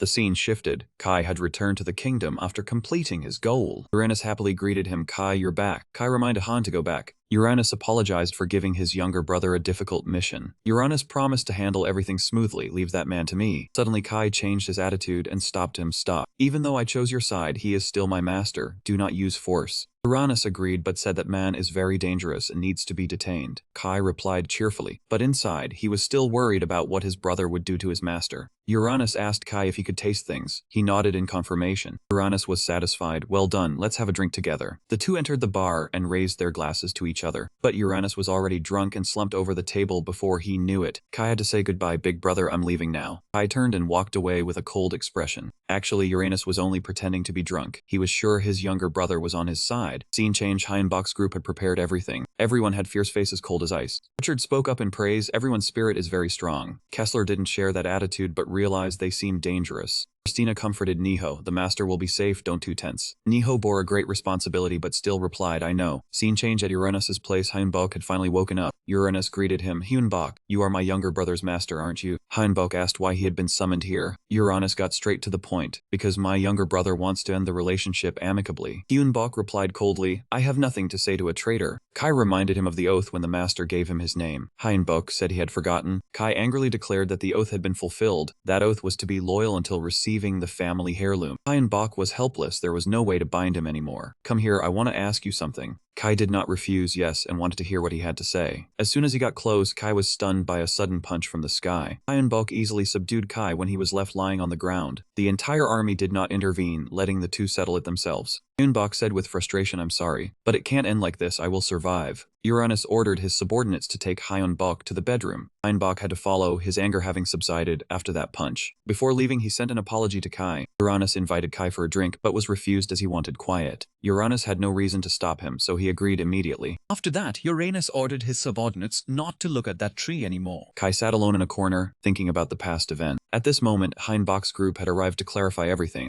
After a long time apart, they finally set foot here. Richard ordered everyone to march in step and head straight into battle. Everyone was eager. Ice was also impatient to see Hyunbok. Birds flew in abundance, snow fell heavily and unceasingly outside. Hundreds of blocks of ice fell, indicating the terrible freezing air. They threw their combat weapons inside, hoping for a response. Very quickly, an explosion occurred, powerful enough to destroy everything. Uranus sat inside evaluating. The situation was favorable. 20,000 troops would reach the wall in 20 minutes. That man said he would soon give Hyunbok comfort. He found it truly laughable. Uranus thanked him and said his soul and body would be sacrificed for that man to achieve his goal. Uranus was truly a cruel man, willing to do anything. In just a moment, everything had become desolate due to the previous explosion. It was difficult to recognize that mana was beginning to deplete gradually. Richard spoke up to boost everyone's morale, urging them to keep trying. Just endure a little longer, the situation would soon turn around. Uranus sneered inwardly, how foolish, how could it possibly turn around? Hyunbok suddenly resisted, he did not want to endure anymore. A terrible explosion occurred, he was angering that man. Uranus roared, you bastard, what have you done? Hyunbok had planned ahead, you thought you were sucking the life force of the living, but I actually let you suck from the dead. That man was about to strike him, acting without hesitation. Kai blocked it with his sword. He would not let him do that. Uranus was stunned to see his younger brother there. Kai could not stand it anymore. He was extremely angry. Why, Kai? Are you not on my side? Kai immediately replied, Master taught me, no matter what I choose, I must give it my all. I wanted to advise you, so I decided to become greedy. Big brother, betray the enemy and join our side, stand with the earth. Uranus could not believe his ears. Everything was so confusing. What on earth? Sky spoke up to question him. Do you not need mana and lores to save your wife? Hitting the mark, he was startled. Heinbok answered for Kai. You should be grateful to this girl. Thanks to Tia's research, she absorbed the item and understood your magical abilities. Hearing that, Kai turned his head. If you need life force, our earth can help. Uranus glanced. I have heard of that place too. Suddenly Uranus drew his sword, but I cannot betray them. You do not know, I am just a pawn far inferior to them. If I betray them, I will… Kai cut off his tense train of thought. Big brother. Before we overcame two very terrifying enemies together. They were the catastrophe demon dragon Gloria and a nameless entity. That entity trapped souls in sand, then used them as soldiers. Uranus paused, his voice stammering. You mean you met the king of the Barren Kingdom? Kai sympathized. I was very scared of them too. He clenched his fist. That is the reason I fight. I must make them pay. Hearing that, Uranus lowered his head and muttered, I am so foolish. So foolish. As he spoke, his body emitted a thick aura. He was too weak. Suddenly Uranus's expression changed. Stop dreaming useless dreams. I will wake you up. Right at that moment, the wall of the room was destroyed. Through the smoke, a group of people walked in. It looks like we arrived just in time. The one who appeared was Richard. Forgive me, Lord. I ask one last time, do you want to return to our homeland? Uranus was disgusted by that invitation, so troublesome. He did not say anything more. No other choice. Leave the rest to him. As soon as he finished, Heinbok drew attention. Care about the people around you. Uranus slightly smirked. You think you two can beat me? Heinbok interrupted. No, Kai alone is enough. He ordered Kai to prepare for battle. Kai, begin. Kai rushed in front of Uranus. Even if I am stronger, I cannot beat you. Kai ignored the contemptuous words. We have to try to know.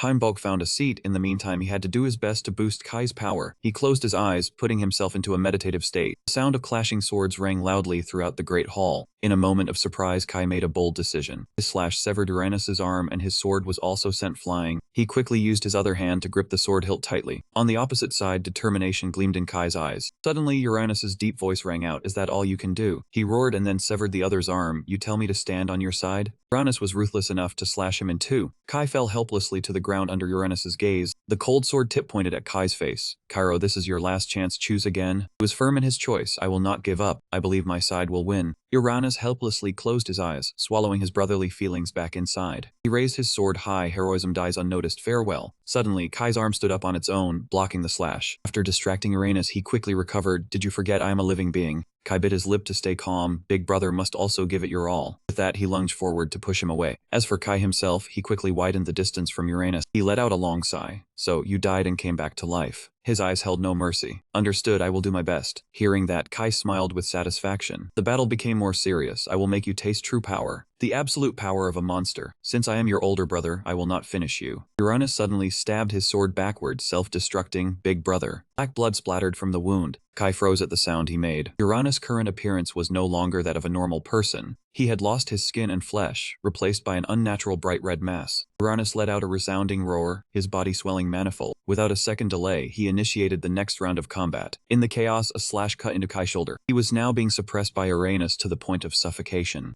Even pushing Kai to his limits, Uranus showed no mercy. He began to grow agitated. Is this only a fraction of his power? Uranus roared, crimson liquid spreading from his side. His size increased at a dizzying rate. Kai's body could not withstand the relentless assault and was wounded. His eyes filled with panic. No, it cannot end like this. I cannot die. Fortunately, a large ice block blocked Uranus' scorching flow. Kai finally had a chance to regain the breath he had long lost. Iron Bulk voice rang out, Kai, if we continue like this, we will lose. He forced a smile, yes, but if Master talks to me like this. Kai's eyes lit up with judgment. You must have found a solution. He did not say it directly but asked, Kai, do you trust me? He did not need to think, I trust you. The endless crimson liquid surged before their eyes. Hyunbok demanded, then consume them all, consume them and dominate. That is the only way. Kai gripped his sword hilt, breathing softly. It truly is a gamble. He threw the wind sword and shouted, if it is the only way, I will try. Every part of Kai's body scattered into tiny fragments. He met the gaze of Uranus' glowing pupils. In the end, he was only seen growling in extreme pain. Uranus' body exploded as something was thrown at him. It turned out to be exploding ice shards. Block as many as you can. Do not let them get near him. He noticed their group changing direction to run. However, Uranus took notice of the group Heimbok meditating. Kessler strained to maintain the barrier surrounding the three. Uranus chose the barrier as his next target. Kessler frowned and urgently reported, "Master, I cannot hold on any longer, hurry up." After those words, a part of the barrier was shattered. Heinbok ordered, "Chris, your turn." Christina used magic to apply pressure, pushing Uranus away from the shield. "It was harder than I thought," he requested briefly. "Hold him as long as you can." Noticing the shield was nearing its limit, Uranus poured in more power. He prepared his final blow. Kessler panicked. "I cannot hold on any longer, Master." A roar echoed through the space. A mighty fist came crashing down. Uranus' actions became even more erratic. Heinbok stood up and walked over to him. The strategy was almost complete. Fortunately, Kai's spiritual power had grown stronger thanks to his enlightenment. Furthermore, Kai was a Master Death Knight, a higher level than the souls he had absorbed. "Thanks to the connection between my followers and Richard, Kai will destroy you from within the mind." Uranus' massive body showed many cracks running from head to toe. He returned to his original form, his glowing red eyes out of control. Uranus fell straight to the ground. "Victory belonged to us." The red fluid slowly separated from his exhausted body. He gradually coalesced into a certain human shape. Heinbok spoke up in praise. "You did very well, Kai." He had yet to recover from the events flashing before his eyes. When he came to his senses, Kai quickly turned to find Uranus, "My brother." What met his eyes was the image of him slowly fading away. "Master, we need to treat him quickly." Heinbok was also at a loss. "That cannot be done. He is about to die." Kai snapped, his voice harshly. "Did you do something to him?" Uranus used his remaining strength to explain. "No, Cairo." He urgently called out, "Big brother." His voice carried a hint of relief. "This is the price of the curse of immortality and invincibility. As long as I am not defeated, my body will always be in its best state. The more I win, the stronger the curse and my ability become. But just one defeat is all it takes. The soul of the contractor shall dissipate." After saying that, Uranus smiled again at his older brother. He gripped Kai's hand as a farewell. "Don't be sad. You have proven your ability to me." He cried out in despair, "I cannot be happy without you." Before departing forever, Uranus still had one last wish. "Little brother, I have a favor to ask of you." It was a very special request. "Eat me, absorb both my body and soul." Those words impacted Kai's spirit profoundly. "Let me become a part of your strength." The others listened silently as he spoke. After all, in his heart he still yearned to live and take care of his daughter. Uranus' smile was strangely peaceful. "I'm counting on you, Cairo." He gritted his teeth and tried to accept the entrustment. "Yes." Ritual proceeded immediately afterward, Uranus' body gradually being absorbed. He smiled a contented final smile. "Let a part of me be happy with you." As Uranus departed, the entire room began to shake like an earthquake. Heinbok turned and asked, "What is it?" Chris answered briefly, "The base is shaking." The full moon in the sky seemed to have changed its shape as well. In the blink of an eye, it transformed into a crescent shape in the night. Noticed an anomaly. "Wait, the situation in the dark prison has changed." Suddenly, Heinbok froze as his eyes met something. Beaches had appeared from somewhere, the atmosphere growing heavy. Ata grimaced upon discovering that Uranus had been logged out. Beaches collapsed to her knees, sobbing, "Husband." Kai became flustered by that action. "I am very sorry about this, sister-in-law." Beatrice stopped crying, her voice turning somber. "I know, brother-in-law, I saw everything." He moved forward to help Beatrice stand up after the crisis. But that woman laughed, making Kai uneasy. "Are you alright?" Seeing this, Heinbok offered, "Let me take a look." Unexpectedly, Beatrice quickly struck down, lightly slashing his head instantly. A spray of red burst out, Kai's shock barely concealed. That woman seemed to do a complete 180. "Don't let your guard down." Now that I have removed the obstacle, so relieved, Kai's eyes widened as he demanded, "What do you mean by obstacle?" He couldn't help but say, "Could it be because of the child?" Beatrice asked coldly in return, "The child?" A wicked smile curved on her lips. "I never needed such a thing from the start. Uranus was a very useful weapon. You should not have dealt with him. Now it is time for you all to die."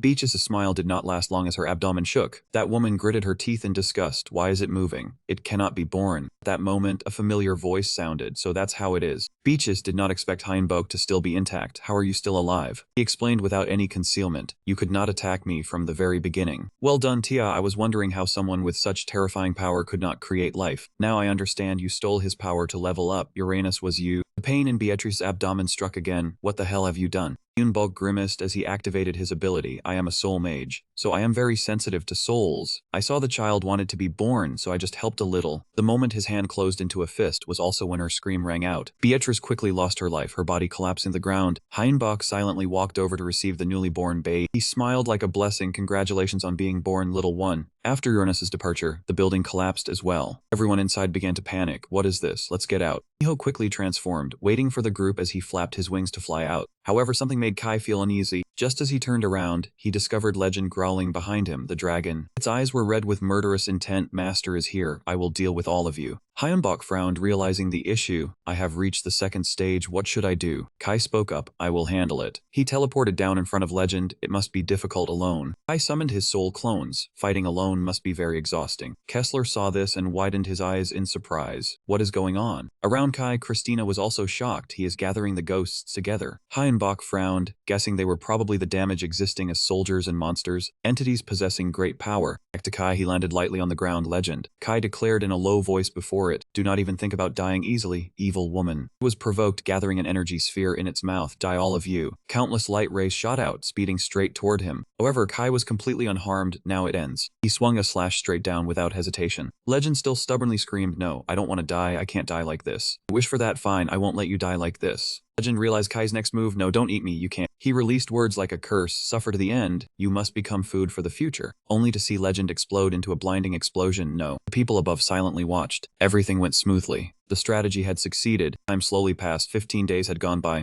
Richard opened the hospital room door and walked in. How is your body? Hyunbok was bandaged all over, especially his mouth. I am recovering. He smiled and sat down on the edge of the bed. This wound is quite serious. Don't move too much. What do you plan to do next? After careful consideration, he had decided, I plan to return home. There are things to do at the base. Richard kept insisting, the base and our government will provide everything. Why not try working here? Hyunbok closed his eyes at the offer. I will do that, but I won't abandon my base. He was somewhat relieved. That's good then. A moment later, the room door was pulled open. Dad came out. He smiled and looked that way. You're here, Iris, Kion, and Kai. He shot a glance at the little girl. Iris, greet your master quickly. Iris looked serious like a soldier. Yes, I greet my fake father. Iris had the body and mind of a 5-year-old child after 15 days. The girl ran over excitedly, asking if Dad could go to the department store today. Hyunbok smiled, thinking that perhaps because Mark was stuck in her stomach for too long, she was very interested in the outside world. Even so, Iris was quite obedient to Kai. Iris, it's time for bed. Understood. The girl held his hand and returned to the room. Richard watched continuously in awe. The poor child, take good care of her. Hyunbok nodded firmly. Yes, I will take care of her like my own daughter. There were a total of 36 C-rank dungeons on Earth, but so far only 1 dungeon had been completed in South Korea and 2 in the United States. The progress was not great, but considering the dungeon's difficulty, it was inevitable. In the meantime, one incident turned everything upside down. 12 C-rank dungeons in Europe were suddenly swept clean, including England, France, Italy, Greece, Germany, and Russia. Hyunbok flipped through a newspaper in Asia, including the Asian Union, China, Japan, India. America is truly amazing. We are not the only ones cleaning out dungeons. Another group has done it. I know the government sponsored another group called the Golden Black Hole. As rivals with the same sponsor, I cannot say I am happy about this news. Do you have information on them? Richard shook his head. They keep it very secret, so I don't know the details. Even so, he provided one important piece of news, but I heard they have existed for a long time. Saying this, Richard's source of understanding was cut off. Do you know anything more?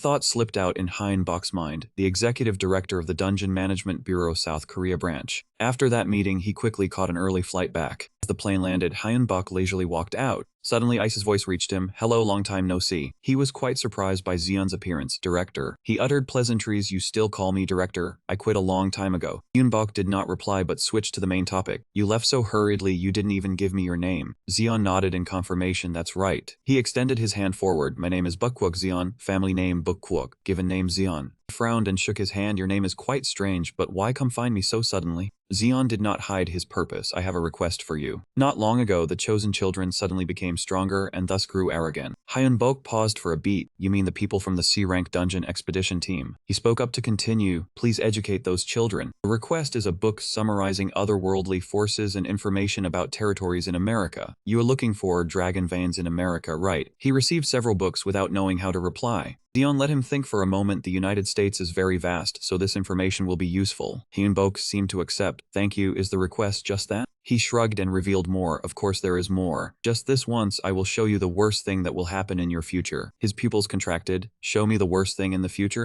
Suddenly Zeon bowed his head and sighed. Instead, my lifespan will be greatly shortened. Hyunbok did not expect him to make such an exchange, yet he still wants to pay the request fee this way. Zeon gave a smile as if he had already decided, because this matter is very necessary for the mutual benefit of us both. Right at that moment, he glanced behind him. Then I will see you later. It seems some troublesome people are coming. As soon as he finished speaking, Zeon vanished, leaving only a few talismans. Hyunbok did not linger long either. Niho, let's go. Those people hurriedly chased after it flapped its wings. Wait a moment. However, everyone had already flown far away. They could only stand and watch helplessly. Time passed, evening fell over a dark building. Hyunbok's group along with Iris had arrived at this place. He signaled to the girl, Iris, let's begin. The girl cheerfully replied, yes, master. Next, Hyunbok addressed the remaining issue, Kai. Don't worry, Iris is stronger than you think. The girl chimed in with authority, that's right, uncle, I am very strong. To reassure him, he made a promise, I will teach Iris to use her power correctly. You understand that is also for Iris's benefit, right? Kai reluctantly nodded, I know that, but... Saying this, he let out a sigh, gritted his teeth, and wished him luck. Fine then. Iris tilted her head and smiled brightly. Good. Fake father. Hooray. Saying that, the group approached a giant glass jar. Now you start, fake dad uncle. Iris closed her eyes and gently touched the surface of the jar with her telepathic hand.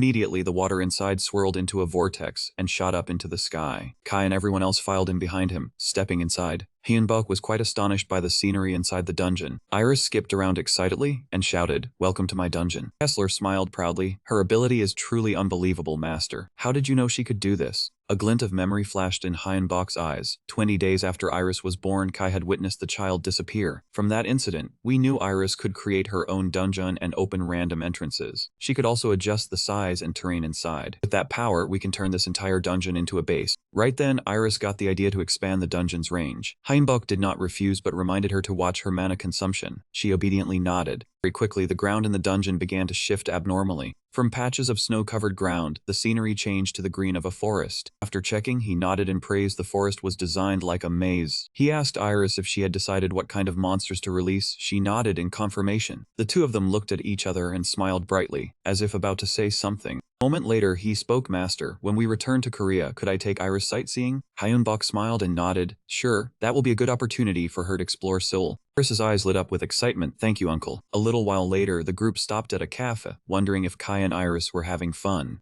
Hyunbok reminisced about the past. The world had changed so much. Kessler looked around and nodded in agreement. Suddenly, he became serious, directing his gaze behind him. Do you agree with that, Colonel Kim? Hyun-yu then revealed himself. So you knew I was here, and I am no longer a colonel. I have been promoted to Major General. Hyunbok laughed. Congratulations to you. Saying that, he brought up a matter. I heard all about your achievements in America. He humbly replied, I could not have done it without my teammates and support from the US government. This remark inadvertently made Hyun-woo feel hurt. Generous support. I must admit I am envious. Hyunbok frowned in confusion. Does that mean there are internal issues? He replied helplessly, perhaps. You built a loyal force and became famous thanks to the American diplomat's move. Ever since my promotion, I have been very tightly controlled. Saying this, he shared with Hyun-woo, you have worked hard, sir. But he lingered to ask further, do you want to serve this country? Hyunbok maintained his answer, I must respectfully decline. Hyun-woo laughed, of course you would refuse. It was then that Kessler spoke, are you backing off that easily, sir? You came to persuade us under your superior's orders. He lowered his head, his voice softer, it is fine. I do not like this job either. I do not like playing pointless patriotic games you. Hyunbok nodded in satisfaction, that is true. You have thought it through, but someone will empathize with you eventually. He took out a gold brocade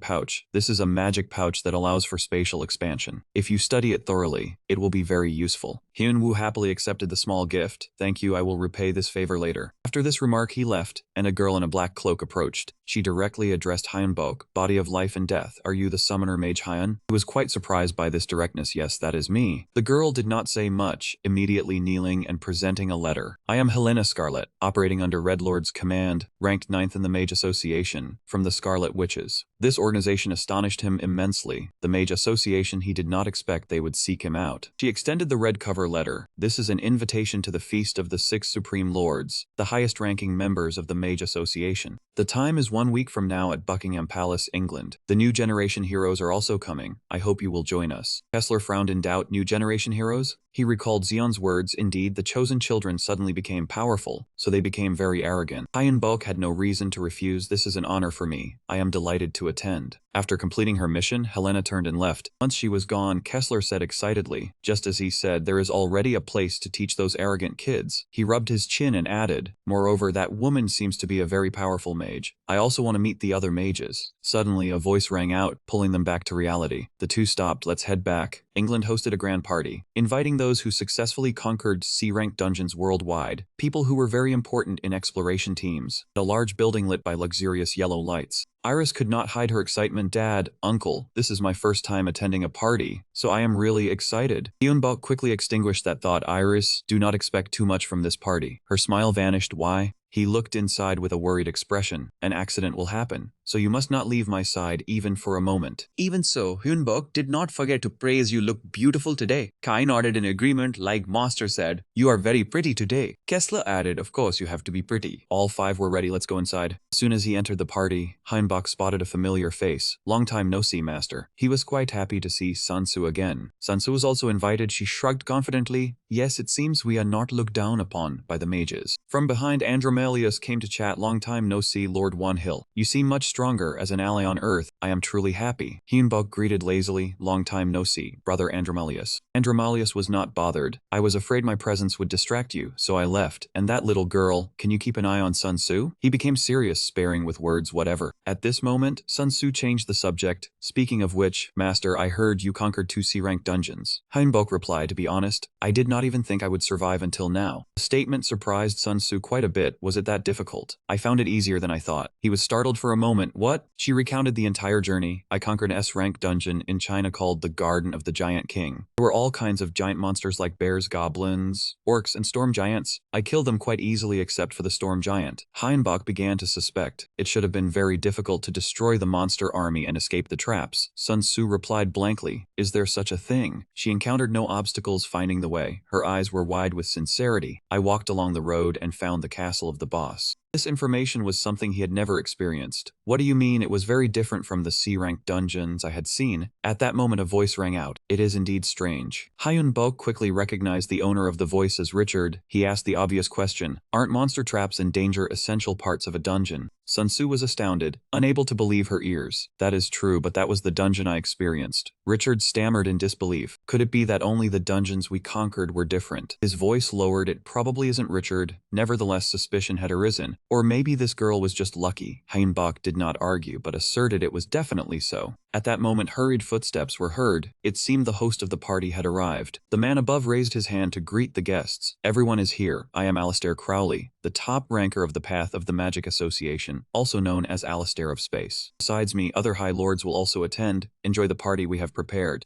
As soon as he finished speaking, he created a small explosion and vanished. Hyunbok whispered quietly to Richard, the Magic Association? This group has more heavy hitters than I thought. He nodded slightly in agreement. Iris trembled as she lay in Kai's arms. Daddy. Richard comforted the girl. Even for an unusually strong child, this incident was very shocking. Hyunbok agreed, as you say. Suddenly Alistair appeared behind them. This is a bit too much for a child, isn't it? They were startled, looking at him with surprised and questioning eyes. Alistair understood and laughed. I apologize. Please accept my apology. He made a small cut on his finger and dripped it directly into Iris's mouth. Yet the girl was actually knocked unconscious. Alistair then sighed. It seems this time the girl almost had my blood. I made a mistake. I am sorry. Kai shook his head in refusal. No, thank you for your generosity. Hyunbok warily heightened his guard. He immediately recognized Iris as a Dempy. Alistair still continued his joking words. What is so great about an old man's blood from a dying man? He leisurely walked away like a child. I must go now. Enjoy the party. Once again, Alistair created a small explosion in the middle of the grand hall. He could not help but be surprised, truly surprising. A person with such a high level. Richard was still stunned, exactly as you say. Then they were all distracted by Iris's hiccups.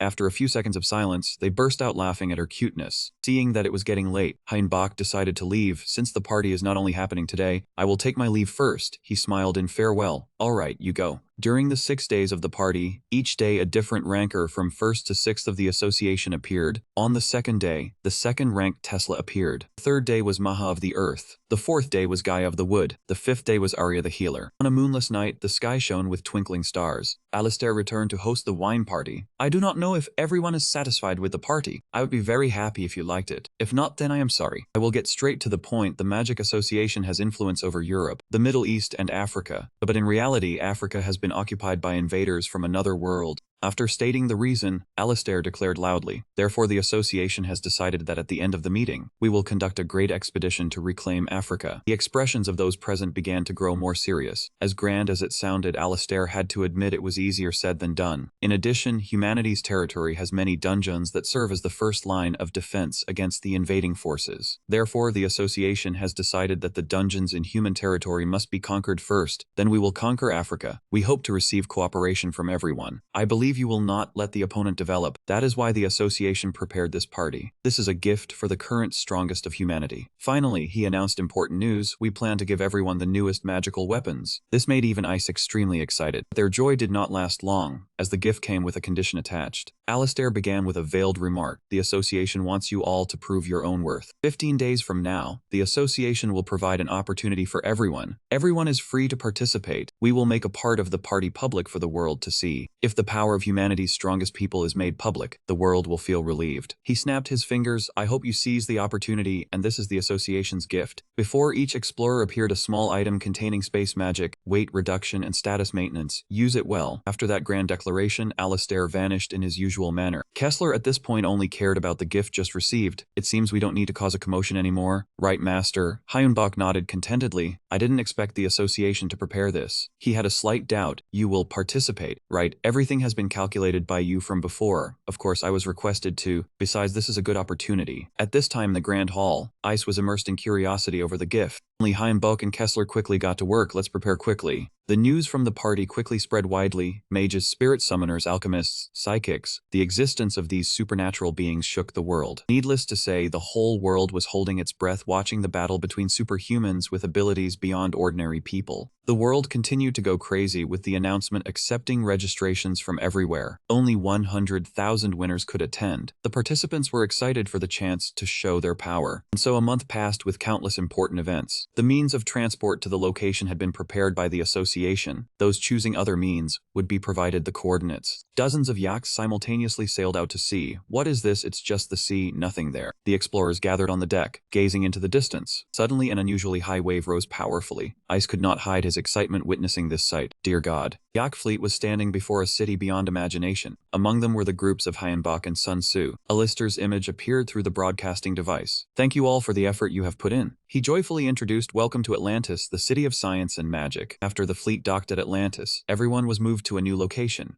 Hyunbok widened his eyes in surprise. This place did not look like a competition venue at all. Kessler was confident based on his experience. They would clearly turn the city into something like a movie. The city's large gate slowly opened. Indeed, I was right. Arena was immediately erected afterwards. Hyunbok's eyes went round in amazement and he began analyzing. Truly amazing. Building floated up using anti-gravity magic, acting as a protective shield. Let's quickly go down and take a look. Do we need a flight permit? Seeing that, Kai reminded him, Master, calm down or you will cause an accident. He tried to suppress his excitement. That was right. A mage needed to prioritize efficiency. A while later, the group arrived at the VIP Atlantis hotel room. Hyunbok scratched his head and sighed. Anyway, he had to ask for permission to inspect the building. Iris beside him encouraged, Vu bro, don't give up. Kai entered the room and announced that Alistair had come but had already left. He was a little surprised by this, wondering what business that man had. The answer came quickly. He invited us to dinner. A thought rose in Hume's heart. That day Alistair had shown special affection for Iris. If the worst happened, that man might take Iris away. A moment later, the door to a room in another place was opened. Alistair was already seated inside waiting. You're here, come here. Kessler remarked the room looked like a garden. Alistair felt warm. The older he got, the more he liked places with lots of nature. This room had been rather elaborately renovated. Now you young ones sit down. After everyone was settled, he expressed not knowing what dishes they liked, so he had prepared his own favorites. Just biting into the first piece, Tia was extremely excited. The food is super delicious. This place is truly wonderful. Alistair still kept a smile on his face. Forgive me for asking questions while you were eating. He directly made the offer, hey you, do you want to become my disciple? Hyunbok was startled. What? Alistair seriously repeated the offer, become my disciple. Wunyo no you Kim Hyunbok. He looked at that serious face and paused. How did that man know his real name? Had he researched him? Alistair did not keep Hume's curiosity long. It was not hard to recognize you as Ice. Sorry if I invaded your privacy, but remember that I care about you. He did not rush to accept. Why me? Surely there are many more outstanding people than me. He answered frankly, "It is thanks to your magical ability." Hyunbok's pupils contracted. "You mean my magic?" The entire room fell silent. Alistair seriously nodded in confirmation. "That is correct." Suddenly he posed a question to the whole group. "What do you young ones think about luck?" No Ice responded, leaving the space completely silent. Alistair tilted his head and smiled. "Luck is rarely mentioned, but holds a fearsome power. I guess that so far you have been quite lucky, correct?" Hearing this, Hyunbok felt enlightened. That was indeed true. Thanks to meeting Christina, Kessler, and Kai that he had come this far. And truly, if he had not convinced Niho, he would have died. He continued, "Finally, in the most hopeless moment, luck sided with you. Thanks to that, you survived until now. You Hyunbok, you are truly very lucky. Do you know those who have abilities related to luck?" Alistair revealed a shocking number, only about 1,000 people. This made Hyunbok confused. He revealed further, out of 3 billion people tested, only about 1,000 have luck-based abilities. Precisely 1,021 people. Moreover, such people at A rank number only 4, including you. He stared wide-eyed, not daring to look away from Alistair. 4 people? He sounded a bit regretful. The other 3 have already been taken by the gods. The least lucky A-rank person was chosen by the sun god Syria of India. The luckiest A-rank person was chosen by humanity's strongest god and became a saint. The last person was chosen by Valkyrie, the daughter of Odin. Let me say first, this is not a threat, but merely a proposal. If you do not like it, you can refuse. I swear by my soul and mana. Force is not the way to defeat a person. It is true I want you as a disciple for your talent. I want to guide those who come after on the right path. Think it over carefully and give me your answer." After fully expressing his heart, Alistair slipped away as was his habit. Hyunbok lowered his head, lost in a daze of thoughts. The status of Alistair Crowley, head of the Magic Association, becoming his disciple would receive maximum support. He sighed after weighing all the pros and cons. Finally, Hyunbok made his decision. "It is a pity, but I must refuse him." In his heart he knew there were many things he could gain by becoming a disciple, such as collecting association data, elevating his voice, and controlling power. He had to refuse for 2 reasons. First, he was confident he was on the right path. That day, Uranus revealed that his power was only a fraction, meaning the enemy was much stronger than imagined. I had once said that his brother reached the enemy's strength after a long period of training, but my older brother achieved it through a shortcut and defined their power as changing, dominating, and controlling the world. Therefore, Hyunbok silently promised himself to become stronger in the future. His intuition told him this was the path he must take, and now that I know the path ahead, instead of becoming his student, I will focus on moving forward. The second reason was not too significant, but I felt a bit regretful that all my efforts would belong to the association. Receiving the answer, Alistair was a little sad, so it was indeed the case. However, he had anticipated it. "To be honest, I also thought you would refuse." Hyunbok expressed his deep respect and gratitude for him holding me in high regard. Alistair brought out a small notebook. "This is a gift for you if you become my student. Take it." It was a book on the basic theory of magic from the School of Necromancy.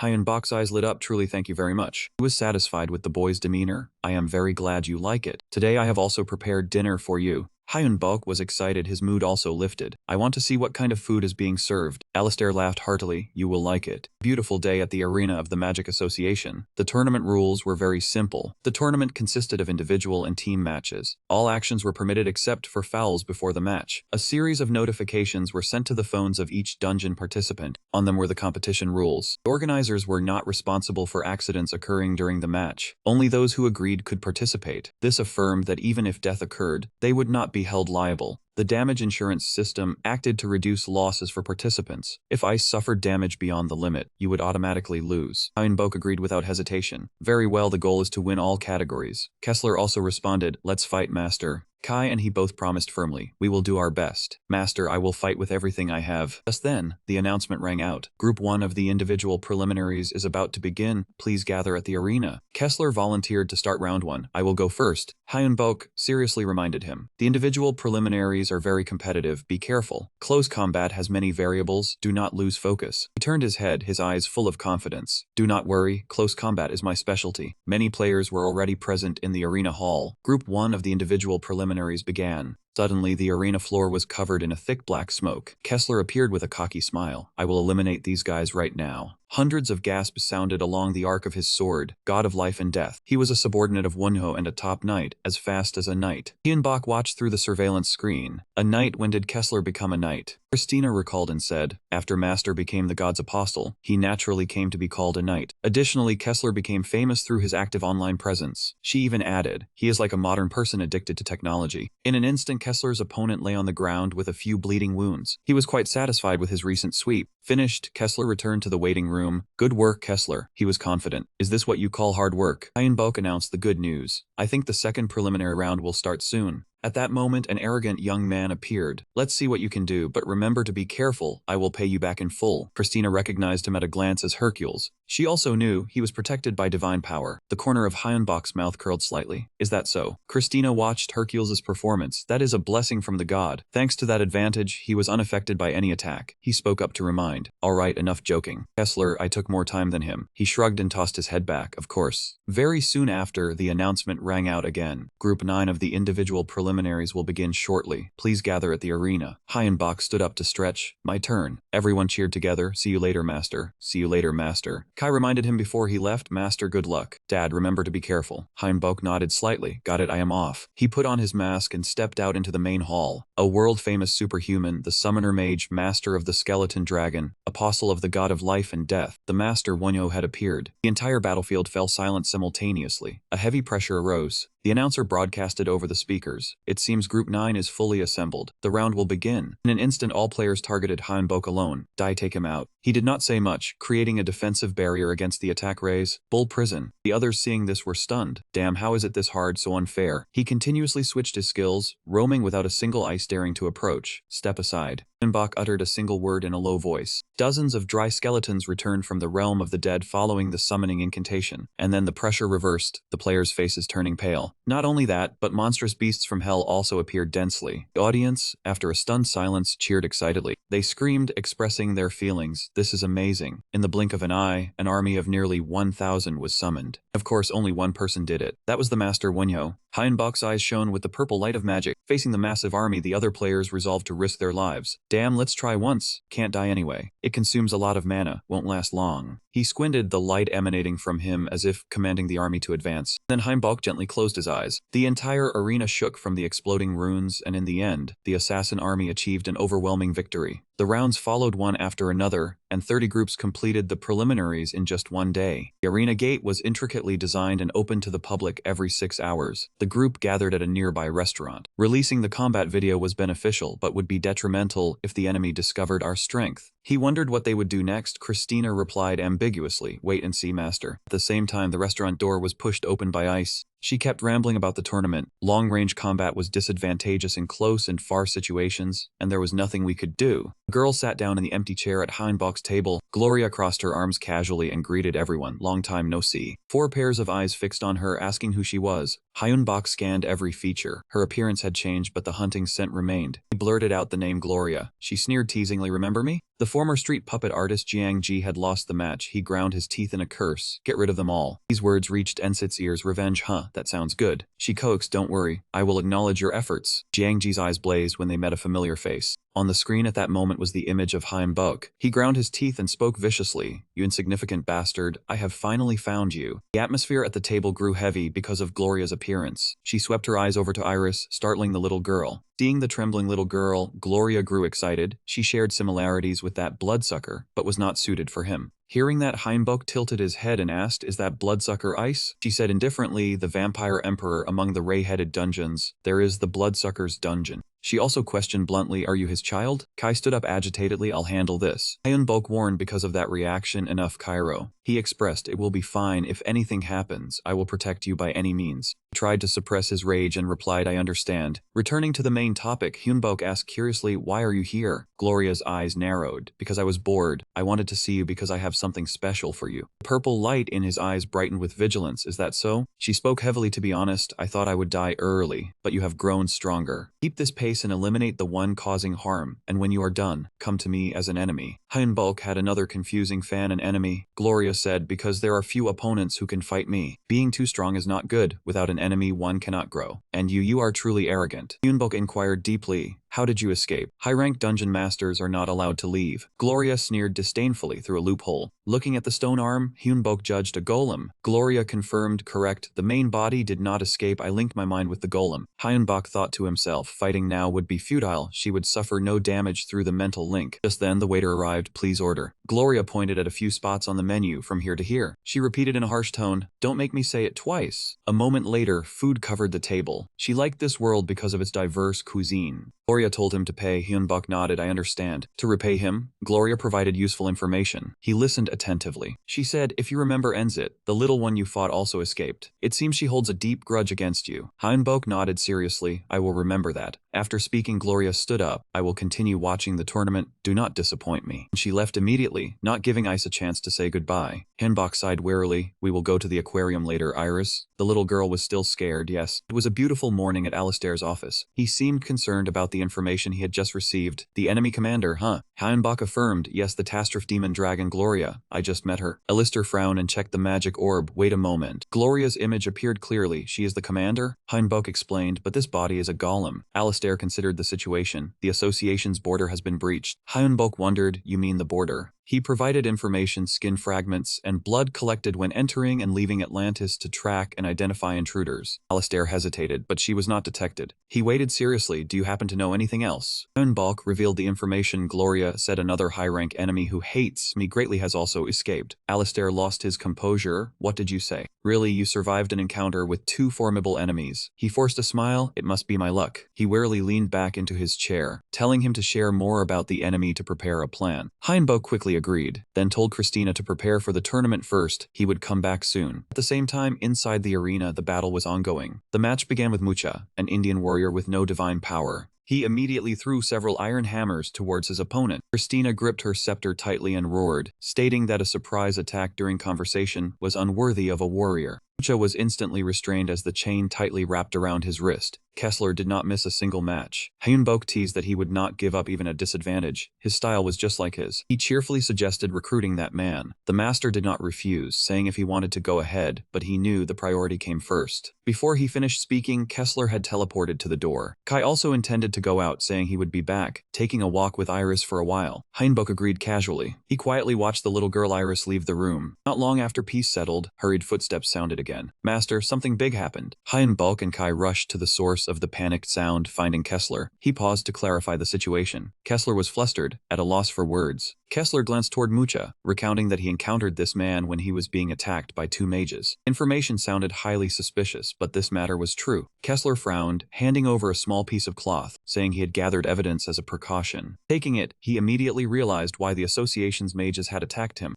Just then, several people rushed over aggressively, pointing straight at him and shouting to seize him, that he was the mage killer. Hyunbok was bewildered by that accusation, asking back, killed a mage? Hyunbok took a deep breath at the current situation, uttering, all right, so, we are being considered suspects in the murder of a mage from the Magic Association, aren't we? Lister appeared with a declaration, before Tia. He would guarantee their innocence. He emphasized that this matter was very serious. The corpse of the association mage was found right as they were passing by, correct? Kessler frowned, concluding that it could be said the ones who ambushed them were dead. Alastair sighed wearily upon hearing this. The trouble was just beginning. The dead man was Rose's former student. He could not deny it. Simply put, the association had quite a few skilled mages. Mucha gritted his teeth, his face darkening, insisting that his being attacked was real. Alistair spun around sharply, not denying it at all, saying he had read his memories and confirmed the truth. The problem was he could not restore their souls. Hyunbok questioned bluntly, a high-level summoner could prevent a soul from being summoned. Do you mean I manipulated their souls and then destroyed them? Is that not too complicated? He still placed his trust in him, understanding that he did not need to do that. However, since association members had died, he needed someone to cover for him. Hyunbok did not forget his gratitude, but the reason they did not conclude he was the culprit was probably thanks to Lord Alistair.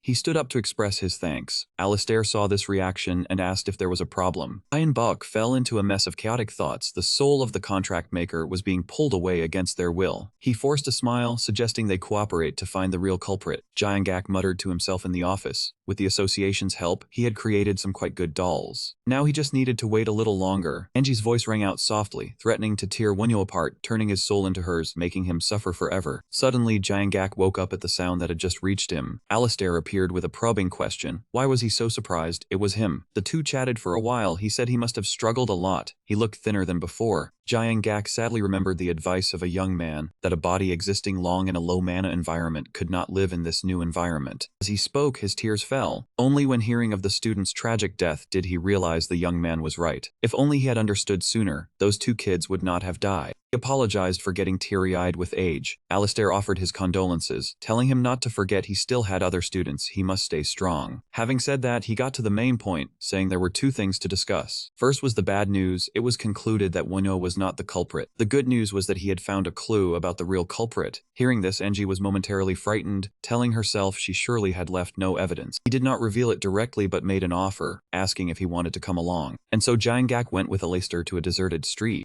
He glanced around, darkly assessing the road leading to the center of Atlantis, a place with a colossal energy source. He had tried to break in many times, but always failed. Suddenly, Jiangak froze at what was before his eyes, this place. Alistair led him to a strange room, saying that long ago their ancestors had left this place behind. The large thing glowing brilliantly above was a magic stone. It absorbed energy and converted it into mana, releasing it over time to increase the area's energy. It was currently the core of Atlantis. Everyone is waiting for us, hurry up. The soul of Enzit inside Jiangagner's body smiled with ambition, wishing he could have it. However, she still followed Alistair and stepped inside the inner hall. The other mages were also fully present, their eyes holding something strange. Notably, Heinbach's group was also guided to this place. Alistair stepped forward to preside over the meeting, thanking everyone for coming. As you all know, Atlantis has been infiltrated by an enemy. I suspect the intruder is a high-level enemy commander. Angie stood behind him, unable to hide her smile. She thought this matter was unimportant, only paying attention to that stone. Suddenly, Alistair turned toward her, introducing her as a former street puppet artist. He was involved because the victim was his student. Thanks to them, the victim's soul was sealed. I realized the culprit has a high chance of having absorbed their souls. In Angie's eyes, a flicker of tension appeared had they discovered it already. Alistair continued to explain the issue. Based on this hypothesis, they had prepared a magic circle specialized in attracting souls. The circle simultaneously absorbed souls and dealt damage, and Mage Wenho would handle this. Doubt suddenly rose in her heart. What in the world? All the powerful ones had gathered here, yet they couldn't think of any method besides summoning souls. Even better, Wenho, I will steal your soul and turn you into a doll. After a period of preparation, the tall Alistair declared, then let us begin. Each participant drew their weapons in turn and got into ready positions. From the mage to the ice knight, everyone was prepared for battle. The two others were placed neatly on the magic circle. Heinbach stepped forward and signaled, shall we prepare? He quickly sat down seriously beside a nearby formation. Enji's expression grew more and more satisfied. Fools, I will pretend to participate and then steal that bastard Wenho's soul. His eyes were slightly closed, as if he were truly participating in the soul-attracting ritual. Enjit, within Jiangak's body, was ready. Here we go. I will capture your soul and turn you into a doll. He slowly turned mad and smiled. However, Heinbach noticed a problem. She wasn't closing the distance clever. Instead of waiting, he decided to lay the bait. Alright then, I will come closer. The people outside began to murmur, but what is this? Heinbach's figure appeared in a desert region without a single person. He swept his gaze to assess his surroundings. This place was an empty wasteland. Angie's voice rang out immediately after, you finally understand. This is my mental world, my world. No one can defeat me here. As soon as she finished speaking, dozens of soldiers were summoned by her. He was never one to take losses lying down. Heinbach spoke before the battle began. I have a question. What is your name? Enzit screamed with a delighted face. I am a commander without subordinates, a king of a nation without people. Enzit, master of dolls. I will be your master forever. In response, he drew his weapon. I don't know if you will become my master, but remember, you are only the king of a country without subjects. The two sides clashed in fierce combat, neither yielding to the other. The golems grew more ferocious with each fight. They ceaselessly roared, died already. Watching the scene, Heinbach thought to himself, my army is strength, but her army is reinforced by enslaved souls. When the wild beast lunged, it ripped off the golem's arm. Immediately after, the golem collapsed to the ground and turned to ash. Having no other choice, Heinbach had to use his own skill. Another golem was instantly created right beside him. He slowly announced, once the match ends, I will free you from your bondage. He turned his head to look at the warriors. Fight for my benefit. Heinbach commanded, for your own benefit, for the sake of your comrades. All golems charged forward rapidly. Henrik cursed loudly, you bastard, how dare you, my toys. Heinbach knew in his heart, the battle in the mental world was a fight for authority. He was still observing the scene before him. Death here meant the loss of dominance. If I can seize the soul before Angie manages to capture it. A flicker of hope ignited in his heart. I will have a chance to win. It seemed Angie was completely enraged. I should end this now, shouldn't I? Suddenly, all the golems collapsed to the ground simultaneously. Before he could understand what was happening, a colossal mountain suddenly rose up. This time it was an incredibly powerful golem warrior. Angie declared, end it, you bastards. The giant attacked directly.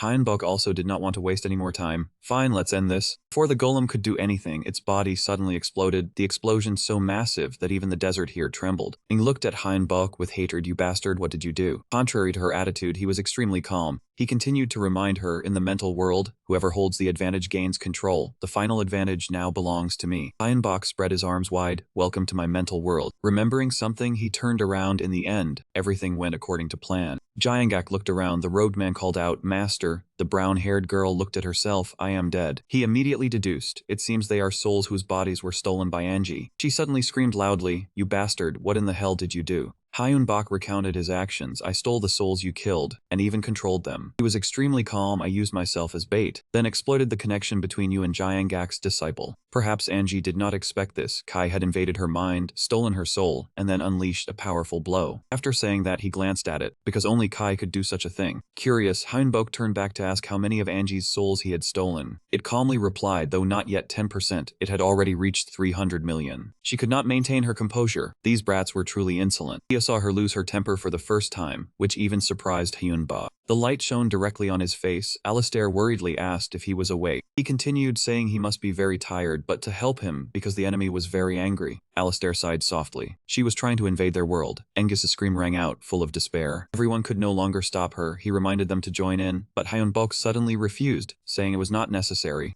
Her teacher was still causing trouble. Gloria slowly walked over. She smiled and chatted, saying it had been a long time. Angie angrily roared, asking why Gloria was here if she had betrayed her. Gloria calmly replied, "No, I came because someone called me." Angie could not believe it. "What, someone called you here?" Gloria warned that no matter how she led, she should have some restraint. But how could she expect that from a despicable person like her? Under the pressure from Gloria, NGT's body immediately exploded. She also told her to remember today's pain, to cultivate patience until the day she fought again. Remembering something, she reminded Hyun-bok that humanity won today, but not to forget their power. If they did not advance, they would fail next time. After speaking, Gloria completely disappeared. He picked up the mask. Everything was over, but he still felt something was off. The enemy had not truly fought at full strength. The story was told, announcing that the intruder in Atlantis, the enemy commander, had been defeated. Anyone who saw Angie's arm was terrified. The battle ended well. Those whose souls were stolen by Enzit were revived in their own bodies. Scene change. Hyun-bok received the results. Because he was considered a suspect, they lost the finals and were even disqualified from the preliminary rounds. Feeling deeply discouraged, Kessler sighed, saying if they had participated, they would have won. He turned to comfort it, telling it not to worry, that it could give its all in the power struggle. Christina curiously asked if the master planned to join as well. It wondered about the limit of 500 people per group. Kessler replied it was only 5 people, but they were stronger than most opponents. Christina nodded in agreement. Now Kai had an army of thousands of souls. Kessler pointed himself, saying, "Do not forget me." Hyun-bok turned his head to look behind him. He did not want Iris to get involved, but at that moment the girl had become angry, saying she was not a child and for her father and uncle not to be overprotective, or she would leave. He told himself that was right. If the girl did not participate directly, it would be fine. Christina suggested that while they were all strong, they could not underestimate the numbers. She would call for more people. Hyun-bok decided that if the goal was victory, they would follow him. Kessler was puzzled. "My lord, are you not participating to win?" Crick was also surprised. "You mean to test our limits?" He nodded. That was correct. It was a good opportunity because the match ensured safety. It immediately turned around to leave, but still had to prepare thoroughly. Kessler bowed his head. "I will go too, must get serious." Kai did not want to waste time. "I am leaving." Iris announced she was also going, father. Inside the room, only Hyun-bok remained. So many things had happened that he felt a little tired. He immediately closed his eyes to rest. A long period of time passed before Hyun-bok slowly opened his eyes. Without him knowing when, Zeon had appeared, surprising him. He looked really stinky.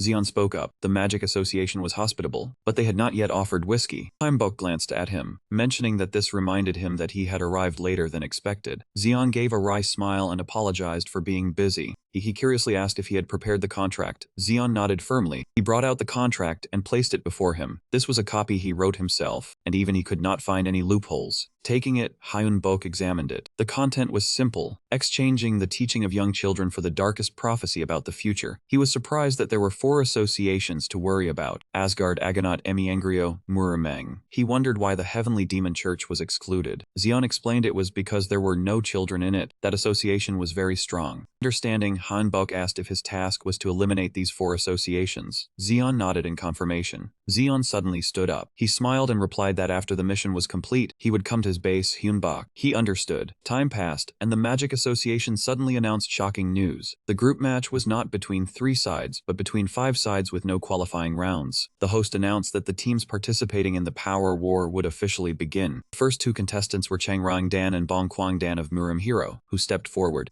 A group of people also began to move, followed by Asgard from northern Europe. Not only that, the Eastern warriors consisting of samurai, ninja, onmyoji, and emihenryo of Japan also entered the arena. Next were the inheritors of Greek mythology, the Agonaut, who looked magnificent. Cheers roared endlessly for the Agonaut. The host introduced the only team with 5 members, the Summoning Mage, the Apostle of Life and Death. Wonhyo. Hyunbok slammed his staff heavily onto the ground. He displayed his authority in front of everyone. The other contestants were extremely surprised, unable to believe he could see the battle lines. It was insane. Alistair's familiar face appeared on the screen. He told all the contestants that the Power War was a battle the association had long anticipated, so they had prepared a special arena. Suddenly remembering something, he announced that someone wanted to share a few words before it began. Steinbach looked towards the stands and expressed his gratitude for their time, saying he only wanted to say one thing. Everyone immediately fell silent to listen. He listed the teams they would face: Changrang Dan and Bongkwang Dan of Muram Hero, Asgard of Northern Europe, Imiengryo of Japan, Agonaut of Greece. He would give them one piece of advice. His gaze turned cold. It would be better if they did not ally with each other. Otherwise, they should not expect victory. Steinbach stated his intention clearly. When the match began, they would not move for 30 minutes. Everyone reacted in shock, wondering what that man was saying and thinking he was insane. Alistair smiled, remarking that Master Wonyo was declaring victory, and he greatly anticipated his performance. A forced smile appeared on his face. Then he said they should start the match. The screen ended, and everything returned to normal. Hyunbok curiously observed the space, wondering if it had been expanded. In an instant, everyone was teleported to a different place. Alistair declared the match had no time limit and would end when only one team remained. And so, the match began. Hyunbok and his members moved forward.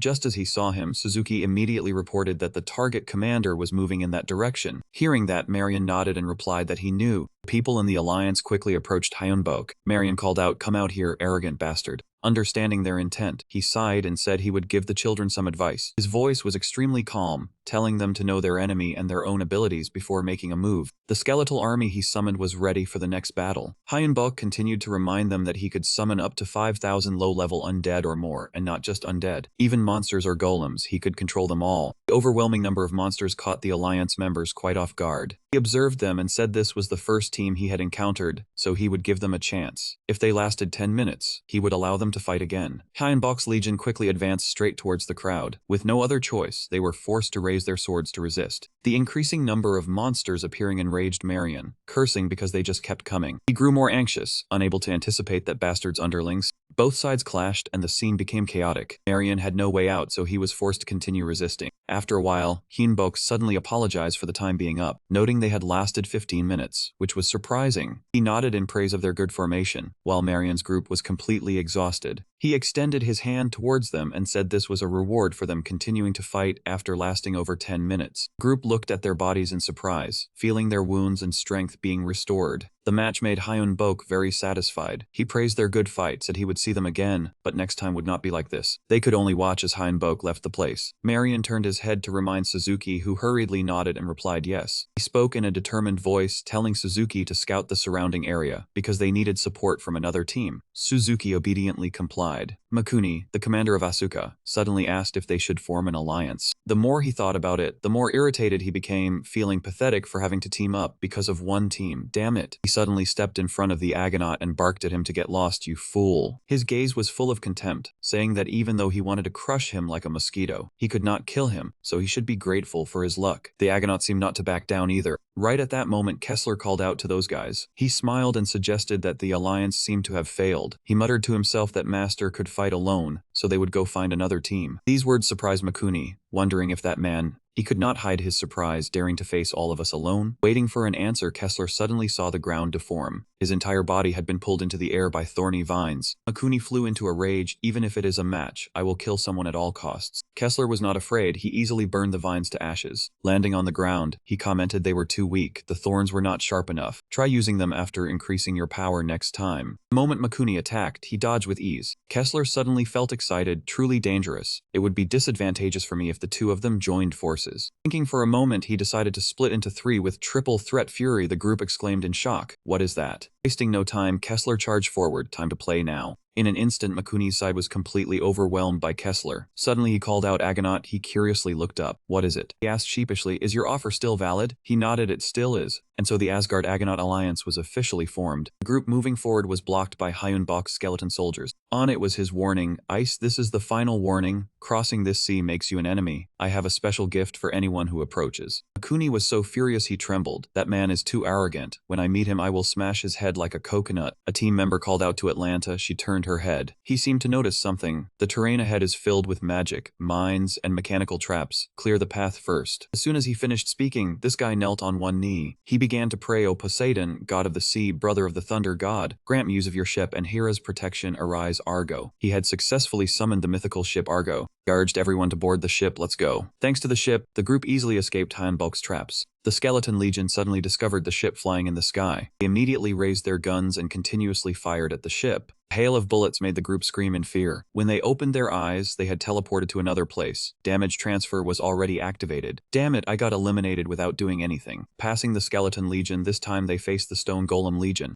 Aizen led everyone charging forward. They looked like giants. The heroes who defeated them in legend were majestic advance. Clearly they were too delusional. The Stone Golems possessed terrifying strength. Commanding the Legion from afar for too long left Hyunbok exhausted. He silently calculated, eliminated 900 people from the initial 2,000, now only half remain. He raised his staff high. As you can see, I am very tired, but if we fight like this, victory will be mine. He coldly declared, I set a new rule. You may do anything to bring me down. If you succeed, the battle ends. The ground under his control split into two sides. Hearing his words, Aizen reminded, Karen, it's your turn. He nodded, I know. Immediately, Karen grabbed an oar and jumped off the ship. He glided lightly like the wind across the sand. Seeing the opportunity, Karen immediately summoned his monster legion. I will devour you alive. You will go to hell. I will destroy you. All of them charged straight at Hyunbok. Suddenly, Kessler unexpectedly cut into the battle. Don't forget this body here. He was about to continue playing when Makuni and Agonaut blocked him. Kessler sighed in commentary, you kids can't beat Big Brother here, you know that. The two of them still ignored him, continuing to charge into battle. I am different from before. Two sides clashed in battle. The scene became chaotic. Christina blocked a group trying to approach Hyunbok. I know my master allows it, but you are too arrogant. They still did not care, raising their swords and charging to attack. Die.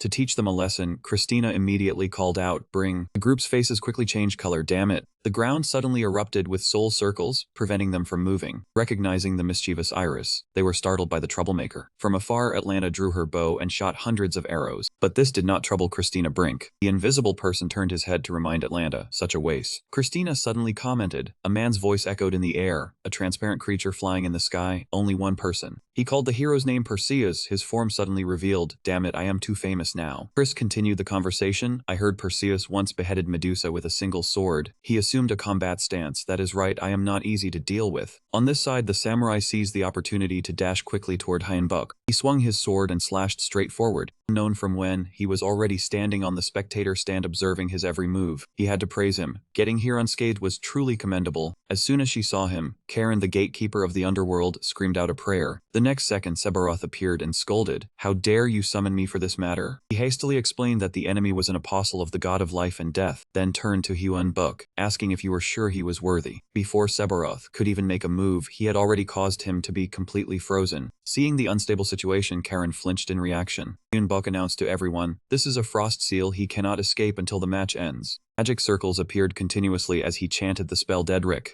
Hyunbok seriously reminded him, this spell instills fear in targets within range, but I have adjusted it so you won't die. He slowly announced, it will activate in 3 minutes. I cannot defend myself while casting it, so overcome your fear to defeat me. The warrior behind yelled worriedly. Aizen decisively stepped forward and said, leave it to me. His voice carried 7 parts of authority separate. Standing at the bow of the ship, Aizen gripped his weapon, searching for Hyunbok's figure. As soon as he saw him, he immediately attacked and threw his weapon. The blade of the knife struck hard against Hyunbok's protective barrier. The barrier shattered, and the blade pierced through his body. Seeing that scene, Aizen laughed excitedly. Excellent. But he had lost patience with these people. This was the final warning. He seriously reminded them, do not trust the enemy's words because they have no reason to tell the truth. Honor is very fragile. At the same time, Hyunbok also activated the magic circle he had created. Seeing this, Alistair announced that the match could not continue and must be stopped. He declared the power struggle was over, victory belonged to Wonyo's team. Everyone's expressions changed, they defeated 5 teams. Is that superhuman power? Under everyone's gaze, Hanbok calmly accepted it. After the battle, Alistair announced that the Holy Temple had won the internal match. Not only that, but Ban and Pote did not appear in the battle alongside Asgard. Those who receive support from the Holy Temple will be the game changers.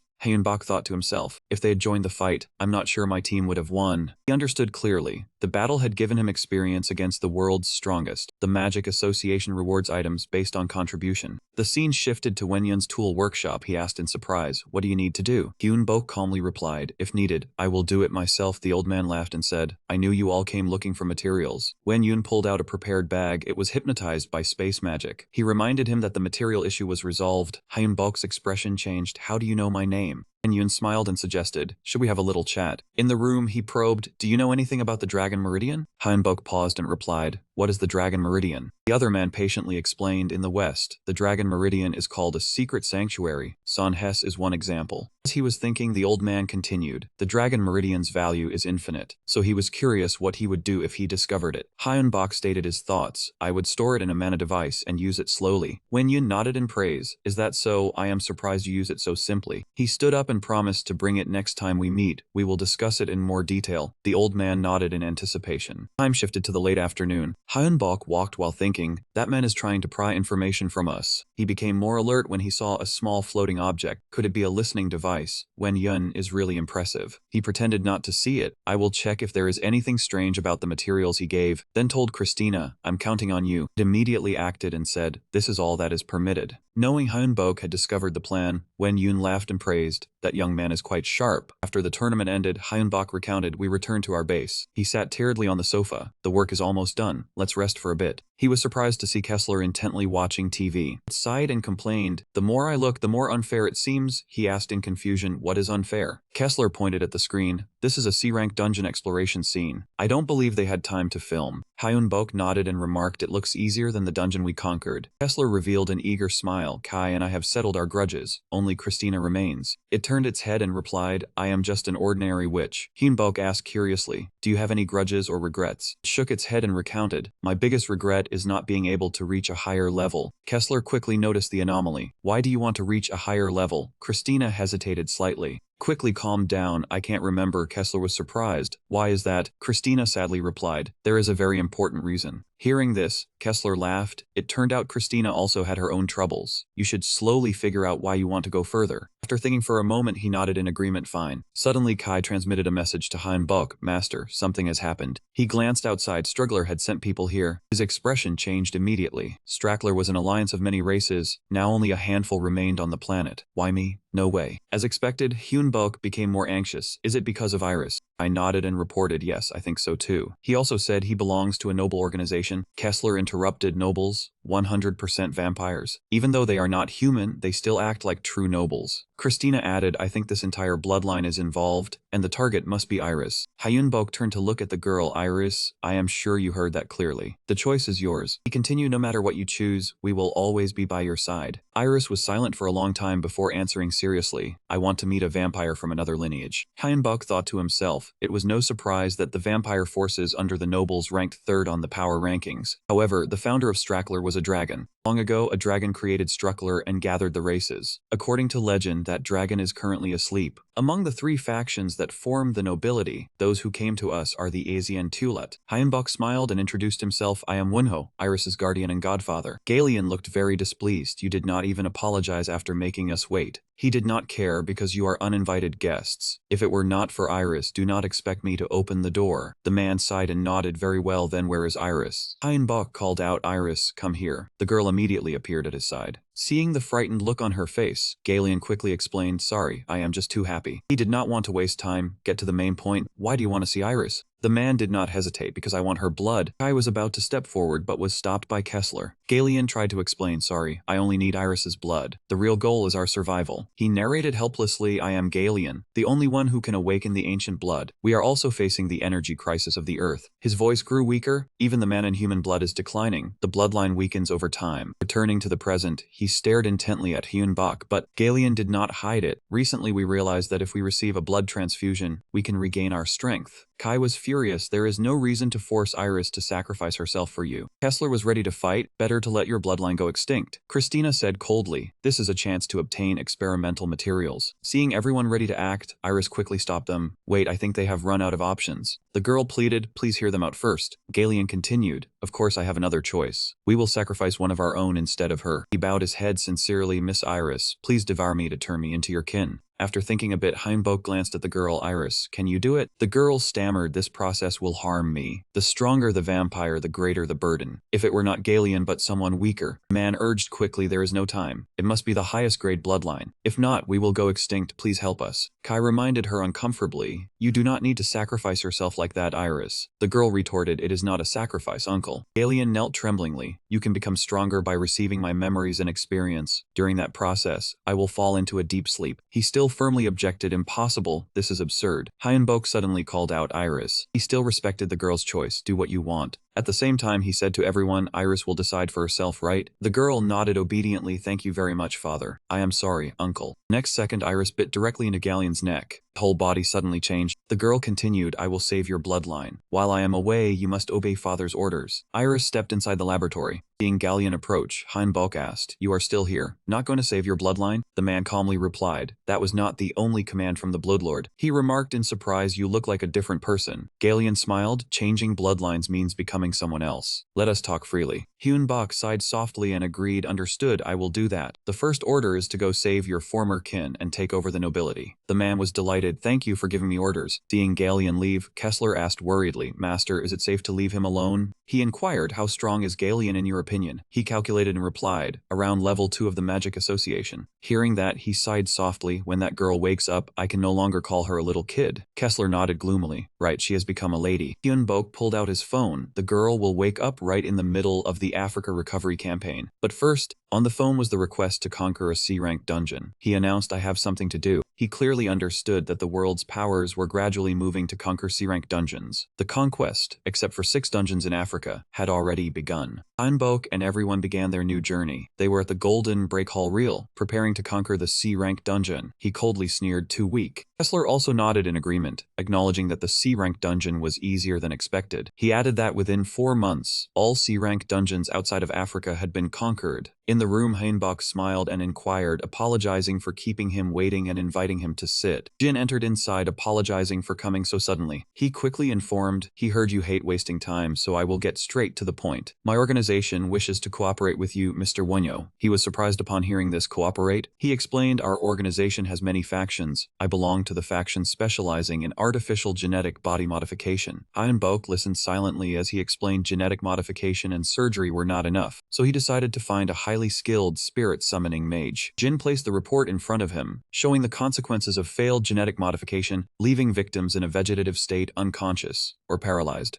Hyun-bok picked it up and read it, showing interest, but said if involved, he would become a target of the public. He firmly refused, sorry but I won't cooperate. Jin sighed softly saying what a pity. He made a decision, but I will cooperate to recover the current patients. A bright smile spread across his face. Then I am very grateful. He had his own calculations in mind, establishing a friendly relationship with this organization and minimizing hostility from other forces. He thought this would be beneficial. Hyun-bok recalled the Africa Restoration Campaign, the reason being that Africa was beyond humanity's control. For humanity to reclaim Africa, they had to explore the dungeons themselves. Atlantis' operational base also gradually moved towards the African waters. 4 days after conquering the C-rank dungeon, the battle to restore Africa officially began. The warships at sea faced off against many species of monsters. The battle raged on endlessly, the scene becoming chaotic. Giant dinosaurs charged forward wildly to attack. Atlanta raised the arrow in her hand, aiming it at the monster. Seeing the opportunity had come, she dealt with it in the blink of an eye. Hyun-bok felt it was a bit of a waste of time and said to those outside, it's time to eat. He walked to the front of the ship's net, telling himself he was someone who tried to understand life through death. He was ready for the next battle, voicing a summons to the dead who craved life. At the same time, Hyun-bok summoned the Undead Legion. This was the beginning of the war. On the African continent, everyone gathered around the tents. Hyun-bok thought to himself, a large-scale operation involved many allied members, so Kang Hyun-woo, who held the position of Supreme Commander, would have a hard time. He apologized, you just woke up and it's already like this. Iris replied, it's alright. Hyunbok thought to himself. To be honest, he had considered patting her head. He asked if Makazon's charm ability had been activated, telling her to be careful not to cause chaos. Iris replied, yes, I will be careful, father. The scene shifted to the evening of that day. Iris was standing in the middle of a horde of giant monsters. A monster quickly lunged towards Iris' head. Iris immediately unleashed a slash aimed directly at it. Iris laughed out loud as the monster's blood splattered onto her beautiful face. Iris continued to stand in place, swinging her hand to attack the monsters simply. Galeon admired, truly, our bloodline overlord is beautiful. Let us act together for the overlord. This is the first dinner to honor him. Let us gather the finest offerings. Scene change. A giant robot machine suddenly appeared. Robot machines quickly flew high up into the sky. They quickly formed ranks around Hyunbok, forming a giant soldier formation. Hyunbok asked, I thought we agreed to let them join after entering the dungeon. Why summon them so early? Kang Hyuncheon replied, the allied forces were attacked by monsters all night, so we decided to deploy the giant soldiers earlier than planned. Hyunbok replied, I understand. Kang Hyuncheon continued to ask, do you know why the brigade was not ambushed? Hyunbok replied, it's all thanks to the shadow specialists. Kang Hyuncheon wondered, are they the strikers? Hyunbok replied, exactly. Kang Hyuncheon remarked, it's fortunate the strikers are on our side. Hyunbok replied, indeed. Suddenly Hyunbok heard a voice, master. He replied in surprise, rare for you to speak, what's the matter? Miho replied, please let me fight, I want to test my strength in this place called Earth. Also, there is something troubling me. Hyunbok immediately replied, you have only 4 hours. During that time I allow you to use mana freely. Niho replied, thank you master, I will return soon. Hyunbok thought to himself, it seems Niho will evolve and become stronger when facing adversity. Soon after, Niho shot up into the blue sky, moved closer towards the flock of monsters flying in the distance. Niho roared and unleashed a powerful wave of magic towards the monsters before it. They immediately panicked and stopped mid-air. Niho angrily commanded, move, get out of my way. Immediately, it saw the space in front had become more open than before. Niho continued to fly like a bolt towards the leader monsters. Clearly something was bothering it, related to some dragon on this continent. It told itself, wait for me, my enemy, my target. A moment later, Niho hurriedly shouted, master, it lives here. Hyunbok looked at him in surprise, confused. What? Niho replied, the flow of life on this continent is our enemy. Hearing this, the soldiers behind immediately showed concern. Cutting to the meeting room, Kang Hyuncheon sighed softly. He spoke slowly, more trouble. Hyunbok replied, I have not confirmed. Niho's words have no basis. A woman said, that feeling cannot be ignored. I think Lord Kang Han-woo understands best. The man continued, a dead dragon can sense things beyond perception.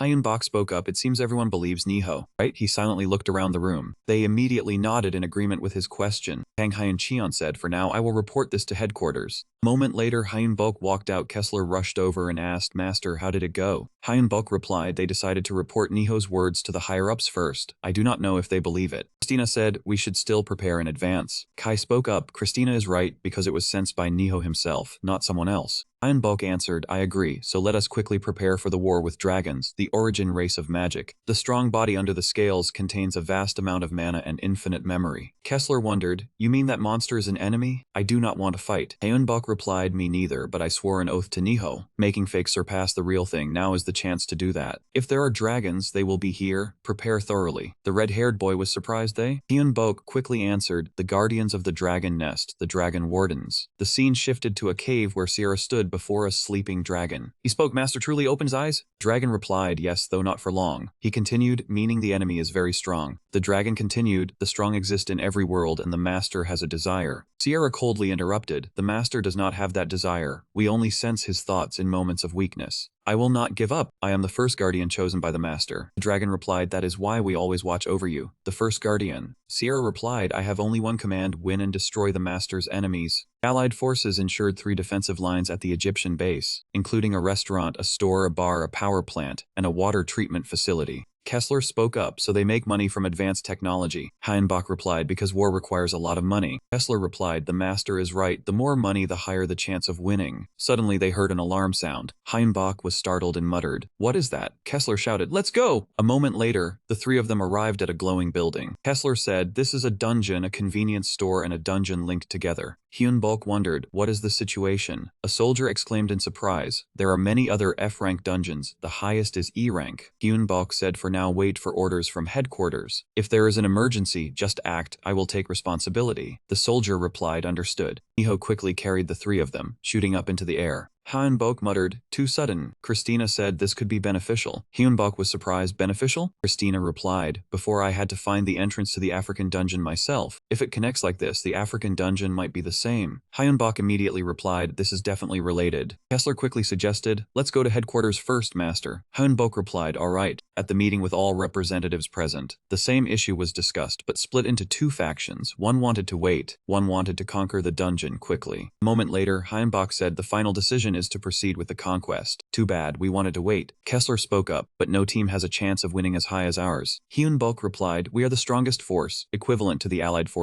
of course. Kessler quickly turned away, I'll go outside to relax a bit. Hyunbok stopped him, no, wait here. Be safe, we should not split up. Kessler immediately turned back, is that the master's feeling? Hyunbok immediately replied to that questioning question, yes. The sky gradually turned to the black of night, the space around the tents becoming quieter than ever. Suddenly, a beam of light emitted from the area of the convenience store. Then a magic door opened in the middle of the void. Monster silhouettes appeared from behind it. They quickly spread out across the main road. The monsters lined up one after another, advancing towards the human tent area. Commander quickly ordered through the radio, Magic Code Pattern 2 begins activation. A huge magic circle suddenly appeared right on the road surface. The spirit skeleton group immediately appeared before the monsters. On the other side, the soldiers were charging to attack the monsters with the order, don't worry about the building, just fight. A soldier hastily reported, Commander, there is urgent news from the third barricade. The commander replied, continue as planned. At the third barricade, Hyunbok muttered, is the enemy advancing towards us? He suddenly noticed a beam of golden light charging straight at him. He realized those rays of light were transforming into the shape of flames, like the breath of a dragon. However, Hyunbok immediately refuted, that is not a dragon-type monster. Drenken Draken. A monster roared and then fired a blast of magic towards him.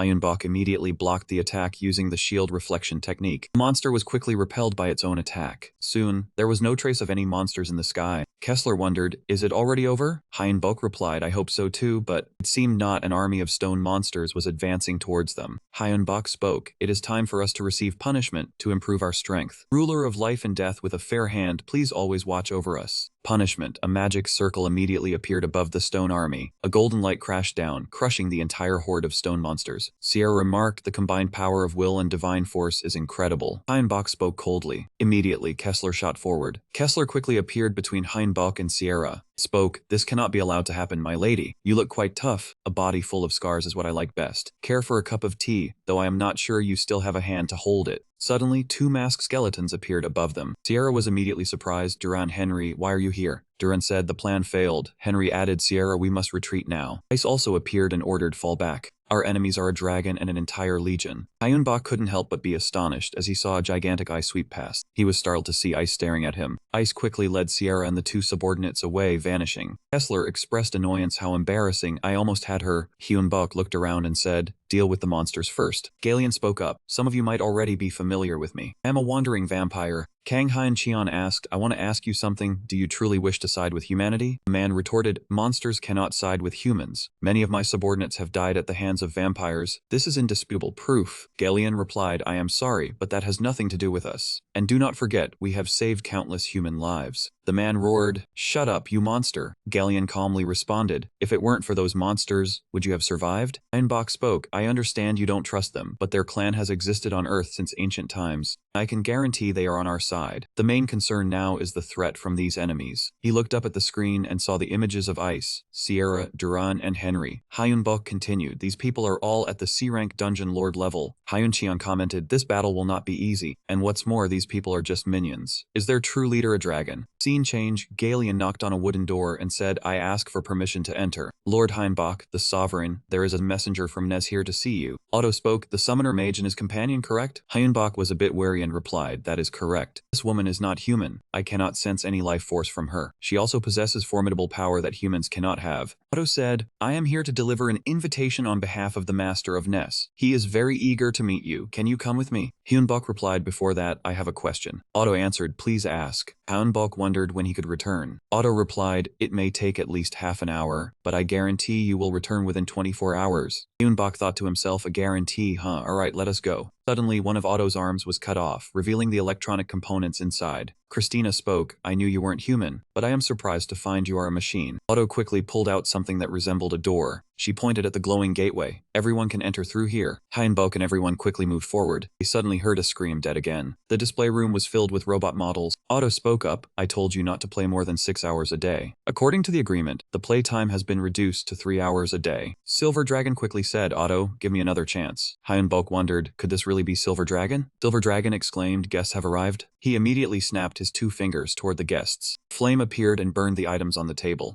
Hyunbok flinched back, exclaiming in shock, what? Before his companion's bewildered looks, he knelt down in front of the boy. Silver Dragon said, impressive, you sense my power in a short time. Kessler spoke up, if all dragons are that strong, then Gloria must have hidden their true power from us. He replied, impossible, his power cannot be just that of a C-rank leader. Silver Dragon said, there is a fellow dragon in Africa. I am certain of it. Christina asked, you are a dragon, right? Silver Dragon replied, yes, but I am not yet mature. I am the only surviving dragon on Earth. Hyunbok asked if all dragons were strong. Silver Dragon replied, no, my body is very special. I am the only one who stayed when the others fled. Otto added, but back then you were just an immature child. Silver Dragon said, do you know, the people you met were all dragon guardians. You are not strong enough to defeat them. I will give you a chance to increase your power. Become my guardian. Will make you stronger. Hyunbok was stunned by that offer. Slowly stood up. What if I refuse? Silver Dragon replied, don't worry, I won't force you. There are many benefits to becoming a dragon guardian. First is lifespan. You can live 5 to 20 times longer. Second, your physique will become 5 times stronger. Kessler exclaimed, oh, I like that. Hyunbok continued, third is the treasure of the deceased dragons. Christina exclaimed, dragon treasure, really? Silver Dragon replied, if you become a guardian, I can share some of it. Fourth, I will give you dragon essence. He was surprised. Essence? Silver Dragon replied, their flesh and blood are used for medicine, their bones for making weapons. Very useful. Fifth, I will let you use my mana source. Hyunbok suggested we need to talk privately. Silver Dragon replied, understood, take them to a private room. The scene shifted to the private room area. Hyunbok was deep in thought. Kessler spoke up, honestly, this is a great opportunity, isn't it? Christina replied, this opportunity is truly rare. Kai added, this is not a bad offer. Hyunbok slowly replied, I intend to refuse the offer. Chris was surprised, why? There is no better opportunity than this. Hyunbok answered, the reason I strive to be strong is to survive. Christina wondered, isn't this an opportunity then? Hyunbok replied, it is.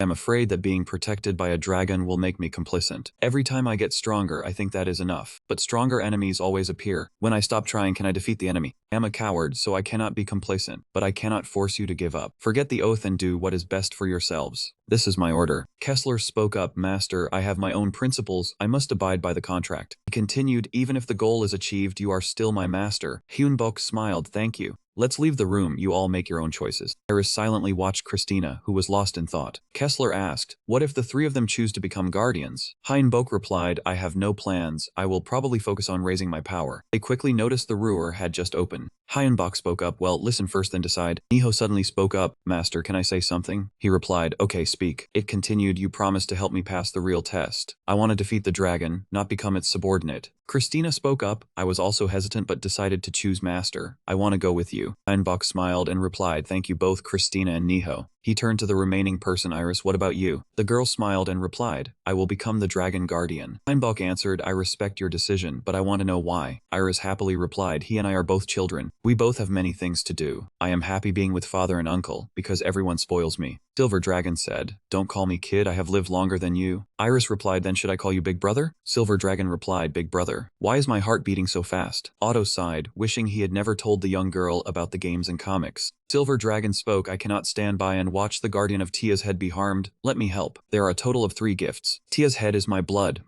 so do not worry about the primal turtle. It makes the drinker stronger. Hyunbok questioned primal turtle, what do you mean? The Silver Dragon replied, the dragon blood makes you strong but can also carry a curse of deadly pain. Of course I will not allow that. Christina said, because you allow it, the blood will make the drinker stronger. Hyunbok asked for some blood. The Silver Dragon replied, I will give you a bottle. It is not worth much anyway. The Silver Dragon continued, this is the second gift. Hyunbok was surprised by the item. The amount of mana here is... The Silver Dragon replied, that is right, it is a dragon bone. Hyunbok was astonished. Are you really giving this to me? The Silver Dragon answered, this is just a small part. I intend to give you the entire dragon vein when you become the guardian. Finally, this one. Hyunbok exclaimed, could this be a dragon heart? He was truly grateful, truly very thankful to him. The Silver Dragon laughed happily. Make good use of the gifts. Survive until I become an adult dragon. Christina asked, how long does it take to become an adult dragon? The Silver Dragon replied, at shortest tomorrow, at longest 5 years. Hyunbok murmured, 5 years from now is not difficult either. We have to go now. The silver dragon was surprised. Right now? Hyunbok replied, I am very happy with these gifts. I will study them seriously. The silver dragon smiled, indeed you wizards are all alike. I will take good care of Iris. Hyunbok spoke up, Iris, see you later. Iris smiled, yes father. Christina urged him angrily, master, hurry up. Hyunbok smiled happily, a dragon heart. Kessler suggested, I will go out to take a look. We should keep some distance. Hyunbok told Niho, all the dragon bones will be used for you. Niho was surprised, all of them? He replied, that is right. Then you will become stronger. He felt grateful, thank you master. As Hyunbok immersed himself in research, some problems arose. Ahead of Tia, large-scale monster attacks disappeared, and at the same time rumors about the military spread. Dissatisfaction with the military gradually turned into dissatisfaction with the war, and some even wanted to surrender to the monsters. Many people profited from the monsters, and when the conflict became unsolvable, humanity was divided, all according to the enemy's plan. Scene change, Hyunbok asked, how is your body now? Niho replied, it feels like it is moving. Hyunbok ordered Niho describe it. Now you are both an undead and a living creature. As long as you have mana, you can regenerate your body at will. You have become a creature that constantly evolves. Simply put, you have now become a true dragon. Niho was shocked, a real dragon? Hyunbok replied, that is right. It should have been impossible, but my mistake made it possible. I wanted you to be stronger than a real dragon, which is why I named you Niho, the strongest dragon in mythology. But that was wrong because a name also has power. Not long ago I met the silver dragon, and I asked him if all dragons had left this world. He answered that most dragons had abandoned this world, but there are still a few dragons on Earth, said to be in the mountains and forests, and some, Niho said, have turned into bloodlines. Hyunbok replied, that is right. Among the remaining dragons there is a true anomaly. Niho could not help but be startled by this information. Hyunbok continued, the evil dragon soul within the dragon vein will try to take over your body. There is only one way to avoid falling into its hands. You must become even stronger, Niho. Hyunbok said seriously, you must surpass it. Niho replied, master, I will never lose to it. Hyunbok smiled, good, then let us go now to make you stronger. Scene change, Hyunbok looked at his phone and saw the results for the 8th circle. According to Christina, in human history since the EDA era, only 30 people had magic power of 500 and 1 out of 700, dexterity 260 out of 378, and 328 points remaining. He thought to himself, dragon blood broke his limit. Christina, Kessler, and Kai also increased a lot, but Niho had not yet drunk the blood. If he drank it, Niho would be the one to break his limit the most. Christina asked, master, I have a question. Would it not be better to understand the power thoroughly before entering the 8th circle? Hyunbok replied, that is right, Christina. So do not ask anymore. You have asked 87 times. Christina replied, I am sorry, the 8th circle is like a dream to me. Kessler smiled, master, when will we reach the meeting point? Hyunbok replied, he said we could reach the meeting point in this palanquin. But what does that mean? Suddenly a gust of wind blew their palanquin into the air. Kessler sighed, I never thought I could travel like this. Soon after, the sky turned black. Palanquin carrying them quickly descended to the ground.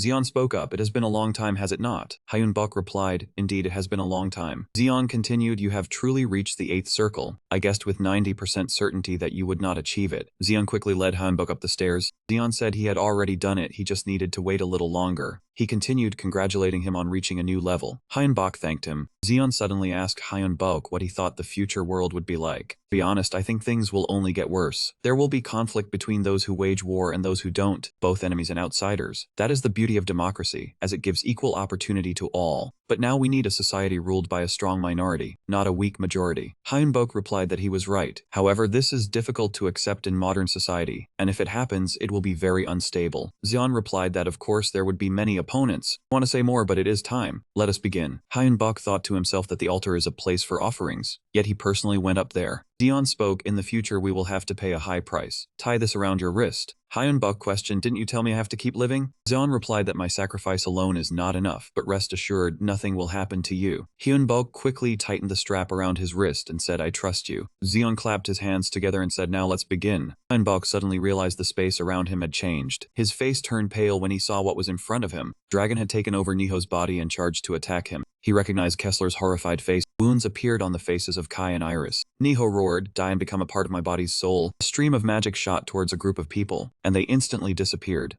Hyunbok was astonished. It wasn't absorbing, it was devouring everything in its path. Kessler, Kai, and Christina gritted their teeth, trying to resist. Hyunbok understood, after the battle, Neo's body had been taken over. Would he and the others die? Is this the worst part of the future? I have grown much stronger, but it is still not enough preparation. I must become stronger. Suddenly Hyunbok saw Zeon bleeding from the nose and called out to him. Christina and Kai called out to their master. Kessler said he feared he was dead. Hyunbok asked in surprise, I didn't move? Zeon replied that his soul was in a different space when he saw the future. Can you heal me? My internal organs are severely injured from seeing the future. Hyunbok immediately healed Zeon and said, I understand. Zeon seriously warned, don't forget, the future you see can change at any time. Hyunbok replied, I understand. Kai, help him up. I will tell you the details of the future I saw. Scene shift to their rest area. Zeon was sleeping very soundly. Christina wondered if it was really that bad and if they would die. Hyunbok replied, that was the worst part of my future. Hopefully what I saw is inaccurate. The task now is to prevent it. Chris said there was a lot to do. Hyunbok agreed. Let's start on the things we've been putting off. It's time to raise everyone's points. Christina suggested, Master, please start with me first, because I am not becoming strong as fast as Kessler and Kai. Right now, I am only a burden. Hyunbok thought to himself that Christina was indeed the weakest. Notification quickly appeared on his phone. Great Cup 201 out of 274. Female. Variant Lick Race. Strength 92 out of 122. Speed 92 out of 119. Stamina 180 out of 210. Mana 345 out of 464. Dexterity 30 out of 50. Remaining points 1999. Hyunbok said, Chris, you have reached the 7th circle. Kessler and Kai congratulated her. Chris humbly said she was still behind everyone else. Kessler and Kai said this was a great achievement, even at the EDA. Christina thanked everyone. Kessler suggested, now it's my turn, hurry up. Hyunbok asked him which ability he wanted to increase. Kessler replied, increase everything except divine power and dark magic. The information panel showed Kessler was level 412 out of 435. Male, Gray Spirit Race, strength 471 out of 520. Speed 402 out of 447. Stamina 70 out of 725. Divine power 491. Dark magic 491. Mana 61 out of 681. Dexterity 292 out of 302. Remaining points 161. Hyunbok muttered, Gray Spirit is interesting. Kessler's stats are very high. Kai said, finally it's my turn. All thanks to you, Master. Just increase my mana for me. Hyunbok remarked, except for stamina, all of Kai's stats are higher than Kessler's. Level 442 out of 492. Male Guardian Spirit Race. Strength 492 out of 630. Speed 503 out of 660. Stamina 509 out of 545. Mana 101,000 out of 1,041. Dexterity 392 out of 502. Remaining points. Kessler glared at Kai and said, damn it, I lost. Hyunbok remarked, Kai's mana is quite high. Kai replied, probably thanks those legend guys. Hyunbok said, everyone surely knows this, but right now we can still lose to the enemy. So everyone must prepare very carefully. Only then can we survive and win. All three of them immediately nodded, their eyes full of determination as they looked at him. Humans perhaps do not know that time is never on their side, so they must face the tragedy of war and begin blaming each other. Would things have been different if Hyunbok had become the guardian of the Silver Dragon? Or if he had become a Leicester student, perhaps everything would have changed. In the end, all his choices were to believe in himself and fight alongside his comrades. No one forced him. That was Hyunbok's own decision. He did not know what was right, only doubt and turmoil. The others would eventually realize what their correct choice was. How to resist this dangerous world. He must believe in himself and fight with all his might. Therefore, even if the worst future occurred, Hyunbok still gripped the staff in his hand tightly. A dragon was charging straight toward him, preparing to attack. Hyunbok would fight and win. He calmly looked at his own reflection in the dragon's eyes.